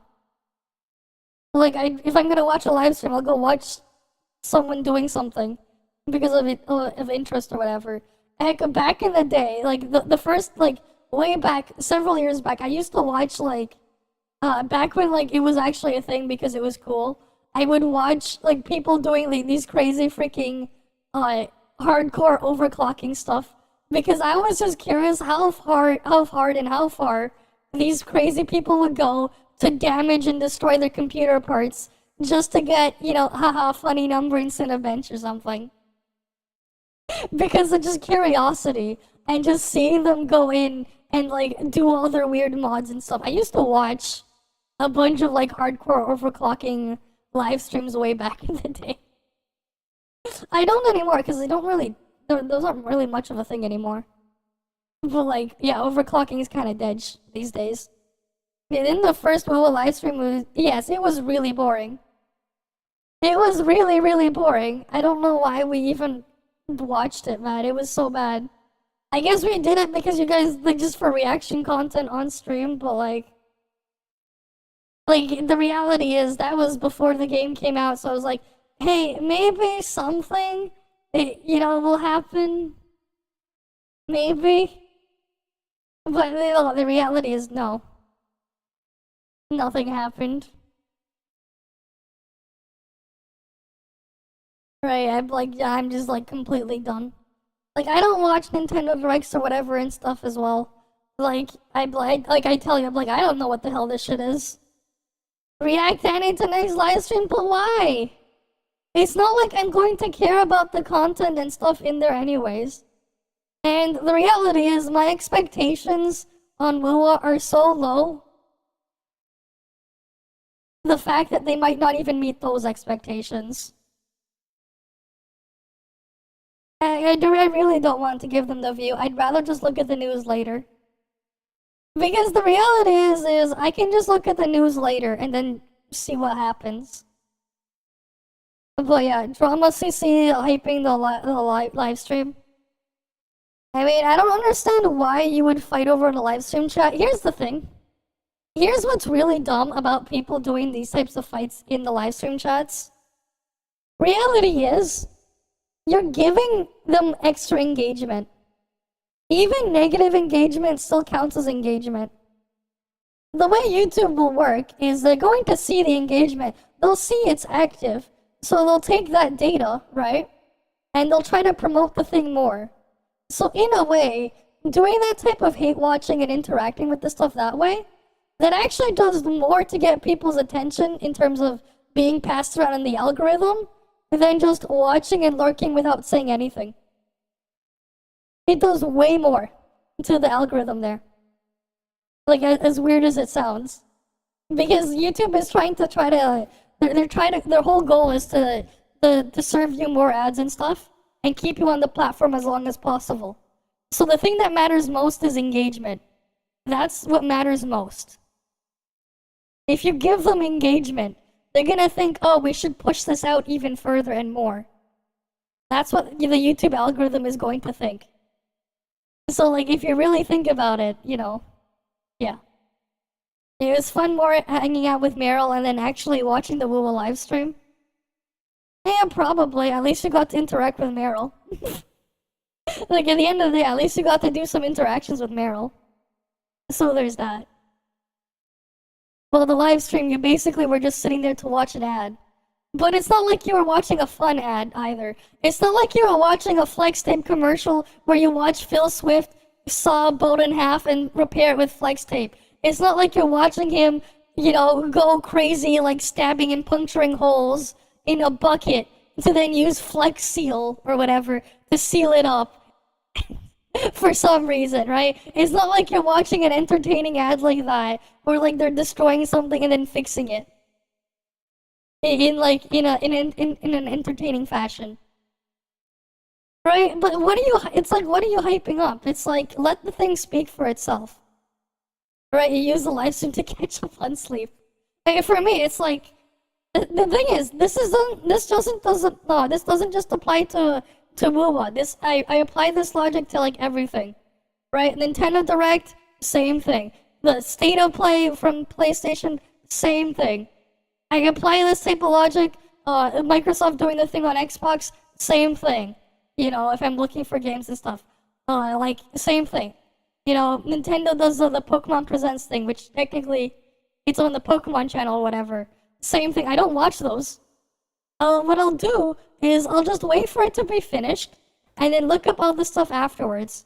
And in the case of like Nintendo Directs and the Pokemon Presents stuff, they'll just have an actual video on their YouTube channel uploaded after the live stream anyways, for you to just watch to see the information.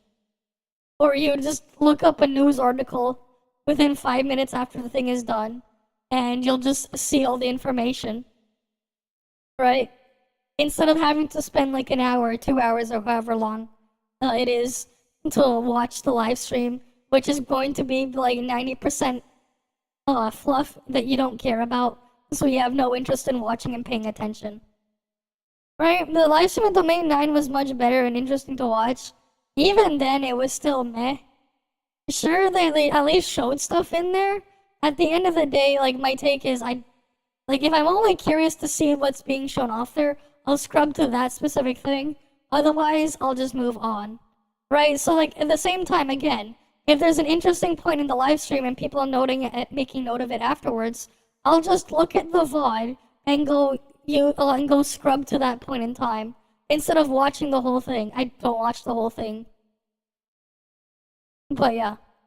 The thing is, though, with live streams and lectures, average typical audience, to stay focused, 5 to 15 minutes. What are you talking about, 5 to 15 minutes? You're giving them way too much credit. We're in the era of fucking TikTok and scrolling. You just scroll down for the next thing. What do you mean 5 to 10 minutes? You gotta get them in like 2 minutes, 1 to 2 minutes most. 5 to 15 minutes? You're giving them way too much credit, man. You're giving people way too much credit. Way too much. But it's 2024. Right, it's September 20th of 2024. That's way too much credit you're giving them. Right, not for September 20th of 2024. No. Yeah, exactly, unless you care about the host, you're not watching anything in the live stream. Exactly. Yeah, you really think about it. Like, really think about it. Like, you can even think about your own habits, too. Right here, of course, you're chatting, so you're engaged. Right, you have the engagement here. But if you're not engaged, really think about the attention span. Because reality is, average person's attention span in 2024 is a lot lower than it was 10 years ago. It's way lower. Yeah, if we're talking 10 years ago, sure, I believe you on 5 to 15 minutes. But in 2024, you're lucky for 2 minutes. Boom. Boom. Boom. What are your expectations and suggestions for future updates of Wuthering Waves? Alright, let's see what he has to say. Sponsor. Yeah, information can be found after as well. Exactly. Would you rather look at the information after? And the thing is, now that you're looking at the information after the fact, your interest is now in the information after the live stream, not the live stream itself. Right, when you think about it. If you know you're gonna look at the information afterwards, anyways, now your intention is on the information after. Gen Z? Nah, you seen Gen Alpha, man? You seen Gen Alpha? I don't think Gen Z is that bad. At least the older side of Gen Z. I don't think the older side of Gen Z is that bad. The younger side, yes. And Gen Alpha's even worse. Oh, yeah, that's exactly why I'm like, you're lucky for 2 to 5 minutes, but you're not lucky with 2 to 5. You're lucky with 2 minutes. You're really expecting maybe 1 minute tops. That's why I'm saying that. Like, that's just the reality. Gen Alpha's doomed. And don't worry, what'll happen with Gen Beta? What'll happen with Gen Beta? Alright, but like that's why you see like the average TikTok content that's just thrusted out there is set up the way it is. With everything being like super fast paced like that. You got A2 Meryl with 4-piece. Is A6 Noah better than A1 Ray? Or should you get A3? Do you have let's see, do you have Ray's 4-set matrices? If you have Array's 4-set matrices, there's an argument. Otherwise, just use your NOLA. Right? Otherwise, just use that. You have 4-set? I mean, you have the cactus. Go try both. And try it on the cactus, right? You have both for Ray and NOLA. I mean, there's a cactus. If you already have it, try them both out. See which one works better for you. But probably NOLA's probably gonna be a little bit better than just A1 Ray. You thought we stopped the Zoomer? Nah, there's an even younger generation, man. And like, they're worse. They're way worse. Gamba, AJ, so he can make great. Okay, let me stop, guys. What are our expectations? Keep. I don't know about millennials, man. I'm not so sure about the millennials. You see the shit they do? Yeah, I don't know about millennials, Tara. I'm not letting the millennials. Oh crap, I dropped my water bottle. Okay, let me pick it up.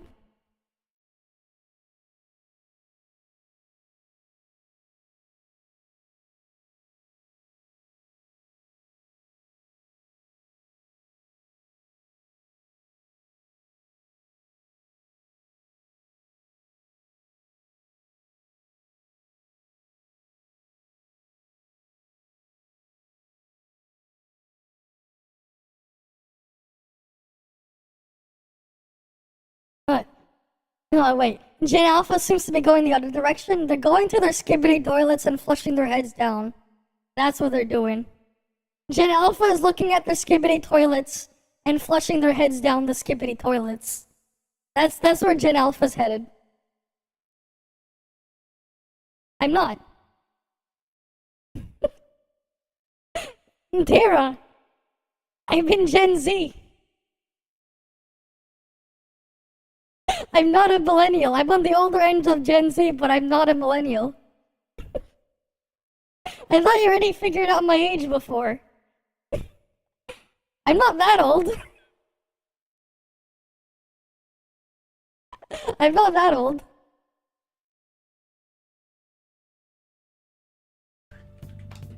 Improving gameplay. Make Skippy Toilet Woo collab. You know what? As stupid as that sounds. You know what? As stupid as that sounds, at least the sheer stupidity could maybe make it entertaining in the form of a parody. Maybe. I don't know. The weird, stupid toilet mechs. I don't know. But like, yeah, Skippy Toilet will save who will trust. I mean, the kids will like it. Right? That appeals to the kids, right?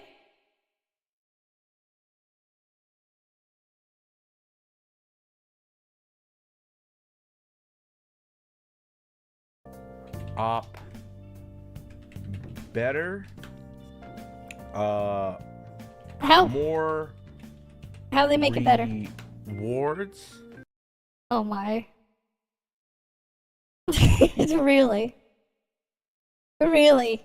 This is what they're focused on? And is there anything else? Keep improving gameplay, make co-op better, more rewards. This guy doesn't even have punctuation.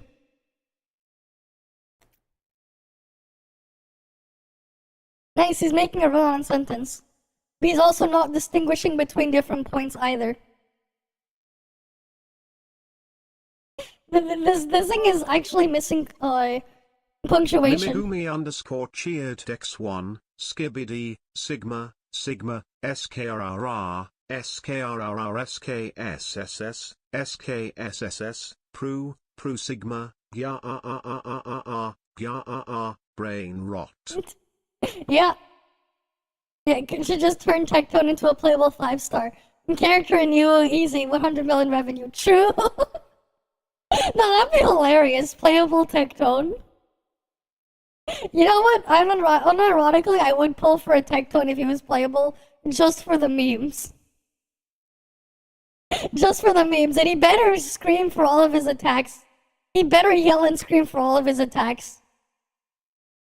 Whatever they are, I don't know what the hell they be, but he better scream and yell, just because of just the sheer ridiculousness of that. I mean, come on, just for the memes. It's not like I care about my WoWa account. I don't play the game. Yeah, his BIS weapon will be Staff of Homeless. It's just gonna be a staff, and then there's gonna be like, you're just gonna have like a giant bill attached instead, like hanging off of it. You give him a big stick, and then it's like just a receipt, and it's like this, like a big receipt. It'd be great. I don't know what this Ratsu is, but yeah, give him the Staff of Homeless.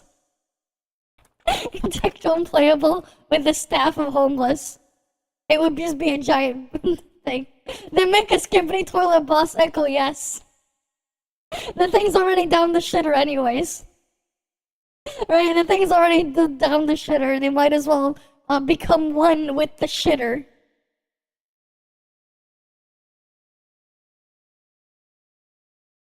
Right, I have no idea who that is though, so I have no comment on that guy. Or person, if they're not a guy. I don't know. Yeah, main picker can be the new 5-star too. His ability to pick mint faster. True. Faster mint picking. Oh, speaking of mint picking, actually, I remember way back. This was back during the Pandaland expansion for WoW. They made an engineering mount that could be crafted called the Sky Golem. And the Sky Golem had this really neat characteristic of it, where it would allow you to do mint picking well on a mount. They made a mount where you could do mint picking in WoW way back then. Well, by mint picking I mean it would let you do herbalism when you're on a mount. Because normally what it would do is the game would dismount you, so you could do herbalism to pick up the herbs or whatever. But there was a mount that you could get that would let you mint pick while mounted. But yeah, playable mint picker slime, yeah. Stinks and M-Test should be drip marketed future 5-star. Stinks should be exclusive 3-star. No, you make them 1-star. You just make them star. Big Bro, you make them star then. I mean, if you're gonna be a bitch, be the whole bitch, no half bitch. Right? You gonna say 3-star? Nah. No star. Or 1-star maybe. Why he need 3? Why would he need 3? Just take the stars away.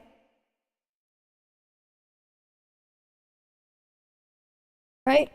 Same thing, like if you're gonna go call them with the SSR rank system or whatever, don't put the S in there. Don't put SSR. Don't put SR. Don't even put R. Replace it with C for common. Or something. That'd be funny. You just see a C. When will a gacha game add mounts? I don't know. I mean, ToF has gacha for mounts. Missed opportunities. Is there anything else we want, guys? Oh, you know what? I don't know why I deleted that. And more quality of QOL, quality of life. Like what? What do you mean by more QOL? That does not tell them anything. This is like, this is why they don't look at all the surveys. Because you have people like this guy putting this as their information here. This tells them nothing. You read this and you're like, what? What the hell is this supposed to mean? Fix the game is like, fix what? Right, he's not helping at all. Like, as a survey, filling this thing up, he's not really helping them. This isn't useful feedback. Right, quality of life, like what? Give examples, give details, give information. That's the problem with a lot of these surveys and stuff. A lot of the people filling them out aren't really giving them actual data. And at the same time, too, why are you putting QOL in there? Exactly.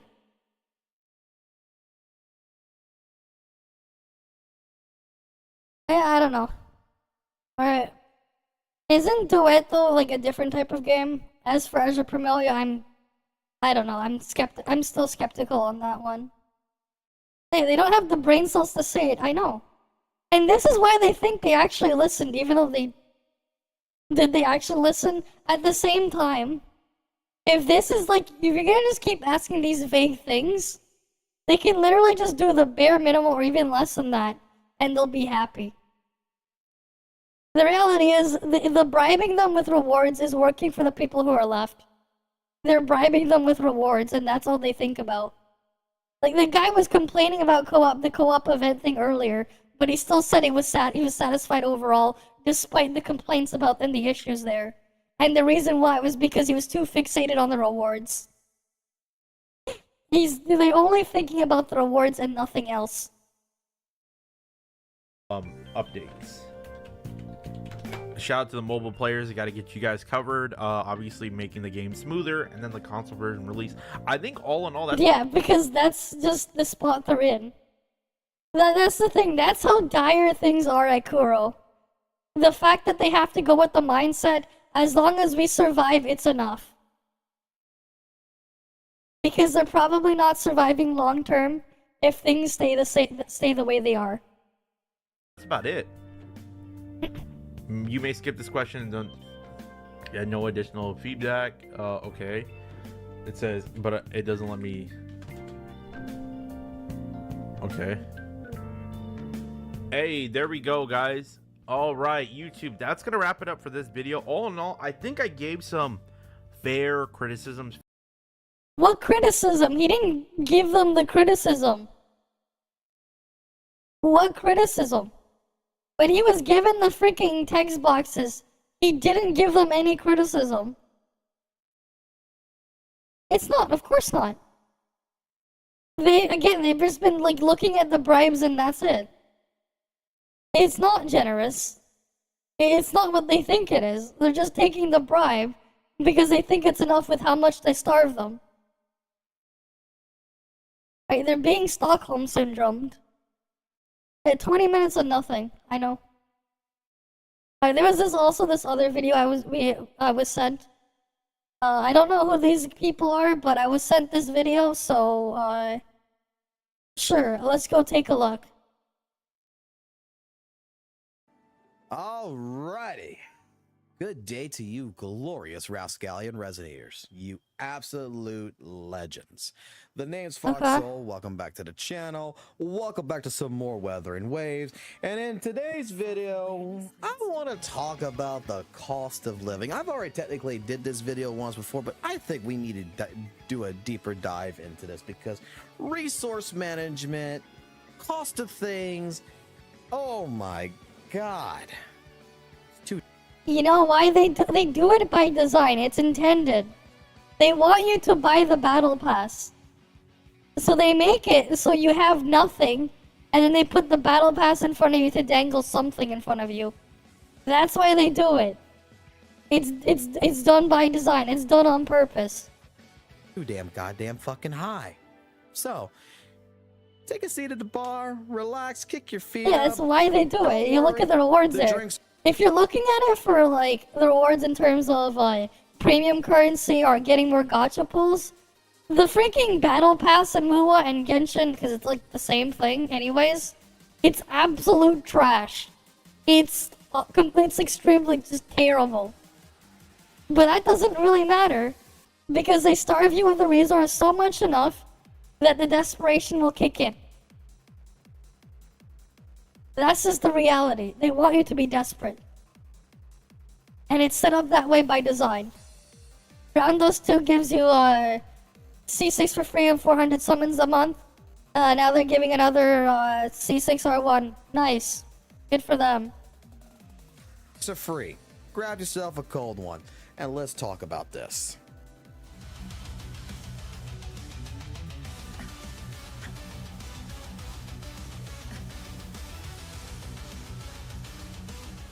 I know people still do those weird intros. Is on a mountain for one reason. Intended for Roundos, but you're waiting for Horizon Walker. About the politics of this game.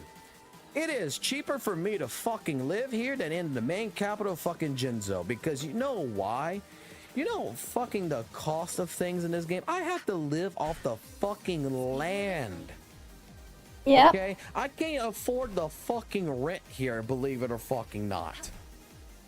The cost of living in here is just so goddamn extreme. our goddamn economy here. I don't know why Jinshi was fucking elected in here. I mean, this beautiful, beautiful dragon lady here, you know, she's too busy, you know, fighting with dragons and worrying about other fucking things, it seems like, than the actual common fucking courtesy, the common need of the people of the minority here. You know, the fucking minimum wage motherfuckers here, that, you know, they can't feed their fucking the fuck families. is this? Yeah. It's all about the goddamn army and shit like this, I swear. You can fit us in as a boss, of What I'm course. getting at here is that a lot of things in this game, from the cost of I don't leveling think up so. characters, you know, I don't have any shells new being features, over no. in the millions. From even cooking up I don't, food no. here, buying food here is expensive. Like, let's go take a look real quick, okay? Like, we're talking the economy here. I think there needs to be I a don't have fucking that. internal fucking election here, and I think we need to hire ourselves another minister here. I mean, come on, we need to hire a new president here, because when you look at the menu, man, and you're seeing 3,000 fucking shells for fucking 5 pieces of kebab, 3,000 for some fucking flatbread, a salad is 3,000. 3,000 for 6,000 for a fucking stew. That's water and fucking meat and potatoes. Come the fuck on here. The economy is, it's cheaper for me to go fucking run out in the fucking goddamn woods over here, go fucking kill me a goddamn fucking fish cow to get both fish and some cow meat out of it, and fucking cook my own goddamn meals. I'm sorry to say this. But he can't say beef. Yeah, the game economy is so awful. I know, it's really, really stupid. I have to go, like, I have to legitimately come over here to Jan, the sexy motherfucker over here, go put Yeah, in I some don't have work, that and I'm feature. only gonna get, you know, it sounds like a lot. Like, you come over here, you're like, hey, look, I'm gonna come do some simulation training. I need some fucking money, man. I need some fucking money. 84,000 shells, man. Dude, that sounds like a cost of living. Not in this game. Oh, hell no. Like, we go take a look at our resonators, man. We're gonna go take a look, right? Let's pick Varana here, okay? She's not built up. It's gonna cost me fucking 100,000 to level up her fucking healing bonus. Plus, I gotta collect the fucking materials.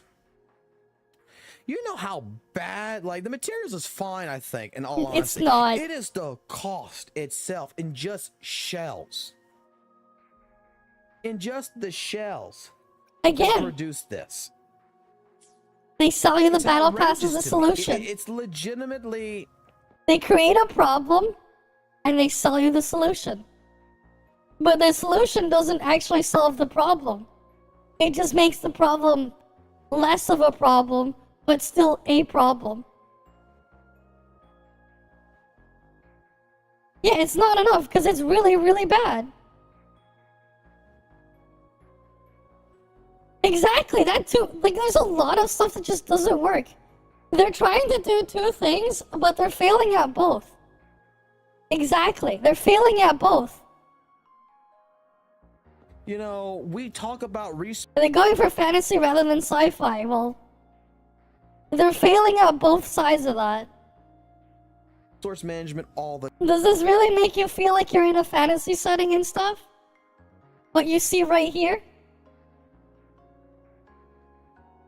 It's just jarring. This is the transition for some of the stuff in places. Time being... You have to dismantle your Gian and Anker builds just to build Zheng Liao.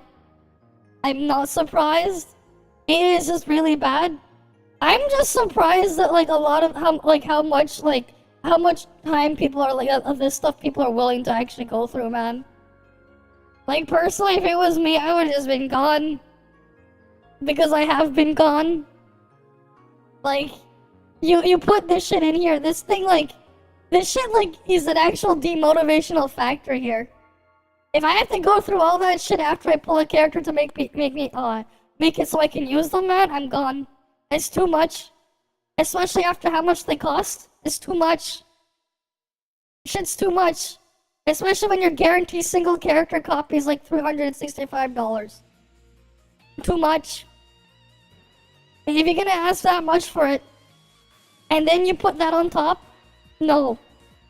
But at the same time, that's your only content. They make it too much because there's no content. Imagine if you didn't have to do all that for your characters. Well, their world boss no longer have a purpose. The instant stuff to get the materials to upgrade your stuff also will lose their purpose too. Right? The freaking instance where you spend your wave plates to farm shell credits and EXP materials also would lose their purpose. You would literally be removing like stuff in there. There's like nothing actually there. Worst part is no attack set is malleable, so accurates have to farm daily just to find him an attack echo. But at the same time too, it makes it worse when you think about it. You have to make sure that each of the species you equip are unique on the character, and you have to make sure and you have no slot for like flexibility, because they're only 5-piece sets. So it just makes that part even worse. At least Genshin had the decency to make it so you had 5 artifact slots, but it's a 4-piece set. So you had the flexibility of having something as a pure stat stick at the very least in Genshin. They at least had the decency to do that. Voxel looks like a tragic backstory. You can't stop looking at his forehead. Is that a 4-head or is that a 5-head? Is that a 4-head or is that a 5-head? He killed so many bears, PETA might be knocking on your door as we speak. I wouldn't be surprised, man. I wouldn't be surprised. To be honest, if my model was more accurate to the proportions, if my model was accurate to the proportion of my head, that freaking forehead on my own model is too big. Oh yeah, it's just like way too big. Like, when I really think about it. You know, it's like kind of funny when you really think about it. It's like, a lot of these types of things, like it's actually like exaggerated the forehead a bit when you really sit and think. Yeah, 5-head Mega Mind. I'm serious about Yeah, what fair. it is now. You know, I really would hope that future-wise, Curl Games would take a look, you know, in general, at all the types of resource management, at the cost of things. They did with the Echo cost, right? The Echoes don't cost as much as it did during vanilla. It's actually much cheaper. It's actually a lot easier now with the shell costing itself to actually tune Echoes. Now, grant you, you know, tuners are what it is. People need more tuners, more Echo juice. I still think that that is something that still needs to be Has way too much. Everything in there is way too much. Yeah, you remove his hair, it looks like Megamind. No, it's not. No, because Megamind at least would have the big brain, right? No, you would just have him bald. You wouldn't have like the protrusion on the head to be Megamind. No tubes. All the tuners, no tubes. Yeah, that itself is also another problem. It's like, it's way too many resources that you need, man.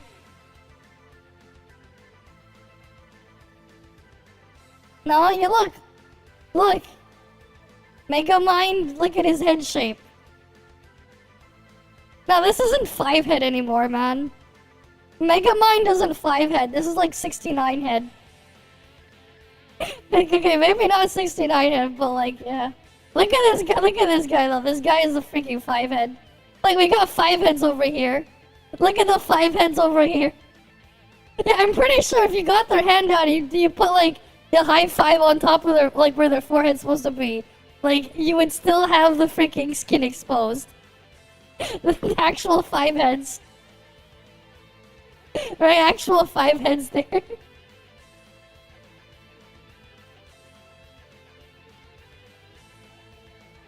You know, even her, it's just, It's just falling over the front there. But like, damn, that's a big ass forehead. Like, you know where like my hair starts growing on my head? Like, if you go to where my eyebrows are, you like, if I was to get my fingers and just link both my index finger and my middle finger together, just the spacing between the middle finger and the index finger, right? If I put that on top of like to touch my eyebrow, that's where like the root of like the next strand of hair is already growing. I basically barely even have a forehead. Like, it's just like immediately like I just have hair there. Like, that's just where the root of the thing is.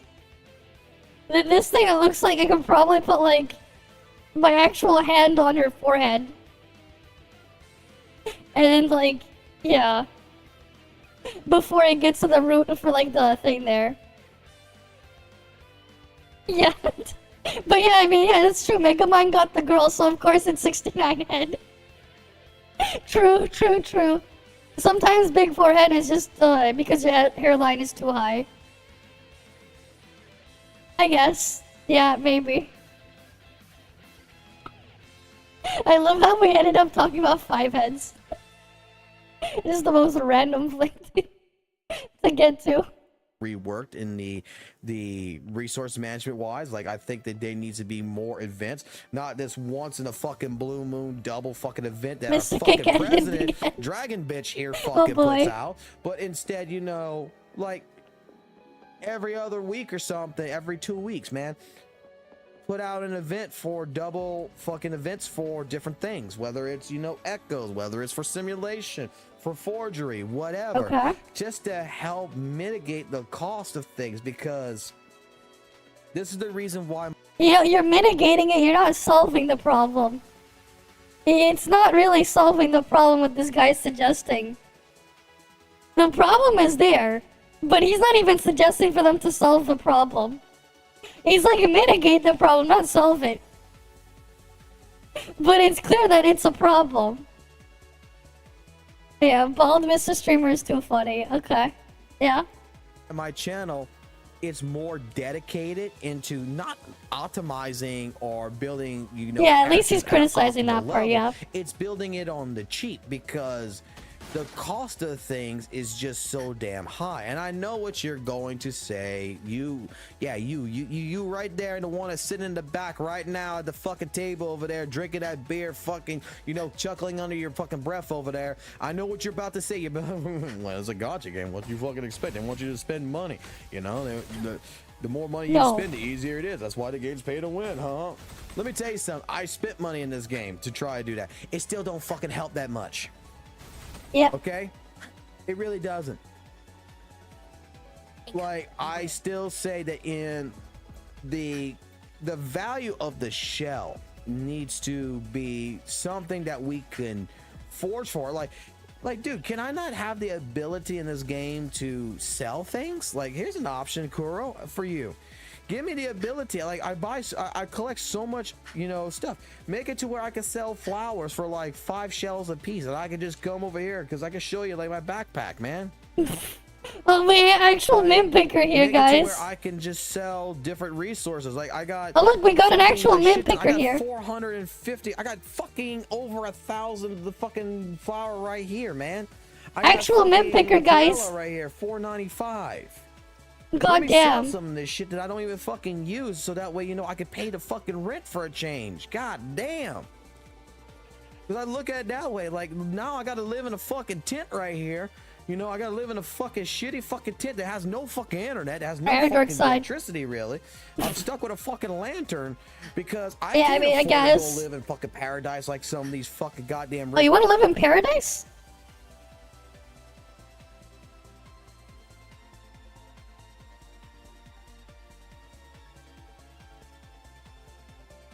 He wants to live here?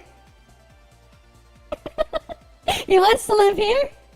He wants to live in paradise, guys. He wants to live in paradise. Alright? He wants to live in paradise. What are you doing, Red? The color of sin, huh?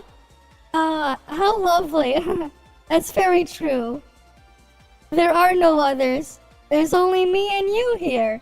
I'm sure from the very start, it's just been me and you. No others. Now let's draw together, shall we? I just told you that I'm fine. This is all your fault. This is all your fault. Everything is your fault.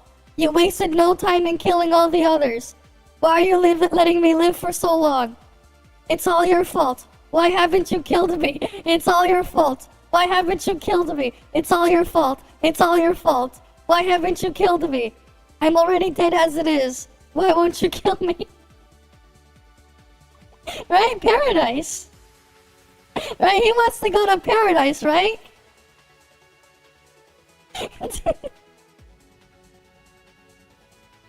No, if you're actually interested, man. This is like one of the darkest stories I've seen in a game, just period. Stardoor 15 Paradise. Because, this shit is really fucked up what goes on in here. It's really fucked up. It's really, really fucked up.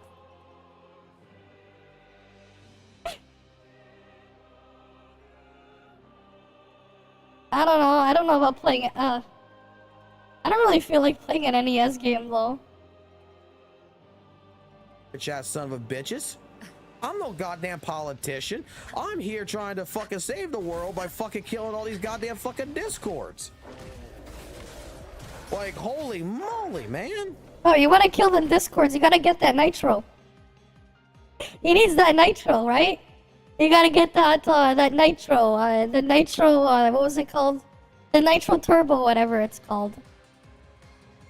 I don't know. The more expensive nitro. No, just the regular nitro, whatever. You know, there's like the nitro basic, there's the regular nitro. I don't know. Evolve into Wobba Fett. Yeah, this is a little bit of a skit video, I'm not gonna lie. I just thought it'd be funny because it does have some practicality behind it if you think about it. Like, this is something that I think we all do complain about, and I think it's something that Kuro Games needs to actually look at. You know, meanwhile, this is how I ended up playing this stuff. Alright, you know, this is, I thought people, you know, you want to go do the combat, right? I thought this is how you do combat.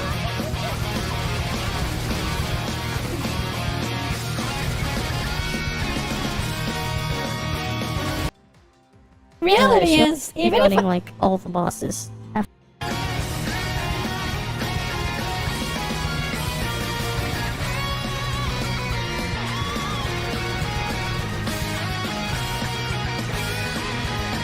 I freaking kill this boss like it's a normal mob to him.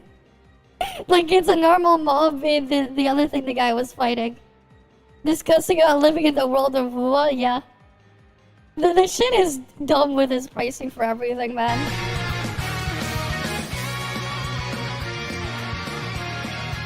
But like, yeah, you know.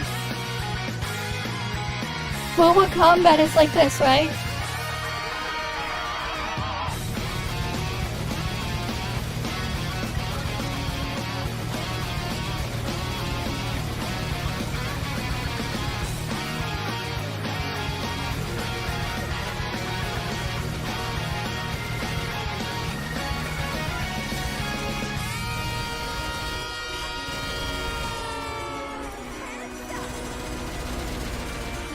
Right, that's MOBA combat, right?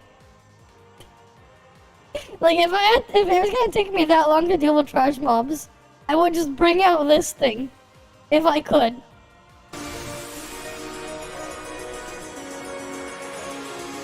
Right, I would just bring out this thing. I'm like, no, I'm not dealing with it.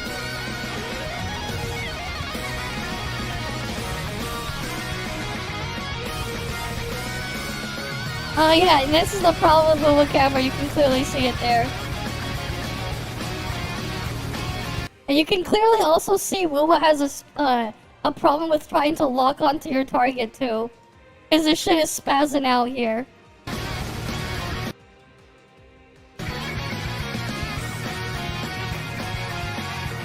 How indeed?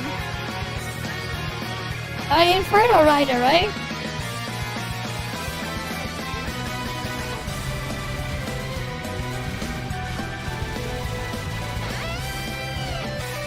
How indeed?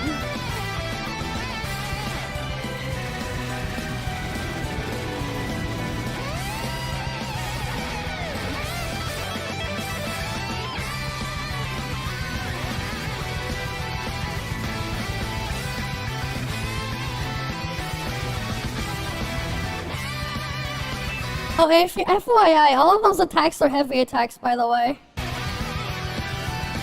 I think so. This is an exploit with Chisha's animation.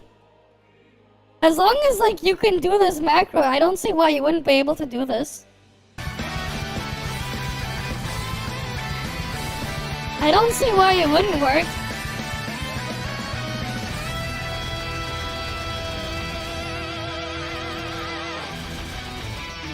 Yeah, I don't see why that wouldn't still work.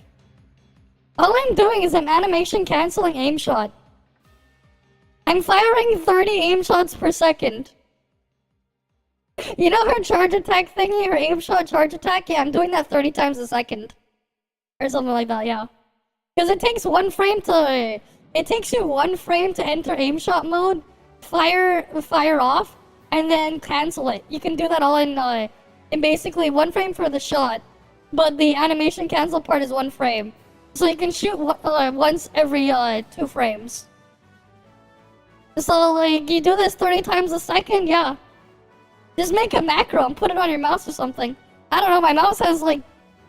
And my mouse has 16 extra buttons that are labeled on the side. I can just put them on those extra buttons. I would put them on mouse button 16 on my mouse. But I currently don't have it set to do that.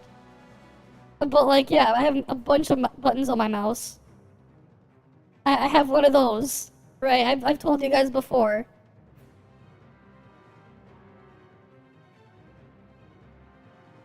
Oh, which one was it that I'm using? Oh yeah, M913. I use one of these. It's a wireless mouse. I use one of these. Wireless mouse, MMO mouse. I have a bunch of buttons there. There's a button there. There's 2 more buttons there. There's a switch at the bottom to even hot swap profiles. Like at the bottom of the mouse, you can even swap profiles. There's a thing at the bottom. Alright, wireless. But like, yeah. I use one of these. This is just what I use like regular day to day. These buttons come in handy. But like, yeah, like if things are just gonna get tedious. This is why I ended up finding like these weird exploits and stuff. And I ended up doing that when I played it for a little bit. Because like I will find them. Right? And like they made this shit so tedious and I'm like, yeah, I'm not gonna do this grind crap. So I ended up doing this so I could make up for not grinding. Right? You saw a bunch of those tiny numbers. But when I'm shooting a bunch of those tiny numbers rapid fire in quick succession like that, I can make up for not grinding a little bit. I ended up freaking clearing like stage, I think it was like, one of them was like stage 5 and a bunch of stage 4 of holograms in 1.0 without like actually upgrading and optimizing echoes. Because I just couldn't be bothered. Because of just how bullshit the whole stuff is. I ended up doing that before I quit. I did the thing on stream. Yeah, like, if you guys want to go dig through my VODs to see that. I don't know. I haven't... Do you think I know? Actually, wait, no, I did... Oh, wait, no, they didn't fix it. I was lurking in Gate stream, it was like 3 weeks ago or something, 2-3 weeks ago. I told him to try out the macro again. Because I gave him the macro, so it probably still works. Oh boy, best character balance? Oh boy. It is that guy again. Oh boy. Yeah, best character balance. You look at a making video and see the data. Yeah, and I'm like, what character balance? Yeah, it's the dude, man. Of course. all honesty, I think it is something that needs to be looked at. Is not really. The video has the macro. There's a macro in the video if you really want it. It's just left click and then G key. I know it's G key, left click, G key again, release. Left click, G key, release. Like, you just spam that in a loop. It's like a very simple macro. G is like the button to enter aim mode. Material costs go up a little bit, you know, like we'd be able to collect more materials. But at the same point, I would love to see a reduction on the cost of things. Or just the removal in general. Shells. Just remove it. Why is it there? That is what's really killing me in this game, is just the shell management, in all honesty. Shells, you know, go by so fast, and you know, you think that when you have like 5 million shells because you've been saving it up for 2 weeks, oh man, you're rich. That you've been putting in a lot of effort, but then when you realize you start spending in Yao, you start spending in G, and you start spending onto these forte skills and these weapons and everything just to go ahead to make it to where this character is going to be better, the cost of that character, in all honesty, is so fucking high. Yep. It makes me cry a little bit. I'm not gonna lie, man. Like, I'm not gonna be able They to make feed the a kids, problem man. and sell you the solution. Gianchi here won't be able to have kids, man, because she won't be able to afford to feed the motherfuckers. She and Jiang ain't gonna be able to have little fucking Timmy. Do they even want little Listen. Timmy? Tell you what, guys, you leave me a comment down below. You tell me, you know, do we not need some kind of presidential politic election here internally in this game and replace Jinshi as the fucking minister, the minister here, and replace it with someone who actually, you know, is more in tune with the poor people? Because these rich ass motherfucking soldiers here, I don't know what they're feeding them, but they surely aren't eating the fucking shit that I'm eating. They're eating fucking steak. I'm eating goddamn ramen noodles, and I think that needs to fucking change. No, they're eating the ramen noodles. You're eating the scraps of grass because they're out of desperation, man. No, that's way. You're way further, man, than eating that ramen noodles. You're eating the freaking grass. You're eating those mints you're picking. You're eating those mints you're picking. You're not getting the refined grains. You ain't getting that freaking ramen noodle. With me? Or are you against me? Let me know down in the comment section below. And I tell you what, I'll let y'all be. You have a good day wherever you're at. I'll catch you, you know, in the next video. So keep it real. No. Alright. Where was that video I was sent? Where was it? Oh wait, did I not copy the link? Alright, give me a sec.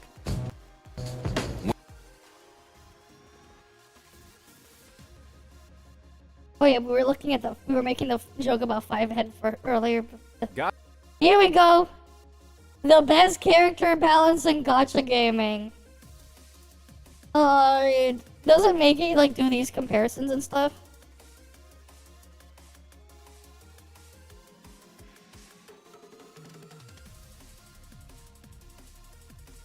Oh god, freaking Windows gave me a freaking pop-up saying it wants to install an update.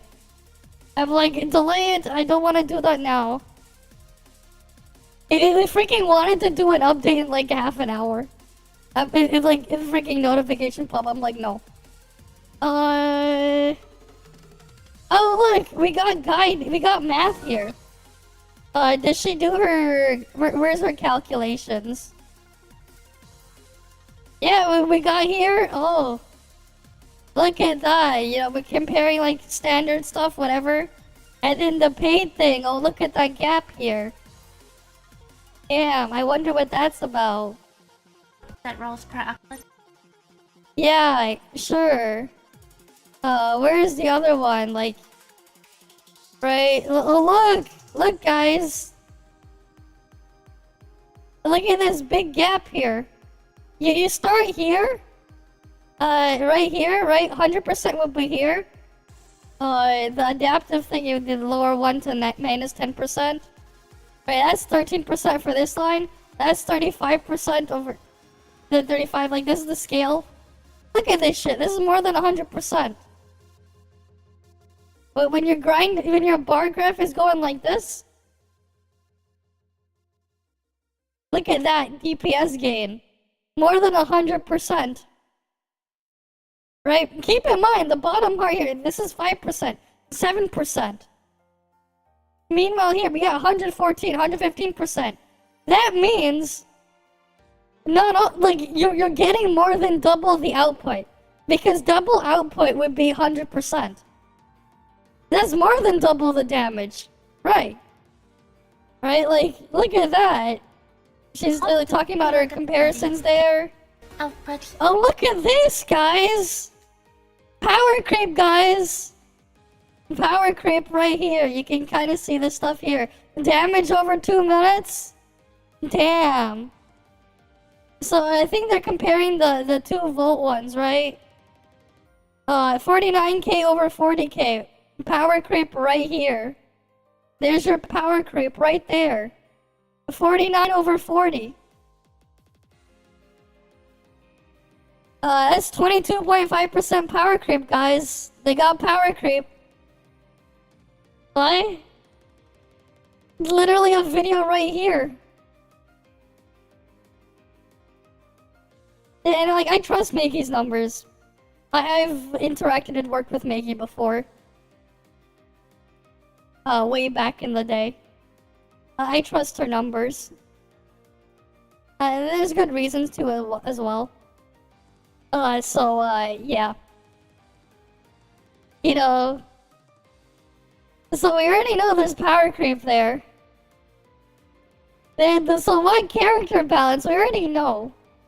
Freaking Makey can thing. At the same time though, she hasn't done the math or whatever to look at the funny Chisha macro spam thing. Yeah, someone should try to beg her to do it. I'm not gonna do it though, I don't really care. But it would be funny. But like, I guess they're not strong enough to outperform the Chisha macro in single target still. I'm pretty sure. It hasn't gone that far. Like, you know, as bad as it is, as it already looks already initially, you know, they haven't, you know, at least they're not power creep in Chisha macro. At least they probably aren't. But that's because Chisha macro just breaks the game. But only in single target.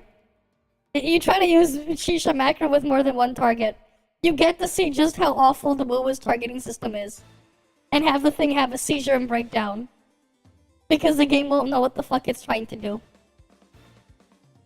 But that's its own other situation.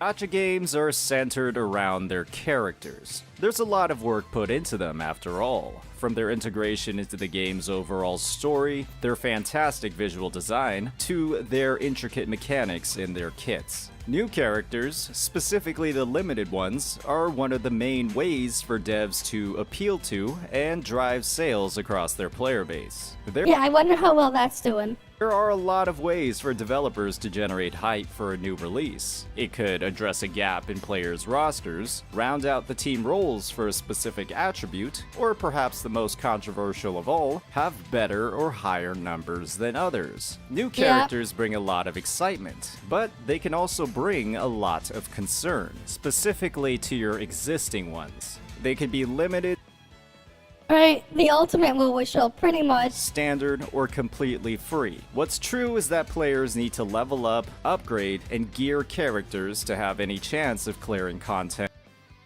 across the game. And when That does not apply to every game. That does not apply to every game in this genre. That does not. Not all of that applies. Gear up, sure. But some of those other things doesn't always apply. When those efforts are fueled by a combination of time and RNG, nobody wants their efforts feeling like they were wasted by having their character overshadowed by a new release. For some standard Didn't that already happen For here? characters, a fate like this is inevitable, as you'll naturally accumulate dupes from lost 50/50s over time. But for a limited character, this can be a nightmare. While many gacha games have seen the earliest additions to their limited cast completely outshadowed in as little as a year, Wuthering Waves is a game where that will likely never happen. How do you know that won't happen? How does he know? And that's due to the intricate balancing Make this thing maybe a year or something later? What the hell, man? I know. systems present across There was a video before where he freaking attacked the translator. every single character, all stemming from a single stat, damage percent. The design of this balancing system ensures that almost no character, regardless of how early they were released, will meet that shameful fate of riding the bench. Today we'll be breaking down why this is the case, diving into how Kuro's implementation of damage percent is absolutely... I mean, they're all additive as long as they apply. That doesn't matter. This shit doesn't matter. It's not as if other games don't do this. But fuck, even Genshin does this shit. They just don't inflate your stats, your percentage stats like this. And like they'll do a very specific damage percent buffs, like like they'll have it a bit more limited, as like stat bonuses as the effect. I'm pretty sure Genshin had stuff like increased elemental burst damage as a stat bonus, and stuff like increased elemental skill damage or whatever. I'm pretty sure Genshin has stuff like that. And they'll have stuff on normal attack. Or like the quote-unquote heavy attack. I'm pretty sure Genshin has that. As like in their artifact sets. I'm pretty sure. If I remember correctly. The only difference is they're a lot more restricted to being as a set bonus for the stat inflation, instead of being generalized overall. Having it like this, you're just gonna make curing way more, way more specific, and you can't really transfer it over as easily if you have to focus everything in a single stat. This is technically worse than Genshin artifacts in terms of like making universal pieces because of that. Well, you also just don't have a flexible slot anyways. But it's like power creep argument is stupid, exactly. It makes rolling it way worse too. You have a lot more stats you're competing against. Reality is you're filling in the amount of possible stats you can get with more junk. You're bloating the category. Sometimes having less stats is better, because then it just makes it a lot simpler. Genius, how this system ensures long-term viability of almost every DPS and support. And again, it's like, how do you know they're gonna be long-term viable? At the same time, if all you care about is this stupid tower, and you're pulling only to do stuff in this stupid tower, it's really, really stupid. Okay. Okay, how often does a tower... let me look this up. Tower of Adversity Rewards. Okay. Cycle time, that expires then. How long does this thing last? Does it like recycle? Is it once a month or is it twice a month? What's the reward thingy? How long does like this thing work?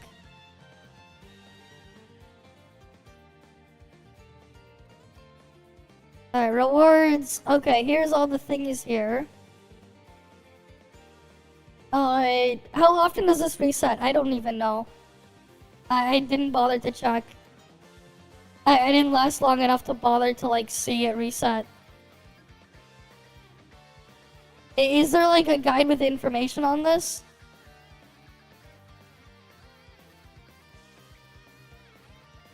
Hazard Zone has this many, but we'll add up the rewards for Hazard Zone. Okay, so you get twice a month. Okay, good. 75, we'll multiply this around. 1, 2, 3, 4, 5, 6, 7, 8. Alright, and then we have 2 more. We have 700. It's the same as Genshin. Got it. You get 700 per clear. Right? This is how much you get. You divide that by 160. This is how many pulls you get. Okay? 4.375. Let's say you were pulling for a character for meta reasons, and you lost the 50-50, and you had to go all the way to 80 out of 80, and you lost the 50-50. Well, that's 80 pulls already gone. Let's say you do another set of pulls. You know what? I'll be nice. Let's say you get the character after 60 pulls. Like after you lost the 50-50.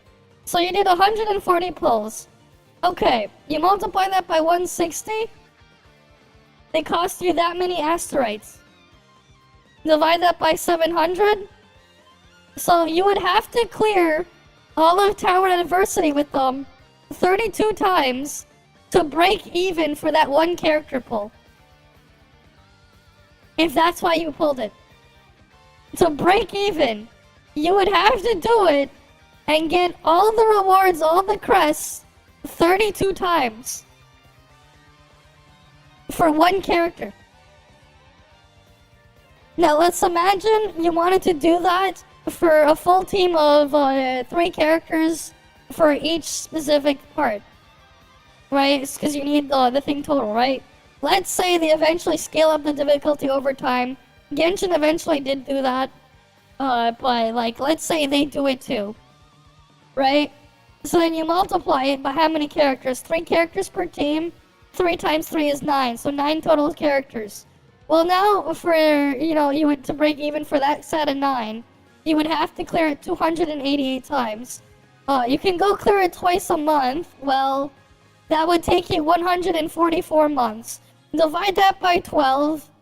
That's gonna take you 12 years to break even on a single copy of a team. Of 9 limited characters, if you pull them for meta reasons. To break even for the whole thing in total, you would have to complete that content every single time it's available for 12 years straight. Right? Like, when you really put that stuff into perspective there, this is why I'm like, these premium currency reward is just not a good incentive there. It's manipulative, yes.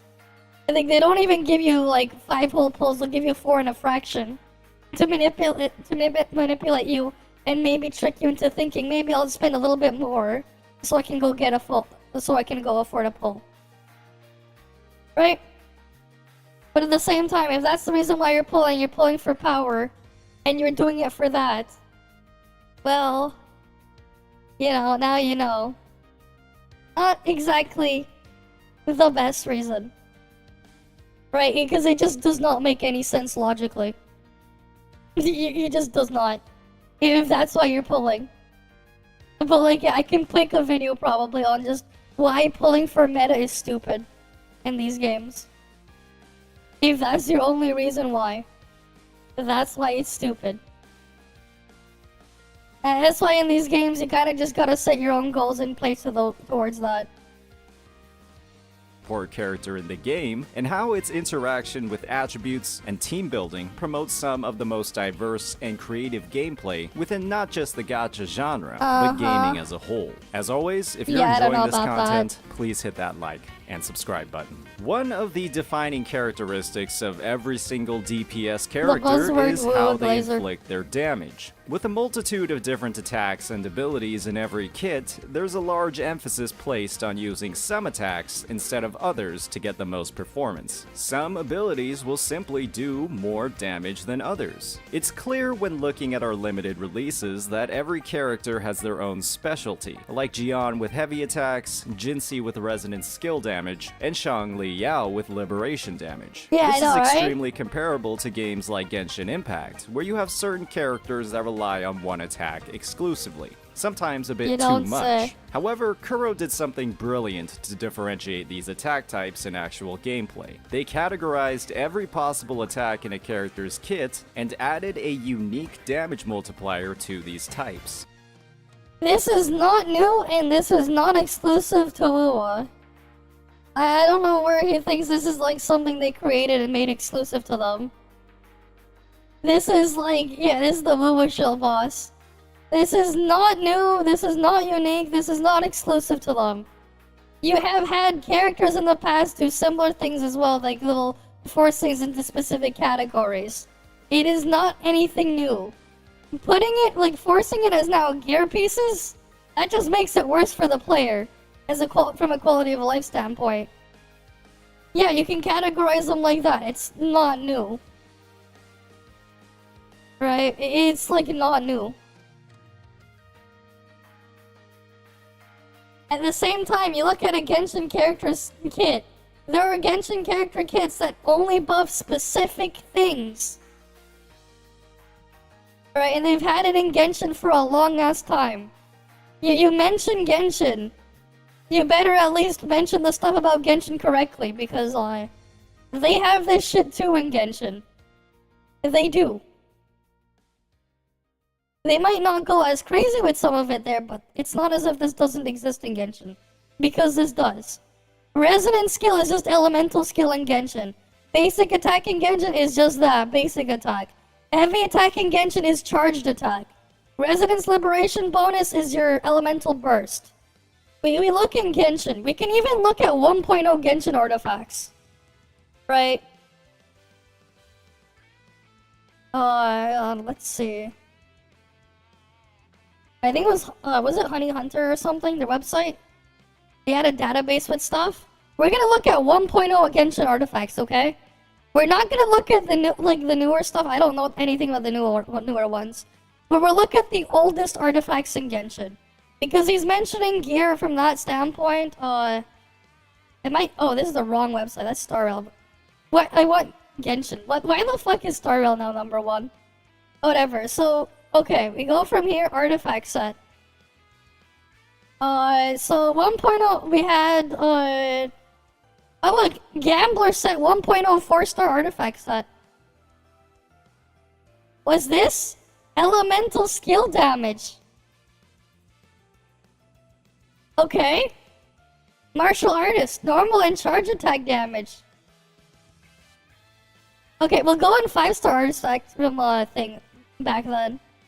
Gladiator set, you get this when you kill a world boss and you loot their thing. Normal attack damage, guys, it's right here, normal attack. How about Wanderer's Troop? Was this charge attack damage? This is like 1.0 Genshin artifact sets. This was in Genshin 1.0. It is, whatever he's saying is not even new or exclusive to MOBA. Genshin literally had this shit 4 years ago. A noblesse oblige. Elemental burst damage. Right here. It's right there.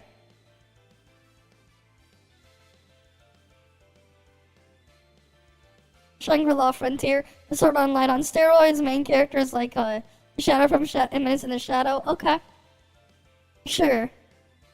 But like, we could just like look at 1.0 Genshin artifacts. And again, you go look over time Shimenawa thingy. You cast elemental skill, whatever, you get normal charge plunge attack damage bonus. Right, Genshin has a category for plunge attacking. They even have a distinction for that type of attack. They'll call it a plunge attack, then they'll have a bonus there. Oh look, elemental burst damage bonus here. Right, they probably have way more over time, but like, yeah. And damage dealt increased by whatever, they have this shit, I'm not reading all that, but... You know, we see that from Genshin there. They have that stuff. Whether they like it or not, whether he likes it or not, it's not as if this is unique to Genshin.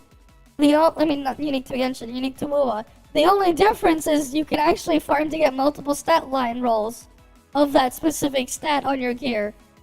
Unlike Genshin, where they're just limited to set bonuses. But Genshin does have these. They do have these. This system, at first, could seem like an unnecessary addition. What's the need for additional damage multipliers when there's a baseline one for every single attribute? Why not just have one number? Many could view this mechanic as an extra complication in an already mechanically intensive game. But this system has major advantages. The first being that it will take a huge amount of time to completely power creep any character. No, that just means it just takes way more time, effort, and work to go upgrade that thing. Bro, what? Man, this guy would love to see Titan gear then, man. I bet he would love to see our Titan stats. Look at this. So what's this? Skill damage boost plus 3, guys. Skill damage boost plus 3. Oh, what's this? Normal attack boost plus 3, guys. Look at that. Normal attack boost plus 3. You guys like this shit, right? He's great, right? Oh, the only difference here is now this gear is actually universal. I can actually just transfer this to any character or any element. Look. Flame, physical attack, frost attack. I can use this on anything. Do I play the game othering? No, I haven't played it in months. I played it on release and I played it during the beta. But not anymore after that. Oh, you look at this headpiece right here, look. Oh, I can have this universal here. I have all the elemental attacks here. And I got damage boost on this. Oh, I actually have weak point 3 on all of these. I'm only using damage boost, the generic one, because I'm on my alt. I've been messing around with mono altered, which cannot use weak point. I have to use damage boost, so that's why. But that's its own other situation there. But yeah, universal gear, best gear. I wouldn't say it's the best gear I've ever seen in a game, but it's definitely an improvement compared to some of the things I've seen in other stuff. Have you seen gearing in PGR? Gearing in PGR is just, you just grab the gear, you put it on the character, you enhance it so it has like level 45 stats or whatever, and you're done. Or whatever it was. The stats were fixed on the gear. There were no random stat BS. For a character like Jian to be power crept, Kuro would need to release a new arrow character that also specializes in heavy attack damage. You know, the same thing also applies to Genshin. It's the same thing too. No. Just no. It don't work that way. It don't work that way. They don't need a replacement to be heavy attack. They don't need that. They just need another arrow character that takes a bunch of field time and does primarily on-field damage, just like Jian does. You don't need them to be heavy attack focused. It doesn't work like that. It isn't as simple as just releasing a new character in the same elements, like Genshin Impact. It is though. It is though. What? The only difference is you can transfer your gear, but that's the same thing with Genshin artifacts. You can't always transfer them over because of different sets, but at least you had the flexible one artifact slot in Genshin. The hell is this guy on? It's the same thing. He's trying to argue something isn't the same as Genshin, when you can apply the same logic to Genshin. Yeah, it's higher to get high universal gears than min-max specialized. Well, yeah, of course, but like the thing is, at least you can kind of make universal somewhat in Genshin, kind of maybe, because you can at least do two-piece stuff a bit more reasonably. In WoW, the 4-piece gap thing is just, the 4-piece sets are just so absurd by comparison to the 2-piece counterparts that you don't really have room for that. Yeah, he's glazing Wuwa here and like going after Genshin for this thing. despite it being the same situation there. It is not what he thinks it is. If you go and farm a specific artifact set that's tailored to a very specific playstyle, it's the same deal with your echoes. It's the same thing if you're gonna get a replacement then, by his logic. There are 6 attributes and 4 different damage types. Kuro would need to release over 24 main DPS characters to even start double dipping. No, they don't need to do that. And yeah, Genshin does have these distinctions. Genshin does have these distinctions on these things too. Heck, they literally made what? The Electro Archon was literally just elemental burst damage incarnate. That also just refilled your energy at the same time. So like, no, it's like, oh, if you had something that didn't use that thing as a focus, then you couldn't transfer the shit over. He's bashing at Genshin directly, when Wuwa has the exact same situations and problems as Genshin's. He's just exaggerating the Genshin side and ignoring it on the Wuwa side. The shit applies to both of them. You can literally just change the description of this. There are artifact sets that focus on these stats too in Genshin. Yeah, he really left the server there. He didn't do any research or something. The research really doesn't take very long. If you're gonna look at gear, then go compare gear in the other game too. Because his argument applies the same way to Genshin. If you're gonna compare to Genshin on this logic, it's the same thing, at the same time. Doesn't necessarily mean that someone's going to replace your quote-unquote heavy attacker with a resident skill attacker, a resident liberation thing. They're not going to do that. Because some people will just go and do that, and they'll go through the absurd lengths of refarming all those echoes. That abysmal process. There are people who will do that. So like, his point again on that front is mute. Like, no, if they're a main DPS, you replace them with a stronger main DPS if all you care about is power and more damage. That's just what happens. It doesn't matter how they get their damage out. As long as it works and it's appropriate, you will use that. That's just the reality. The only way you cannot apply this is if they actually had a very specific predefined like niches for them where like you would see value in using specific characters at certain situations. If they went that route, then I could kind of give them a pass. With Snowbreak, at least so far, they kind of do have that for some bosses. Like, you go to Joseph Harden, you're gonna want shotgun characters to deal with that shit. Or like a Gave. But then you have like the Hella boss, where like everything is crap compared to a Chenching. Right? You'll have bosses like you'll have bosses with like targetable stuff you need to break. Right?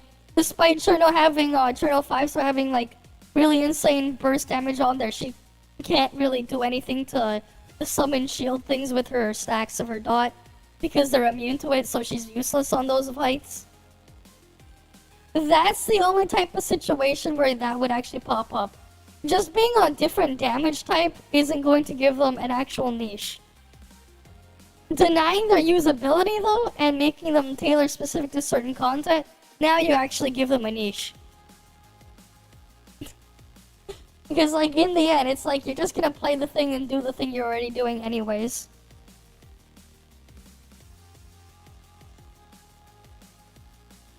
Right, like, yeah, with this guy though, like, the logic is, like, out the window.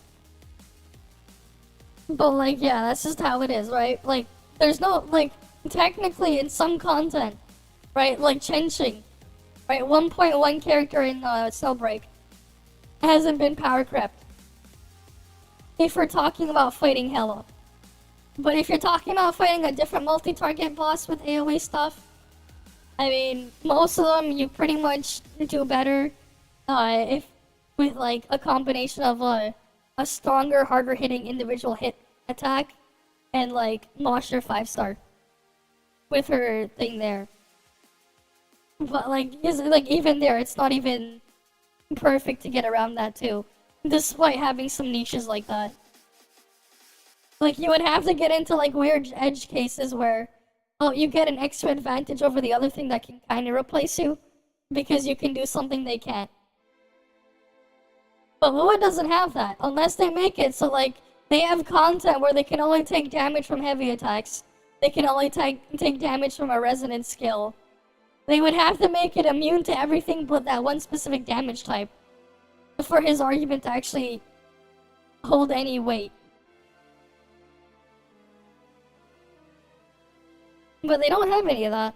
Genshin Impact, over 4 years of development, doesn't even have that many limited DPS characters yet. Second is that this system also makes the game far easier to balance in the long run. When a majority of a character's damage is dealt through a single type, and that specific type has its own unique multiplier, this makes it very... It's not a unique multiplier though.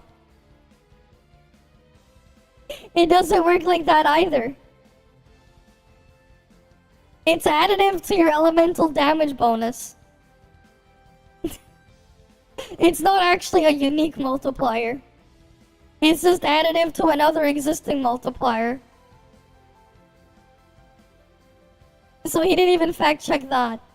Yes, if all your damage profile is heavy, you're still going to have whatever your damage bonus percent is, additive to your elemental bonus percent. I'm pretty sure Maggie made a video on that too. On the details and stuff behind that. And like she did it around 1.0 release as well. Easy to adjust the performance of existing characters with new updates to the game. Games like Genshin Impact explore mechanics regarding damage types, but they seem more like an afterthought tacked onto a... No. This is a terrible freaking example he put here. They're all matrices. Not matrices. These effects are on Genshin artifacts. And they have been on Genshin artifacts since 1.0. They are not just tacked on as extra effects like this. Besides, Wilma does the same thing on their character weapons too. The fuck is this guy on? No. If you're gonna go bash Genshin for that, at least bash them for something legitimate. Not something the thing is guilty of for the same reason. For the same things. Character's kit or weapon effect instead of meaningful integration into the game. Wuthering Waves brings the... Right, like, no, it's in the game.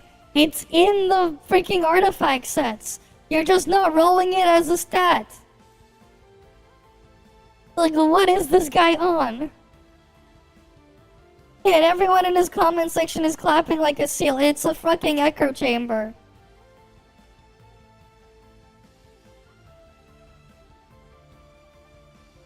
Yeah, like... this mechanic front and center on every stat page.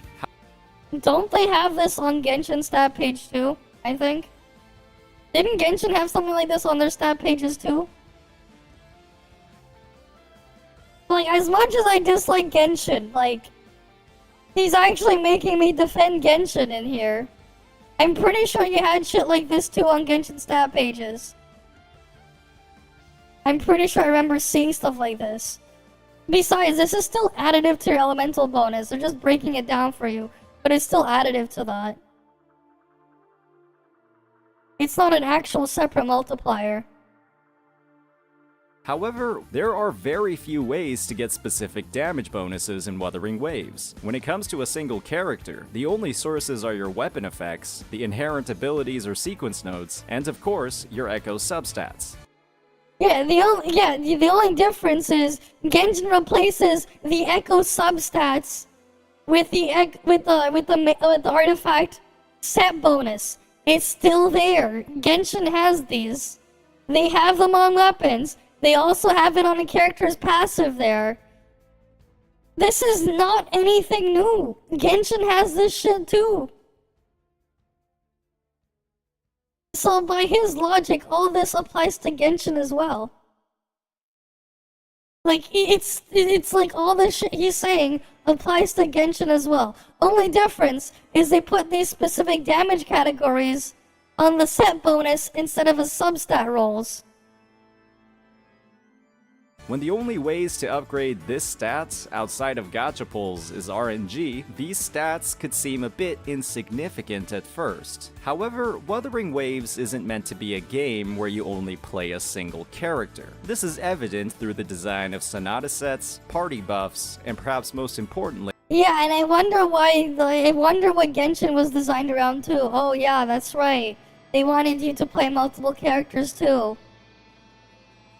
outro skills. These very outro skills are the primary reason for why Wuthering Waves has some of the best character balancing in gacha gaming. Sub-DPS characters all come equipped with a specific buffing outro skill that can either target a whole attribute, like with Alto and Danjin, target a specific damage type, like with Mortefi or Sanhua, or simply do a blend of both, like Don't they also just have characters in Genshin that just give you buffs? The elemental reaction system. Right? You apply the element on the target for the other thing to react with. Bruh. Genshin does this shit too. Just not as directly as this, but they still do it. They have artifact set bonuses that give buffs in the background in Genshin as well. Right, and it's like you go look at fucking what was it the 1.0 set that everyone farmed, right, for like Venti and stuff like Verdescent whatever. That shit had resistance shred on it when you swirled. Everyone went crazy for that set back in the day, I think, if I remember correctly. Because that shit was super useful. You put it on any emo character. with Yinlin and Jeja. When these outro skills are a completely Yeah, Farina and Bennett can buff other characters. They have a lot of characters that can do that. Right, didn't Raiden have a thing to buff everyone's elemental burst damage or something? What else? They had other characters that have buffs as well. Hu Tao can buff crit rate on your way out. If I remember correctly, Hu Tao buffed your crit rate when you swapped her out. She buffed your next character's crit rate when you swapped her out. She had a way to buff crit rate when you swapped her out. Right, like, no. They had characters that did that, yeah, HP crit damage and stuff. Yeah, like, you had other ways that things would do that too. They just didn't require you to fill a bar and watch a stupid animation. The only difference is this thing is making you fill a bar and then do a stupid animation. But it's not as if they can put that in a game without the need for that. Right, it's not as if they don't know it. They have to do that. Like, you know what? Here, let's go do an example. You know what? Oh yeah, here, what's a good example? It's an older one. Let's say we look at Ray. Her stuff is a sub-DPS off-field. What does she provide?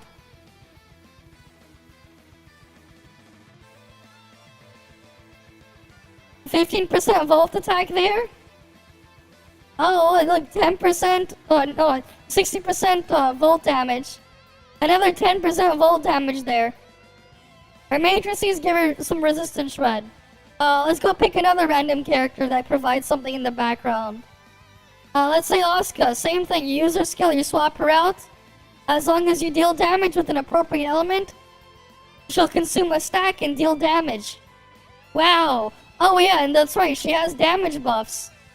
Matrices give a bonus thing in the background. In her skill, base skill. What is this? 18% physical damage buff, 12% flame damage buff. Wow. An effect in the background, guys. Wow. Right, Lynn, pretty much always background. Guess what? You look at her skill. What's this base skill? You got this, you got the realm thingy. Where's the thing where it says the attack buff? Oh, it's here somewhere. Jumping ability, Wait, Volt here. Oh, wait. Volt when Shadow here hit with 2 Volt weapons. Do this thing, 10% Volt damage. Frost, you get 10% attack. Physical, you get a damage proc. Flame, yeah, sure, you get thingy. So the balance one she'll give a buff for 15% attack for everyone. There was another 15% attack somewhere. Oh, here, your attack in the realm is increased by 15%. Right, this is baseline. Obviously, A6 increases that to 23. Right, and you have your damage procs and whatever. You know, obviously, Lean S4, we all know that thing is broken. Like, you got Zeke. Right, what does Zeke do in the background when you're not using it on the field? Alright, you can apply the Serpent Chain thingy on his skill. And you'll do a portion of your damage to the target. With the Serpent Chain, 30% will be copied over the Serpent Chain. You can increase that to 50% with advancements. Right, this list goes on. You got Yulon, who literally has the ability to change her stance and mode. To do what? Same thing, right? Martial artist stance, right? You can skip to like after a dodge, you skip to the 3rd hit when you're doing the attack thing here. Again, in her skill, it'll tell you what you can do here. You'll do a specific type of attack thing there. Was this one? Which one's this one? Oh wait, no, this one's martial artist, right? No, this is sweeping force here. Sweeping force is here. You get a damage buff somewhere. Where was it? Or did they put the thing on her discharge? I think it was on her discharge that gave the description for that. No, martial artist, you got 12% frost buff when you use her skill there, but on her discharge, you get 12% frost buff on a sweeping force discharge right here. Right? Oh yeah, like use her in the background. Oh, refill your charge too. You know, Ling Han had a thing to buff attack percent. And she just did a lot of dot damage. With her skill. Same deal, right? Oh, Anka, same thing. You can have her skill still trigger its effect in the background when you hit the thing with the mark of doing the 900% of attack. You can trigger it 1 time every 6 seconds. With advancements, you can lower the cooldown on that, but again, same thing. Oh, background effect. And you get a damage buff, 12% final damage. This is base Anka kit. Right, list goes on. I think in the background on Fenrir, she had a 20% shred. Where is it? Ignore 20% targets defense, whatever. 20% death shred there on Fenrir.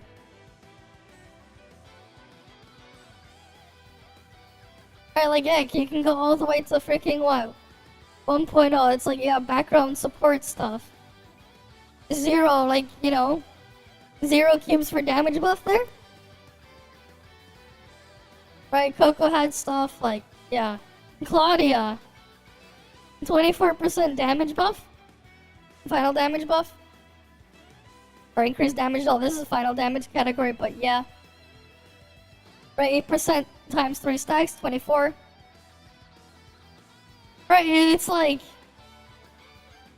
This shit ain't unique. Oh wait, that's the cat game.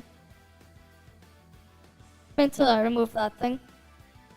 Separate multiplier that amplify your total damage after all of your character's stat calculations, they are easily some of the most powerful in the game. This also means that one of the biggest contributors to a DPS character's performance isn't necessarily their substats or equipment, but simply the teammate that they're being used with, and new teammates get added to the game all the time. If there's ever a scenario where a character like Jian is falling behind in the meta, all Kuro would need to do is release a specialized sub DPS with an outro skill that buffs arrow damage and heavy attack damage, much like how Shang Li Yao and Wait, hasn't Genshin done this too?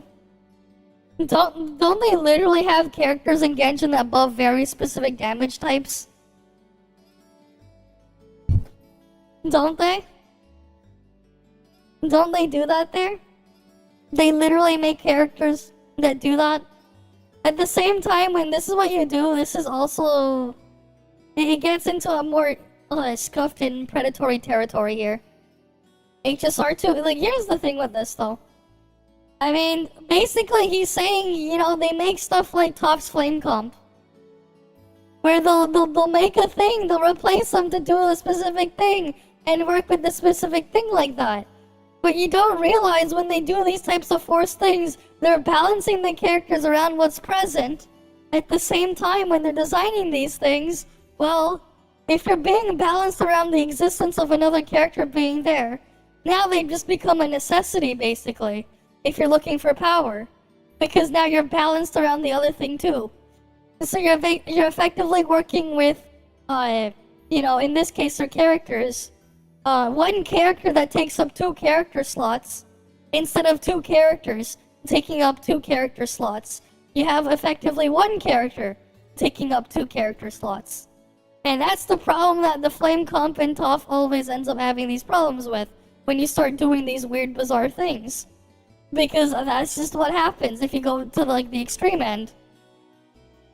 You end up making it more predatory, because then you end up having characters that are completely half-baked and need another character to function. That's what ends up happening if you do this too much. That's just what happens. And like, especially if they're trying to balance the characters, they're going to look at where the relative performance is and try to keep them, you know, quote-unquote balanced. So what do you do when you release a very strong specific attacker type thing on one character? What you do with your next one if you're gonna make them work together? You make the other one, you're gonna have to compensate by making the other one really weak, or scuffed in some other situation or way. That's just what happens. That's just what happens. But how he has not realized that, I have no idea. How he can't realize that. It's like very simple and basic. They can do that, like other games have done that. They can do that too. It is not exclusive to Uba.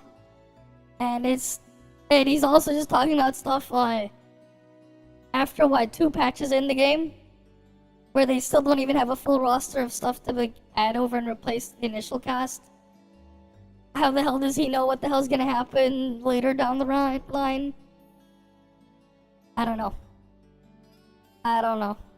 Calcharo have access to Yinlin, and that's just through one ability in their kit. And if a character like Jeje or Chong-Li falls behind, all you need is a Glacial Resonance skill DPS or a Fusion Resonance Liberation DPS to immediately bring them back to the forefront. The only way older characters fall out of the meta is from the release of new ones, so it makes perfect sense for those new releases to bring them back in. That's a balancing system with built-in future proofing, and it's completely genius. No, future proofing is a dumb mindset. Again, with these types of things, you're not investing into stuff. No. Right, you're not freaking buying an investment into stuff with this shit. You're not. These things will lose value and lose their thing in the future. Right, you're not freaking using this as like for financial reasons, right? It's just stupid to go into these games with that logic. Alright, what the hell is this clown even on? But then again, he's glazing this hard, so... However, there's another huge benefit to the design of outro skills, and that's the fantastic way that they interact with the design of the Tower of Adversity, Wuwa's endgame mode. With an energy system and the ability to freely slot in characters across the 3 sides of the tower, you're heavily incentivized as a player to mix and match different characters to get through all 10 fights, and this can lead to some unorthodox team compositions that have a surprising amount of synergy. A character like Chong-Li, for example, example, that buffs fusion and liberation damage, ends up working fantastically with Shang Li Yao, even though he doesn't get any benefits from half of her buff. But the fact he gets any benefit at all is enough. And that's just one example. As more and more characters with different damage... I mean, all they're gonna do is power creep them by giving them a more useful buff. You can say that all you want, but they'll just make a better character in the future that will just buff more and buff harder. And they'll get beaten by a better buff. That's just gonna happen down the road. It happens all the time in these things. It is kind of dumb to just think of it as it's always just one and done like that. Damage types release, this potential can only grow. At the present, the opportunities for additional team building can seem a bit constrained, but think about a future where we have an attribute and damage type buffer for every single possible combination. That's a lot of characters and a lot of potential team comps. And that's all because of how Kuro implemented a single mechanic. And this mechanic, it's only gonna get better with Yeah, Genshin has this exact same mechanic too. They just don't shove it in your face. But this exists in Genshin too. If you want to make it even worse, they added an extra elemental mastery stat for elemental reactions on top of this. So technically, Genshin can make theirs go deeper. with age. As always, if you enjoyed this content, please hit that like and subscribe button. Peace out. Right, but, you know, what do you expect from this Glazer?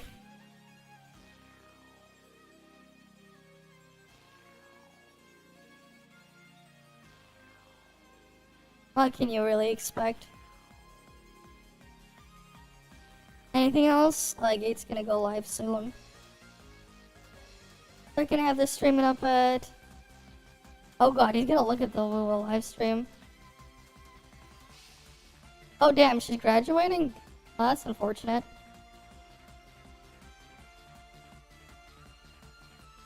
I definitely gotta play the Sonic, the Shadow Generations eventually.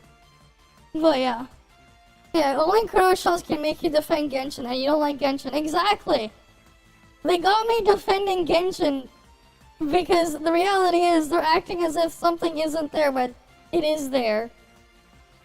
They're ignoring what the hell's in Genshin. I'm gonna at least give Genshin credit for what it has. But they're discrediting Genshin for what it has. Mr. Beast getting sued by ABC News. Okay. You did know.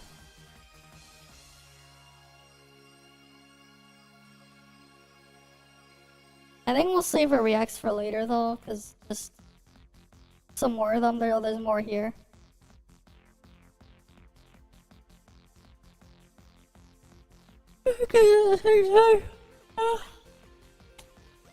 We've been here for 10 hours. Alright, well, we'll go right out the gate, I guess, after. Alright, we can go right to gate, I guess. If you want to see the Woo live stream there. I'm not gonna watch the Woo live stream, I don't care. Right. You guys can tell me about the news of whatever happened there later, but I'm just not gonna really care about the Woo live stream. I don't watch these. I've said it before, I just don't like watching those types of things. But yeah, we'll see. Wait, is he actually started yet? Or is he still in his, pre-stream thing? FanDuel Casino has your chance at the #1 feeling. Alright, we got ad there. Okay, he's not started yet.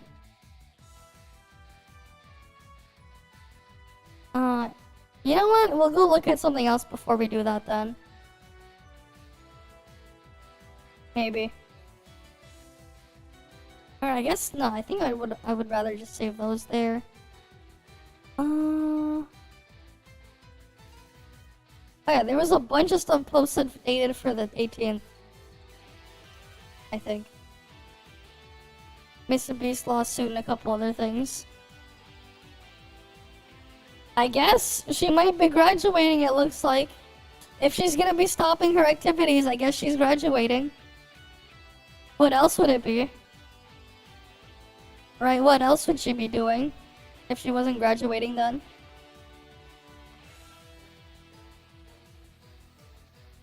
Right. Oh, she's promoting to 8chan role? Okay. I don't know. I don't really follow too much. I don't really follow too much of what the hell goes on there. That's good for her if she's getting a promotion, I guess. She's basically becoming a manager. Fair enough. Hey, good for her, I guess. She gets to become a manager.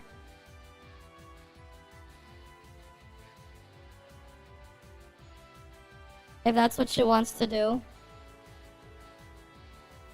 Right, she gets her promotion.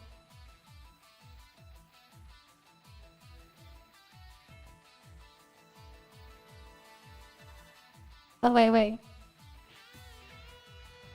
I'll have to give myself a promotion! There you go. She's like... I'll have to give myself a promotion! There you go, she'll have to give herself a promotion. Right, sure. Oh, wait, they're not killing it? Why not? They should have killed their Colonel Anti-Cheat. Okay, you know what? This is important to hear. Microsoft plans to remove kernel-level anti-cheats. Microsoft plans to kill kernel-level anti-cheat. Could be massive for Linux gaming. Microsoft paves the way for Linux gaming success with plan that would kill kernel-level anti-cheat. Microsoft plans to remove kernel access for security solutions which would affect kernel-level anti-cheats such as Vanguard, BattlEye, and Faceit, all of which are sourcing from one singular article from Notebook Check. Now, all of this would be great, okay? It'd be awesome, It would be wonderful if it wasn't a complete and utter fabrication by an outlet that didn't read the article they are sourcing. And here is the very fun thing about nonsense like this. Microsoft paves the way for Linux game success with plan that would kill kernel-level anti-cheat. The great thing about things like this is it doesn't actually matter if it's true or not, because there have been a lot of situations like this where one article just says something that's complete nonsense, another article references that article, another article references that article, and then another one references back to the start, and now you've basically created a loop, and nobody realizes that the entire reference was made up and it never actually happened. And just in the confines of this one topic, this is not the first time this has happened. Basically, right after the CrowdStrike situation, we saw posts like this. Microsoft preparing to taking steps to kicking antivirus, anti-cheat, etc. softwares from the kernel. This is linked to an article from The Verge. I mean, that would be good. In this case, unlike the Notebook Check situation, if they did. Is The Verge article is fine. This one is nonsense. It's just the Redditor didn't read the Verge article. In this case, a month ago, it was about minimizing and restricting third-party kernel access. Not blocking it, but putting systems in place where developers don't feel the need, where if they want to build a security solution like this, they need it to have kernel-level access. It may still need to operate within the kernel, but it shouldn't have access to every little thing in the system. It should be a lot more confined, a lot more manageable, and something that isn't going to bring down the entire world's computing infrastructure. And because some people just don't know how to read or willingly don't want to understand it, they saw restricting and thought blocking, where those don't at all mean the same thing. But let's see what it's about this time. So whilst the author didn't read it all the way through, this Notebook Check article is referencing a blog post from Microsoft, taking steps that drive resiliency and security for Windows customers, published on September 12th. This summarized the recent Windows Endpoint Security Ecosystem Summit taking place on Tuesday, September 10th. This brought together a bunch of industry experts from companies like Broadcom, ESET, SentinelOne, Sophos, Trellix, and yes, even CrowdStrike. I know some people want CrowdStrike to go out of business. I'm one of those people. I think people need to lose their job. I really do support the company being sued because there was no reason that code ever should have been deployed. There is no way it would have passed any internal testing, assuming they had internal testing. Regardless of that, though, the company isn't out of business and is still a very big member of the business space, and that's not going to change just because of one event. Some companies obviously would move away, but they're still going to be around. Now, the reason the summit happened is to discuss the complexities of modern security, what they need from Microsoft in Windows, and what really needs to change in Windows to make situations like the CrowdStrike disaster much harder in the future and preferably not happen again at that scale. So we'll skip the fluff and talk about the important part. Our summit dialogue looked at longer-term steps serving resilience and security goals. Here, our conversation explored new platform capabilities Microsoft plans to make available in Windows, building on the security investments we have made in Windows 11. Windows 11's improved security posture and security defaults enable the platform to provide more security capabilities to solution providers outside of kernel mode. Now, keep in mind, more security capabilities outside of kernel mode. This is something that already existed in the past. But I think this might have been one of the first points the author tripped up on, because there are parts of the blog post in notebook check, so clearly they read it at least a little bit. But they probably saw outside of kernel mode and thought, okay, so that's gonna be the only thing you can do. Both our customers and ecosystem partners have called on Microsoft to provide additional security capabilities outside of the kernel. Again, use of additional and outside of kernel mode, which along with SDP can be used to create highly available security solutions. At the summit, Microsoft and partners discussed the requirements and key challenges in creating a new platform which can meet the needs of security vendors. Some of the areas discussed include performance needs and challenges outside of kernel mode. So there's a lot of mentions of outside of kernel mode. If you're not reading the blog post properly, I understand how you can write this, but really, you should make sure you understand the blog post before you go and publish something about it on a fairly well-known site. Not really reputable for when it comes to like stuff like this, but well-known enough that people are going to find it. Anti-tampering protection for security products, security sensor requirements, development and collaboration principles between Microsoft and the ecosystem, and secure by design goals for future platform. Up until at least this point, I can understand how you could get confused, but let me show you the greatest evidence I have that... Well, I guess we can like stuff from there. You guys probably don't really care too much about that. How much longer until he's starting? If only it was like that Nvidia fuck up a while back. I believe I did tweet it a while back on when Nvidia made that fuck up. With the thing here. Right, they wanted to CUDA accelerate the Ansys ecosystem to connect Anus to the Omniverse. They wanted to CUDA accelerate the Ansys ecosystem to connect Anus to the Omniverse. Would you like to connect your anus to the Omniverse? Because Nvidia would like to do that.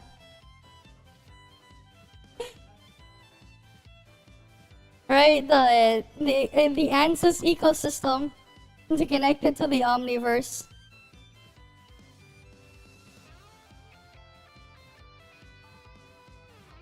Right, they want to connect your anus to the Omniverse. Whatever that is. Alright, you want to connect your anus to the Omniverse? Alright, when's Gate starting, man? He alive yet? Oh, he's not alive yet. How much longer until he's alive? Alright, usually how long does he take? We'll go raid him like as soon as he's alive. Let me go check a previous VOD or whatever. How long until he's alive?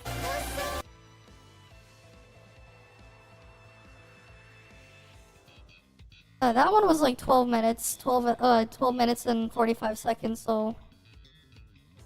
This one he's taking longer.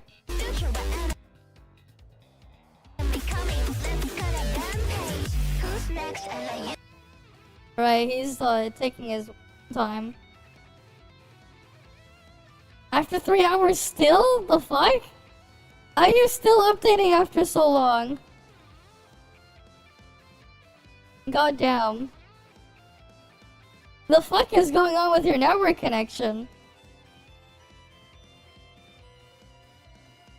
What the hell?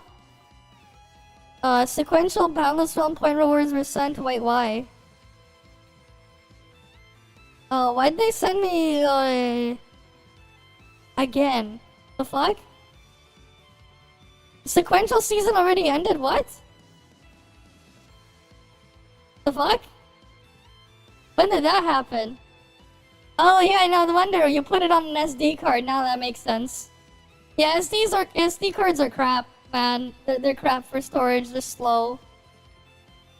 Yeah, no, that makes a lot of sense now. You put it on an SD card. Now it all makes sense. Yeah, I know. I'm like, no, I thought it might be your internet speed, not the ROG Allies internet speed.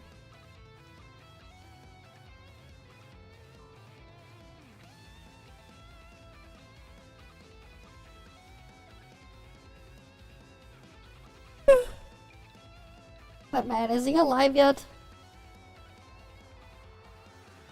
Let's go see if he's alive yet. Again. Oh good, he's alive.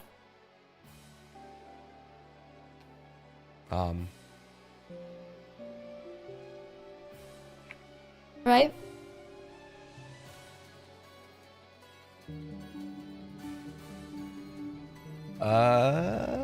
Throws back to normal. Supposedly, intro fighters died. I don't need to run that again. Alright, okay, cool. But yeah, this is the one in the stream for the night, right? As usual though, thank you guys all for stopping by. Hopefully I can see you guys again next time. We're gonna go right out to gate to Mr. Cake. But yeah, see you guys. See ya.